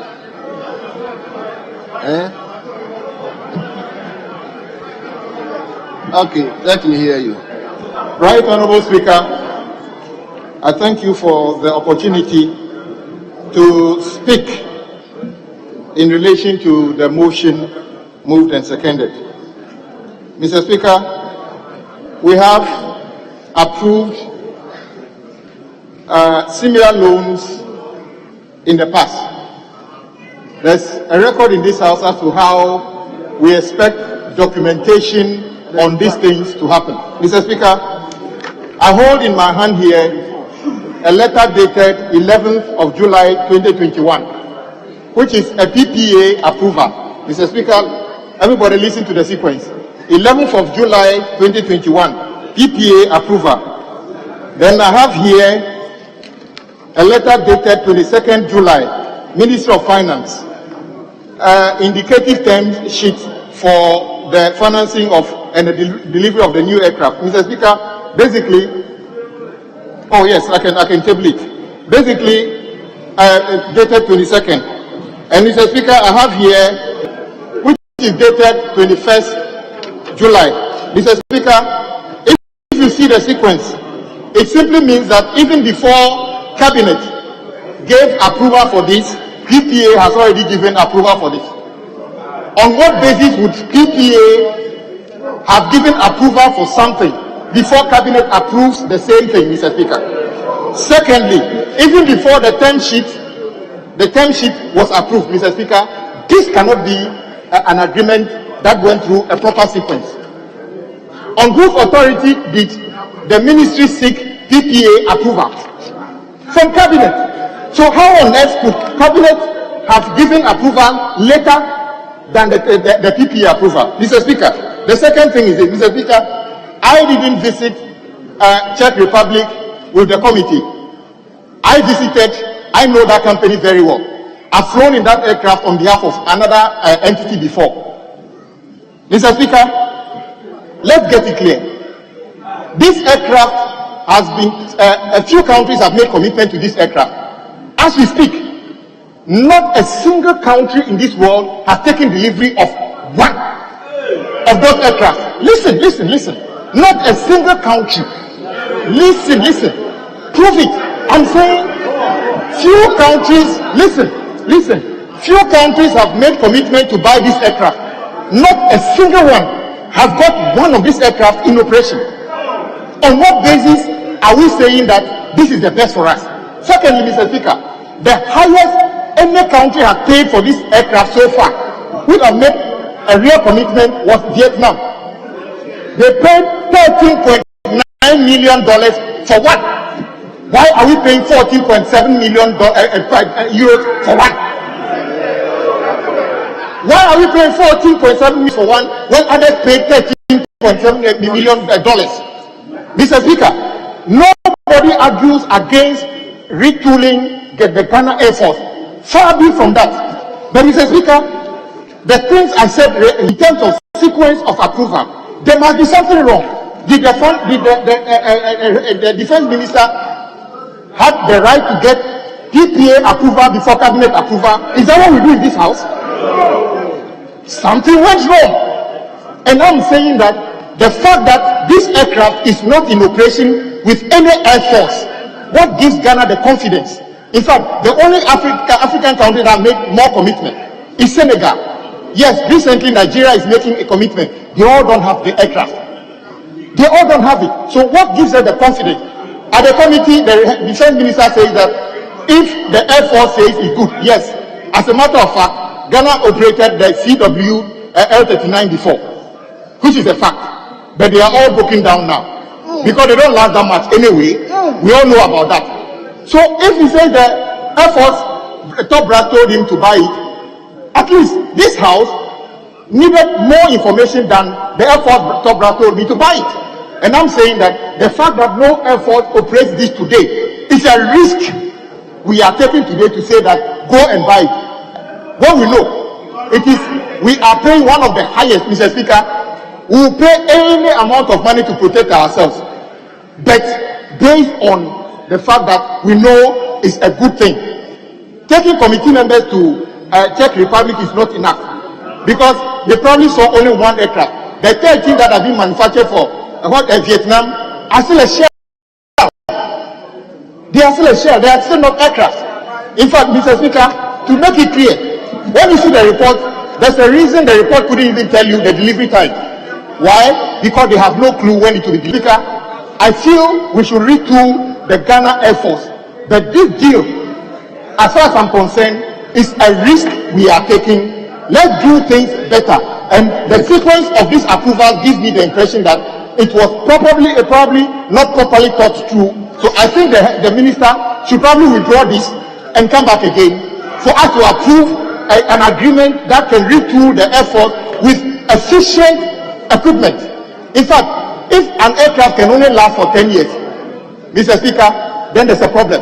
Because aircraft can last for 30 years or more. In fact, if you fly Delta today, you will probably don't realize that the aircraft you sat in to New York is probably 30 years old. They're still flying. So if the L-39s were good enough, why did they actually break down after 10 years? Mr. Speaker, with these few words, I caution colleagues. I am not against support for the military, but I think this deal has got too many questions, and approving it at this stage is a risk we are all taking. Mr. Speaker, I thank you for the opportunity.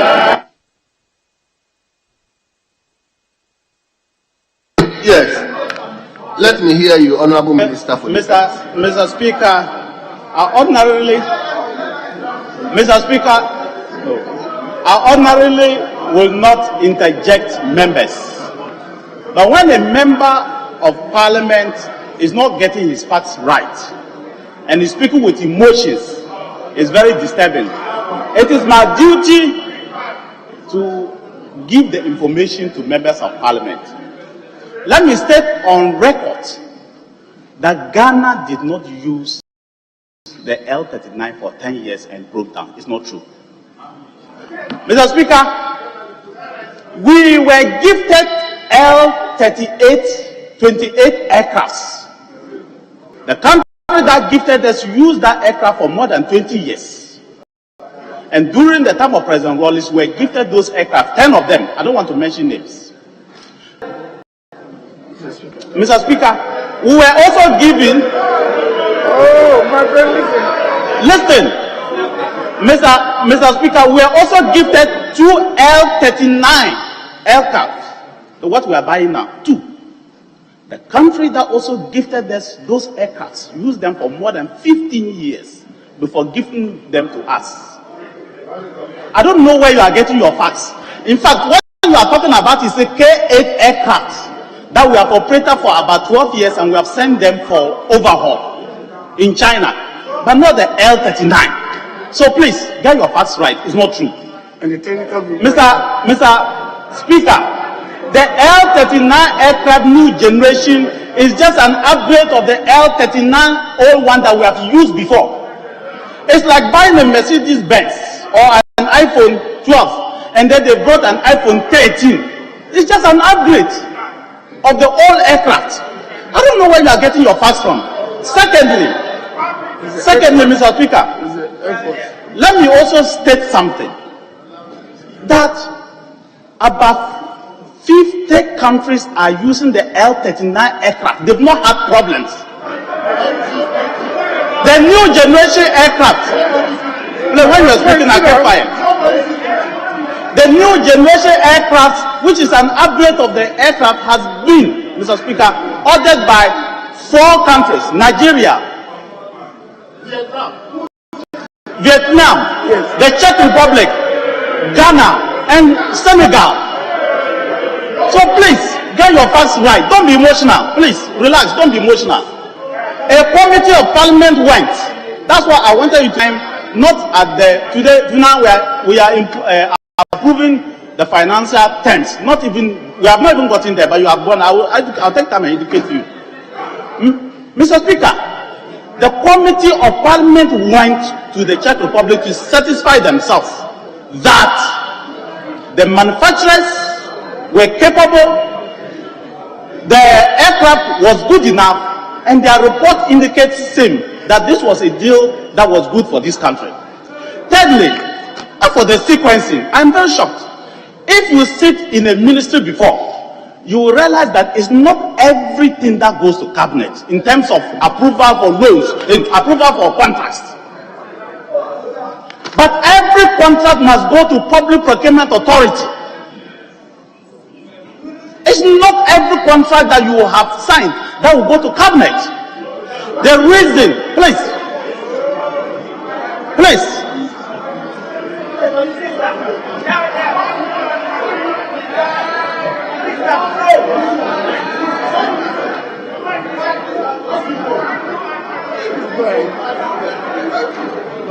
Well, my leadership says I've made my point.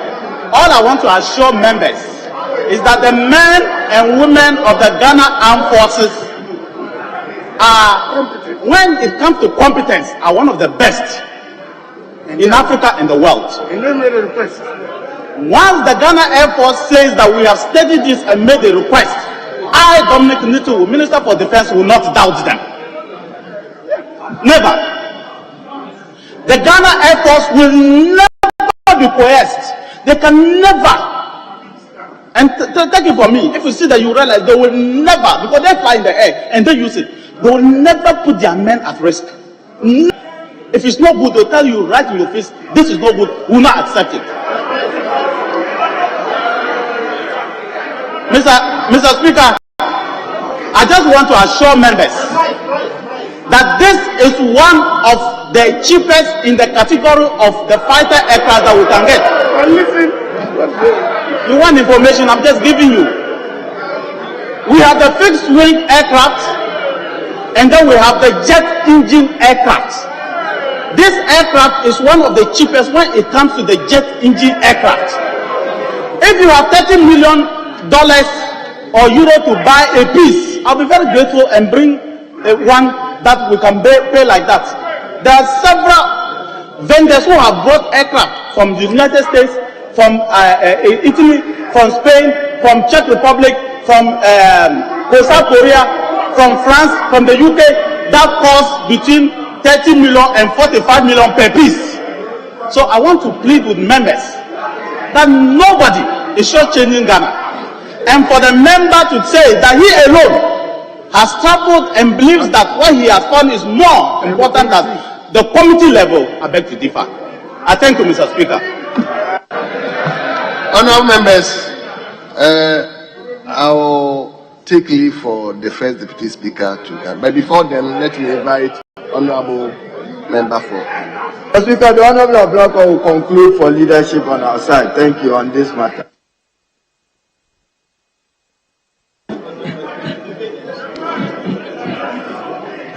Mr. Speaker, the Ghana Armed Forces deserves to be re-equipped. Nobody will speak against the Ghana Armed Forces, who are responsible for our collective protection, the preservation of our territorial integrity. Nobody on this side will speak against the need for them to be re-equipped and to be retooled. Mr. Speaker, what we are concerned about is that this arrangement is the most riskiest arrangement that I have ever come across in this House.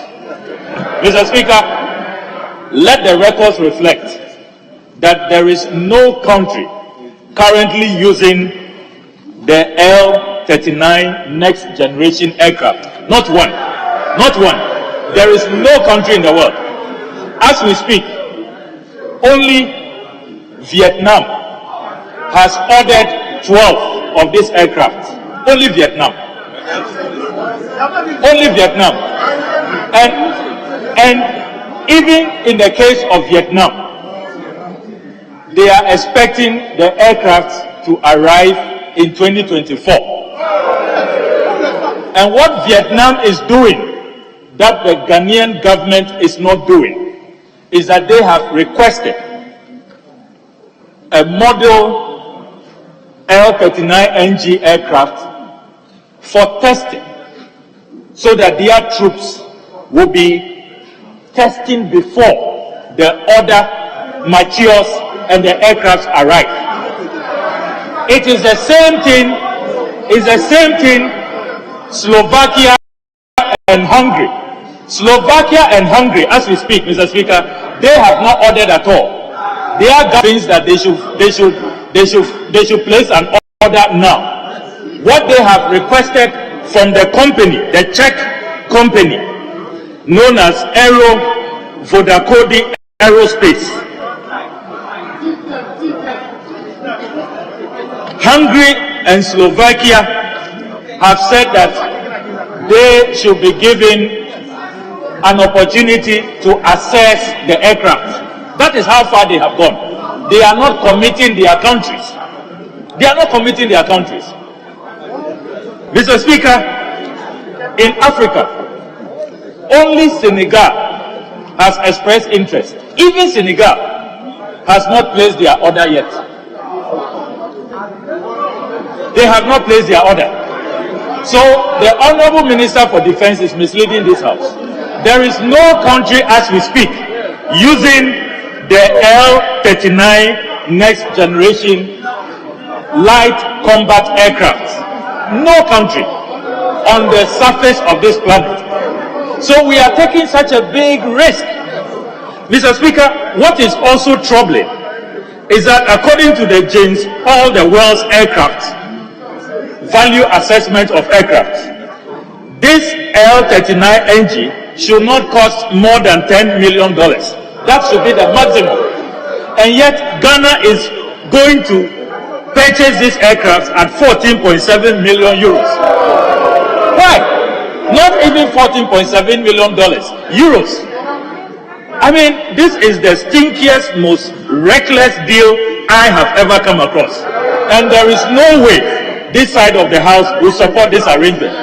Mr. Speaker, if you look at the committee's own report, Mr. Speaker, at page 9, value for money audit 7.3, the committee noted failed to conduct value for money audit to give comfort to the committee that public funds are being expended efficiently.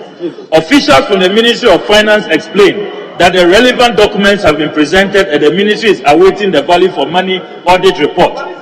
The Minister for Defense assured the committee that the agreement will be signed subject to the outcome of the value for money audit, unquote.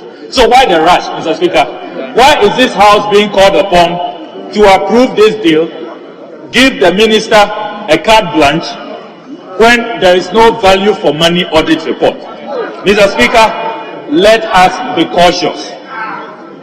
If you look at all the assessments that have been made for our Ghana Air Force, in this category of fighter jets, the Brazilian turboprop is the best. Talk to all the experts.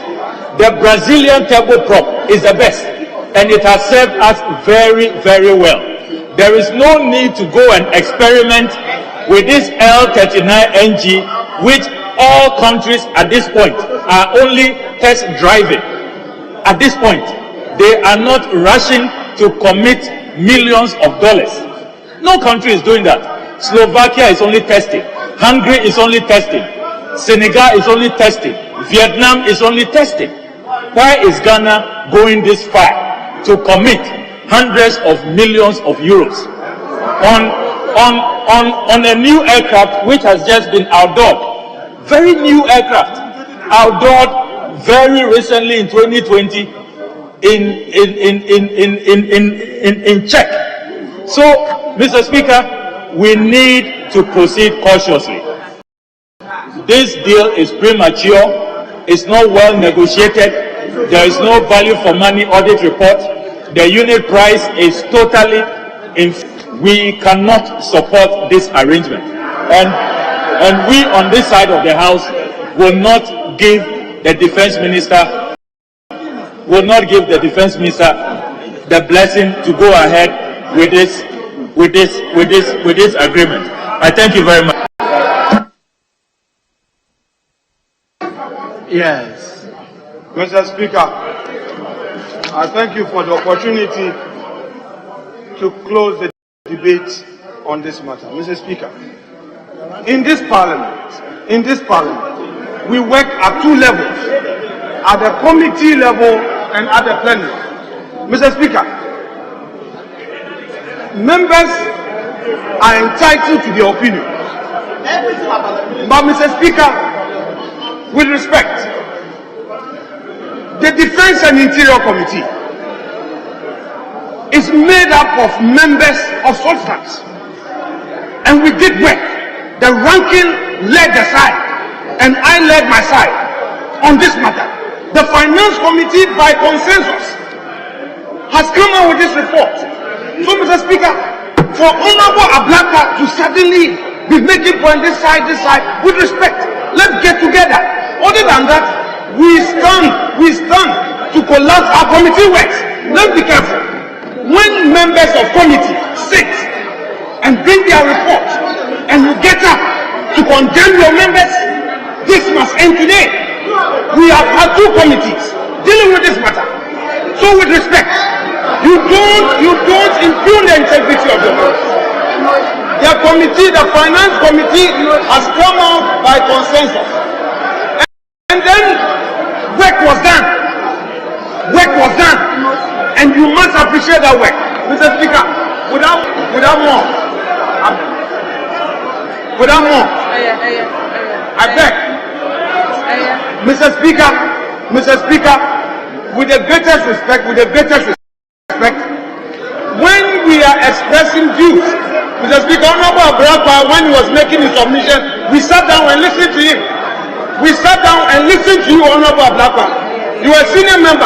If you sit down and listen to me, we can debate. We had points of disagreement. We allowed you to finish. So you sit down, let me finish, then you come in again, if you wish. Mr. Speaker, you have the floor. Just continue. Very well. Mr. Speaker, so all I'm saying is that the two of us work together on this. The ranking member who led this side rose up, and the record will bear me out, supporting what has been done. The Finance Committee report that we are considering by consensus. Mr. Speaker, this is what the Finance Committee says in its conclusion. The committee, after careful examination of the agreement, is convinced that the facility is required to adequately equip personnel of the Ghana Armed Forces, particularly the Ghana Air Force, with modern military equipment and the requisite logistics and training to enhance their offensive capabilities and to position the Ghana Air Force to defend the state from any form of aggression. The committee therefore recommends to the House to adopt its report and approve the facility agreement between government of the Republic of Ghana. Mr. Speaker, this is the committee's report by consensus. This is the committee's consensus. This is the committee's report by consensus. So, Mr. Speaker, it cannot be that we will throw this effort out of gear. Mr. Speaker, there is a high risk facing the country. There is a high risk facing the country. Would we wait? Members, order. Your leader is on the floor. So, are you on a point of order? Are you on a point of order? Yes, I want to hear your point of order. We are standing with the right. Mr. Speaker, I rise on a point of order. Please. Mr. Speaker, We are standing with the right. the report before us and the circumstances surrounding it. Mr. Speaker, if we can help you to maintain order in this house. Mr. Speaker, I remember we started it together, and that is why I wanted just for the deputy majority whip to tone down. Then I just seek your guidance on it. Mr. Speaker, the ranking member on the side of the minority seconded the motion, supported the motion on principle that, Mr. Speaker, the chairman and ranking for defense and interior, chairman and ranking for finance committee, chairman and ranking for foreign affairs, the leadership of this house and the security committees were called for a meeting to discuss about matters of the military. We did not just come for the finance committee to generate the report, but if I could hear the sound and the background noise, it looked as if after the Akosobo meeting, which we've attended on 2 or 3 occasions, we have not been able to harmonize some matters between us. Mr. Speaker, that is why I just wanted to seek your guidance, sensing from the kind of sensing from the kind of sound, so that people will not be speaking across purposes. If this motion can be stepped down, Mr. Speaker, we are standing with our rank. We are not standing. Mr. Speaker, we are standing with the rank. The sound, the background sound is what I wanted to help you to manage. I think we must carry everybody along, and we must carry the house to follow you. That is why I wanted to come in. But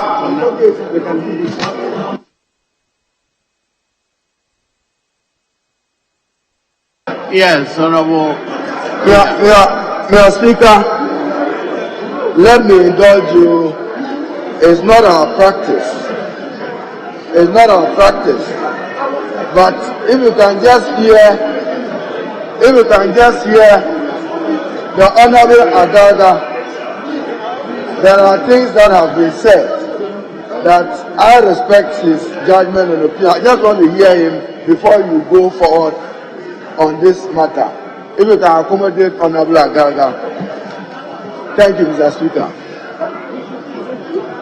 No. Yes, Honorable. Yes, Mr. Speaker, it is important clarity to bear on some of the issues raised by my colleagues. Mr. Speaker, first of all, the point needs to be made that the aircraft in question is not new to our Air Force. And we had extensive engagements with the Ghana Air Force. The Chief of Air Staff and his team met with the committee We asked all the questions that we needed to ask, and Mr. Speaker, they assured us that the L-39NG is the newest variant of the L-39 that the Ghana Air Force had flown in times past. They also made it clear, Mr. Speaker, that the Ghana Air Force had in times past flown the L-29. These are variants of the L-39NG. Mr. Speaker, I heard my colleague make mention of turboprop aircraft. A distinction needs to be made between a turboprop aircraft and a jet engine aircraft. Mr. Speaker, the L-39NG is a jet engine aircraft. What that means is that it is faster than the turboprop aircraft. An example is the Super Tucanos that Nigeria, our next door neighbor, recently took delivery of 6 Super Tucano aircraft. Those are turboprop aircraft, distinct from jet engine aircraft. But our Air Force said, by their specifications, they had been flying the K-8 fighter aircraft, which are jet engine aircraft. And so they needed something very similar to that and more advanced than that. And that is why they settled on the L-39NG. Mr. Speaker, the committee, as part of its due diligence efforts, did not just sit here, listen to the experts. The Ghana Air Force, led by its Chief of Air Staff, we took a decision that we're going to travel to the Czech Republic to see for ourselves. And Mr. Speaker, this side of the House was represented by my good self, the Honorable Helen Ntosu, and the Honorable B.T. Baba. The majority side was made up of the Honorable Deputy Majority Leader Afenyo Makin, the Deputy Chairman of the committee, Honorable Ophelia Hayford, and Honorable Asante. Mr. Speaker, we were accompanied by the Deputy Minister of Defense. We toured the manufacturing plant. And Mr. Speaker, when we got there, the pictorial evidence we saw was the L-39NG in the process of manufacture. The Republic of Vietnam has ordered for 13 of those type of aircraft. And as at the time we visited the plant, 6 of them, the frames had been completed. They were only awaiting the arrival of the jet engines from the United States of America. And for your information, Mr. Speaker, the engines of the L-39NG are manufactured in the United States of America.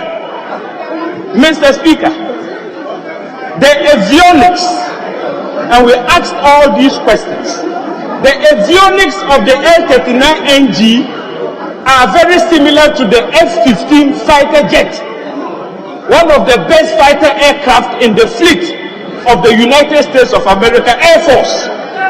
So we took pains and made all these inquiries, satisfied ourselves that the L-39NG meets the specifications of the Ghana Air Force, as was confirmed by they themselves.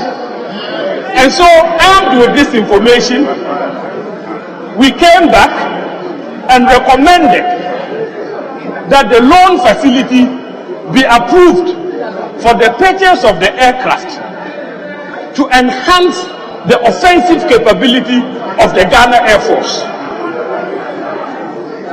Is it not an open secret that we are faced with numerous security threats at a time when our offensive capability has diminished considerably? It's enough. So, Mr. Speaker, with these few words, I hope clarity has been brought to bear on the subject. I thank you for the opportunity, Mr. Speaker. Honourable members, at the conclusion of the debate, the question is, all in favour of the motion say aye. All against say no. Ayes have it, the motion.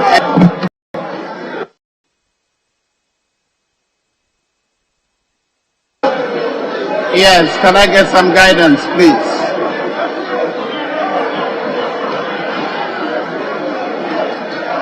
Resolution.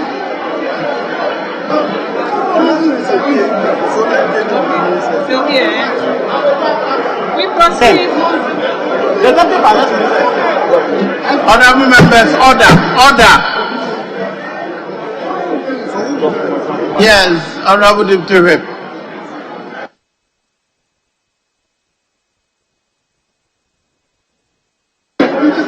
Mr. Speaker.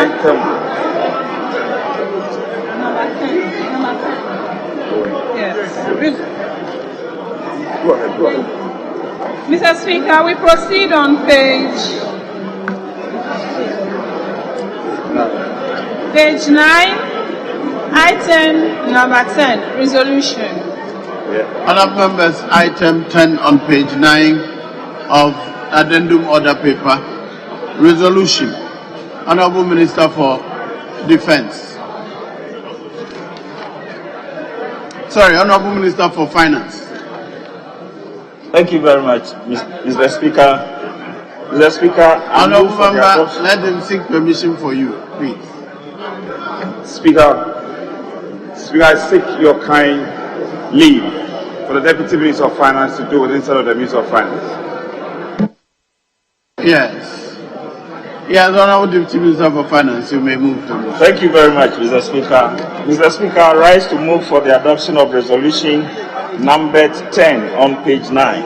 Thank you very much, Mr. Speaker. Yes, any seconder? Chief of Defence and Interior. Can we pay attention here? He has moved the resolution. Who is seconding it? Speaker, I rise to second the motion.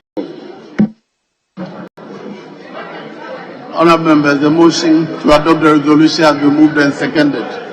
All in favour of the adoption of the resolution say aye. All against say no. The ayes have it. The House has adopted the resolution numbered 10 on the page 9 of the order paper addendum.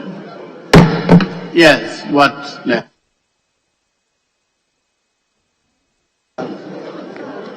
Speaker, we are taking item number 20 on page 17. Is it the order paper addendum or the main order paper? Yes, thank you, Mr. Speaker. Which one? 20. Addendum. Speaker, it's on the addendum paper. Which one? Motion number page 17. Yeah, there are two and motions. Item 20. The procedural motion. Very well, item number 20. Yes, by the Vice Chair. Thank you, Mr. Speaker. Mr. Speaker, this is a procedural motion. That notwithstanding the provisions of Standing Order 81, which require that no motion shall be debated until at least 48 hours have been elapsed between the date on which the notice of the motion is given and the date on which the motion is moved.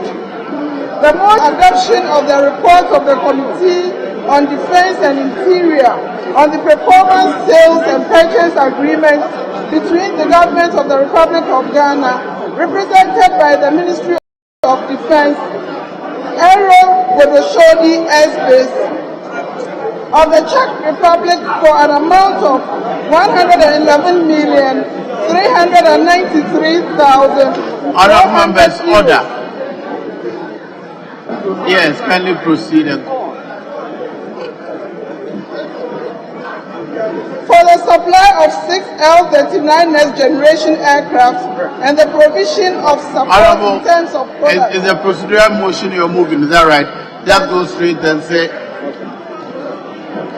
the procedural motion number 20. So Mr. Speaker, so I so move. Thank you. Yes. Any seconder?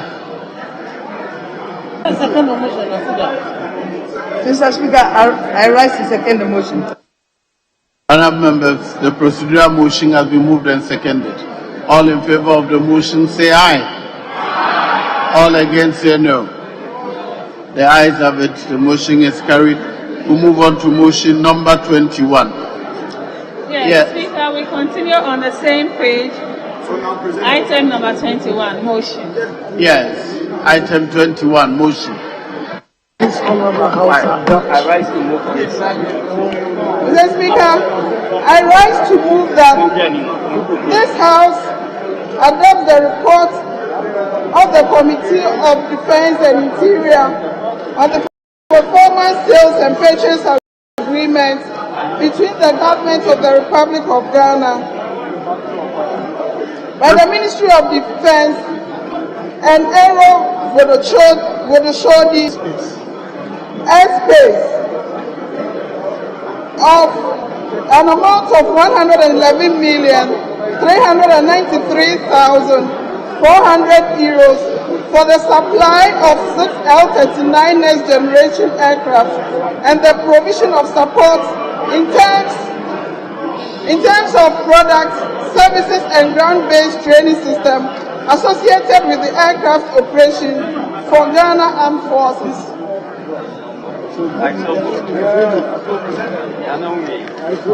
Mr. Speaker, I so moved. Yes. The motion has been moved. Any second? In presenting the report, I'll pray that the Hazard Department capture it as having read. As fully read. First, I dwell on the recommendations and conclusions of the committee. Mr. Speaker, the committee recommends that the ministry should ensure that the testing of the aircraft be conducted in 2 phases. The first phase of the testing, which is the initial stage, should be conducted in the Select plant in Czech Republic, and the final stage should be conducted after the test flight in Ghana.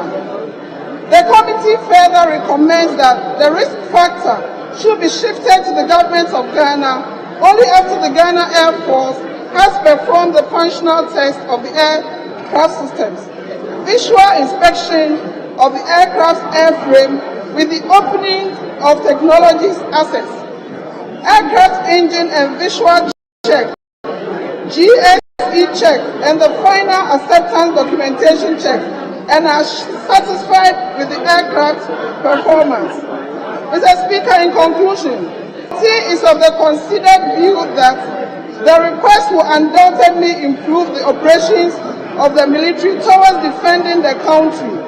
Therefore, recommends to the House to adopt its report and to approve the performance, sales and purchase agreement between the government of the Republic of Ghana, represented by the Ministry of Defense and Aero Vodashodi Aerospace of the Czech Republic for an amount of 111,393,400 euros for the supply of 6 L-39 next generation aircraft and the provision of support in terms of products, services, and ground-based training system associated with the aircraft operation for the Ghana Armed Forces.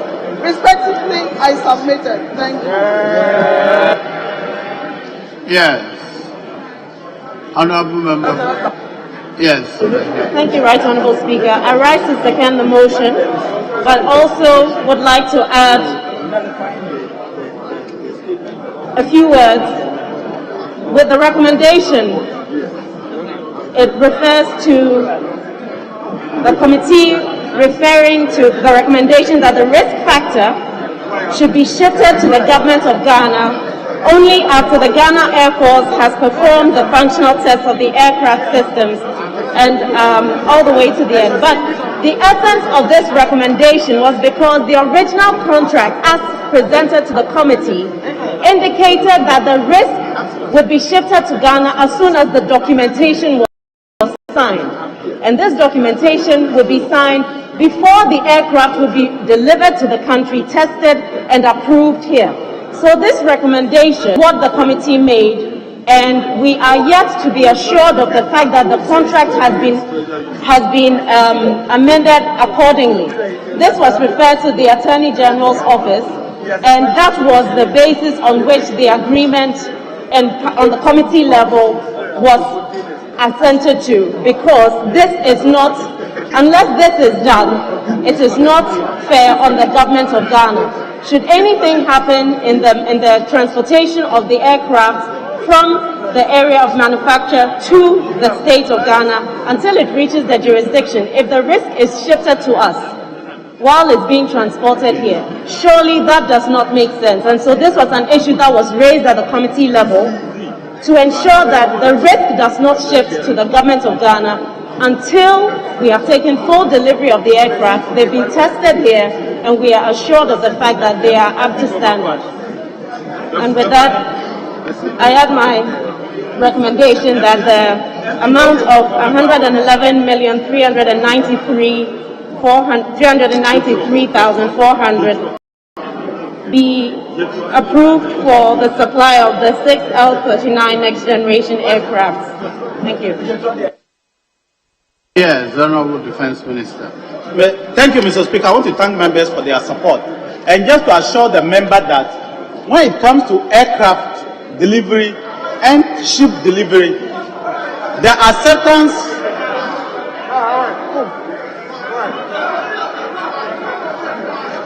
the acceptance is in two parts.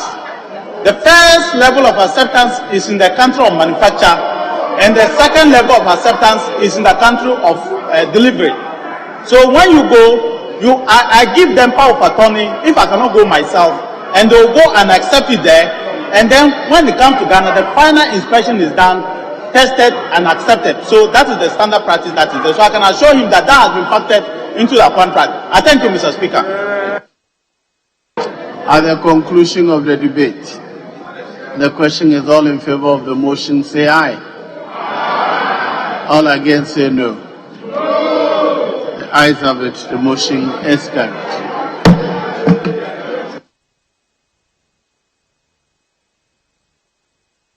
Item number 22, resolution by the Minister for Defense.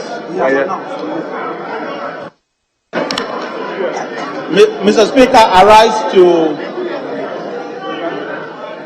to move that resolution number 22 on page 18 to 19 be accepted by the House. As we move.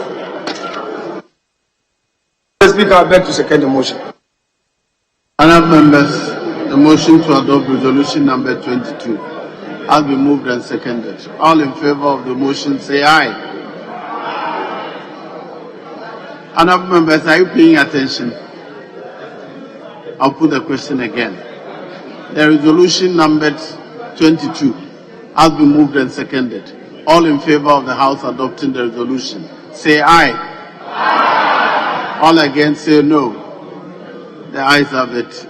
The House has adopted the resolution number 22 on page 18 of today's order paper addendum.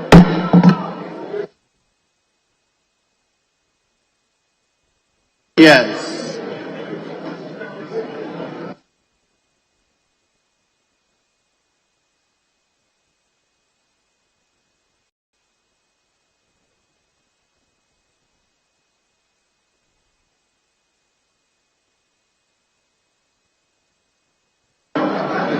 Yes, Honorable Deputy Leader.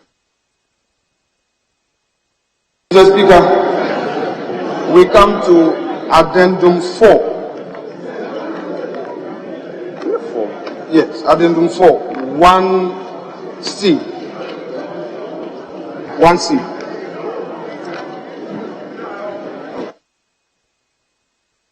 Honourable members, Addendum 4, item number 1C. C.I., Mr. Speaker. I, report of the Finance Committee on the appropriation number 2 bill 2021. It is moved by the chairman of the Committee on Finance. Mr. Speaker, with respect, I seek your leave for the honourable member for 81 East. Now, where is he? To lay the report. Report of the Finance Committee on the appropriation number 2 bill 2021. Yes, yeah. Mr. Speaker, the Honorable Abuna, Deputy Minister of Finance, is a member of Parliament, but we are dealing with appropriation, which is a core function of Parliament. That's why we have the Chairman of the Finance Committee or the Vice Chairman. So probably any member of the Finance Committee should do this. Then she can play other roles, if you don't mind, Mr. Speaker. Very well, yes. Speaker, I'm a member of the committee. With very well. You may lay it on behalf. Proceed to lay. Report of the Finance Committee on the appropriation number 2 bill 2021. The report is duly laid for distribution to members. What next?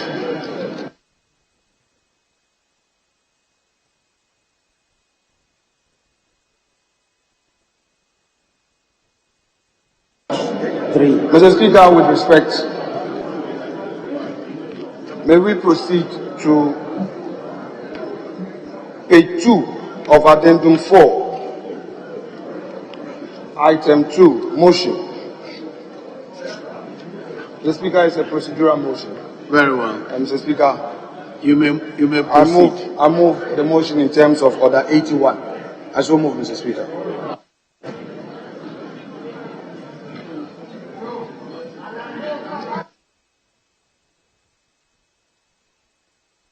Mr. Speaker, the Deputy Minister of Finance is here. Would therefore seek your leave for her to proceed to do. Yes, Honourable Deputy Minister for Finance. We will move motion number 2 on Addendum 4. Other people. Mr. Speaker, I beg to move that, notwithstanding the provisions of Standing Order 81, which require that no motion shall be debated until at least 48 hours have elapsed between the date on which notice of the motion is given and the date on which the motion is moved.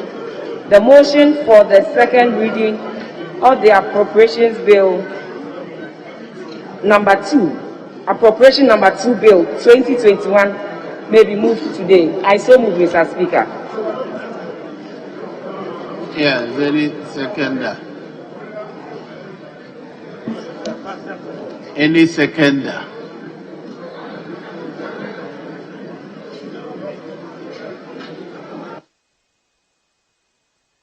The second is Chairman, Mr. Speaker, I second the motion. Honourable members, the procedural motion has been moved and seconded. All in favour of the motion say aye. All against say no. The ayes have it. The motion is carried.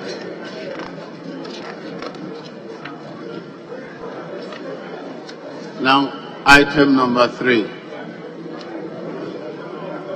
Motion by Honourable Deputy Minister.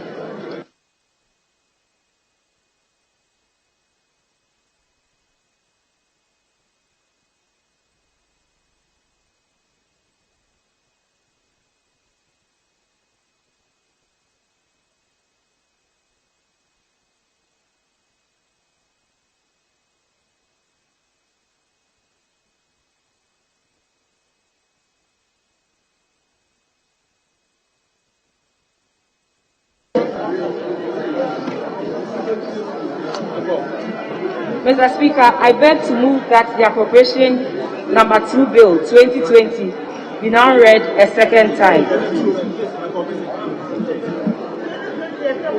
Mr. Speaker, I beg to move that the appropriation number 2 bill 2021 be now read a second time. 2021 be now read a second time. I so move, Mr. Speaker.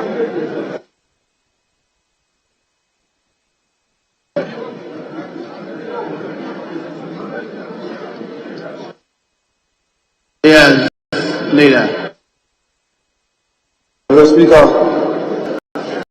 I beg to second the motion, and in so doing, I present the committee's report. And Mr. Speaker, for want of time and the fact that members have already been given copies of the report, I shall proceed with the conclusion and recommendation as contained in paragraph 6 of the report, that the committee recommends that the amount not exceeding 145 billion 472 million 347,866 Ghana cedis be approved and authorized to be issued from the consolidated fund and other public funds for the purposes of financing government operations during the financial year commencing the first day of January 2022 and ending on the 31st day of December 2022. Mr. Speaker, I so submit. I thank you, sir. Yes, Honorable Ranking Member. Mr. Speaker, thank you for the opportunity to also speak to the Appropriations Bill 2021. Mr. Speaker, for the record, the amount that we are paying, the Ministry of Finance is asking for is 145.4 billion Ghana cedis. Mr. Speaker, it is important to note that this amount is different from the total expenditure as stipulated in the budget statement. Mr. Speaker, you will note that in the budget statement, the total expenditure is 137 billion. But in the same budget statement, there is 7.9 billion for amortization. So if you are to add 7.9 billion and the 1.9 billion for arrears clearance, then you have the total appropriation. The Speaker, arrears clearance and indeed amortization is not included in the expenditure allocation for the year concerned. So it is important for us to correct that information. The Speaker, most importantly, we also need to understand that appropriations is only a summation of all the estimates that this House has approved. It does not mean that we have approved any revenue item. The Ministry of Finance is being given the permission to spend up to the amount that we are approving here today. Mr. Speaker, if the ministry exceeds appropriations, in fact, the Public Financial Management Act has sanctions that the Minister of Finance will have to face. Mr. Speaker, if this government fails to raise revenue, they will have a responsibility to cut expenditure accordingly, or, Mr. Speaker, decide to borrow for the purposes of funding government expenditure. Mr. Speaker, let me put on record that what we are approving does not mean that we have approved the electronic transaction tax or any tax measure. Any tax measure. We have not approved the e-levy. It is only an approval for expenditure should have a fiscal cliff in this economy. I believe that the appropriations must go through with a caveat that if they fail to raise the needed revenue, Mr. Speaker, the minister responsible for finance has an option to cut. All in favor of the motion say aye. All against say no. The ayes have it, the motion is carried. Now, Item number 5, appropriation number 2 bill 2021 at the consideration stage.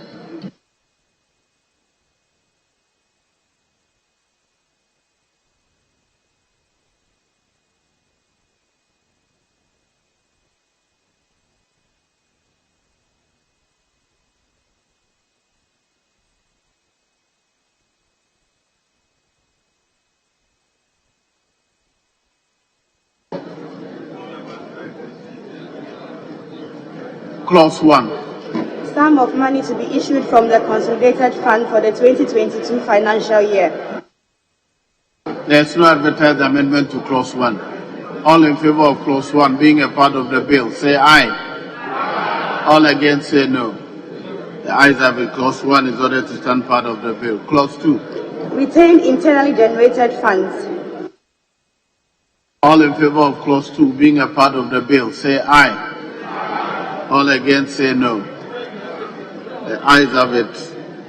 Clause 2 is ordered to stand part of the bill. Clause 3. Payment of money on authorization of minister responsible for finance. All in favor of Clause 3 being a part of the bill, say aye. All against, say no. The ayes have it. Clause 3 is ordered to stand part of the bill. Clause 4. Repeal. All in favor of Clause 4 being a part of the bill, say aye. All against, say no. The ayes have it. Clause 4 is ordered to stand part of the bill. Clause 5. Commencement. All in favor of Clause 5 being a part of the bill, say aye. Yes, Honorable Deputy Leader. Mr. Speaker, the Clause 4, repeal. Mr. Speaker, if we repeal the Act now, what happened? The year is not ended. So if we said appropriation at 2021 at 1069 is repealed, what happened? When it is ascended to, it comes into effect when it is ascended to, published. So it will be ascended to after the end of the year. Probably just at the end of the year. Is it going to 31st December or 1st January? Either of them will be okay. Other members, I was putting the question on the commencement, Clause 5. All in favor of Clause 5 being a part of the bill, say aye. All against, say no. The ayes have it. Clause 5 is ordered to stand part of the bill. The schedules, the first schedule.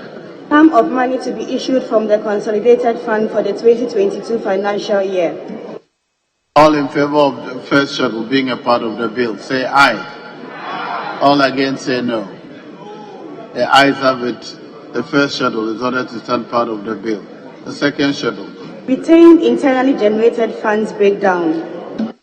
All in favor of the second schedule being a part of the bill, say aye. All against, say no. The ayes have it. The second schedule is ordered to stand part of the bill. The third schedule. Summary of expenditure by ministries, departments and agencies, economic item and funding.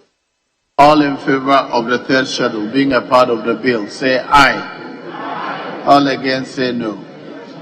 The ayes have it. The third schedule is ordered to stand part of the bill. The fourth schedule. Summary of expenditure by program, economic item. All in favor of the fourth schedule being a part of the bill, say aye. All against, say no. The ayes have it. The fourth schedule is ordered to stand part of the bill. The long title.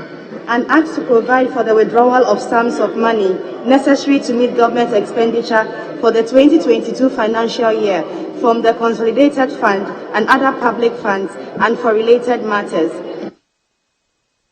All in favor of the long title being a part of the bill, say aye. All against that, say no.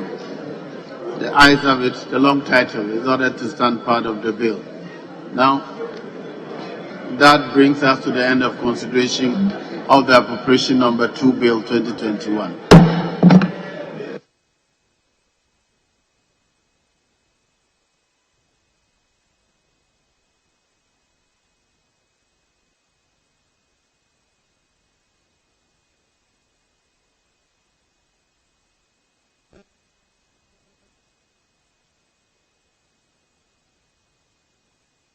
Honourable members, item number 6.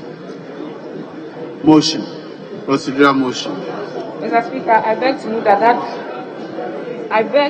that notwithstanding the provisions of Standing Order 1311, which require that when a bill has been passed through the consideration stage, the third reading thereof shall not be taken until at least 24 hours have elapsed. The motion for the third reading of the Appropriation Number 2 Bill 2021 may be moved today. I so move, Mr. Speaker. Any second? Mr. Yes. Speaker, I second the motion.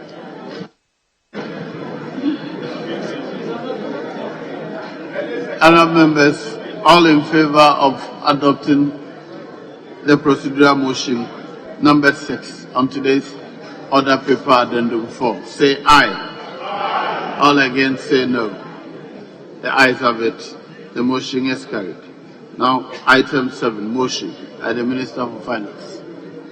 Mr. Speaker, I beg to move that the Appropriation Number 2 Bill 2021 be now read a third time. I so move, Mr. Speaker. Yes, Chairman. I second the motion. Honourable members, all in favour of the motion say aye. All against say no. The ayes have it. The motion is carried. An act to provide for the withdrawal of sums of money necessary to meet government expenditure for the 2022 financial year from the Consolidated Fund and other public funds and for related matters. Honourable members, the Appropriation Number 2 Bill 2021 is now read the third time and passed.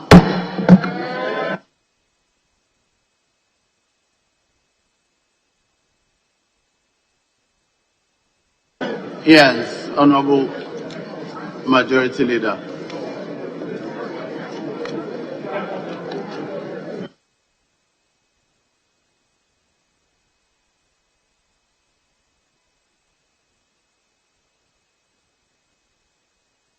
Yeah, excuse me. Yes, Honourable Leader. Mr. Speaker, there are a couple of serious business to be done. Unfortunately, how far we've traveled to, I guess we see members are quite exhausted. We have thought that we'll be able to continue tomorrow, but the time after 12 midnight, it will be difficult to have a sitting tomorrow. And so we have agreed to rather sit today. We'll not sit today. We'll not sit today. We'll not sit today. But we'll rather sit Monday to finish with our standing business. And then we'll take an adjournment.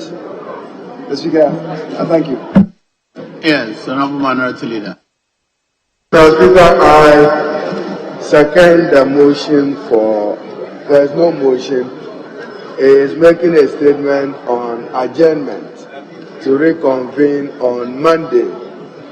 Suffice it, Mr. Speaker, he has failed to tell us what outstanding business is there on Monday. Because don't forget, business committee didn't even meet. We haven't programmed these activities as is required of our standing orders. So on Monday, what business do we have on Monday? Apart from the killer e-levy, if you have any other business, state it. Apart from the killer e-levy, I'm not aware of any business. So state it, so that we know on Monday what we are coming to do. Mr. Speaker, on the original order paper, you will see there are outstanding businesses to be done, beginning with what was intended to be done now. That is the income tax amendment number 2 bill. Then we also have the value added tax amendment bill. Then the last one, however you deem it fit to describe it, you say a killer e-levy bill. Others would also describe it as the levy that is going to rejuvenate the economy. Mr. Speaker, these are the major things that we have to do. Very well. Honourable members, the House is accordingly adjourned to Monday, the 20th. Is Monday 20th or 21st? Monday, the 20th of December 2021 at 10 o'clock in the forenoon.